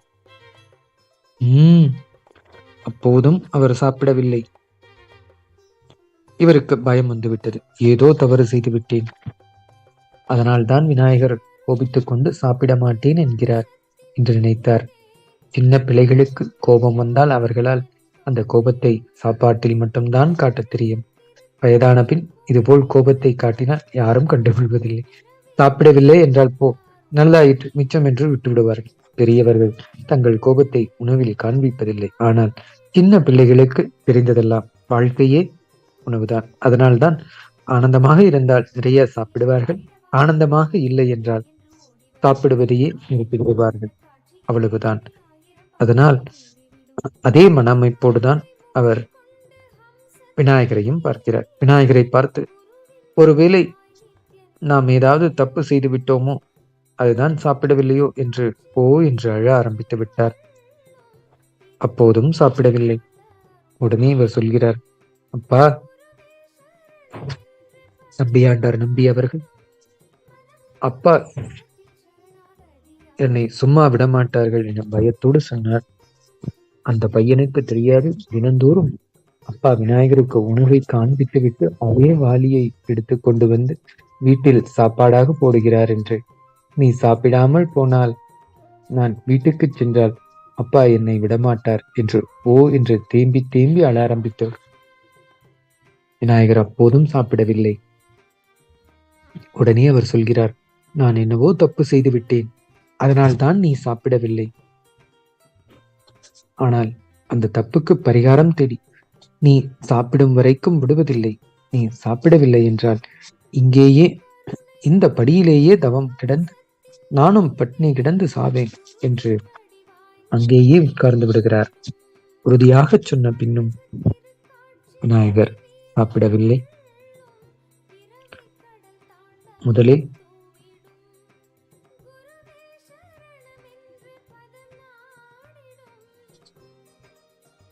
தற்கொலை செய்து கொள்வேன் என்று சொல்லி பிள்ளையாரை மிரட்டுகிறார். முதலில் உண்ணாவிரதம் இருந்து பார்த்தார், நடக்கவில்லை. அடுத்து நம்பியாண்டார் நம்பி சத்தியாகிரகம் செய்து பார்த்தார், நடக்கவில்லை. அதற்கு பிறகு தற்கொலை மிரட்டல் விடுகிறார். தலையை கருங்கல் படியிலே இடித்துக்கொண்டு இப்பொழுதே இங்கேயே சாவேன் என்று சொல்லி தற்கொலை மிரட்டல் விடுகிறார். தற்கொலையை துவங்கி விடுகிறார். தலையை இடித்துக் கொள்கிறார். இடிக்க ஆரம்பித்த உடனே விநாயகர் தோன்றி, அப்பா வேண்டாம் வேண்டாம், விட்டுவிடு விட்டுவிடு, சாப்பிட்டு விடுகிறேன் என்று உணவை சாப்பிட்டு விடுகிறார். நம்பியாண்டார் நம்பிக்கு மலாத ஆனந்தம். அந்த ஆனந்தத்துடன் காலியான பாத்திரத்தை எடுத்துக்கொண்டு வீட்டுக்கு வருகிறார். வந்தால் அப்பாவோ, எங்கே அப்பா சாப்பாடு, ஏன் இவ்வளவு தாமதம் என்று கேட்கிறார். மீதம் ஒன்றும் இல்லை, விநாயகர் சாப்பிட்டு விட்டார். அவர் சாப்பிடுவதற்கு கொஞ்சம் தாமதமாயிற்று, அதனால்தான் தாமதமாக வந்தேன் என்று சொல்கின்றார். அப்பாவுக்கு ஒன்றும் புரியவில்லை. டேய், திருட்டுத்தனமாக எங்காவது சாப்பிட்டு விட்டு வந்து பொய் சொல்கிறாயா, இல்லை விநாயகர் தான் சாப்பிட்டாரா என்று உண்மையை விளக்கி சொல்லி கேட்டார். சிறிது இடைவெளிக்கு பின் அப்பா திரும்பி கேட்கிறார், ஒழுங்காக உண்மையை சொல்.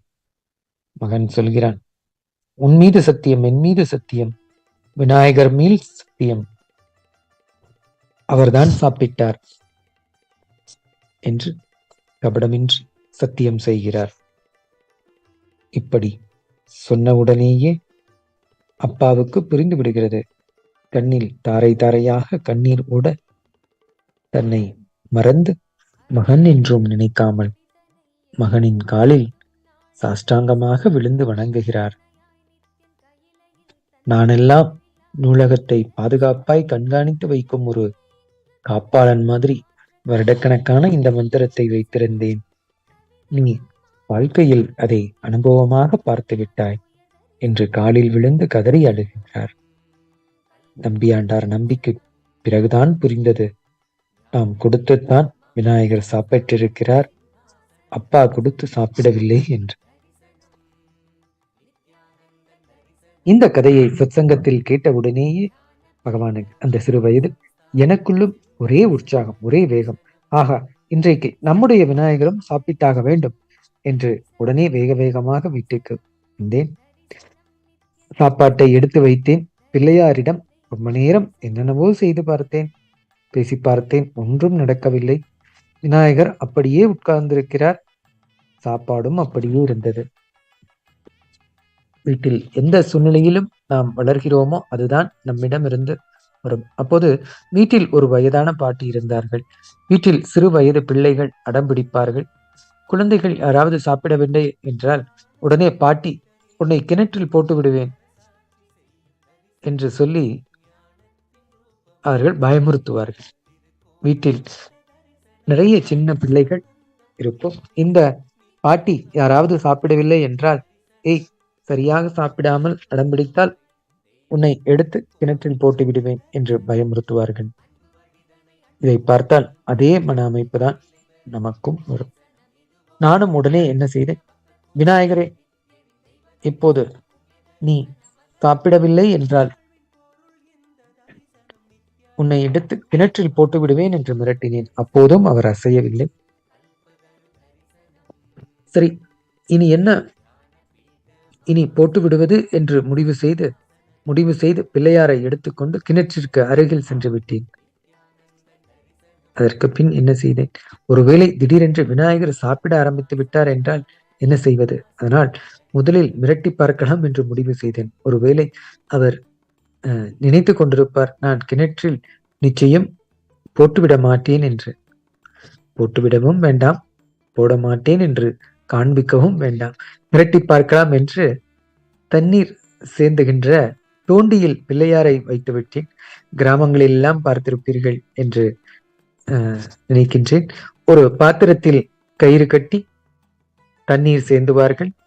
ராட்டினம் போட்டு அந்த தோண்டியில் விநாயகரை வைத்து தண்ணீர் மட்டம் வரும் வரை விட்டுவிட்டு, இப்போது சாப்பிட்டு விடு, இப்போது சாப்பிட்டு விட்டால் கூட உன்னை வெளியில் எடுத்து விடுகிறேன். ஆனால் நீ இப்போதும் சாப்பிடாமல் இருந்தால் தண்ணீருக்குள்ளே போட்டு விடுவேன் என்று மிரட்டிக் கொண்டிருந்தேன். அப்போதுதான் திடீரென்று நினைவுக்கு வந்தது, அடடா, தொண்டியில் விநாயகரை மட்டும்தானே வைத்தேன், சாப்பாடு இங்கே இருக்கிறதே,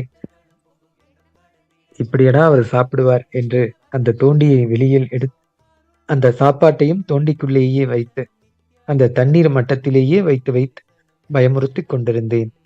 அந்த தண்ணீரில் அப்படியே தண்ணீரை தொடுவது, அப்படியே மேலே எடுத்து விடுவது, தண்ணீரை தொடுவது, மேலே எடுத்து விடுவது என்று ஒரு அரை மணி நேரம் அப்படியே செய்து கொண்டிருந்தேன். ஒருவேளை சாப்பிட்டிருப்பாரா என்று தோண்டியை மேலிழுத்து பார்த்தால்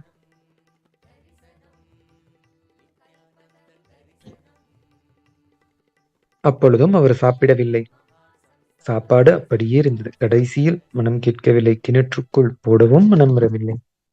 சரி, இன்றைக்கு உணவு அப்படியே விட்டு விடுகிறேன், நாளைக்கு பார்த்துக் கொள்கிறேன், ஏனென்றால் எனக்கு பசி எடுக்கிறது என்று பூஜை அறைக்குள் எடுத்து சென்று வைத்துவிட்டு நான் சாப்பிட ஆரம்பித்து விட்டேன். ஒரு 2 நாள் கழித்து திரும்பவும் இதே போல் தோண்டியில் எடுத்து வைத்து இன்னொரு முறை மிரட்டி பார்த்தேன். அப்போதும் சாப்பிடவில்லை. 3வது முறை என்ன செய்தேன், நம் வீட்டில் சமைக்கிற சாப்பாடு சரியாக இல்லாததினால்தான் பிள்ளையார் சாப்பிடவில்லை, கோயிலிலிருந்து நைவேத்தியம் வாங்கி கொண்டு வந்து வரலாம் என்று அவர் கோவிலில் இருந்தே நைவேத்தியத்தை வாங்கி கொண்டு வந்தார். அண்ணாமலை கோவிலில் பிரசாதம் பிரமாதமாக செய்வார்கள். இந்த பிள்ளையாருக்காக வாங்கி கொண்டு வந்தேன். கோயிலில் இதைத்தானே படைக்கிறார்கள். அதனால் வரைக்கும் நீங்கள் எல்லாம் தெரிந்து கொள்ள வேண்டியது, என்னுடைய இந்த எளிமைத்தனமும் திருவில்லை என்பதனால் தினந்தோறும் கோயிலில் எடுத்து சென்று வைக்கப்படும் சாப்பாட்டை அந்த தெய்வம் சாப்பிட்டு விடுகிறது என்றுதான் நினைத்துக் கொண்டிருந்தேன். படைத்து எடுத்து வந்து விடுகிறார்கள் என்ற எண்ணமே எனக்கு தெரியவே தெரியாது. அதனால் கோவிலில் என்ன நைவேத்தியம் வைத்தாலும் அவர் சாப்பிடுகிறாரோ அதே சாப்பாட்டை எடுத்து வந்து வைக்கலாம். அப்போது இங்கேயும் சாப்பிட்டுத்தானே ஆக வேண்டும், பிடிக்கவில்லை என்று சொல்ல முடியாது இல்லையா என்று புரிந்தது. அதே சமையல் பிள்ளையாருக்கு தர வேண்டும் என்பதற்காகவே கோவிலுக்கு சென்று வரிசையில் நின்று அந்த அண்ணாமலையார் ஆலயத்தில் இருக்கின்ற அந்த பிரசாதத்தை வாங்கி வந்தேன். கோவிலுக்கு செல்லும் போதெல்லாம் கரையை கழுவி விடுவது, பெருக்கி விடுவது, இந்த மாதிரியான வேலைகளை எல்லாம் செய்வோம். உழவார பணி செய்வோம். நாங்கள் இதற்கென்றே கோவிலுக்கு போட்டி போட்டு செல்வோம்.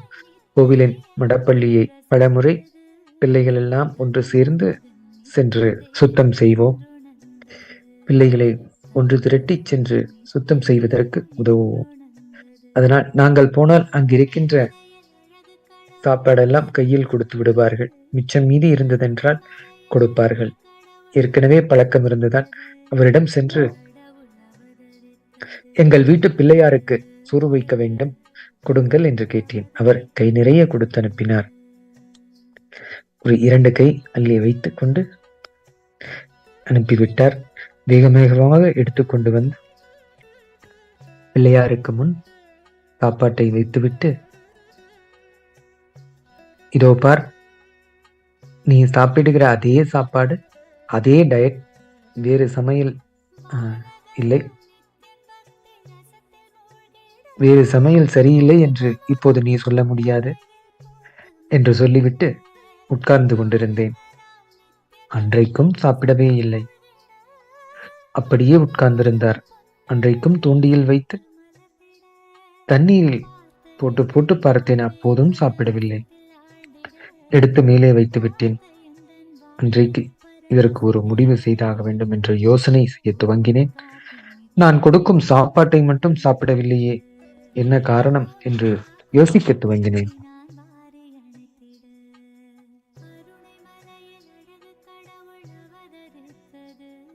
அன்று மிகவும் துக்கமாகிவிட்டது. அதுவரையிலுமாவது ஒரு காரணம் இருந்தது. வீட்டு சமையல் பிடிக்கவில்லை போல, அதனால்தான் சாப்பிடவில்லை என்று. இப்போது அவர் கோயிலில் சாப்பிடுகிற அதே சாப்பாட்டை எடுத்துக்கொண்டு வந்து வைத்தும் சாப்பிடவில்லையே என்றால் நம்மீதுதான் ஏதோ தப்பிருக்கிறது என்று தாங்க முடியாத துக்கம் பொங்க ஆரம்பித்து விட்டது. துக்கத்துக்கே பெரிய சக்தி உண்டு. உங்களை உள்முகமாக திருப்பிவிடும் சக்தி துக்கத்துக்கு உண்டு. நன்றாக தெரிந்து கொள்ளுங்கள். துக்கத்தை மட்டும் சபிக்கவே சபிக்காதீர்கள். பல நேரத்தில் உங்களை உள்முகமாக திருப்பி ஆழமான மனிதராக மாற்றிவிடும். துக்கத்துக்கு ஒரு பெரிய சக்தி உண்டு. பொங்கி வந்த அந்த துக்கம் பளிச்சென்று ஒரு தெளிவை ஏற்படுத்தியது. ஆகா, நம்பியாண்டார் நம்பி அவரை வருத்தி கொண்டதனால்தான் விநாயகர் சாப்பிட்டார். நாமோ விநாயகரை வருத்தி கொண்டிருக்கிறோமே, அதனால்தான் அவர் சாப்பிடவில்லை என்ற இந்த தெளிவு பிறந்தது. அந்தர்முகமாக திரும்பிய உடனே ஏற்படுகின்ற அந்த தீட்சைக்கு பின் விளக்கம் புரிந்தது. நன்கு புரிந்து கொள்ளுங்கள். இது ஒரு ஆழமான திருப்புமுனை என்று சொல்லலாம். என்னுடைய வாழ்க்கையிலே ஏற்பட்ட ஒரு பெரிய திருப்புமுனை. இப்போது இது ஒரு சாதாரணமான நிகழ்ச்சிகளாக உங்களுக்கு இருக்கலாம். அது ஒரு பெரிய நிகழ்ச்சியாக உங்களுக்கு தோன்றாமலும் இருக்கலாம். ஆனால் அந்த வயது பையனுக்கு அது ஒரு பெரிய நிகழ்ச்சி. அந்த வயதில் எனக்கிருந்த அறிவிற்கு, எனக்கிருந்த அந்த தேடுதலுக்கு மிகப்பெரிய நிகழ்ச்சி. ஏனென்றால் அந்த சிறு வயதில் யாரும் அவ்வளவு ஆழமாக யோசனை செய்ய மாட்டார்கள். புரியவும் புரியாது. மிஞ்சி போனால் அப்போது எனக்கு 7-8 வயது இருக்கலாம் என்று நினைக்கின்றேன். அதற்குமே குறைவு. அவ்வளவு கூட கிடையாது. கோயிலில் போய் சிறு பிள்ளையாக விளையாடி கொண்டிருக்கின்ற அந்த திடீரென்று ஆகா, அதுதானே நம்பியாண்டார் நம்பி தன்னை வருத்தி கொண்டார், அதனால்தான் விநாயகர் சாப்பிட்டார். நாம் என்ன செய்கிறோம் என்றால் விநாயகரை வருத்துகின்றோம், அவரை மிரட்டுகின்றோம். அதுதான் தவறு என்று பளிச்சென்று உள்ளுக்குள்ளே அந்த தெளிவு பிறந்தது. உண்மை புரிந்தவுடனே முடிவு செய்தேன். ஆகா, இதுதான் காரணம் என்று. சத்தியம் புரிந்தது. அதாவது சத்தியம் புரிந்துவிட்டால் அதை கடைபிடிப்பதற்கான ஸ்ரத்தை உள்ளே உருவாகிவிடும். அந்த நம்பியாண்டார் நம்பி கதையை ஏற்கனவே கேட்டதனாலும், இந்த 2-3 நாட்களும் தவறான மார்க்கத்திலே முயற்சி செய்ததனாலும், முயற்சி செய்வது என்ற மனப்பழக்கம் வருவதே அந்த தவறான மார்க்கத்தில் முயற்சி செய்வதற்கு அளிக்கப்படும் கூலி. தவறான மார்க்கமாக இருந்தால் கூட கவலைப்படாதீர்கள், முயற்சி செய்யுங்கள். காரணம் என்னவென்றால் முயற்சி செய்கின்ற மனப்பழக்கம் வந்துவிடும். அது மிகப்பெரிய கொடுப்பனை. ஏற்கனவே இந்த முயற்சியை செய்ததாலும், நம்பியாண்டார் நம்பி கதை கேட்டதனாலும் சத்தியத்தை வாழுகின்ற இந்த ஸ்ரத்தை வந்துவிட்டது. அது மட்டும் இருந்தது என்றால் மருந்து வைத்த பீரங்கி போன்ற சத்தியம் புரிந்த அந்த வினாடியே நெருப்பு வைத்து விட்டதும் வெடித்துவிடும். சத்தியம் புரிவது நெருப்பு வைப்பது மாதிரி. ஸ்ரத்தை இல்லாமல் இந்த சத்தியத்தை வாழுகின்ற ஸ்ரத்தை இல்லாமல் நெருப்பே வைக்கப்பட்டாலும், தீட்சையே நடந்தாலும் அதனால் உபயோகம் இல்லை. அது காலி பீரங்கிக்கு தீப்பந்தை வைத்து நெருப்பு வைப்பது போல ஆகும். அதனால் ஒன்றும் நடப்பதில்லை. அதே போன்று ஸ்ரத்தை மட்டும் இருந்து அந்த தீட்சை நடக்காமல் இருந்தாலும் மருந்து மட்டும் இருக்கும் பீரங்கி போன்றது. அதுவும் நிற்காது. இந்த தீட்சை எனக்குள் ஏற்கனவே மருந்து இடிக்கப்பட்ட மனம் மாதிரி ஆகிவிட்டது. நம்பியாண்டார் நம்பி கதையினாலும் தினந்தோறும் செய்த பூஜையினாலும் தவறான முறையாக இருந்தாலும் முயற்சி செய்து அதை வாழ வேண்டும் என்கின்ற ஸ்ரத்தை எனக்குள் எழுந்தது. மிக அருமையாக திருவள்ளுவர் சொல்கிறார், தெய்வத்தால் ஆகாது எனும் முயற்சி தன் மெய்வருந்த கூலி தரும். அந்த முயற்சியால் மருந்து இடிக்கப்பட்ட பீரங்கியைப் போல தயாராகிவிட்டது. இந்த பீரங்கி தயாராகிவிட்டது, தீட்சையும் நடந்துவிட்டது. உள்முகமாக திரும்பிய உடனேயே சத்தியம் தெரிய துவங்கிவிட்டது. வெளி உலகத்தை விட உள்நோக்கிய தெளிவு உணரத் துவங்கிவிட்டது, புரிய துவங்கிவிட்டது. உடனே நான் என்ன செய்தேன்? நீங்கள் சாப்பிடுகின்ற வரைக்கும் நானும் சாப்பிடுவதில்லை என்று முடிவு செய்தேன். வீட்டுக்கு வெளியில் ஓரமாக பின்பக்கமாக ஒரு சிறிய கொட்டகை மாதிரி அப்போதே அமைத்து வைத்திருந்தேன். நான் கட்டிய முதல் ஆலயம் அதுதான். எனக்கு அந்த வயதிலேயே நானே அமைத்து கொண்ட ஒரு சிறிய ஆலயம். அந்த குடிசை மாதிரி இருக்கும். அதில்தான் பூஜை விக்கிரகங்கள் எல்லாம் வைத்திருப்பேன். அங்கே சென்று உட்கார்ந்து கொண்டு நீங்கள் சாப்பிடுகின்ற வரைக்கும் நான் சாப்பிடுவதில்லை என்று முடிவெடுத்தேன். வீட்டில் இருப்பவர்கள் எனக்கு சரியாக சாப்பாடு கொடுத்து விடுவார்கள். சாப்பாடு கிடைத்ததும் பிள்ளையார் தட்டிலிருந்து உணவை அவர் சாப்பிட்டாரா என்று பார்த்து கொண்டே இருப்பேன். ஆனால் என் சாப்பாட்டை தொடமாட்டேன். ஒரு தட்டு சாப்பாட்டை விநாயகர் முன்பாக வைத்துவிட்டு எனக்கு கொடுத்ததை குப்பையிலோ மூளையிலோ ஒரு ஓரமாக கொட்டிவிட்டு அப்படியே உட்கார்ந்திருப்பேன். இப்படியே 2.5 நாட்கள் உணவில்லாமல் கழிந்தது. பிள்ளையார் சாப்பிட்ட பாடில்லை, நானும் சாப்பிடவில்லை. 2.5 நாள் அப்படியே சாப்பிடாமல் இருந்தேன். அப்போதே இந்த வைராக்கியம் ஜாஸ்தி, திடம் ஜாஸ்தியாக இருந்தது. 2.5 நாட்கள் கழிந்தது. 3வது நாள் அங்கேயே சென்று அந்த இடத்திலேயே உட்கார்ந்தேன். உட்கார்ந்து உறுதியான குரலில் பேசிக் கொண்டிருந்தேன். உள்ளுக்குள்ளே பசி அடி வயிறு கலக்கிறது. ஆனாலும் வைராக்கியம் ஜாஸ்தி. எத்தனை நாள் ஆனாலும் சரி, விடுவதில்லை. நீங்கள் சாப்பிடும் வரை நானும் சாப்பிட மாட்டேன் என்று திடமாக இருந்தேன். மனம் திடமாக இருந்தாலும் உடம்பு தாங்க வேண்டும் இல்லையா? உடம்பு தாங்கவில்லை. மனதிலும் துக்கம் பொங்கி வருவதனால் அழுகை வேறு. விநாயகர் சாப்பிடவில்லை. ஏன் என் பிள்ளையார் மட்டும் சாப்பிடவில்லை என்று ஏக்கம் பொங்கியது. ஆப்த பிரமாணம் நம்பியாண்டார் நம்பிக்குள் நடந்த அந்த அனுபவம் எனக்குள்ளும் நடக்க வேண்டும். ஆத்ம பிரமாணமாக மாறியே தீர வேண்டும் என்கின்ற தீவிரம், என்ற ஸ்ரத்தை தீவிரமானது. ஒருவருக்கு அனுபவம் நடந்திருக்குமானால் அது நமக்குள்ளும் நடக்க முடியும் என்கின்ற அழுத்தம் எனக்கு ஆழமாக இருந்தது. பொங்கி வருகின்ற துக்கத்தால் அழுதேன். ஒரு பக்கம் பசி, இன்னொரு பக்கம் அழுததினால் ஏற்பட்ட மயக்கம். அப்படியே கொஞ்ச நேரம் அங்கேயே என்னையும் அறியாமல் அந்த இடத்திலேயே சாய்ந்து விட்டேன். சாய்ந்து கிடந்தேன். திடீரென்று ஒரு ஆனந்தமான சுகந்தமான உணர்வு. மெல்ல கண்களை திறந்தேன்.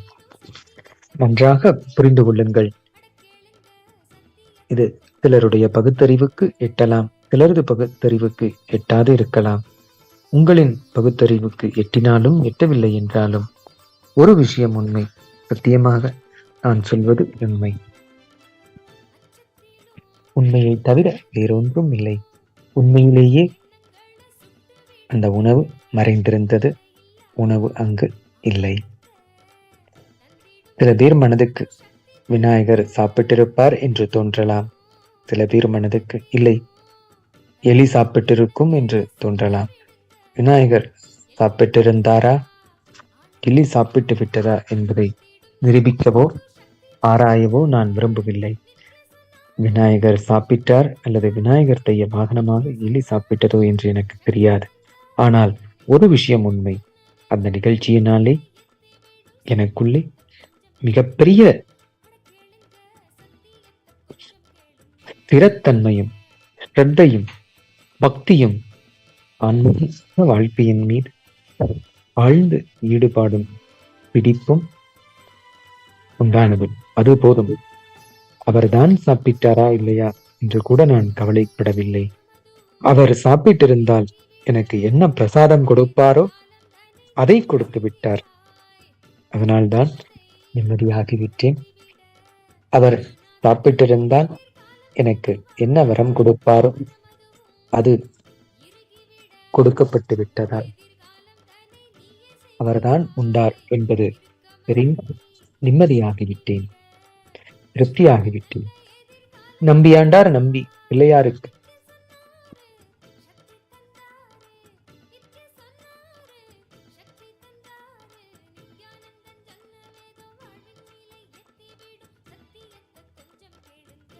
உணவு படைத்த போது அதை ஏற்றுக்கொண்ட நம்பியாண்டார் நம்பிக்கு என்ன பிரசாதத்தை திருப்பிக் கொடுத்தாரோ அந்த பிரசாதம் எனக்குள்ளேயும் அனுபவமாக மலர்ந்து விட்டது.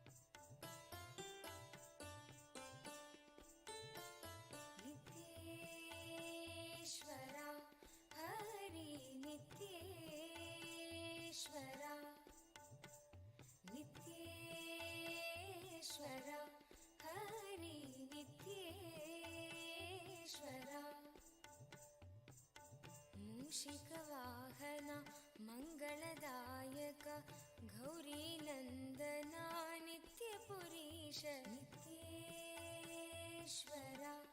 हरि नित्येश्वरा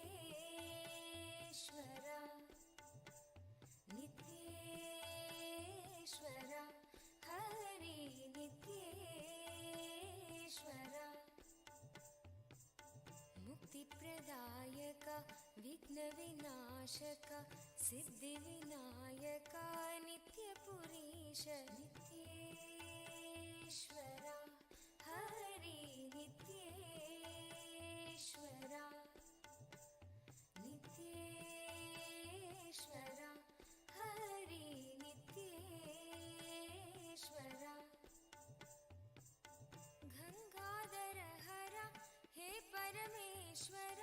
जय जगदीश्वरा नित्यपुरीश नित्येश्वरा हरि नित्येश्वरा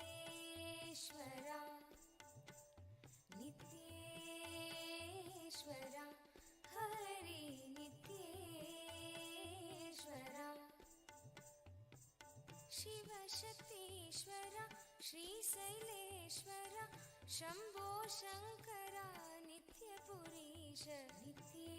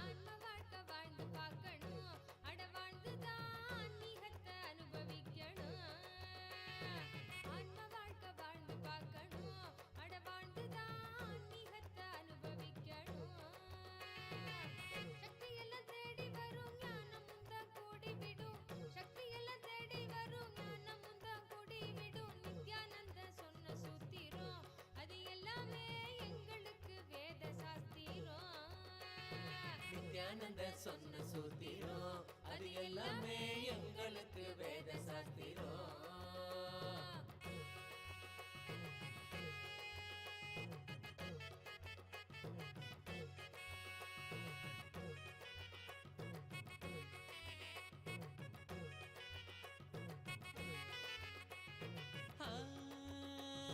பக்தியுடன் பாடிடும் பிரார்த்தனையும் பகவான் நித்யானந்த பரமசிவம் அவர்களின் திருவயதில் அங்கு விநாயகருக்கு போர் ஊட்டிய அந்த லீலையை நாம் இப்பொழுது ஆழமாக கேட்டிருந்தோம். நம்பியாண்டார் நம்பி அங்கு பிள்ளையாருக்கு உணவு படைத்த போது அதை ஏற்றுக்கொண்டு நம்பியாண்டார் நம்பிக்கு என்ன பிரசாதத்தை திருப்பிக் கொடுத்தாரோ அந்த பிரசாதம் பகவானுக்குள்ளும் அனுபவமாக நடந்துவிட்டது. இந்த அற்புதமான நிகழ்வில் விநாயகப் பெருமானிடமிருந்து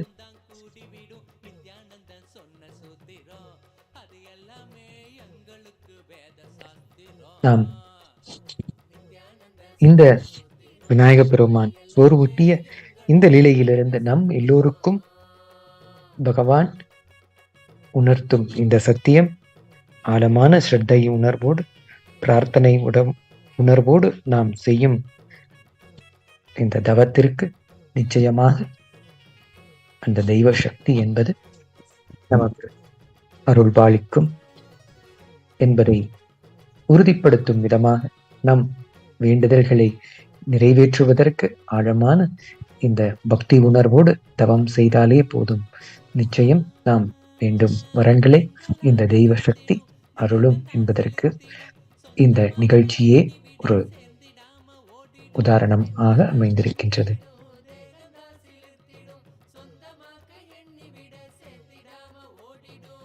கைகளும் துறக்க அது கனிவுடனே நிறைஞ்சிடும் இதயத்துக்குள்ள இனிதாக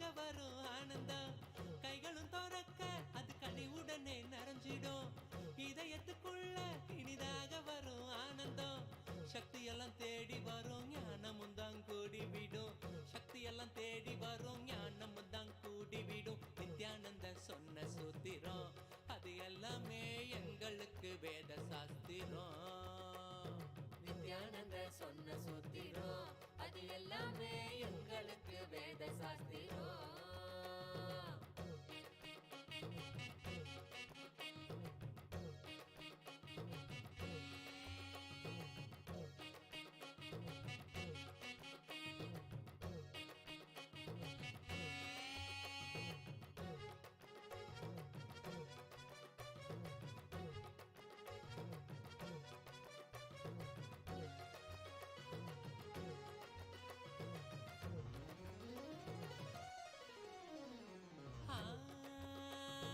சொர்க்கலோகம் என்பதும் நரகலோகம் என்பதும் வெளியில் தானே உள்ளதுன்னு வீணாகத்தான் தேடினோம். சொர்க்கலோகம் என்பதும் நரகலோகம் என்பதும் வெளியில் தானே உள்ளதுன்னு வீணாகத்தான் தேடினோம். கொண்ட எண்ணம் தானே அந்த நிலைய நமக்கு காட்டிடும்.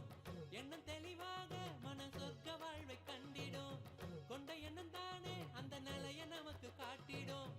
எண்ணம் தெளிவாக மன சொர்க்க வாழ்வை கண்டிடும். சக்தி எல்லாம் தேடி வரும் ஞானமும் தான் கூடிவிடும். சக்தி எல்லாம் தேடி வரும் ஞானம். பகவான் ஸ்ரீ நித்யானந்த பரமசிவம் அவர்கள் பிறந்த இல்லமான ஸ்ரீ நித்யானந்த ஜென்ம பூமியில் சிறு வயதில் பகவான் அவர்கள் உருவாக்கியிருந்த இந்த ஆலயம், அவர் வைத்திருந்த இந்த சிறு விக்கிரகங்களோடு அவர்களுடைய வாழ்க்கையின் விளையாட்டு இந்த சிறு விக்கிரகங்களோடு தான்.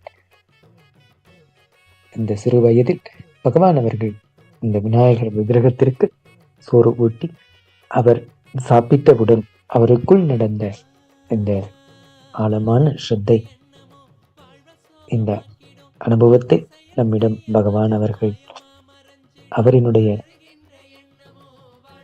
வாழ்க்கையில் நடந்த இந்த அனுபவத்தை பகிர்ந்திருந்தார்கள். இந்த இடத்தில் பகவான் பிறந்த இல்லமான ஸ்ரீ நித்யானந்த ஜென்ம பூமியில்தான் பகவான் அளித்த இந்த அருட்பிரசாதத்தை விநாயக பெருமான் ஏற்றுக்கொண்டார்கள். அந்த விநாயகரின் விக்கிரகமானது கைலாயத்தின் நம்முடைய பொக்கிஷங்களில் ஒன்றாக இப்பொழுது பாதுகாக்கப்பட்டிருக்கின்றது. இங்கு விநாயகர் சோறு உண்ட இந்த இடத்திலேயே இப்பொழுது இங்கு லட்சக்கணக்கான பக்தர்கள் வந்திருந்து இங்கு பகவான் அளிக்கும் இந்த அருள் பிரசாதத்தை பெற்று அவர்களுக்குள் இந்த அத்வைத அனுபூதியையும் பெற்று செல்கிறார்கள்.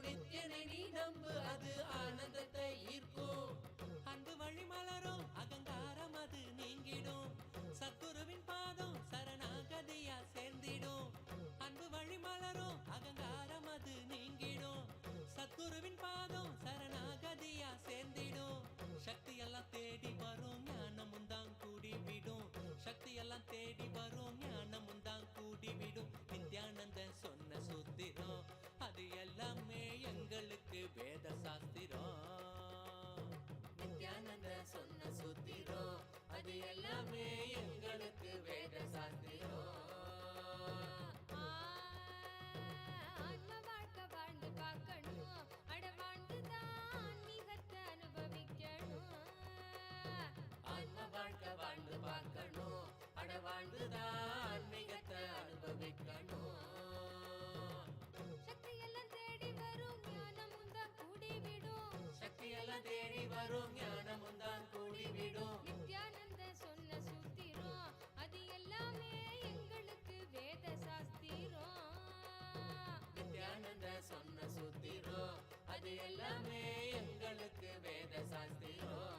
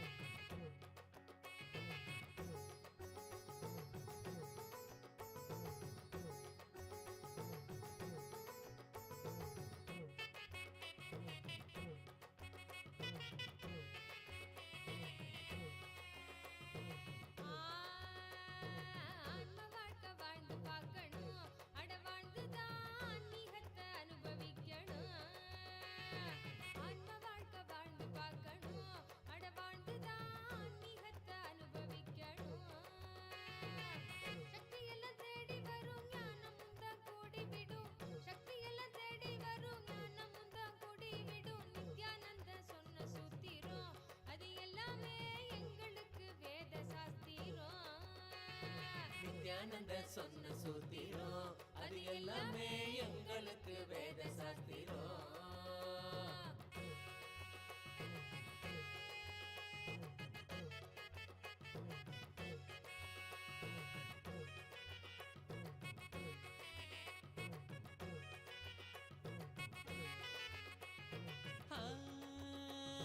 பக்தியுடன் பாடிடும் பிரார்த்தனையும் சோஸ்திரம் நித்யனவன் காலடியில் கொண்டு நம்ம சேர்த்திடும். பக்தியுடன் பாடிடும் பிரார்த்தனையும் சோத்திரம் நித்யனவன் காலடியில் கொண்டு நம்ம சேர்த்திடும்.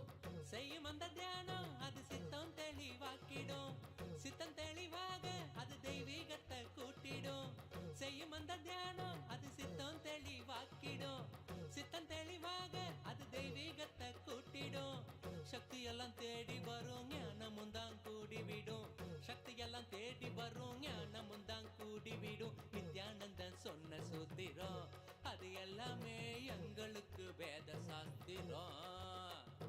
நித்யானந்தன் சொன்ன சூத்திரம் அது எல்லாமே எங்களுக்கு வேத சாஸ்திரம்.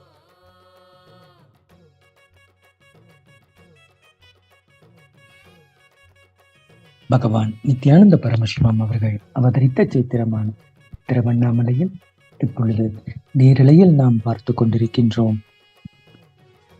பகவான் அவர்களிடம் தரிசனம் பெற்று அவர்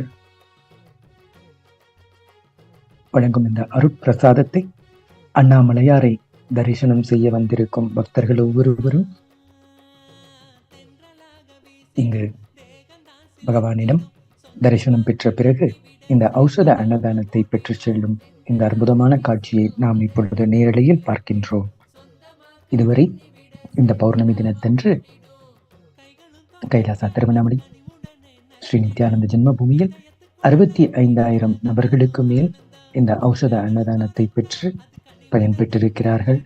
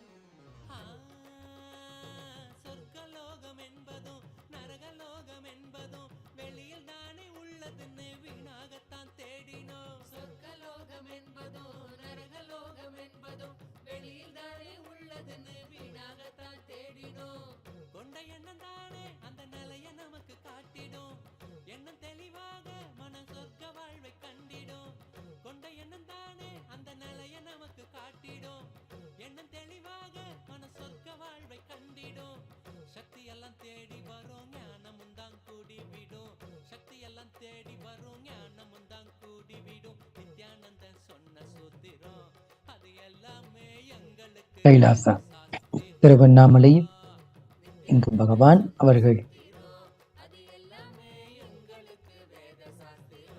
கைலாசா திருவண்ணாமலையை துவக்கியதன் நோக்கமாக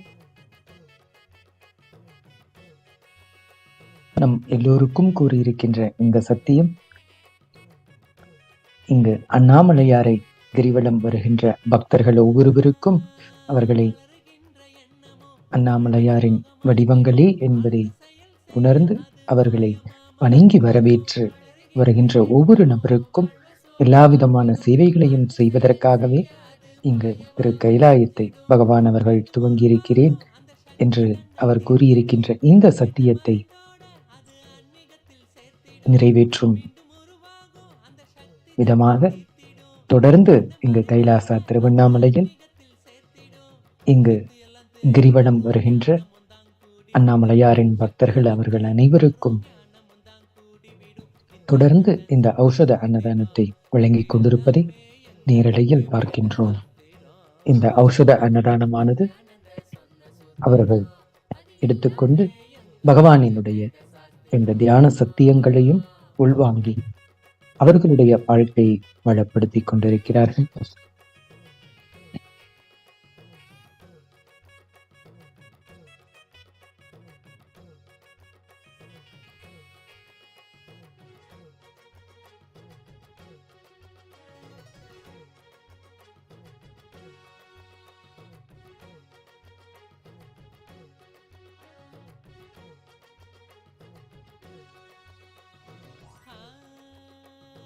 ஏற்றமான வாழ்க்கையும் இறக்கம் கண்ட போதும் மனம் ஏற்றுக்கொள்ளும் பக்குவத்தை பாங்குடனே கொள்ளணும். ஏற்றமான வாழ்க்கையும் இறக்கம் கண்ட போதும் மனம் ஏற்றுக்கொள்ளும் பக்குவத்தை பாங்குடனே கொள்ளணும்.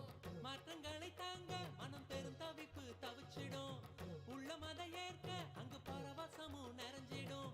மாற்றங்களை தாங்க மனம் பெருந்தவிப்பு தவிச்சிடும். உள்ள மத ஏற்க அங்கு பரவசமும் நிறைஞ்சிடும்.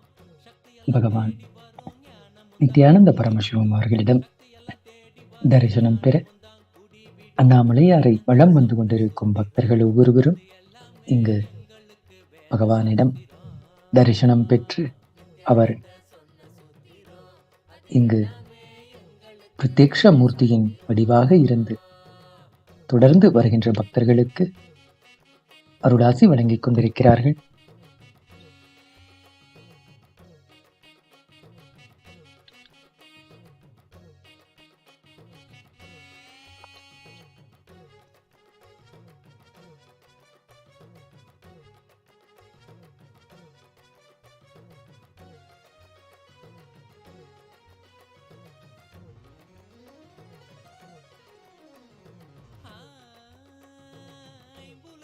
ஆளுமை துன்பத்தையே சேர்க்கும். குரு நித்யனனை நம்பு, அது ஆனந்தத்தை ஈர்க்கும்.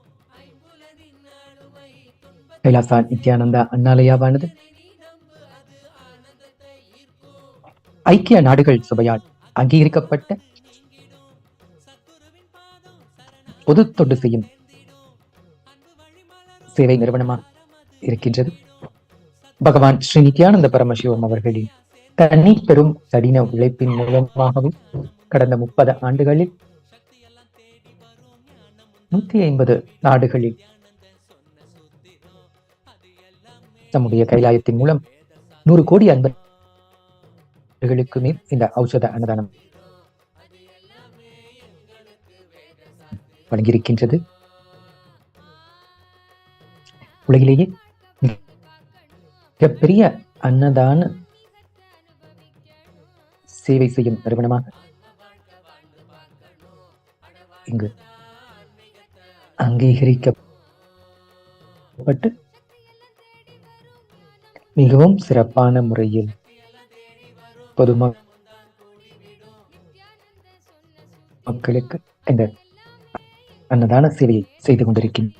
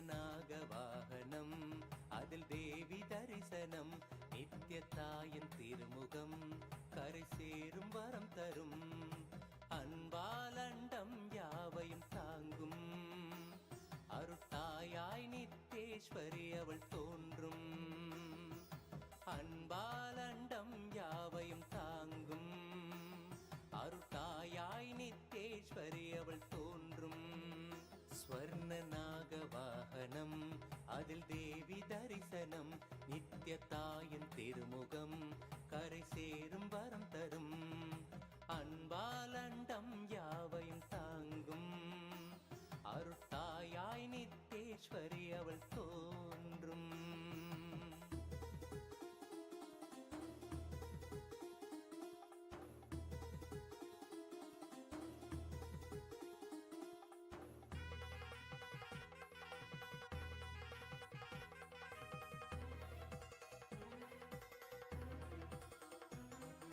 மறை கூறிடும் யாவும் அருள் விழிகள் தெளிவாக்கும் அன்னை கூறும் ஒரு சொல்லே நித்யானந்தத்தில் சேர்க்கும் மறை கூறிடும் யாவும் அருள் விழிகள் தெளிவாக்கும் அன்னை கூறும் ஒரு சொல்லே நித்யானந்தத்தில் சேர்க்கும் ஜகமாயைகள் யாவும் அவள் எழில் ரூபத்தில் தோற்கும் உளம் கொள்ளும் பிணியாவும் அவள் திரு கைகளும் வீழ்த்தும் தங்கத் திருநாகத்தின் மீதே அன்னை நித்யேஸ்வரி கோலம் தங்கத் திருநாகத்தின் மீதே நித்யேஸ்வரி கோலம் சிவமாகிடும் உயர் வாழ்வினை எளிதாய் இங்கு தந்துவிடும் அன்பாலண்டம் யாவையும் தாங்கும் அருட்டாயாய் நித்யேஸ்வரி அவள் தோன்றும்.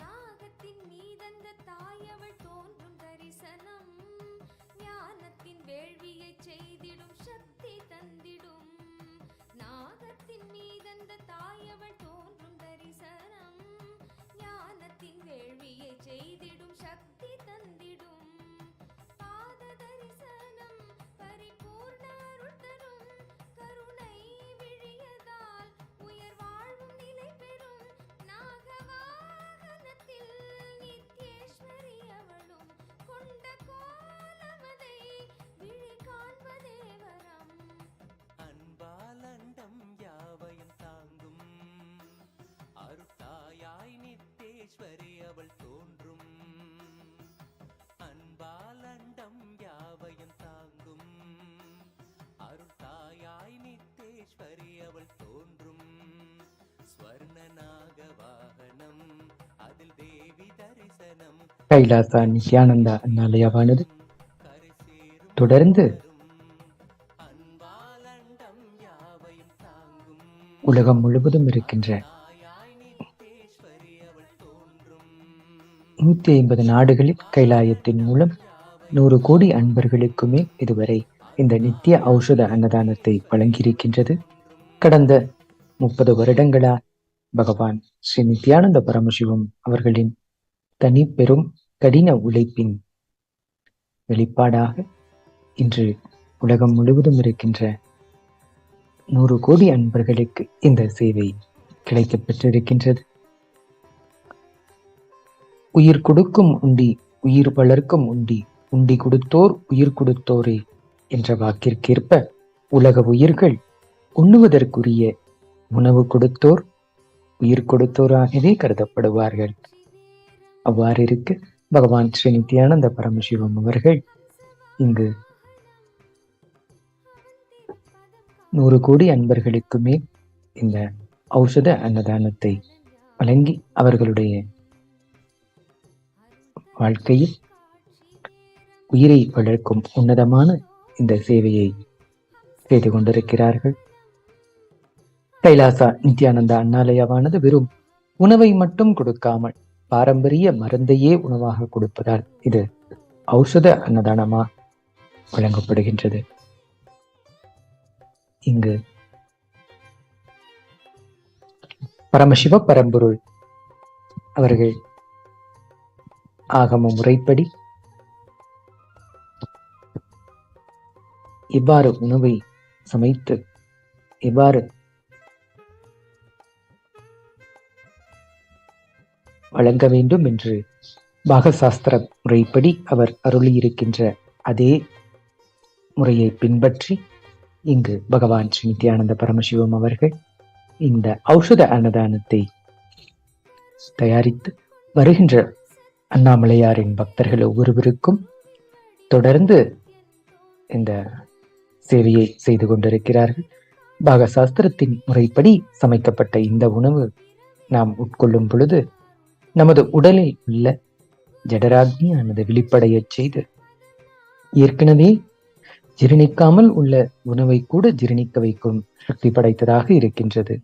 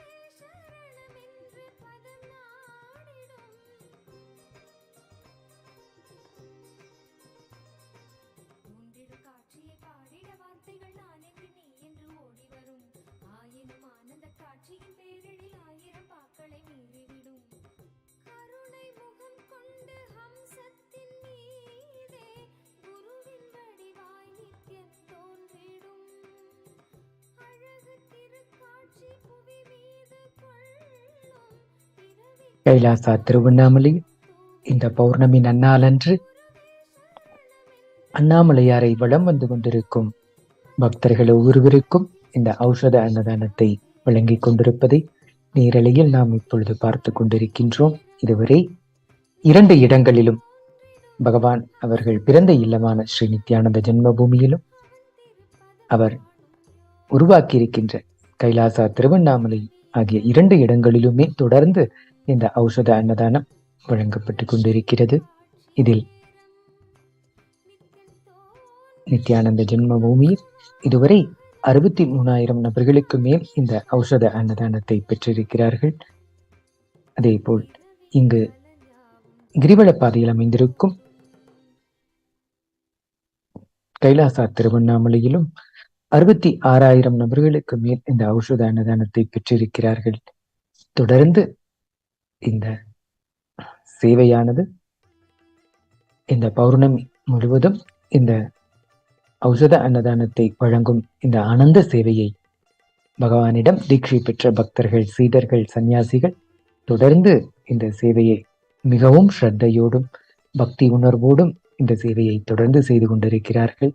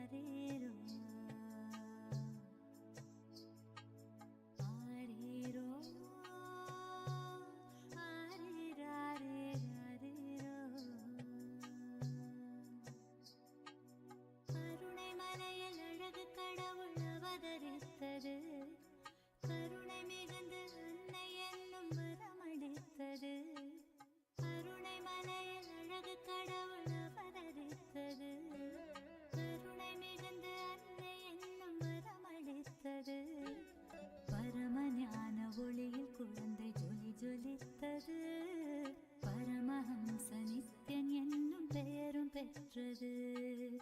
பரமஞான ஒளியில் குழந்தை ஜொலி ஜொலித்தது. பரமஹம்ச நித்யன் என்னும் பெயரும் பெற்றது. அருணை மலையில் அழகு கடவுள் அவதரித்தது. அருணை மலையில் அழகு கடவுள் அவதரித்தது. கடவுள் அவதரித்தது. கடவுள் அவதரித்தது.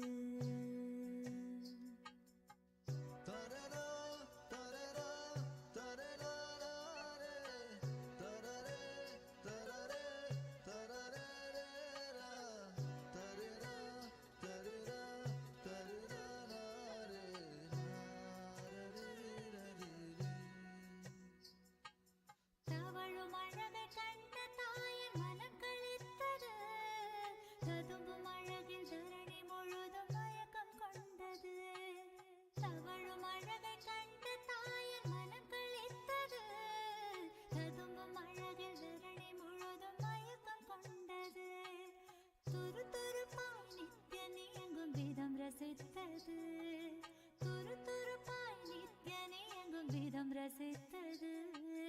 தங்க மகன் நித்யன் தெய்வம் என்றுணர்ந்தது. தங்க மகன் நித்யன் தெய்வம் என்றுணர்ந்தது. அருணை மலையில் அழகு கடவுள் அவதரித்தது. அருணை மலையில் அழகு கடவுள் அவதரித்தது. கடவுள் அவதரித்தது. கடவுள் அவதரித்தது.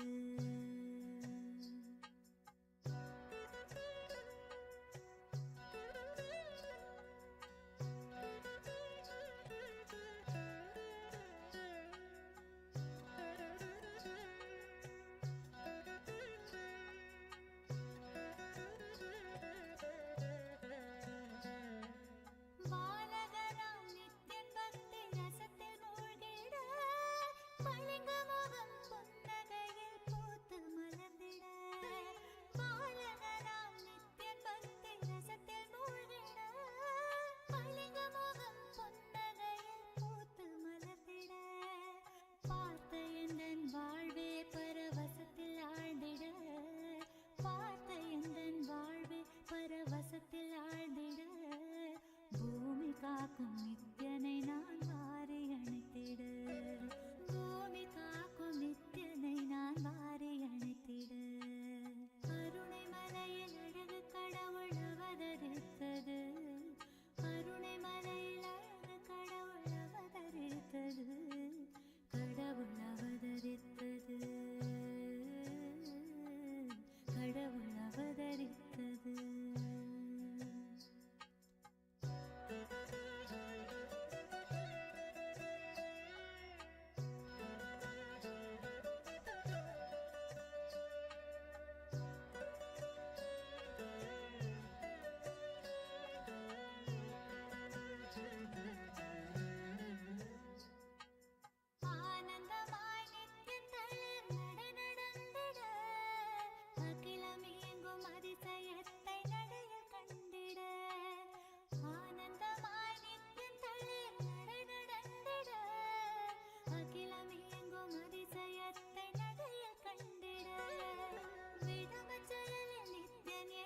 வசியம் செய்திட விடமஞ்சலில் நித்யன் என்னை வசியம் செய்திட. வாழ்வின் வேதம் வேறில்லை என்றே கொண்டாடிட. வாழ்வின் வேதம் வேறில்லை என்றே கொண்டாடிட. அருணை மலையில் அழகு கடவுள் அவதரித்தது. அருணை மலையில் அழகு கடவுள் அவதரித்தது. கடவுள் அவதரித்தது. கடவுள் அவதரித்தது.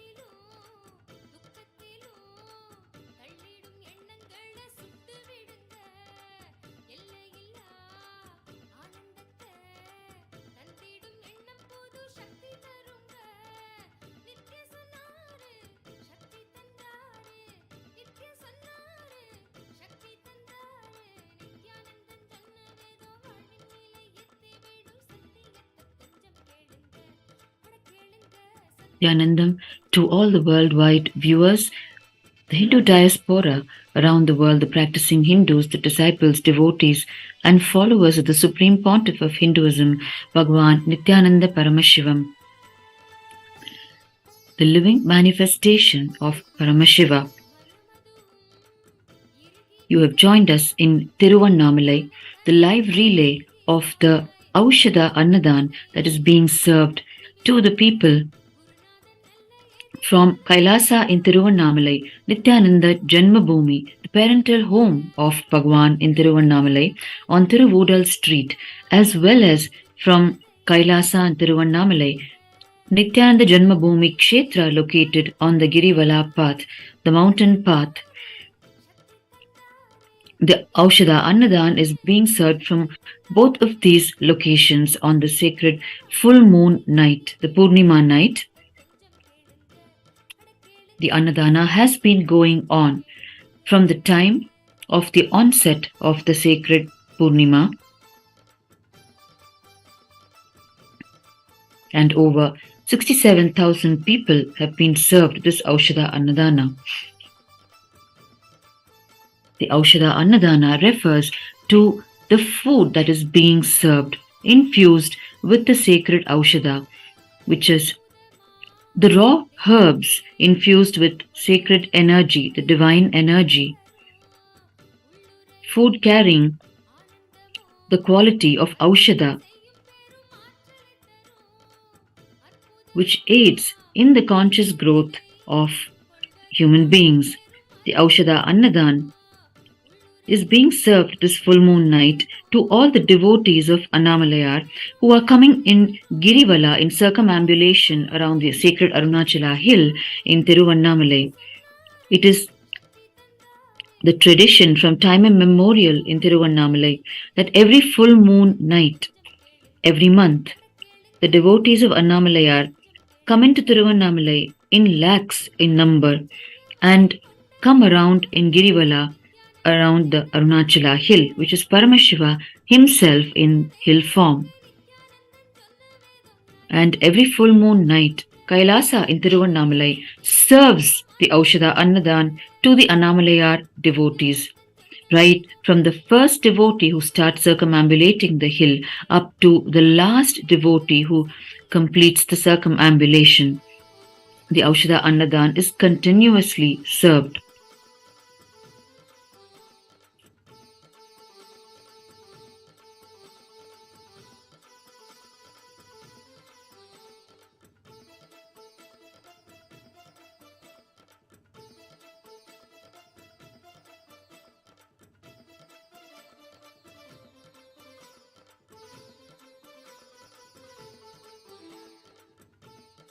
Tiruvannamalai is the hometown of the Supreme Pontiff of Hinduism, Bhagwan Nithyananda Paramashivam, our beloved Bhagwan. And it is here in Tiruvannamalai that this large convergence of people happen on the night of every Pournami, every full moon night. And the Aushadha Annadhan is served continuously to the Annamalayar devotees as the Girivala happens around the sacred Arunachala. The food charity is a sacred spiritual service in Sanatana Hindu Dharma, unmatched in quantity and quality in any other culture of the world.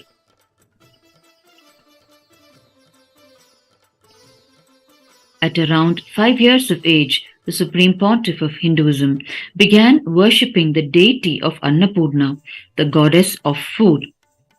The deity was gifted to him by Sri Rajamudalyar, his maternal grandfather. It was bought from the city of Varanasi, Kashi, the very home of Annapurna Devi.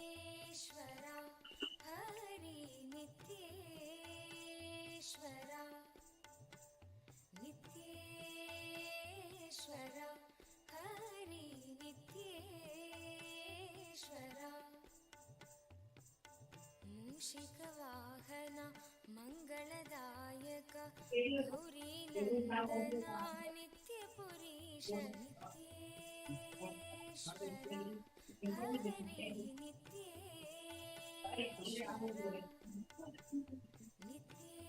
नित्येश्वरा नित्येश्वरा Hari नित्येश्वरा मुक्तिप्रदायक विघ्नविनाशक Siddhivinayak We have historic photographs in the sovereign archives of Kailasa of the Supreme Pontiff of Hinduism, the way the expansion of this beautiful sentiment for the entire world happened for the first time in the year 2002 on the 19th of November 2002 on the auspicious occasion of Kartikai Deepam in Tiruvannamalai, Bhagwan's hometown, where the Aushadha Annadhan is happening today. The photographs that capture the Supreme Pontiff of Hinduism himself leading a small group of devotees to Tiruvannamalai for the Kartika Deepam festival, and he himself cooks and serves food to them, and that is the first recorded official public Annadhan cooked and served by the Supreme Pontiff of Hinduism himself, thus launching the Nithyananda Annalaya officially. Till date, whoever serves food in the Nithyananda Annalaya has always experienced that the food is always flowing in abundance. And as the years would show, the energy of Annapurna Devi, the Hindu goddess of food, would express through the Supreme Pontiff of Hinduism, fulfilling the hungry stomach of millions every day.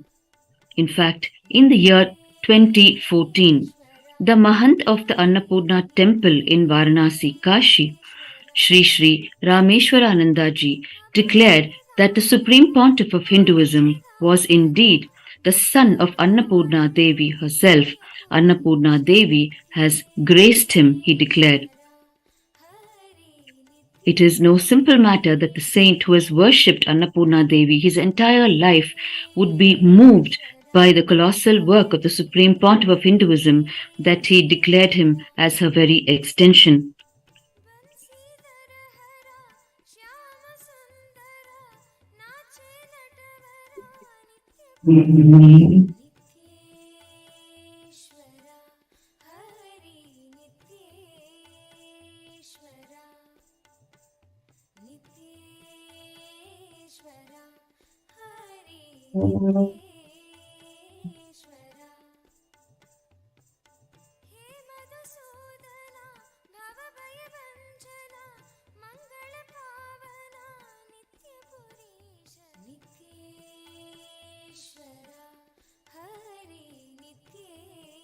KAILASA works to unite all nations for common human values such as global peace, eradicating poverty, religious tolerance, gender equality, women empowerment, child welfare, eradicating illiteracy, sustainable development, animal protection, establishment and support of food banks, holistic healthcare, the revival of ancient heritages of Hinduism, protecting and reviving the science of enlightened birthing and pregnancy, democracy and uncorrupt elections, ethical environmentalism, protection of monks, organic and sustainable agriculture, recovery of drug abuse, sexual abuse victims, vegetarianism, and climate change. Towards this goal, KAILASA has established many organizations and initiatives around the world, one of which is the KAILASA Uniting Nations for Nutritious Food and a Hunger-Free World. It is through this initiative that today we are witnessing this Aushadha Annadhan being served continuously to the people of Tiruvannamalai.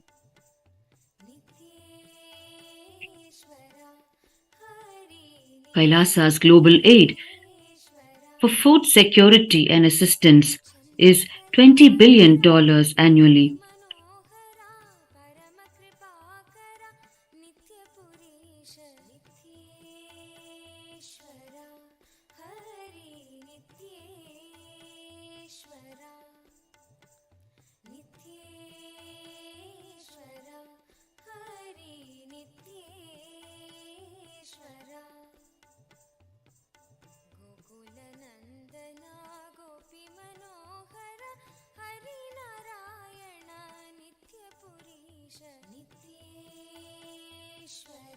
Kailasa's supreme aim is to serve the religious and spiritual needs of the 2 billion Hindus and the whole of humanity around the world through micronations, Hindu universities, spiritual embassies, temple monastery complexes and nunneries, food banks, the Nithyananda Annamandir and Annalayas, animal shelters, the Goshalas, the libraries, the Jnanalayas, and organic agriculture.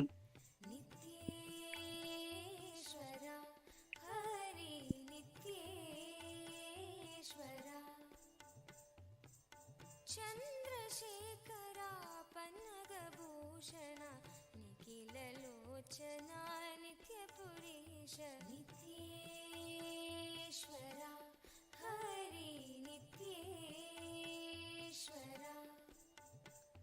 ನಿತ್ಯೇಶ್ವರ ಹರಿ ನಿತ್ಯೇಶ್ವರ ಮಾತಾ ಪಿತಾ ಗುರು ದೇವ ಮಹೇಶ್ವರ ದೀನದಯಾಭರ ನಿತ್ಯ ಪುರೀಶ ನಿತ್ಯೇಶ್ವರ ಹರಿ ನಿತ್ಯೇಶ್ವರ ನಿತ್ಯೇಶ್ವರ ಹರಿ ನಿತ್ಯೇಶ್ವರ ನಿತ್ಯೇಶ್ವರ ಹರಿ ನಿತ್ಯೇಶ್ವರ ನಿತ್ಯೇಶ್ವರ ಹರಿ ನಿತ್ಯೇಶ್ವರ ನಿತ್ಯೇಶ್ವರ ಹರಿ ನಿತ್ಯೇಶ್ವರ.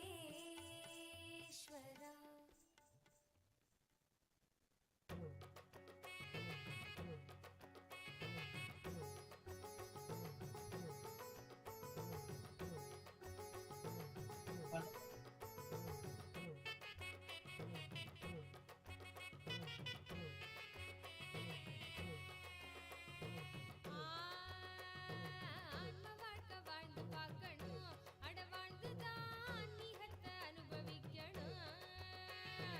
ஆன்ம வாழ்க்கை வாழ்ந்து பார்க்கணும், அட வாழ்ந்துதான் நீகத்தை அனுபவிக்கணும். சக்தி எல்லாம் தேடி வரும் ஞானம் முந்தா கூடி விடும், சக்தி எல்லாம் தேடி வரும் ஞானம் முந்தா கூடி விடும். நித்யானந்த சொன்ன The Nithyananda Annalayas, established by the Supreme Pontiff of Hinduism in all the Kailasas worldwide, serves the Aushadha Annadhan, which is its unique feature, the food that is healing, detoxifying for the body and giving a conscious breakthrough for those consuming it. The recipes cooked in this Aushadha Annadhan are from the ancient cookbook prescribed by Paramashiva himself, known as the Bhagashastra. And the recipes are completely detoxifying for the body, literally making food as medicine, which is conducive for completely healing the body, detoxifying it, and preparing the body for manifestation of spiritual powers.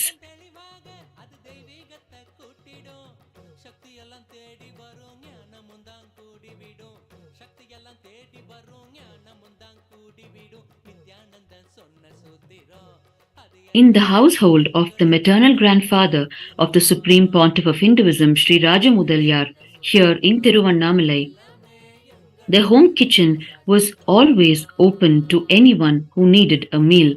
The family made great strides to serve and support the families of their community during all the hardships they went through, as well as to serve the people of Tiruvannamalai itself. The habit of serving others was carried forward by Sri Rajamudalyar's daughter Ma Lokanaiki Ammal, who is the biological mother of the Supreme Pontiff of Hinduism. Thus, even before his descent onto planet Earth, the Supreme Pontiff of Hinduism chose a household which valued this fundamental dimension of Hinduism, serving food to others.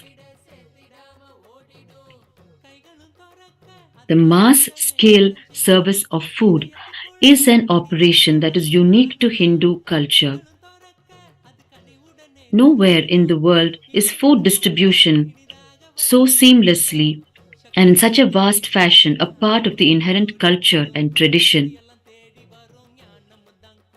This culture was originally lived in the temple ecosystems themselves, where grain banks were stored and used for anyone who faced difficulty in feeding themselves and their families. It is a pillar of Hinduism and pride of the Hindu civilization, making these basic needs as a basic right for all human beings and uplifting the people through serving one meal at a time.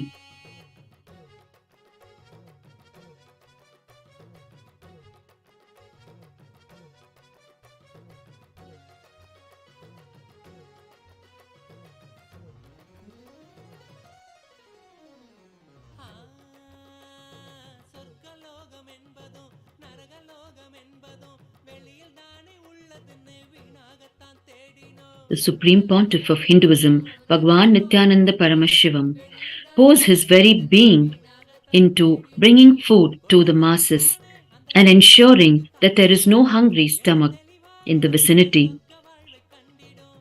கொண்ட எண்ணம் தானே அந்த நிலைய நமக்கு காட்டிடும். எண்ணம் தெளிவாக மன சொர்க்க வாழ்வை கண்டிடும். சக்தி எல்லாம் தேடி வரும் ஞானமும் தான் கூடி விடும். The Supreme Pontiff of Hinduism has taken up massive efforts of Annadhana, now serving 1 billion meals and continuing to serve. அது எல்லாமே எங்களுக்கு வேத சாஸ்திரம்.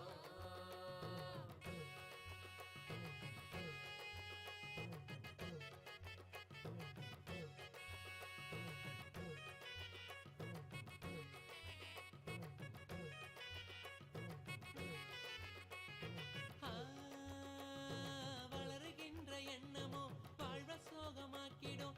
ஆழ்ந்து செயல் செய்ய அது மாயமா மறைஞ்சிடும். வளருகின்ற எண்ணமோ வாழ்வ சோகமாக்கிடும். ஆழ்ந்து செயல் செய்ய அது மாயமாய் மறைஞ்சிடும். மீண்டும் உருவாகும் அந்த சக்தி தன்னை தீர்த்திடும். என்ன மறைந்தோட அது ஆன்மீகத்தில் சேர்த்திடும். மீண்டும் உருவாகும் அந்த சக்தி தன்னை தீர்த்திடும். என்ன மறைந்தோட அது ஆன்மீகத்தில் சேர்த்திடும். சக்தி எல்லாம் தேடி வரும் ஞானமும் தான் கூடிவிடும். சக்தி எல்லாம் தேடி வரும் ஞானமும் தான் கூடிவிடும். நித்யானந்தன் சொன்ன சூத்திரம் அது எல்லாமே எங்களுக்கு வேத சாஸ்திரம். நித்யானந்த சொன்ன சூத்திரம் அது எல்லாமே எங்களுக்கு வேத சாஸ்திரம்.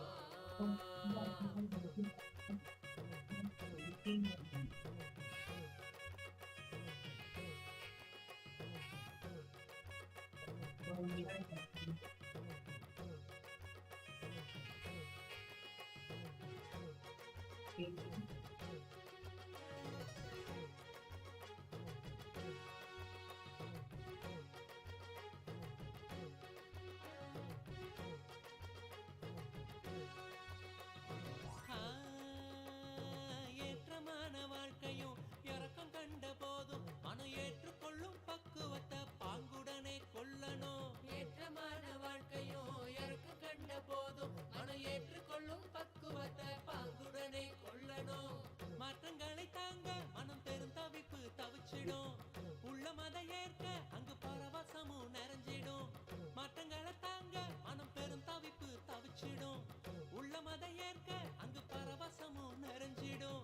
சக்தி எல்லாம் தேடி வரும் ஞானமும் தான் கூடி விடும். சக்தி எல்லாம் தேடி வரும் ஞானமும் தான் கூடி விடும். நித்யானந்தன் சொன்ன சூத்திரம் அது எல்லாமே எங்களுக்கு வேத சாஸ்திரம். நித்யானந்தன் சொன்ன சூத்திரம் அது எல்லாமே எங்களுக்கு வேத சாஸ்திரம்.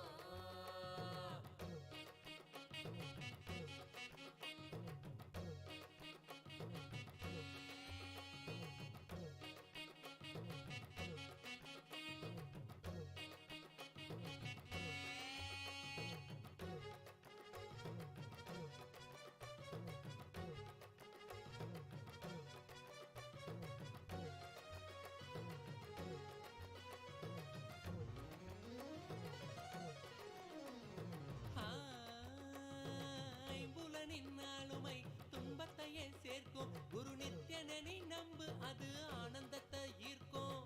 ஐம்புலனின் ஆளுமை துன்பத்தையே சேர்க்கும். குரு நித்யனை நீ நம்பு அது ஆனந்தத்தை ஈர்க்கும்.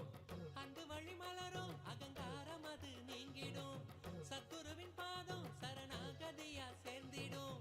அன்பு வழி மலரும் அகங்காரம் அது நீங்கிடும். சத்குருவின் பாதம் சரணாகதியா சேர்ந்திடும். சக்தி எல்லாம் தேடி வரும் ஞானமும் தான் கூடிவிடும். சக்தி எல்லாம் தேடி வரும் ஞானமும் தான் கூடிவிடும். நித்யானந்தன் சொன்ன சூத்திரம் அது எல்லாமே எங்களுக்கு வேத சாஸ்திரம். நித்யானந்தன் சொன்ன சூத்திரம் அது எல்லாமே எங்களுக்கு வேத சாஸ்திரம். ஆன்ம வாழ்க்கை வாழ்ந்து பார்க்கணும், அட வாழ்ந்துதான் ஆன்மீகத்தை அனுபவிக்கணும். ஆன்ம வாழ்க்கை வாழ்ந்து பார்க்கணும்.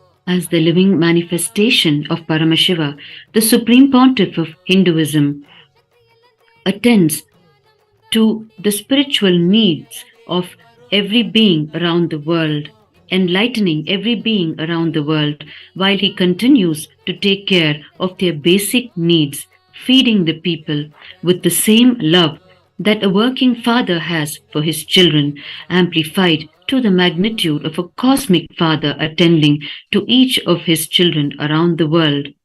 From its inception, the Nithyananda Annalayas, established by the Supreme Pontiff of Hinduism, continuously serves the Aushadha Annadhan to the people worldwide. And the Supreme Pontiff of Hinduism himself serves food personally to the people during all his meditation conventions conducted around the world. He serves food to them with his own healing hands.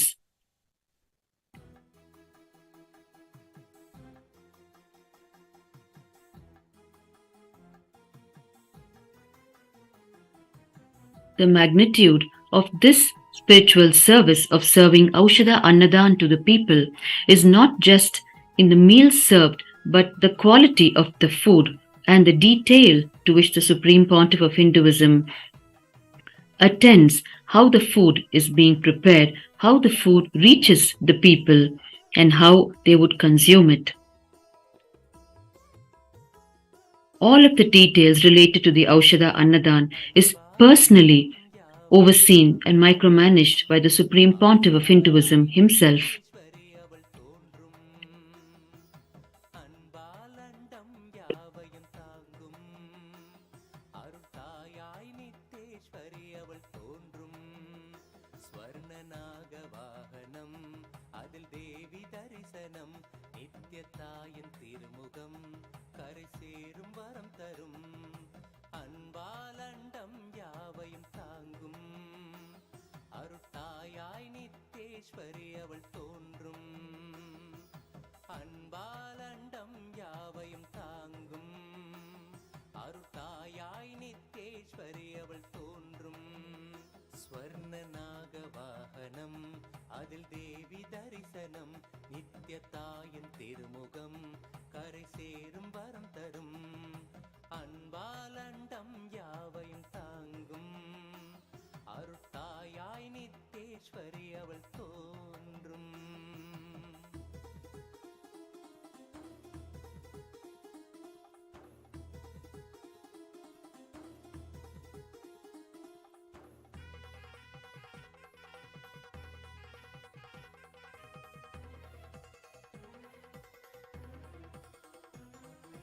மறை கூறிடும் யாவும் அருள் விழிகள் தெளிவாக்கும். அன்னை கூறும் ஒரு சொல்லே நித்யானந்தத்தில் சேர்க்கும். மறை கூறிடும் யாவும் அருள் விழிகள் தெளிவாக்கும். அன்னை கூறும் ஒரு சொல்லே நித்யானந்தத்தில் சேர்க்கும்.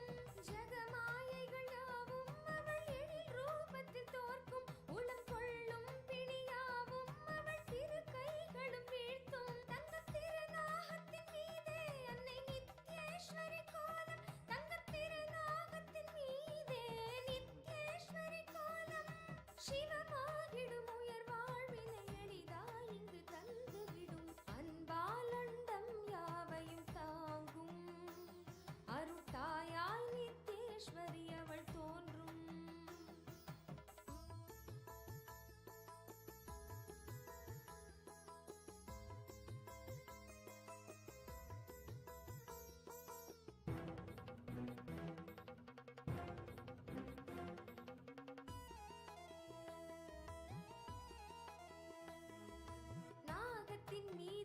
தாயவள் தோன்றும் தரிசனம் ஞானத்தின் வேள்வியை செய்திடும் சக்தி தந்திடும். நாகத்தின் மீதந்த தாயவள் தோன்றும் தரிசனம் ஞானத்தின் வேள்வியை செய்திடும் சக்தி தந்திடும்.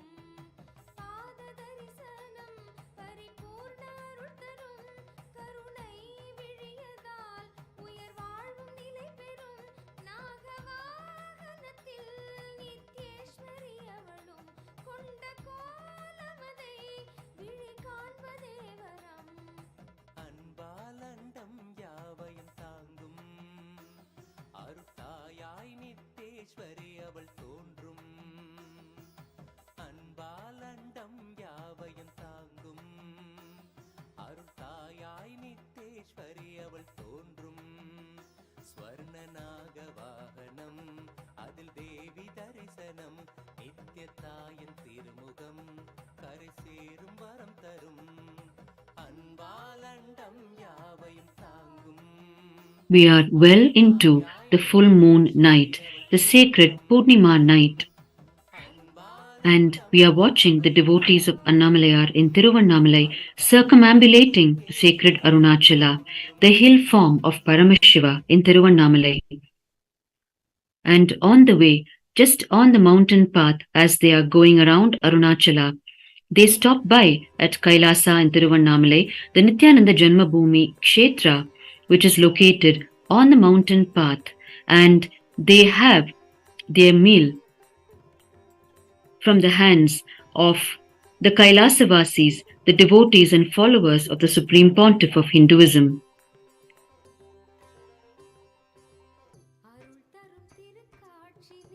This location in Tiruvannamalai, this Kailasa in Tiruvannamalai, was inaugurated by the Supreme Pontiff of Hinduism on the 19th of April 2008, on the sacred auspicious Chitra Pournima day. Again, a full moon day, and ever since it was inaugurated, a host of services has been provided to the people of Tiruvannamalai and to all the visitors entering Tiruvannamalai during all the auspicious festivals, continuously and untiringly, of which serving this Aushadha Annadhan is one of the key services.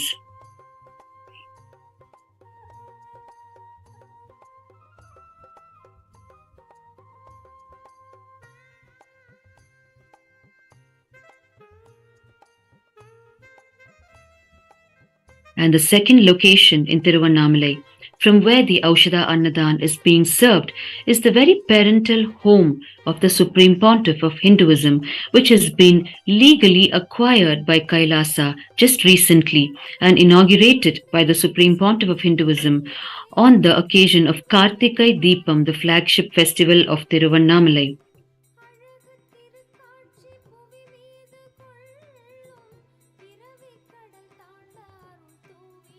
You can see the Annamalai devotees coming in circumambulation around the sacred Arunachala.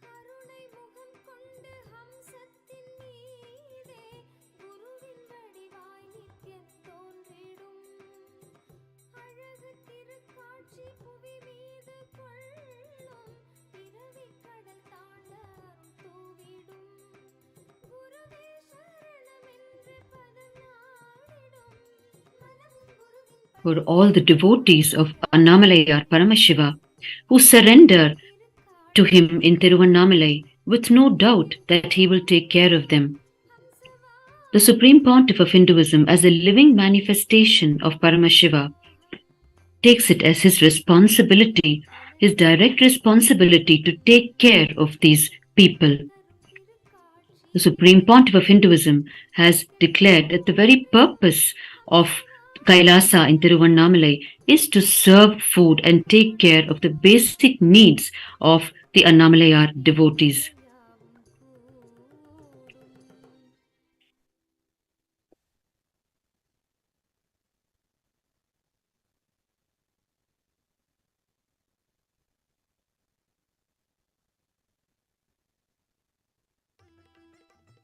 The entire Hindu science of Aushadha and Aushadha infused food, which is the Aushadha Annadhan, which we are witnessing today, comes from the whole science of immortality of Hinduism. The Aushadha for immortality, the entire science and software of Hinduism, the Supreme Pontiff of Hinduism is now making available for humanity at large in the most user-friendly fashion. He is making it available to the world as easily as possible and as comfortably for the people as possible, making it accessible for them, where they can see its benefits and they can live it and they are inspired to use it and make it an integral part of their life. The Aushadha clears the parasites that you build in your system due to consuming non-organic or unnatural food. The Aushadha directly vibrates your body and works on your system directly. It is the beautiful energy-matter combination which works on your body directly, building an entirely new mind-body system which gets completely detoxified just by consuming the Aushadha infused food.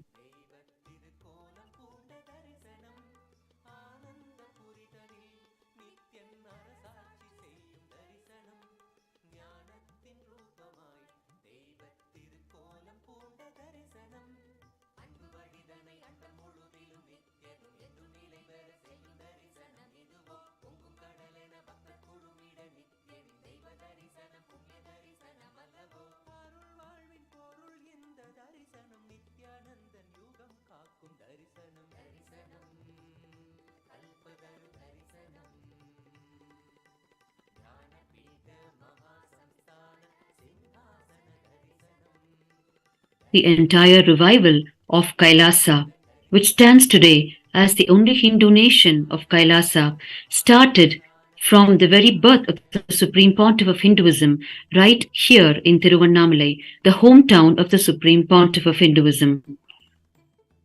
It only became more organized from the year 1994, when the Supreme Pontiff of Hinduism entered the international arena, taking the revival of Kailasa to the global level. The life of the Supreme Pontiff of Hinduism is one that is dedicated to restoring legitimacy to all of the great Hindu sciences of living enlightenment. And the serving of this Aushadha Annadhan that we are witnessing today to the millions of Annamalayar devotees in Tiruvannamalai is one of the colossal efforts of the Supreme Pontiff of Hinduism in reaching these Hindu sciences to humanity at large.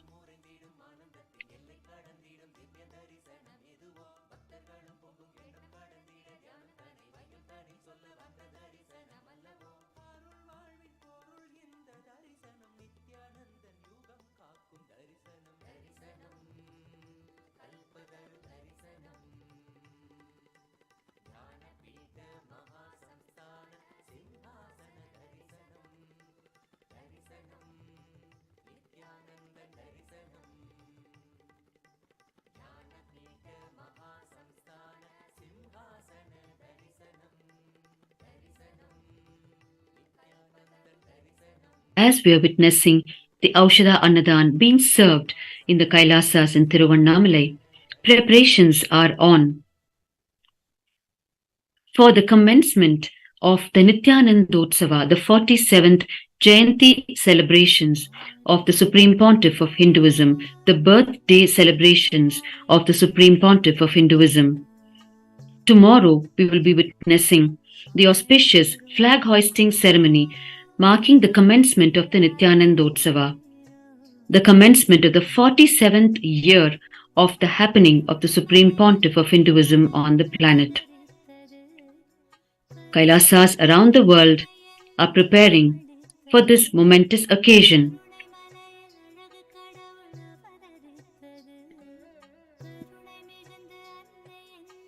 The actual birth date anniversary this year falls on the 5th of January.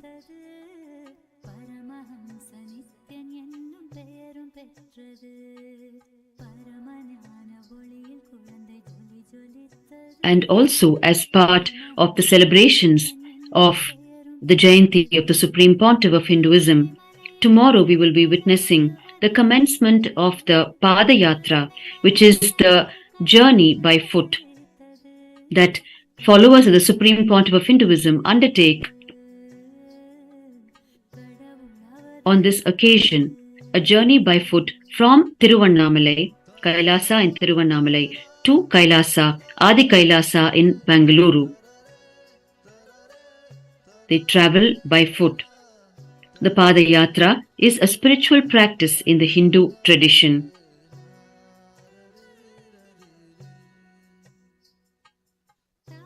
And these Padayatris carry with them the Gurumudi.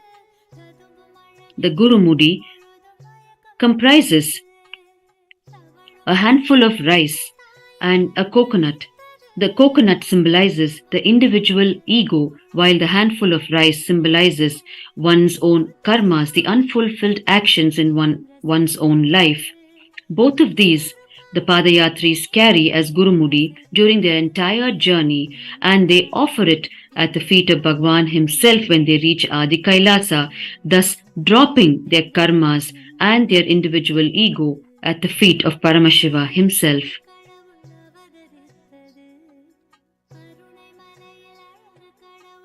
The Supreme Pontiff of Hinduism has inspired the revival of this Hindu tradition of undertaking the Padayatra, the journey by foot. In his own life, during his childhood, the Supreme Pontiff of Hinduism undertook the first Padayatra from Tiruvannamalai, his birth town, to Vadalur, to a temple dedicated to Lord Subramanya in Vadalur. During his entire Padayatra journey, the Supreme Pontiff of Hinduism was enriching one life at a time. All the people whom he came in touch with during the entire Padayatra,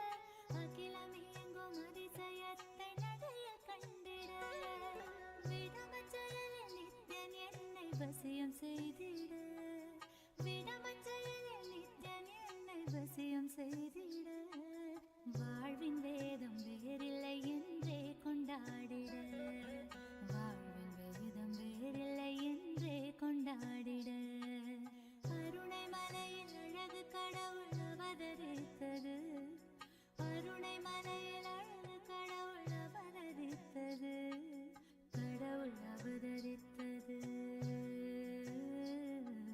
கடவுள் அவதரித்தது.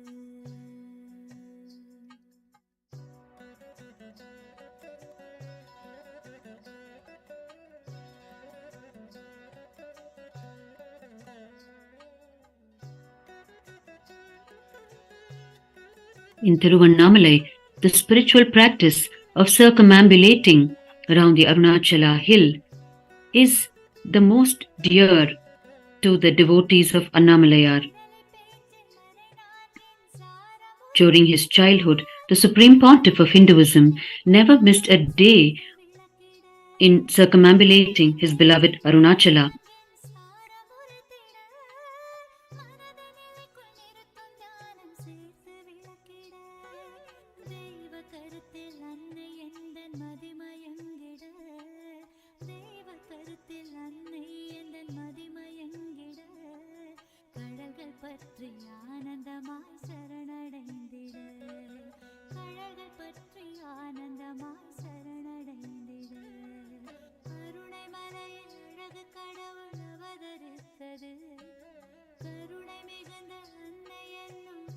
We know of the divine incident that happened in the life of the Supreme Pontiff of Hinduism during his childhood days in Tiruvannamalai, when he was going around the hill all alone as a young child. While reading verses of the Arunagiri Andadi, 100 verses on Arunachala composed by the great saint Guhai Namah Shivaya. As he was circumambulating Arunachala, reading the verses of Arunagiri Andadi, he suddenly stopped in his Girivala and looked up to see that he was surrounded by a bunch of hyenas that were just ready to attack him. And hyenas are animals who are normally very shy when they are alone, but ready to attack and kill any human being if they are in a group. And they are known to especially attack young children. And it was almost around the Amavasya time, the no moon night, and therefore there was hardly any light on the mountain path, especially in those days where the mountain path was considered a remote forest path around the mountain, not like the way we see it today. And Bhagwan, the Supreme Pontiff of Hinduism, was just a young child, all by himself, coming around the mountain. When he looked up, the bunch of hyenas was standing in front of him. And in the middle of the night, from his navel center, from his very Swadhisthana center, the Supreme Pontiff of Hinduism gave out a loud voice beckoning Arunachala. And the moment this happened, an old man appeared from nowhere and chased the hyenas away. And before the Supreme Pontiff of Hinduism could even imagine what was happening, the hyenas and the old man disappeared. He could not figure out from where the old man appeared and into where he disappeared. And he realized that of course it was Arunachala himself who saved him from the hyenas. And the Supreme Pontiff of Hinduism has shared with us this incident during his global presidential addresses. And when the Supreme Pontiff of Hinduism shared this with his Guru, Mata Vibhutananda Puri, as soon as the incident happened, she told him, of course, it is indeed Arunachala who saved you. And the next day, Mata Vibhutananda Puri told the Supreme Pontiff of Hinduism, come on, go for your circumambulation of Arunachala. And the Supreme Pontiff of Hinduism was shocked. He asked, what do you mean? Will Arunachala come every day and save me? And Mata Vibhutananda Puri shot back a question, will the hyenas come every day and attack you? And the Supreme Pontiff of Hinduism fell silent. And he repeated this conversation to his mother, Lokanayaki Ammal. And Lokanayaki Ammal, who is always known to be so integrated to the gurus of the Supreme Pontiff of Hinduism in their endeavor to prepare the Supreme Pontiff of Hinduism for the huge mission ahead, replied to him that if the hyenas come every day, Arunachala also will come every day and save you. So now you can go along in your Girivala around the Arunachala. And the Supreme Pontiff of Hinduism cites this divine incident in his life to teach humanity how not to allow incidents that happen in our lives to take root in us as root patterns in a way that makes us shrink away from life. The Supreme Pontiff of Hinduism explains to us, if I would not have gone the next day for my walk around the hill, the Giri Pradakshina, I would have continued to be a human being with one divine experience. Because I decided to go, now I am a divine being, one human experience of screaming. If I did not go the next day, I would have been a human being with one divine experience of Arunachala coming and protecting me. Because I went, now I am a divine being having only one human experience of screaming in fear. The Supreme Pontiff of Hinduism uses this very incident to explain to us how not to allow the root patterns to happen in us, which make us shrink from the various dimensions of life. Every incident that happens in the life of the great incarnations is only to teach humanity how to live and how not to live.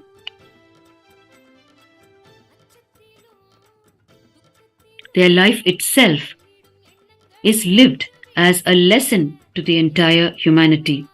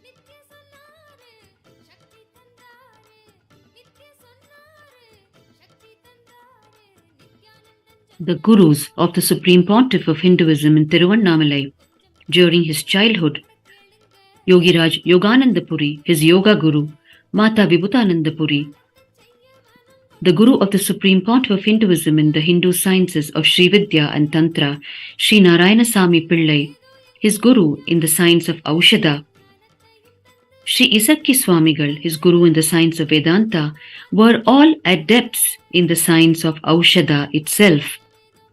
They used to prepare different types of Aushadha and administer them to the young incarnation of Paramashiva, the Supreme Pontiff of Hinduism, to prepare his body to withhold the gush of the cosmic energy that would continuously flow in it, preparing the body to transmit the energy to the entire humanity in the years to come.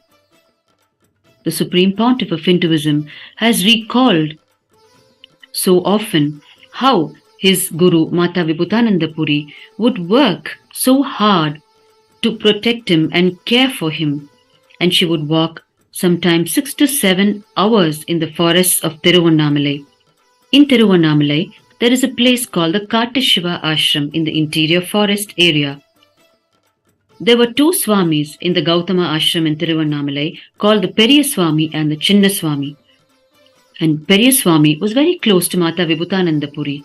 He was called Kattashiva because he was very familiar with the forests of Tiruvannamalai. Kattashiva means the Shiva of the forest. He would wear just a loin cloth and he would carry a big stick with him and walk in the forest.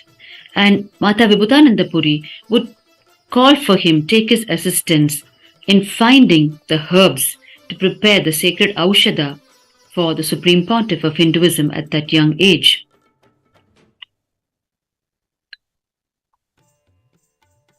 Kattashiva had already attained Samadhi, and he would appear in his Divya Sharira, in his light body form, in his Siddha Sharira.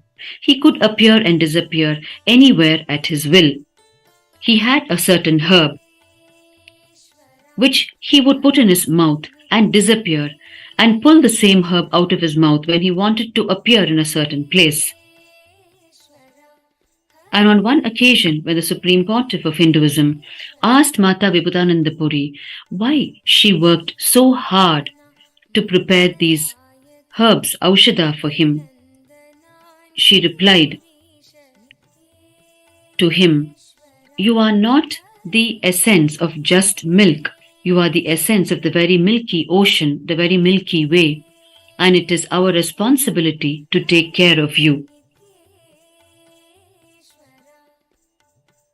All of the gurus of the Supreme Pontiff of Hinduism took the utmost care of him, knowing fully well that the very incarnation of Paramashiva is amidst them as their own disciple. And the Supreme Pontiff of Hinduism, in turn, dedicates his entire service to humanity, his untiring hard work, as his gratitude to his gurus.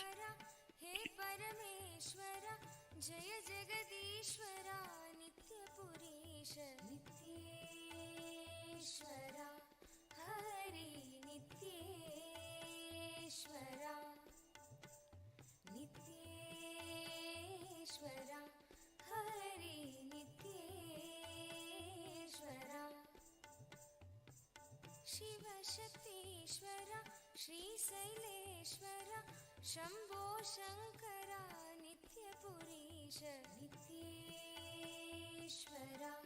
Hari नित्येश्वरा नित्येश्वरा Hari नित्येश्वरा Madhav मुरहर Madhur Manohar Giridhar Nagra नित्यपुरीश नित्येश्वरा Hari नित्येश्वरा नित्येश्वरा Hari नित्येश्वरा Abhay in Tiruvannamalai.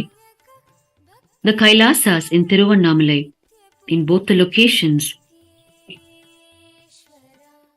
are the most visited spots in Tiruvannamalai, second to the Arunachaleshwara temple itself. As you can see here, it is past midnight and the Aushadha Annadhan is being served untiringly to the devotees of Annamalayar as they move along in the Girivala path around the Arunachala hill.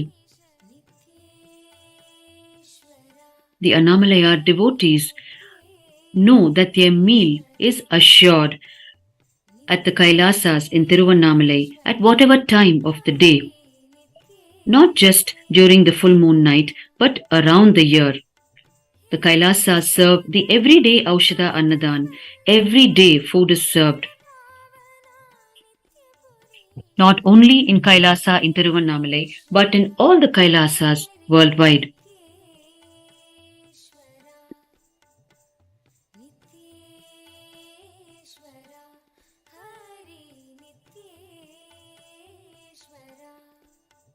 On this full moon night of every month, it is only at the Kailasas in Tiruvannamalai that the food is served non-stop right from before the onset of Pournami, the full moon night, up until the last devotee of Annamalayar has circumambulated around the hill. There is not a moment when the Aushadha Annadhan is stopped for any reason. And therefore, the devotees of Annamalayar know that they can walk in to the Kailasas and Tiruvannamalai on this sacred night and have their meal before continuing on the Girivala around Arunachala.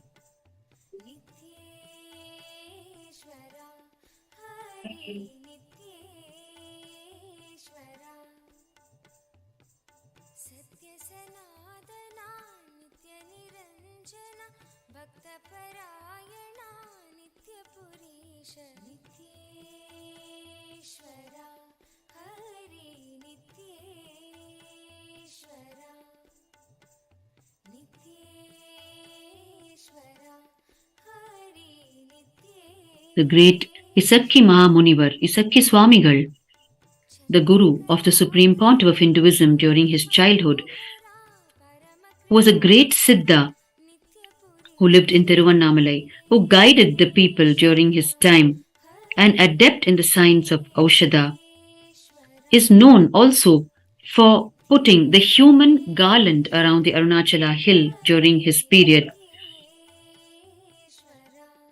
He would guide the people to come around Arunachala in Girivala a certain number of times, depending on whatever issues they brought to him from their life situations, whether it was their physical illness or any other situation in their life.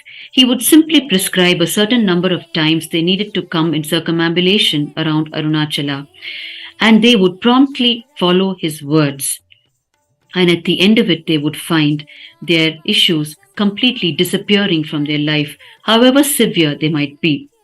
And therefore, Isakki Swamigal became famous at one point in time in Tiruvannamalai for putting a human garland around Arunachala, simply because the people whom he guided to come around Arunachala unfailingly followed his words, and therefore the very people appeared as a continuous human garland around the Arunachala hill.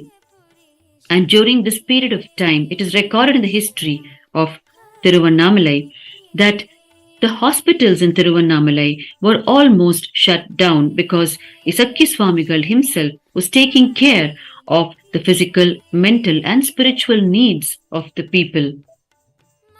With his enlightened insight, Isakki Swamigal himself would come around in Girivala around the Arunachala hill. And he would not just walk around the hill, but he would do the Anga Pradakshina around Arunachala. The Anga Pradakshina is the Hindu practice of doing the circumambulation around any deity by rolling your entire body on the ground. Isakki would roll his entire body on the ground 2 kilometers every day in the 14-kilometer path around Arunachala.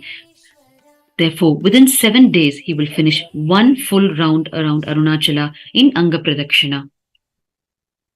That was the devotion of Isakki Swamigal towards Annamalayar Paramashiva in Tiruvannamalai.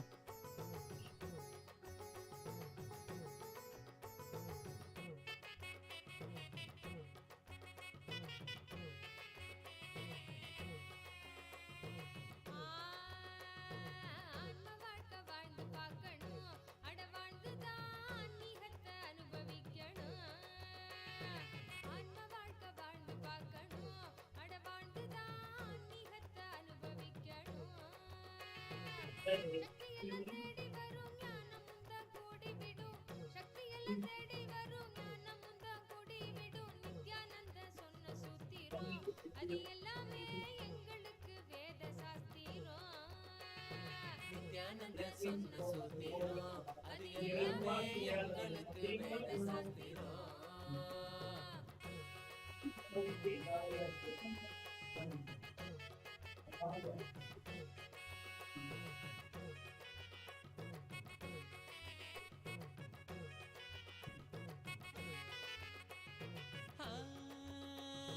பக்தியுடன் பாடிடும் பிரார்த்தனையும் சோஸ்திரம் நித்யனவன் காலடியில் கொண்டு நம்ம சேர்த்திடும் பக்தியுடன் பாடிடும் பிரார்த்தனையும் சோத்திரம் நித்யனவ காலடியில் கொண்டு நம்ம சேர்த்திடும் செய்யும் அந்த தியானம் அது சித்தம் தெளிவாக்கிடும் சித்தம் தெளிவாக அது தெய்வீகத்தை கூட்டிடும் செய்யும் அந்த தியானம் அது சித்தம் தெளிவாக்கிடும் சித்தம் தெளிவாக அது தெய்வீகத்தை கூட்டிடும் சக்தி எல்லாம் தேடி வரும் In the very words of the Supreme Pontiff of Hinduism,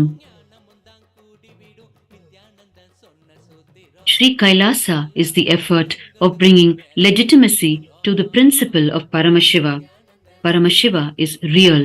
He himself is manifesting through this body as Guru. He himself is teaching Paramashiva Jnana and Paramashiva Vijnana to the world. The science of enlightenment, the science of power manifestation, the science of unclutching, the science of shy-white diet, the science of shy-white bodybuilding in every level, bringing legitimacy to Paramashiva and his teachings is this mission. It is about bringing legitimacy to the principles of Paramashiva, the Veda Agamas, socially, politically, spiritually, in every level. Celebrating Paramashiva is real, brings legitimacy to Paramashiva in our life. Celebrating all his sciences, Paramashiva Jnana and Paramashiva Vijnana, revealed in Vedas and Agamas, brings social legitimacy, political legitimacy, religious legitimacy, and economic legitimacy to it. Bringing legitimacy to Paramashiva Jnana and Vijnana in every sphere, every dimension of life, every aspect of human existence is the purpose of Sri Kailasa. These are the very words of the Supreme Pontiff of Hinduism, delivered on the 1st of January 2020, while revealing to the people the mission and vision of Kailasa.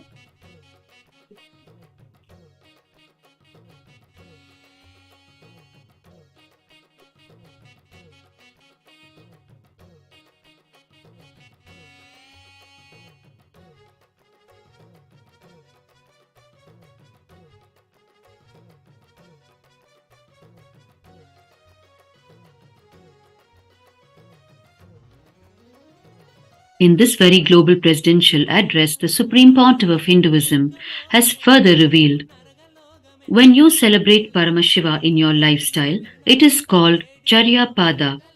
When you celebrate Paramashiva in your food, it is called the Agamic diet. When you decide to celebrate Paramashiva in your body and through your Kundalini Shakti through yoga, it is called the Nithyananda Yoga, the Yoga Pada. When you decide to connect with Paramashiva and make him manifest through you, it is called Puja, your Atmartha Puja or the Parartha Puja. It is the Kriya Pada of Paramashiva. When you decide to celebrate the cosmic principles of Paramashiva and manifest him absolutely in your life, it is called the Jnanapada. All the four padas are nothing but celebrating Paramashiva. Nothing else is important in life other than celebrating Paramashiva. When you remember Paramashiva is real, your body feels it. I want each one of you to celebrate Paramashiva. Do not struggle. Struggling is immature cognition. These are the very words further revealed by the Supreme Pontiff of Hinduism during his global presidential address on the 1st of January 2020. அந்த சக்தி தன்னை தீர்த்திடும் என்ன மறைந்தோட அது ஆன்மீகத்தில் சேர்த்திடும் மீண்டும் உருவாகும் அந்த சக்தி தன்னை தீர்த்திடும் என்ன மறைந்தோட அது ஆன்மீகத்தில் சேர்த்திடும் சக்தி எல்லாம் தேடி வரும் ஞானமும் தான் கூடிவிடும் சக்தி எல்லாம் தேடி வரும் ஞானமும் தான் கூடிவிடும் நித்யானந்தன் சொன்ன சூத்திரம் அது எல்லாமே எங்களுக்கு வேத சாஸ்திரம் நித்யானந்த சொன்ன சூத்திரம் அது எல்லாமே எங்களுக்கு வேத சாஸ்திரம்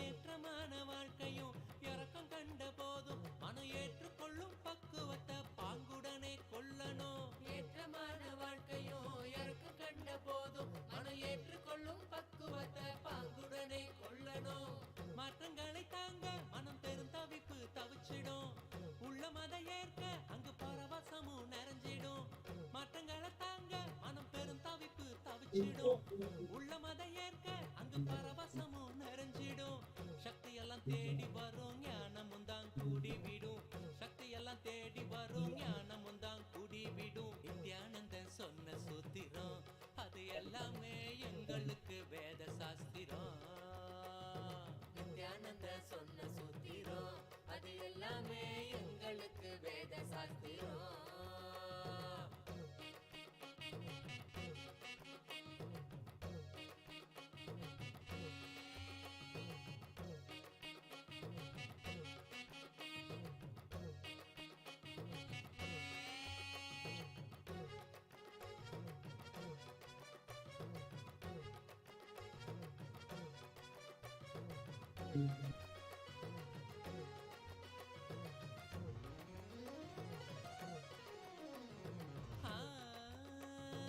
ஐம்புலனின் ஆளுமை துன்பத்தையே சேர்க்கும் குரு நித்யனனை நம்பு அது ஆனந்தத்தை Kailasas in Tiruvannamalai are the only locations in Tiruvannamalai during the sacred Pournima night that the food is served continuously, non-stop, throughout the full moon night and day and beyond, continuously for the people. சரணாகதியா சேர்ந்திடும் சக்தி எல்லாம் தேடி வரும் ஞானமும் தான் கூடிவிடும் சக்தி எல்லாம் தேடி வரும் ஞானமும் தான் கூடிவிடும் நித்யானந்தன் சொன்ன சூத்திரம் அது எல்லாமே எங்களுக்கு வேத சாஸ்திரம் நித்யானந்தன் சொன்ன சூத்திரம் அது எல்லாமே எங்களுக்கு வேத சாஸ்திரம்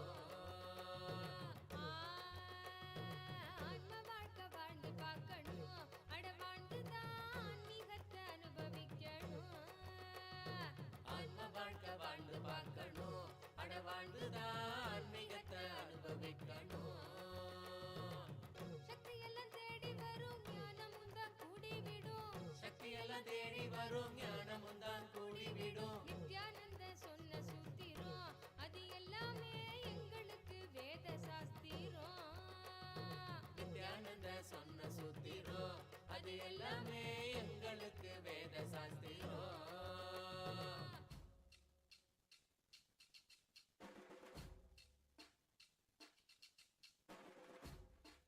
The number of meals served through this Aushadha Annadhan in Tiruvannamalai during this full moon night has crossed 72,000 meals.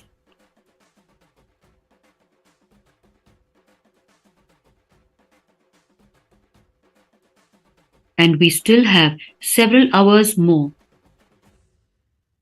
to cover.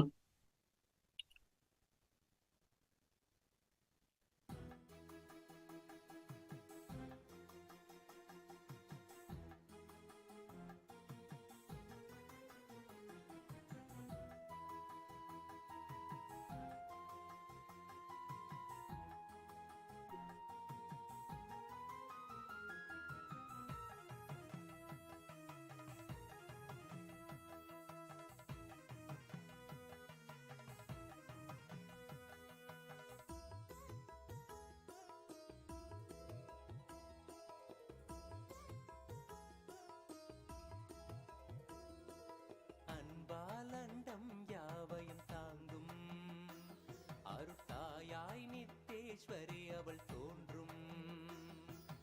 அன்பாலண்டம் யாவையும் தாங்கும் அருட்டாயாய் நித்தேஸ்வரி அவள் தோன்றும்.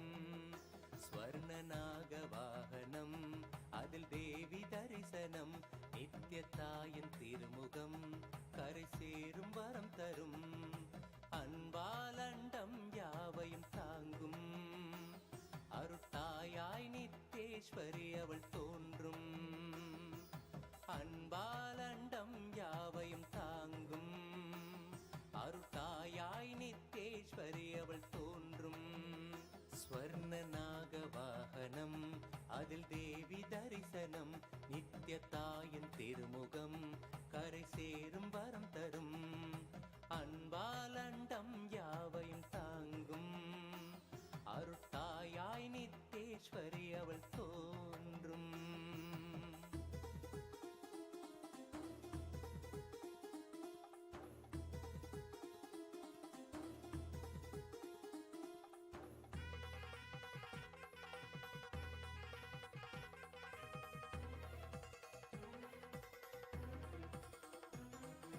மறை கூறிடும் யாவும் அருள் விழிகள் தெளிவாக்கும், அன்னை கூறும் ஒரு சொல்லே நித்யானந்தத்தில் சேர்க்கும். மறை கூறிடும் யாவும் அருள் விழிகள் தெளிவாக்கும், அன்னை கூறும் ஒரு சொல்லே நித்யானந்தத்தில் சேர்க்கும். ஜகமாயைகள் யாவும் அவள் எழில் ரூபத்தில் தோற்கும், உளம் கொள்ளும் பிணியாவும் அவள் திரு கைகளும் வீழ்த்தும். தங்கத் திருநாகத்தின் மீதே அன்னை நித்யேஸ்வரி கோலம், தங்கத் திருநாகத்தின் மீதே நித்யேஸ்வரி கோலம்.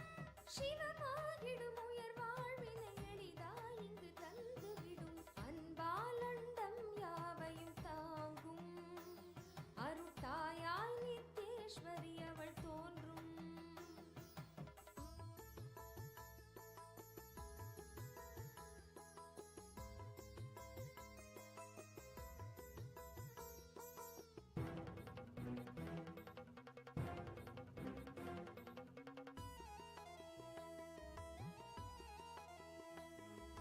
நாகத்தின் மீதந்த தாயவள் தோன்றும் தரிசனம், ஞானத்தின் வேள்வியை செய்திடும் சக்தி தந்திடும். நாகத்தின் மீதந்த தாயவள் தோன்றும் தரிசனம், ஞானத்தின் வேள்வியை செய்திடும் சக்தி தந்திடும். பாத தரிசனம் பரிபூர்ண அருள் தரும், கருணை விழியதால் உயர் வாழ்வும் நிலை பெறும். நாகவாகனத்தில் நித்யேஸ்வரி அவளும் கொண்ட கோலமதை விழி காண்பதே வரம். அன்பாலண்டம் யாவையும் தாங்கும் அருட்டாயாய் நித்தேஸ்வரி அவள் தோன்றும்.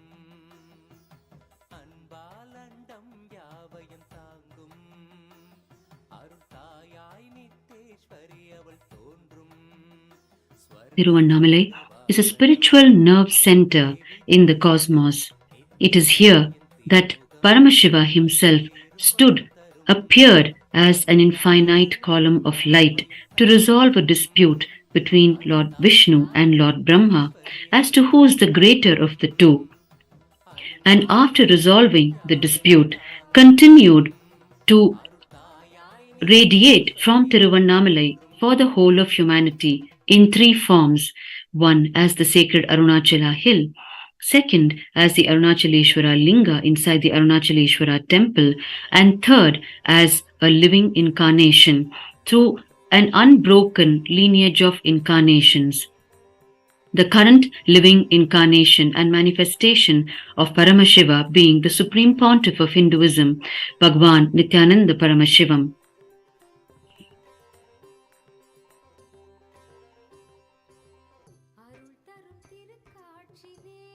The Guru Shishya Parampara, the Guru disciple lineage, through the lineage of incarnations of Paramashiva as the Gurus in Tiruvannamalai, forms the very backbone of Tiruvannamalai and the backbone of humanity itself, which keeps the Hindu science of living enlightenment alive. We have heard the revelations from the Supreme Pontiff of Hinduism about the great incarnations, his gurus of Tiruvannamalai, especially during his childhood years in Tiruvannamalai. In the very words of the Supreme Pontiff of Hinduism, he has revealed, "In my life, I have met many genius people. In Tiruvannamalai alone, I have met at least 50 genius people." Genius means extraordinary genius because their whole focus is about the truth of life. From the truth, whatever they want to manifest, they can manifest, and they manifested that, what they need, and they lived it. The Supreme Pontiff of Hinduism has further revealed, "I tell you, Annamalai Swamigal had only 2 loin cloths and 2 towels his whole life. But I have not seen a richer person than him. In my life, I have not seen anybody richer than Annamalai Swamigal, because he manifested the 2 cowpain and 2 towels from his very conscious sovereignty. His decision to exist on the truth of life is his genius. I tell you, I have met many Nobel laureate scientists, but the geniusness, nobody can be compared to Annamalai Swamigal or to Yogiram Suratkumar Swamigal. The genius is not related to what others feel about you. It is related to your strength of cognizing the truth of life, your brain's capacity to cognize the truths of life and manifest them in your life in a very cohesive, coherent way. That is the genius. That is what I call genius. Neither Annamalai Swamigal will want a 3rd cowpain, nor he would have accepted even if people forced it upon him. Listen, I am not saying you also live with just 2 cowpain and 2 cloths. No, all I am saying is manifest billions and trillions without losing your geniusness, the genius which means your capacity to cognize the truth." These are the very words of the Supreme Pontiff of Hinduism through his global presidential addresses, when he reveals about the greatness of his own gurus of Tiruvannamalai, who nurtured him during his childhood, knowing fully well that he is the living manifestation of Paramashiva.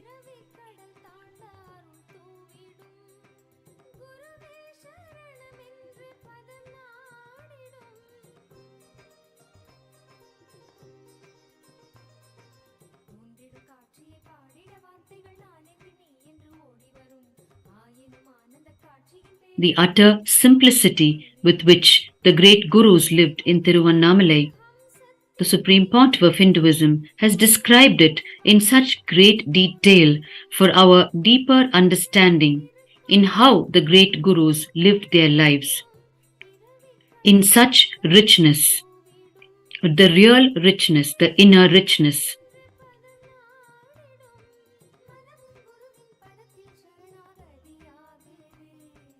The Annamalaya devotees are continuously walking into Kailasa Tiruvannamalai. In both the locations, in Bhagwan's parental home, as well as in the Kailasa Tiruvannamalai on the Girivala path, and receiving their meal as they continue in the Girivala in circumambulation of Arunachala.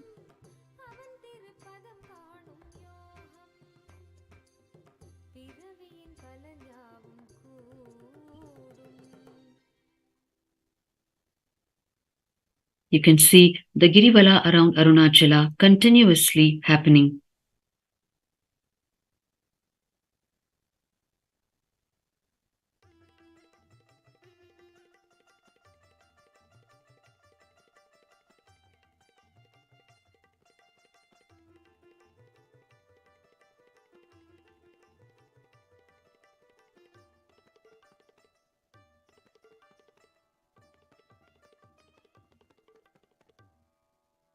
அருணையின் வேந்தன் கொடிதனை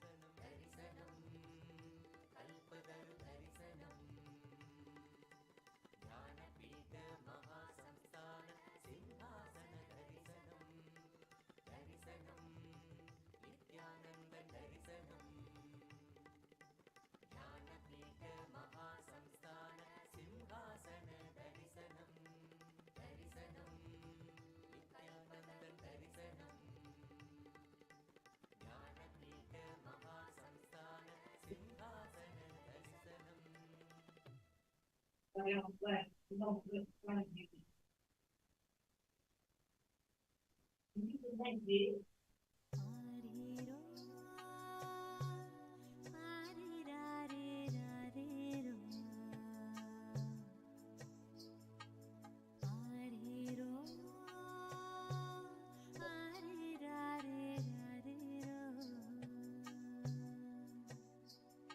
is indeed heartwarming to see the continuous service of Aushadha Annadhan happening from Kailasa in Tiruvannamalai on the mountain path.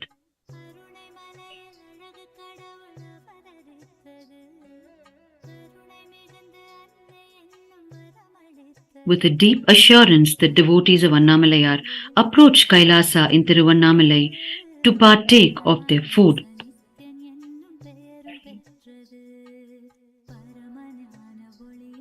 The food that is infused with the Aushadha, the sacred herbs, that aids in the conscious sovereignty of those who consume it.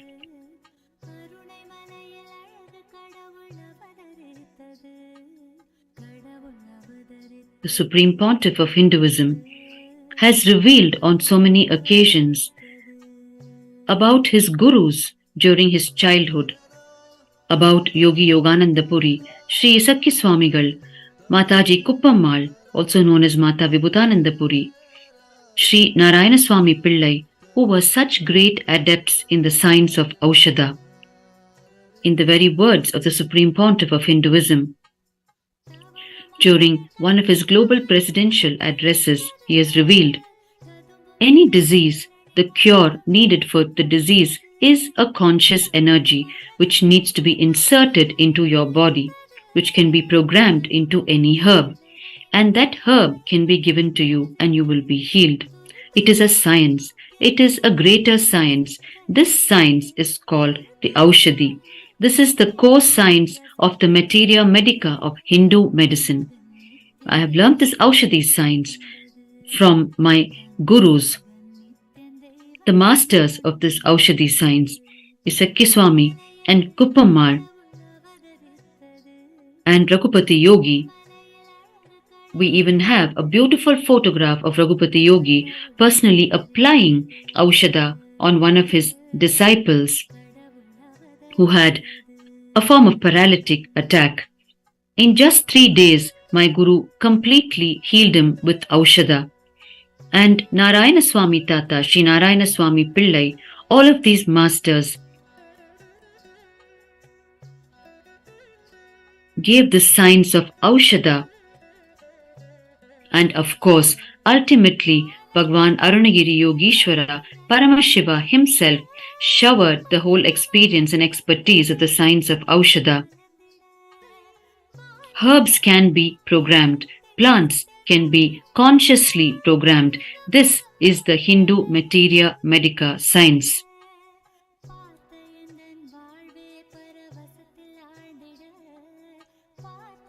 These are the very words of the Supreme Pontiff of Hinduism on the great Hindu science of Aushadha. Programming herbs with a conscious energy and using it to detox our mind-body system, to prepare our mind and body to radiate spiritual powers and to heal our very mind-body system.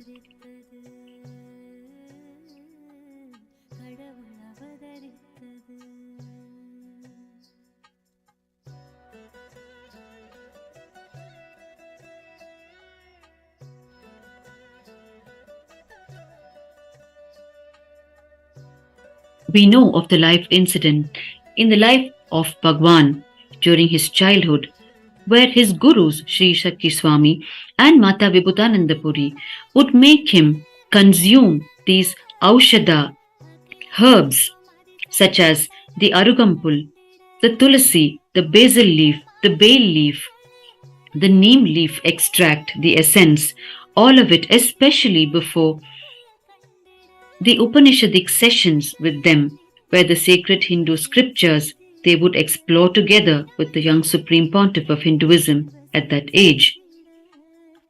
They would give him the neem juice which he was not particularly fond of at that age. And on one occasion, when the Supreme Pontiff of Hinduism asked him why only he in particular had to consume these Aushadha items, when everyone around him would probably be reading the Hindu scriptures, why is it that he would have to consume these Aushadha items?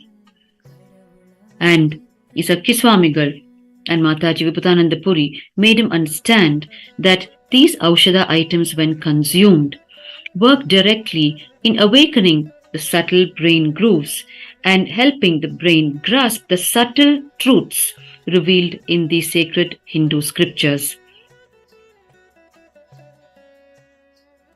That is the ultimate significance of the Aushadha and the very science of Aushadha. Nithyananda Bhakti Kasami, nice to hear your voice. But we have our yoga session now. We are on a live relay from Tiruvannamalai.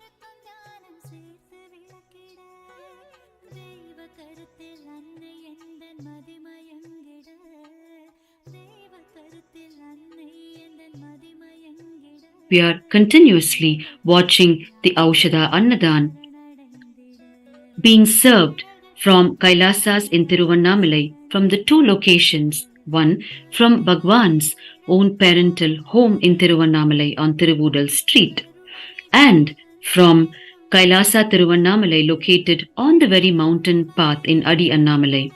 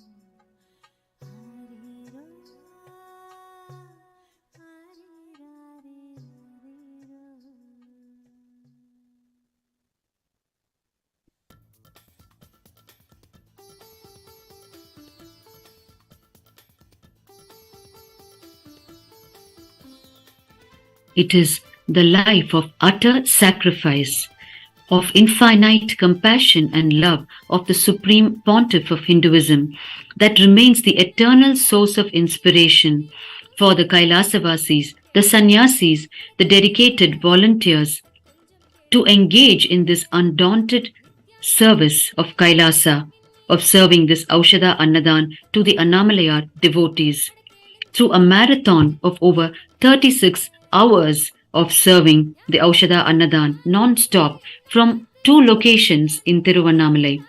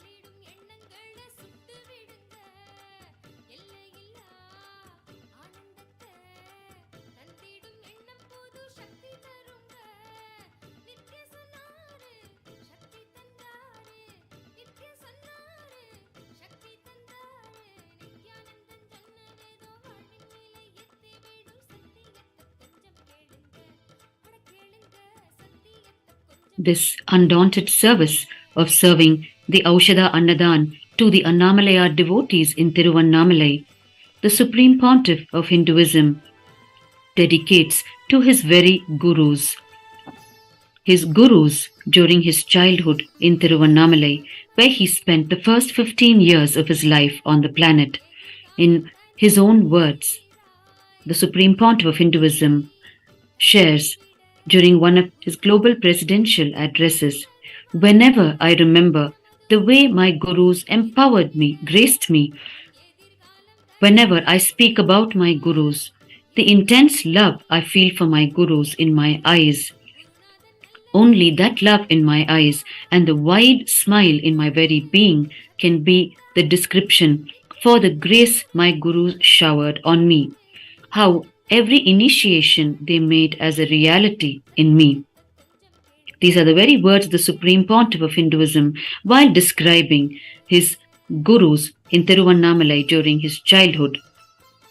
It is this glorious guru-disciple lineage of Tiruvannamalai that the Supreme Pontiff of Hinduism is reviving, has successfully revived through the nation of Kailasa, to carry forth this Guru Shishya Parampara, the Guru disciple lineage, into the future, into eternity, because it is through this lineage that the great Hindu sciences have been preserved over generations, from generation to generation, through the utter sacrifice of all the gurus, the yogis, the sages who kept this alive, dedicating their entire life for the single purpose of keeping this Hindu science of living enlightenment alive, of keeping the Sanatana Hindu Dharma science alive.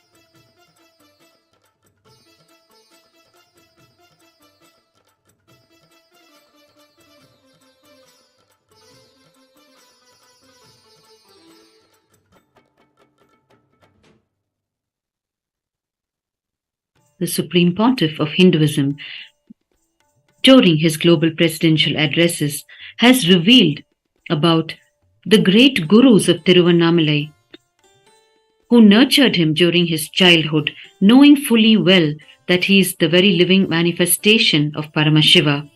In his own words, while revealing about his gurus, starting from Bhagwan Arunagiri Yogeshwara himself, Paramashiva himself, who appeared as his own guru, the Supreme Pontiff has revealed thus: "If you ask me who taught me Siddha, the whole Siddha tradition, I will say Arunagiri Yogeshwara, he downloaded the whole thing and showed me.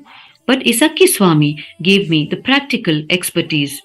In the field, he collected the herbs. He showed me how the Pashana can be done, the Navapashana can be done, or the Aushadhas can be done. The whole practical expertise was given by Sri Isakki Swamigal. But the knowledge was showered on me by Arunagiri Yogeshwara. Akashic records were revealed to me by Arunagiri Yogeshwara. But Isakki Swamigal gave me all the practical expertise. Tiruvannamalai is such a beautiful ecosystem where many of these gurus of the different dimensions of Hinduism who have mastered the different dimensions were present.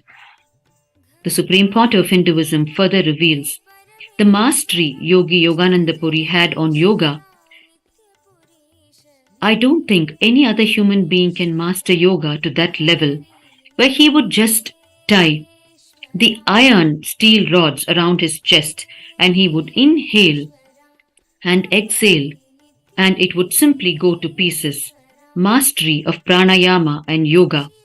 And he has not done this just once, he has done this multiple times in multiple stages. Raghupati Yogi had 43 heart attacks when he was in his deathbed and he did not die. The hospital said, "We can't even understand what is going on in him. He stops his own heart and starts it after half an hour." They literally got frightened, so they sent him home. And after reaching home, he said, "All right, this is the time I am going to leave the body." And he left the body. He is beyond any medical science. He taught me the knowledge of becoming the Kaya Kalpa Dehi, which means when you leave the body, it will not deteriorate. The whole spiritual revelation was done for me by Arunagiri Yogeshwara. By making it a practical expertise was done by Raghupati Yogi in yoga tradition, by Isakki Swamigal in Siddha tradition. I had a very powerful ambience, a beautiful ecosystem in Tiruvannamalai, which I am reproducing with the grace of Paramashiva. I will make it happen. All the great beings, the experts, the masters in each field was available to me. The same way in Vedanta, I cannot even imagine someone beyond Annamalai Swamigal. He can just sit in Nirvikalpa Samadhi, in Sahaja Samadhi forever, in unbroken Sahaja Samadhi. The most powerful, unclutched being I have ever seen is Annamalai Swamigal. Even when his eyes are open, you can look into his eyes and see that he is unclutched. He is in Nirvikalpa Samadhi. Only in his eyes, I realized anyone can come in front of him. There will not be any expression in his eyes. He will be just seeing, but there will be no reaction from inside. Such a pure Nirvikalpa Samadhi. One side, the great Siddha Isakki Swamigal. The other side, the great Yogi Yogananda Puri. The other side, the great Shakta, the Tantric Acharya, Mata Vibhudananda Puri. And the other side, Annamalai Swamigal. All of these people were completely in sync with one another. Even the Shivacharyas who taught me in the Tiruvannamalai temple, they were all in so much of sync. And Panduranganath, who taught me the whole Shaiva Siddhanta. These are the very words of the Supreme Pontiff of Hinduism while revealing about his great gurus of Tiruvannamalai, who lived in Tiruvannamalai during his childhood and who groomed him in his childhood, knowing fully well that he is the living manifestation of Paramashiva, who is living amongst them as their disciple.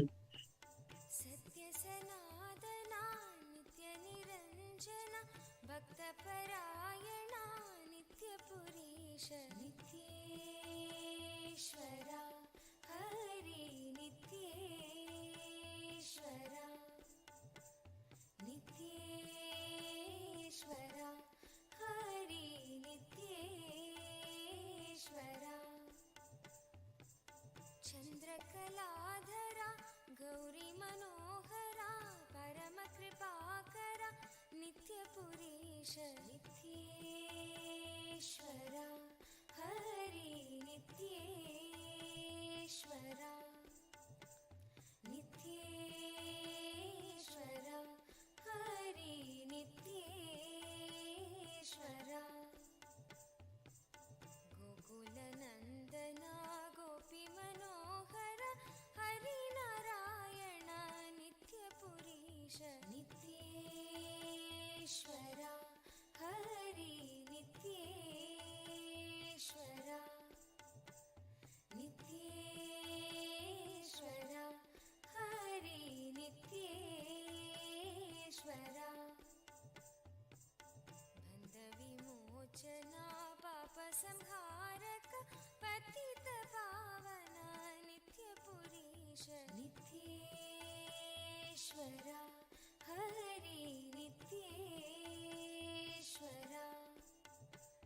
नित्येश्वरा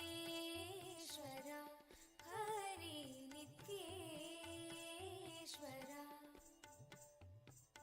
Chandrashekhara पन्नगभूषण निखिललोचना नित्यपुरीश नित्येश्वरा Hari नित्येश्वरा नित्येश्वरा Hari नित्येश्वरा मातापिता गुरुदेव महेश्वर दीनदयाभर नित्यपुरीश नित्येश्वरा हरि नित्येश्वरा नित्येश्वरा हरि नित्येश्वरा नित्येश्वरा हरि नित्येश्वरा नित्येश्वरा हरि नित्येश्वरा नित्येश्वरा हरि नित्येश्वरा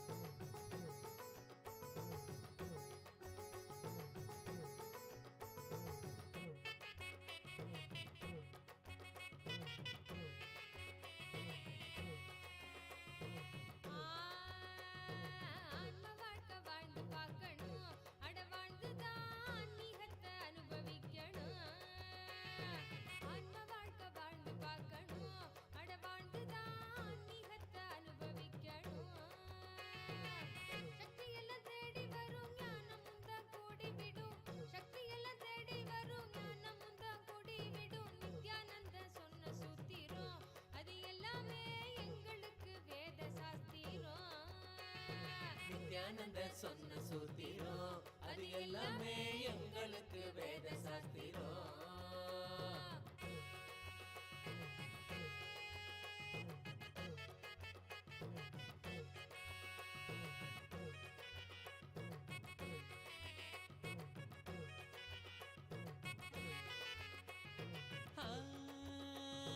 பக்தியுடன் பாடிடும் பிரார்த்தனையும் சோஸ்திரம் நித்யனவன் காலடியில் கொண்டு நம்ம சேர்த்திடும். பக்தியுடன் பாடிடும் பிரார்த்தனையும் சோத்திரம் நித்யனவன் காலடியில் கொண்டு நம்ம சேர்த்திடும்.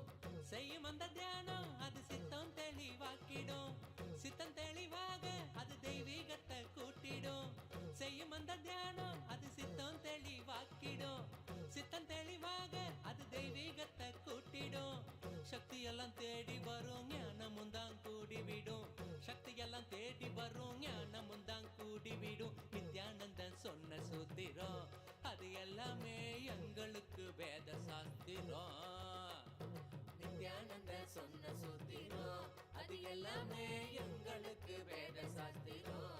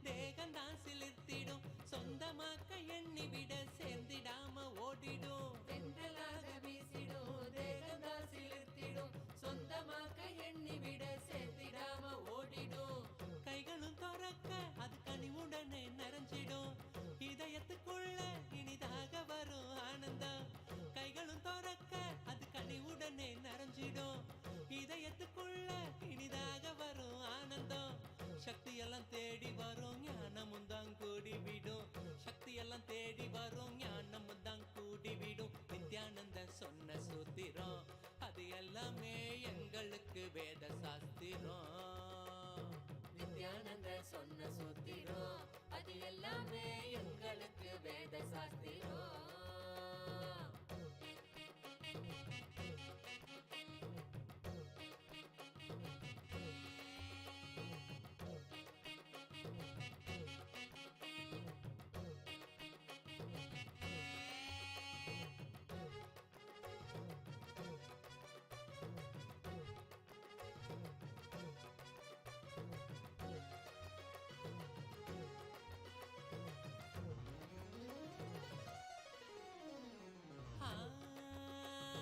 சொர்க்கலோகம் என்பதும் நரகலோகம் என்பதும் வெளியில் தானே உள்ளதுன்னு வீணாகத்தான் தேடினோம். சொர்க்கலோகம் என்பதும் நரகலோகம் என்பதும் வெளியில் தானே உள்ளதுன்னு வீணாகத்தான் தேடினோம். கொண்ட எண்ணம் தானே அந்த நிலைய. As we continue to watch the Aushadha Annadhan being served from the KAILASAs in Tiruvannamalai, from the very parental home of the Supreme Pontiff of Hinduism located on Tiruvudal Street in Tiruvannamalai, as well as from the Kailasa in Tiruvannamalai located on the mountain path in Adi Annamalai, we are watching the continuous Aushadha Annadhan being served to the devotees of Annamalayar who are circumambulating the sacred Arunachala hill on the sacred full moon night.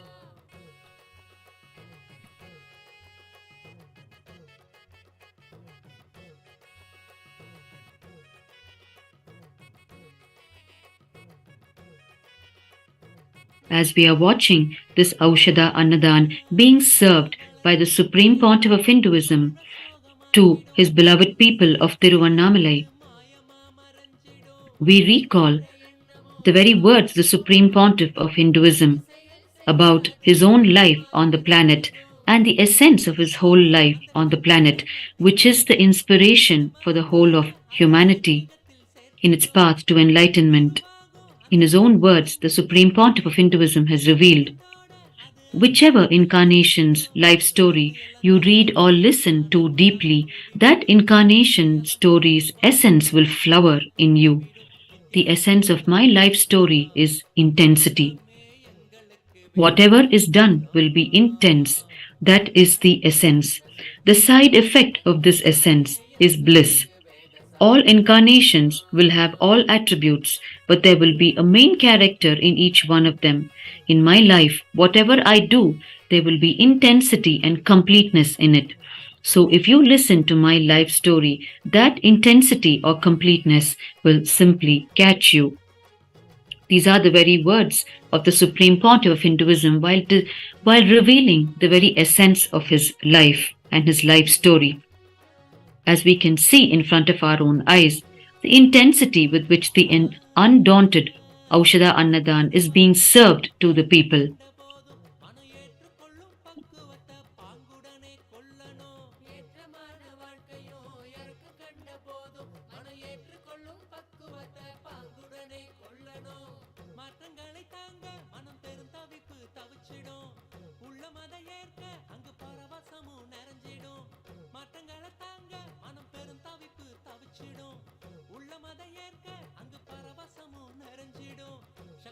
தேடி வரும் ஞானமும் தான் கூடி விடும். நித்யானந்தன் சொன்ன சூத்திரம் அது எல்லாமே எங்களுக்கு வேத சாஸ்திரம். நித்யானந்தன் சொன்ன சூத்திரம் அது எல்லாமே எங்களுக்கு வேத சாஸ்திரம்.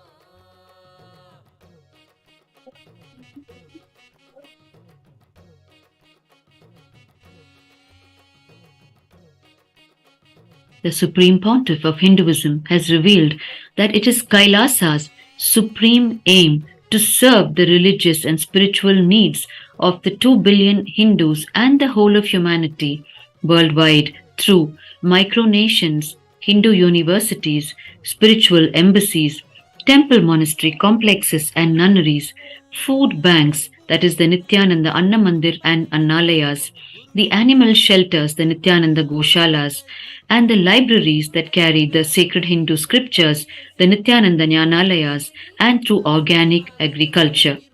Therefore, serving food to the people is one of the important pillars of Kailasa in serving the spiritual and religious needs of not just the 2 billion Hindus around the world, but of the entire humanity itself. As we can see in front of our own eyes, the continuous marathon Aushadha Annadhan that is being served in 2 locations in Tiruvannamalai on the sacred full moon night.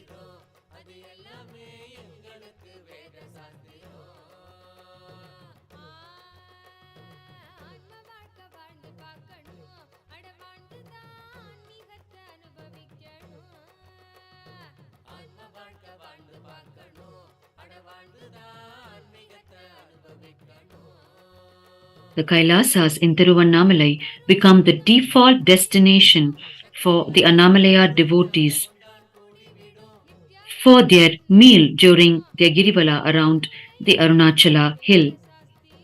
As you can see, it is well past midnight, and the Annamalayar devotees are walking in with such great assurance of receiving their food at the Kailasas in Tiruvannamalai.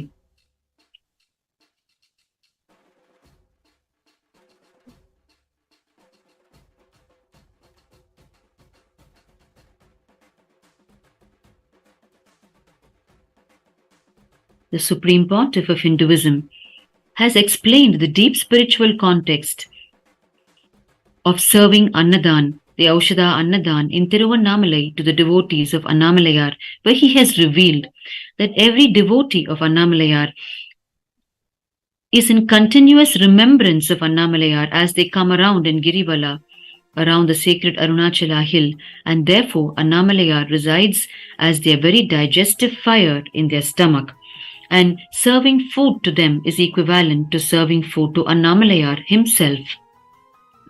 Such is the deep spiritual context revealed by the Supreme Pontiff of Hinduism in serving this Aushadha Annadhan to the Annamalayar devotees in Tiruvannamalai. And that is the eternal source of inspiration for the Kailasavasis, the dedicated volunteers of Kailasa, the followers of the Supreme Pontiff of Hinduism, in serving this Aushadha Annadhan for over 36 hours non-stop, untiringly.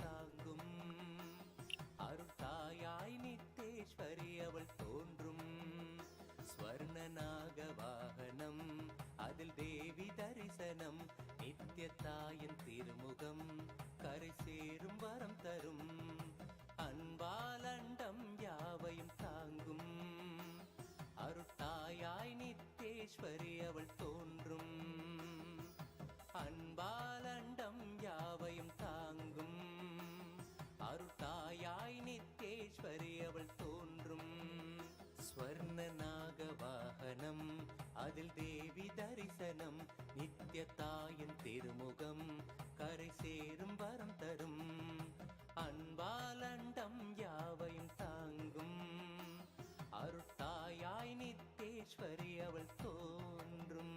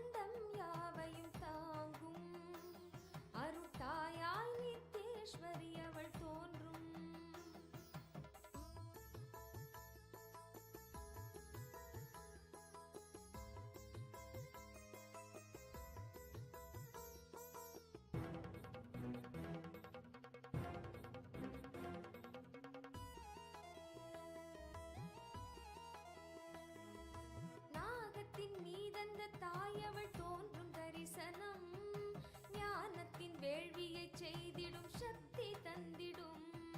நாகத்தின் மீதந்த தாயவள் தோன்றும் தரிசனம் ஞானத்தின் வேள்வியை செய்திடும் சக்தி தந்திடும்.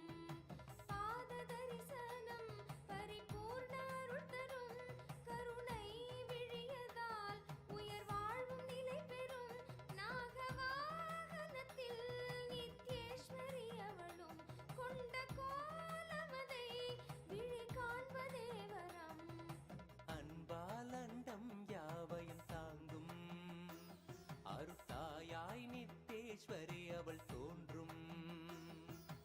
அன்பாலண்டம் யாவையும் தாங்கும் அருத்தாயாய் நித்தேஸ்வரி அவள் தோன்றும்.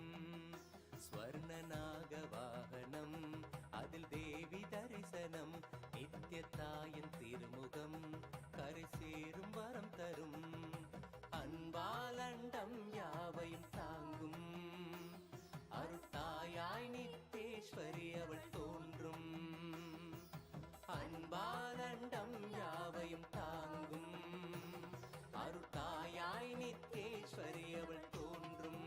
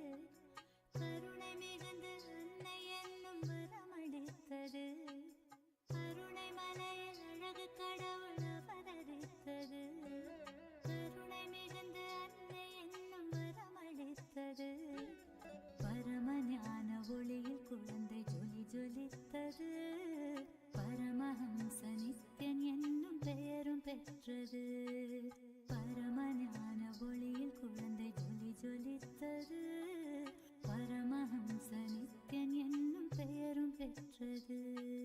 அருணை மலையில் அழகு கடவுள் அவதரித்தது.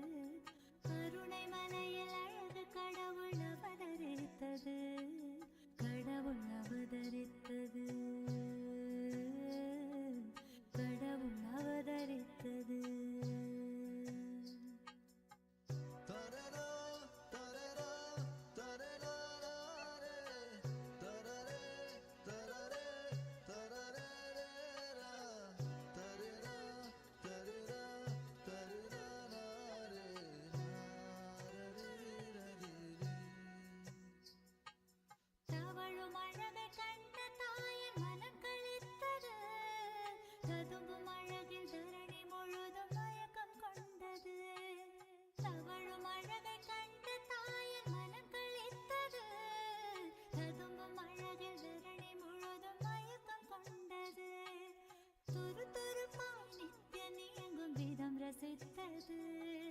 துருதுருப்பாய் நித்யனே எங்கும் விதம் ரசித்தது. தங்க மகன் நித்யன் தெய்வம் என்றுணர்ந்தது. தங்க மகன் நித்யன் தெய்வம் என்றுணர்ந்தது. கருணை மலையில் அழகு கடவுள் அவதரித்தது. கருணை மலையில் அழகு கடவுள் அவதரித்தது. கடவுள் அவதரித்தது. கடவுள் அவதரித்தது.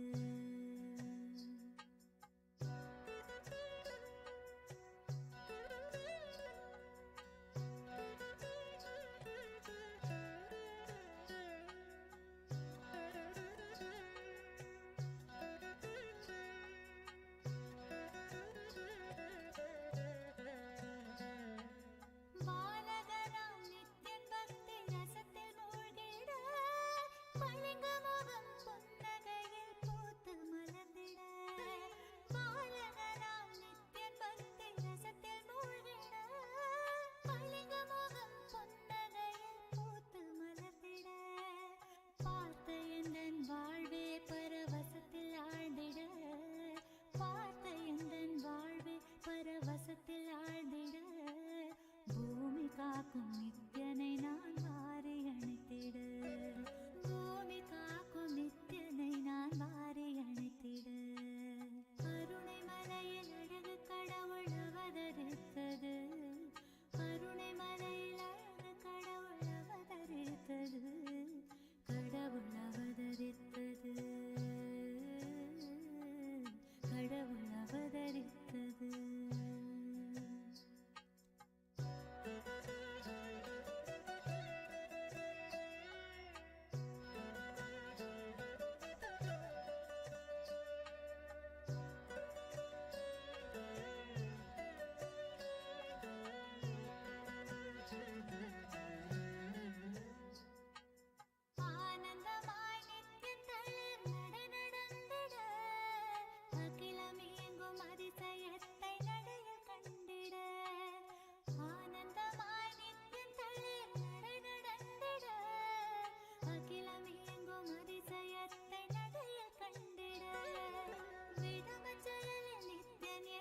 வசியம் செய்திட விடமச்சலில் நித்யன் என்னை வசியம் செய்திட.